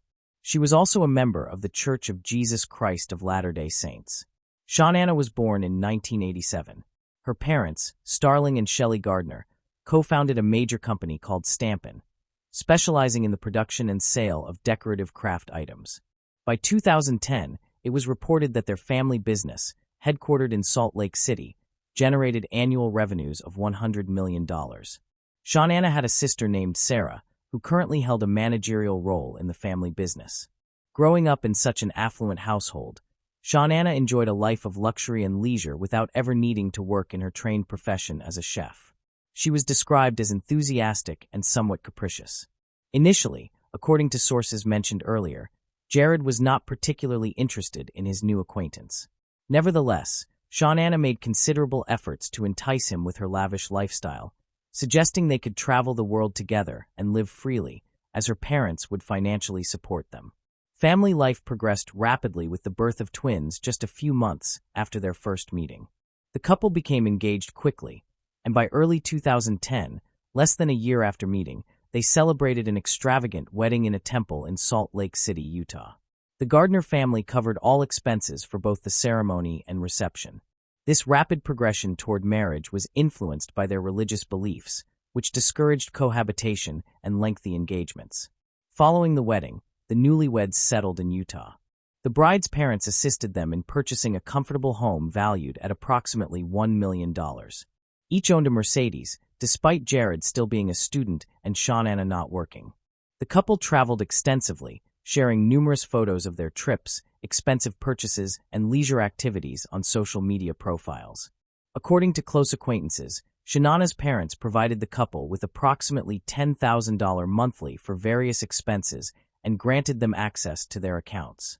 When Jared completed his degree, his in-laws generously gave him $100,000 to start his own career. In 2013, the couple welcomed twins, a daughter named Abigail and a son named Liam. The family temporarily relocated to Connecticut, but soon after, Liam was diagnosed with a heart condition and lung issues. Doctors recommended moving closer to the sea for the child's health benefits. Consequently, the family moved to Florida and purchased a comfortable 2-story home near the coastline at Ponte Vedra Beach, south of Jacksonville. At this time, Shawnanna actively managed her social media blog, portraying herself as a loving wife, a caring mother of twins, a professional chef, and an individual passionate about travel and sports. She took fitness seriously and attended the gym nearly every day. Observing her dedication, Jared decided to surprise her by hiring a personal trainer. The scandalous divorce began shortly after this gesture. Clear issues started emerging in the marriage, even though the couple outwardly pretended everything was fine. Shawnanna became disillusioned with their religion and nearly stopped attending church services, while her husband remained a devout member. This difference in religious commitment led to frequent arguments and tension. Reportedly, Shawnanna also grew disillusioned with Jared, perceiving him as lazy, having gained weight, and making only half-hearted attempts to launch his business. After completing online courses in programming and design, Jared secured a position at Microsoft, where he began earning independently. A few years later, he advanced to a senior manager role. However, the couple continued to grow increasingly distant, with arguments becoming routine in their household. The situation worsened when Jared accidentally discovered intimate exchanges between his wife and her personal fitness trainer. According to several sources, Shawnanna allegedly had an affair, which the trainer confirmed in a phone conversation with Jared. However, Shawnanna strongly denied these claims. Jared later contacted Mallory Bowden via email, expressing concern that his wife had become distant and emotionally attached to her gym trainer. Despite this, he showed a willingness to forgive the infidelity in order to preserve their family for the sake of their children. In 2015, after nearly 6 years of marriage, the couple began a contentious and scandalous divorce process. They disagreed over shared assets and custody rights for their children in a far from amicable manner. Jared publicly accused his ex-wife of infidelity, which she categorically denied, stating that the marriage had merely lost its love. In response, she accused him of cruelty and offensive behavior. Shawnana insisted on keeping their home, cars, and bank account funds, arguing that nearly everything they had acquired over the years had been purchased or gifted by her parents. Jared had only begun working less than a year earlier. Before this, he had focused on his studies and unsuccessfully attempted to establish his business using funds from his in-laws. Jared contested her claims, asserting that he was entitled to at least half of their Florida home. Custody of the twins also became a source of numerous disputes. Shawnana alleged that whenever Jared was with the children, he tried to turn them against her, coaching them on what to say about their mother and recording their statements for court. Jared countered by accusing his ex-wife of comprehensive surveillance, installing hidden cameras in their home, tapping his phone calls, and placing a tracker in his car to monitor his movements. Shawnana sought sole custody of the children and exclusive ownership of their seaside home. She also claimed that Jared threatened to withdraw all funds from their children's trust accounts for personal use. Jared responded with allegations that Shawnana evaded taxes by working off the books at her parents' company, receiving tens of thousands of dollars in this manner. New families, old disputes. By the end of 2015, the court mandated joint custody of the children, but this hardly ended the conflicts between Jared and Shawnana. Even after their divorce was officially finalized, they continued appearing in court for nearly 7 more years. This ultimately led to the tragic conclusion of their saga. By this time, both had moved on and started new families, having more children. In 2016, Jared met a woman named Christina, a fellow Microsoft employee living and working in North Carolina. Initially, their interactions were strictly professional. However, they gradually grew closer, and a few months later, Christina moved to Florida to be with Jared. In the fall of 2017, they married, and by February 2019, they welcomed their first child together, a daughter named Bexley. In August 2021, their son London was born. Shawnana also remarried in 2018, tying the knot with Mario Fernandez, a man a year her junior who owned a real estate business. That same year, they welcomed their son Michael.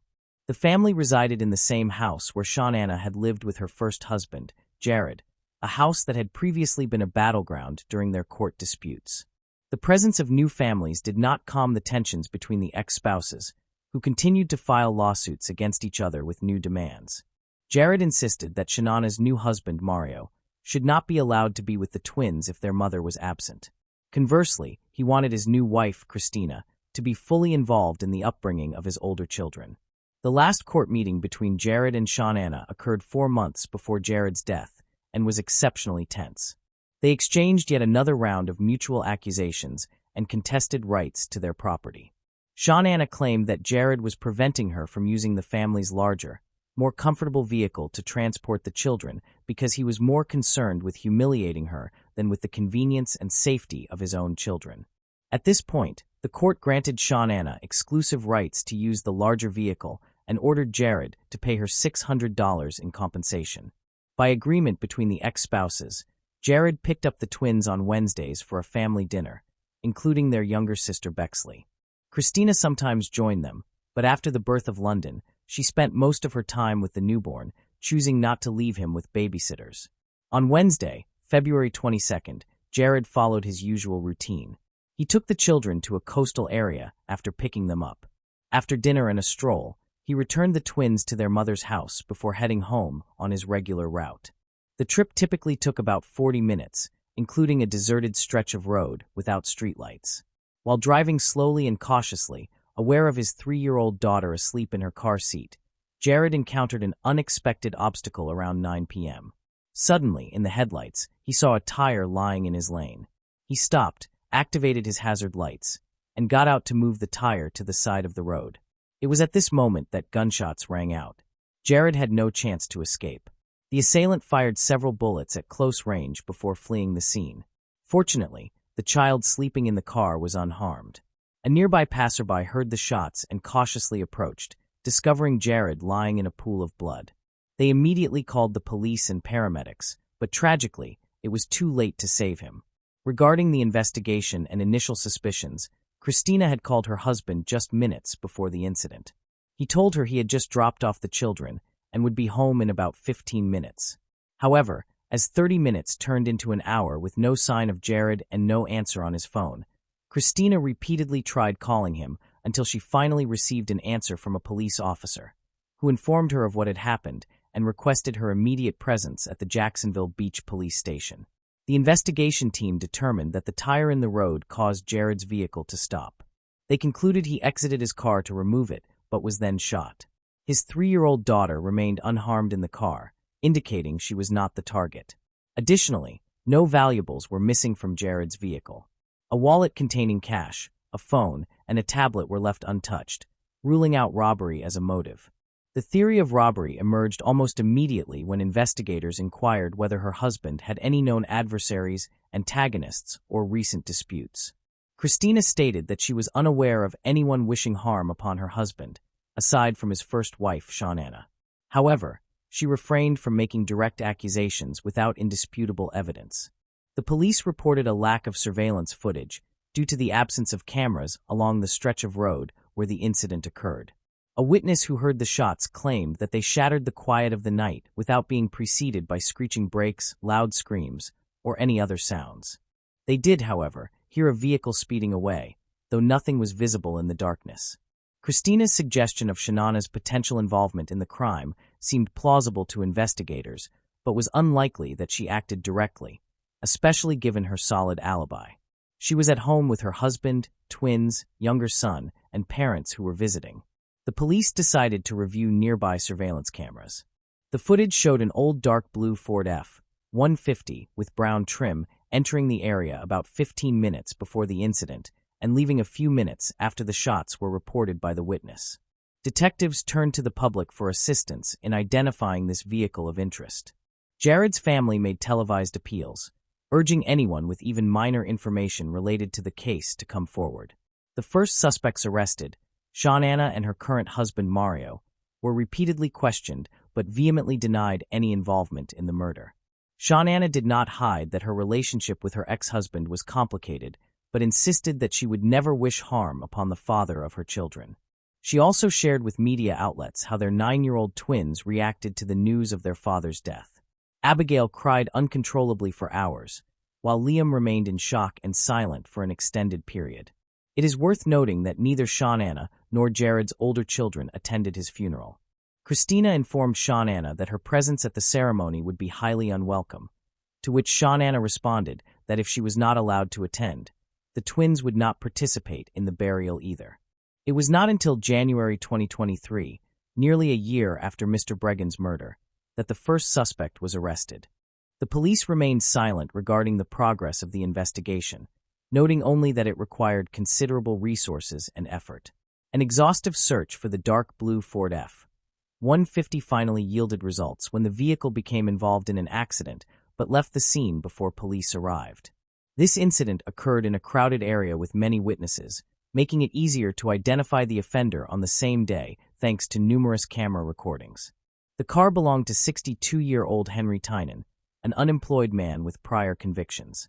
He faced charges of second-degree premeditated murder using a firearm, participation in a criminal conspiracy with intent to commit murder, and setting up an ambush with obstructions for the victim. Jacksonville Beach Police Chief Jonathan Paul Smith and City Prosecutor Melissa Nelson announced these charges during a press conference. They also revealed that Tynan did not act alone and was cooperating by providing testimony against his accomplices. However, no other names were disclosed at that time to protect the integrity of the ongoing investigation. Understanding the severity of his charges and the lengthy prison term he faced, Tynan chose to cooperate with law enforcement in hopes that his cooperation would be viewed favorably during sentencing and possibly reduce his punishment. Inside information soon leaked to the press, indicating that Tynan had been renting a small house owned by Mario Fernandez, along with a friend. Fernandez's housemate was also questioned, but failed to provide any valuable information about the case, as he had no personal dealings with Fernandez. He merely passed his share of the rent through Henry. Following an extensive search of the house, authorities discovered a concealed pistol in the accused room. Ballistic tests later confirmed that this weapon was used in the murder, further implicating Tynan in the crime. On March 16, 2023, Mario Fernandez was arrested after Tynan pleaded guilty and agreed to testify against Mario, identifying him as the orchestrator of the crime. Consequently, Fernandez faced charges of first-degree murder, criminal conspiracy, and incitement to commit a serious crime. Rumors circulated that Sean Anna was the mastermind behind the murder. This was corroborated by her former lover, a fitness trainer, who recounted how she had frequently expressed disdain for her then-husband and wished for his death. A tattoo artist who regularly saw Sean Anna also testified. She remembered Sean Anna complaining about her constant legal battles with her ex-husband and expressing a desire to silence him permanently. Initially thought to be a grim joke, Sean Anna later reiterated her request, signaling serious intent. Sean Anna Gardner Fernandez categorically denied all allegations against her. She declared her intention to remain in town and assist with the investigation. However, shortly after her husband's arrest, she relocated to Washington with their twins and youngest son. On August 17, 2023, she faced identical charges as her current husband when she was arrested at her Washington apartment and extradited to Florida to stand trial together with the criminal trio. The motive behind Shanana's alleged actions included complex relationships with her ex-husband, a desire to avoid joint custody of their 2 children, and ambition to solely possess all disputed assets. The case remains ongoing, with continued legal proceedings against all involved conspirators. Tynan has pleaded guilty to all charges and is actively cooperating with investigators in hopes of receiving leniency. Reports indicate that he is facing at least 15 years in prison, a significant duration given his advanced age, potentially equating to a life sentence. Mario Fernandez has partially admitted his guilt, but has exercised his legal rights by refusing to testify against his wife, Sean Anna Gardner Fernandez. Despite vehemently denying all charges against her, prosecutors are pursuing either the death penalty or life imprisonment without parole for both. Currently, Shanana's 3 children are under the care of their maternal grandparents, Starling and Shelley Gardner, along with their Aunt Sarah. Moving on to the next case. The case of Kathy Krausnack. On February 19, 1982, police were called to the Krausnack family home, where they discovered the body of 29-year-old Kathy Krausnack. An axe was embedded in her head, serving as the only fatal wound. Earlier, Kathy's 30-year-old husband, James Krausnack, had run into a neighbor's house holding their 3-year-old daughter.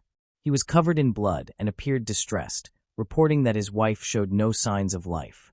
While crying and agitated, he waited for police to arrive. James told police that he had left for work at Kodak around 6:30 a.m., where he worked as an economist. He spent the day completing routine tasks while his wife, Kathy, and their daughter, Sarah, were still asleep at home. Kathy had planned to spend the day with their daughter.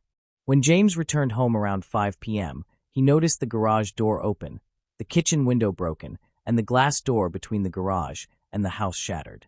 Realizing something was wrong, he went inside and found his wife lying on the bed. He was shocked and momentarily unable to speak. He then noticed his 3-year-old daughter lying next to the bed, unharmed. To ensure her safety, James took his daughter to a neighbor's house. The neighbor opened the door and saw James, frightened and crying. At his request, she called 911, asking them to come quickly because he claimed a murder had occurred. Police spoke to Sarah, who seemed unaware of what had happened. She said she saw a multicolored bad guy on her parents' bed and saw her mother with blood on her face. It is extremely distressing for a child to be left alone in an apartment with a murdered mother for an entire day. This was a disturbing aspect of the case. Fortunately, Sarah was too young to fully comprehend the situation, so it did not greatly affect her mental state. The neighbors did not observe or hear anything unusual. Police investigated the crime scene, but found no significant evidence or clues. The murder weapon, an axe, had been taken from Kathy's family garage, where it had been used to cut the grass. Notably, there were no fingerprints on the axe, suggesting it had been deliberately cleaned. Additionally, forensic experts found no fingerprints inside the house, which was puzzling since 3 people lived there and could have touched many objects. The police found this unusual and assumed that the perpetrator had cleaned the entire house. However, they did notice something strange in the kitchen. A damp bathroom rug was drying in the garage. James claimed that he had no idea why the rug was there and that nothing of note had been found on it. In 1982, Forensic techniques did not allow for the collection or analysis of DNA. Police suspected the incident was a botched robbery, theorizing that the attackers may have become frightened and decided to eliminate Kathy, a potential witness. However, some valuables were still intact. Kathy's bag, left in the kitchen, had been emptied onto the floor, but its contents, money, jewelry, and expensive tea sets, were all still there and neatly arranged. This raised an important question. Why did the criminals leave these items behind? Even the cash openly left on the dresser had not been taken. Perhaps the criminal had frightened Kathy, but in that case, fingerprints would have been left on these items. Yet there were none, which was puzzling. This behavior was unusual, and the police noticed these discrepancies, raising suspicions that the crime scene had been staged. Some items were arranged in a manner suggesting they had been deliberately placed there. A crucial reason for dismissing robbery as a motive was that nothing had been stolen. Seasoned police officers who regularly dealt with burglaries immediately recognized that this incident was different. While murders were rare and notable, thefts and robberies occurred almost daily. Police believed that Kathy's death was a premeditated murder.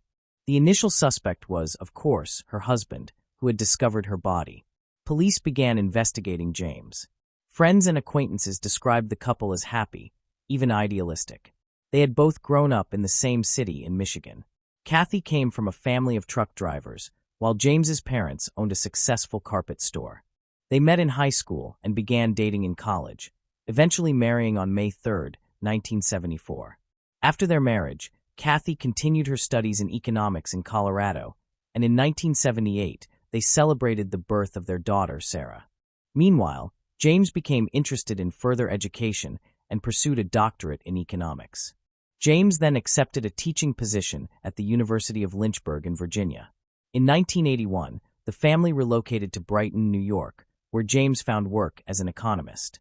Kathy was a devoted and caring mother, always attentive to their daughter.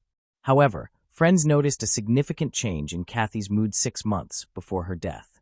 She became unusually irritable and restless, though they did not know the reasons behind her behavior.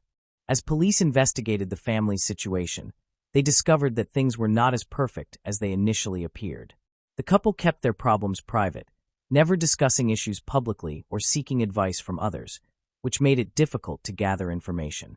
However, police found a brochure for marriage counseling in the family car, suggesting ongoing discord in their relationship. Police also contacted James's employer and learned that he had misrepresented his qualifications, claiming to hold a doctorate. This deception led to him being assigned a role for which he was unqualified, resulting in work-related stress and further complicating his situation. James initially cooperated with police and agreed to attend the next questioning session, but he did not appear. Less than 24 hours after the murder, he left the city without informing the police. This action raised suspicions, as it appeared he was intentionally fleeing. Police later discovered that James had gone to his parents' home in Michigan. They located him and questioned him again. He cooperated by providing blood and hair samples for analysis. Unfortunately, DNA testing was not available at the time, so this did not yield any useful results. 10 days after Kathy was found dead in her bed, James hired a lawyer. In 1982, police did not have sufficient evidence to bring any charges. Police focused on verifying James's claim that he had left for work at 6:30 a.m. It was important to determine whether he could have been home at the time of the murder. Forensic examinations indicated that Kathy had died in her sleep between 4:30 and 7:30 a.m., meaning she could have been murdered with an axe shortly after James left for work. While it was possible that the husband had committed the crime before leaving, it was difficult to understand why he would then go to work, leaving their 3-year-old daughter behind. The mother's body remained in the house throughout the day. The investigation stalled, as the evidence collected and documents found did not clarify the events of that morning. James had no clear motive, making a jury trial unlikely. If the prosecution lost, they would not have been able to bring new charges against him. In 1997, James met his old friend Sharon at a trade show. Their relationship quickly blossomed, and James asked her out, which she accepted. Sharon noticed that James was still deeply affected by his past loss. He seemed shocked by the traumatic event. James shared the basics of that terrible day with Sharon, but avoided going into detail, and Sharon did not press him for more information. Their mutual understanding helped strengthen their relationship, and they later married. In 1999, they moved to another city and later relocated across the country. At the same time, police continued their efforts on Kathy's case. New officers re-examined the evidence, leading to the analysis of a large number of items related to the case. The police were committed to finding justice for the woman who had been so brutally murdered. In 2015, the FBI assisted Brighton police in their investigation, which led them to focus on a suspect, Kathy's husband, James. On April 16, 2016, 34 years after the murder, police made a surprise visit to James's home, hoping to meet him and possibly uncover inconsistencies in his previous statements. However, their plan did not go as expected. James appeared calm and welcoming. He chatted with the officers, agreed to have the conversation recorded, and did not request an attorney. They talked for an hour at the kitchen table, but James remained calm throughout. Eventually, one of the police asked him directly if he had anything to do with his wife's death. James became angry and said he would never hurt his wife. Sharon defended him, saying that in all the time they had been together, she had never witnessed any aggressive behavior from him. He was a caring and loving husband who would never lay a hand on her. She firmly believed he was incapable of such cruelty. Sharon also participated in the police interrogation. Throughout the interrogation, she never doubted her husband's innocence. She felt that she had seen his sincere heart and kind nature over the years. Although her views seemed naive, she held these beliefs deeply. She never asked about the fate of James's ex-wife, as she was satisfied with the brief explanation he had given at the beginning of their relationship and never mentioned it again. Police found themselves at a dead end once more, prompting the decision to review all the evidence collected for DNA testing nearly 40 years after the crime. The murder weapon, an axe found in the victim's head, was sent to the FBI for analysis. Unfortunately, they were unable to locate any usable DNA on it because it had been tampered with. This was a significant setback. Police then sought to determine the time of the crime. One of the United States' leading forensic experts, Michael Baden, analyzed all the available information about the body. He concluded that the woman had likely died around 3:30 a.m., based on her body temperature and the amount of undigested food in her stomach. Therefore, when James arrived at work at 6:30 a.m., he would have definitely noticed that something was wrong. Police were skeptical of the botched robbery theory because nothing had been stolen. They questioned why the robbers would kill a woman who was sleeping and did not witness the robbery. This inconsistency led to the filing of murder charges. On November 8, 2019, James was arrested after being charged, but the 67-year-old did not confess to the crime. Police used the estimated time of death to investigate a murder that had occurred 40 years earlier. They found evidence suggesting that a robbery had been staged. With this information, law enforcement in James's case were presented to the jury, focusing on his alleged involvement in the murder of Kathy Krausnack, his first wife. During the investigation, authorities discovered a dangerous criminal named Edler Rabbi, who had lived about a mile and a half from Kathy's home in 1982. Rabbi was notorious for his harmful behavior toward women. Despite being arrested multiple times, Rabbi often received light sentences and served a total of more than 32 years in prison before his death in 2014. He confessed to killing Kathy, but provided many inaccurate details, leading to skepticism about his claims. After each period in custody, he sought new victims, torturing them. His first confirmed murder occurred in 1991 when he strangled a 27-year-old woman named Stephanie Kupczynski. Although he confessed to this crime in 2012, he maintained that he had no intention of killing her and that the situation had spiraled out of control. Shortly before Kathy's murder, Rabbi had been released from prison in the 1980s. He was questioned, and an investigation began, but he was not considered a likely suspect. Police questioned him briefly and then released him. As a result, James's lawyers claimed the police had been negligent. Instead of pursuing the real killer, they focused on blaming the grieving husband, James, whom they considered the prime suspect. This situation had a significant societal impact. It was revealed that not only was the criminal dead by the time the case was revisited, but the police who had investigated it in the 1980s were also deceased, meaning they could not be held accountable for any mistakes. During the original investigation, the police had only spoken to the murderer once and then disregarded him entirely. Since Edler Rabbi had passed away, he could not be questioned to clarify his role in the case. Nevertheless, Many involved in the investigation still questioned whether he was connected to Kathy's murder. Although he confessed to killing Kathy before his death, numerous inconsistencies arose in his account, particularly regarding the handwriting, which did not match his at all. This conclusion was reached by all the experts who examined the case. First, he had a history of rape rather than robbery, yet no signs of sexual assault were found. Additionally, the murder weapon, an axe, was not typical of his methods, and the handwriting was evidently different. As a result, police did not consider him a suspect. Years ago, the prosecution had leaned toward the theory that Kathy's husband was her killer rather than a nearby maniac. During the trial, the prosecutor presented the time of death as crucial evidence. However, several defense experts disagreed with the claim that Kathy died early, with most believing it occurred before 6:30 in the morning. It was believed that Kathy died at 6:30 a.m., after her husband had left for work. The investigation was complicated by the fact that Kathy was under an electric blanket, and it was unclear whether it was on or off at the time of her death. If it was on, the temperature it reached was unknown. Experts attempted to estimate the time of death by analyzing the drop in body temperature. Ultimately, there is no reliable method for determining the exact time of death, and experts have differed, resulting in a margin of error of several hours. Another piece of evidence cited by police was a shoe imprint found pressing down on a garbage bag at the crime scene. This imprint resembled the shoes worn by Kathy's husband, who was absent at the time of her death. However, this evidence alone was not sufficient to establish his guilt. The prosecutor argued that the husband was the only possible suspect because he had a motive arising from family issues. After lengthy deliberations at the hearing, the verdict was announced in court. The jury was unanimous in only one opinion, that the crime was too confusing and contradictory, and the evidence too dubious and easily dismissed.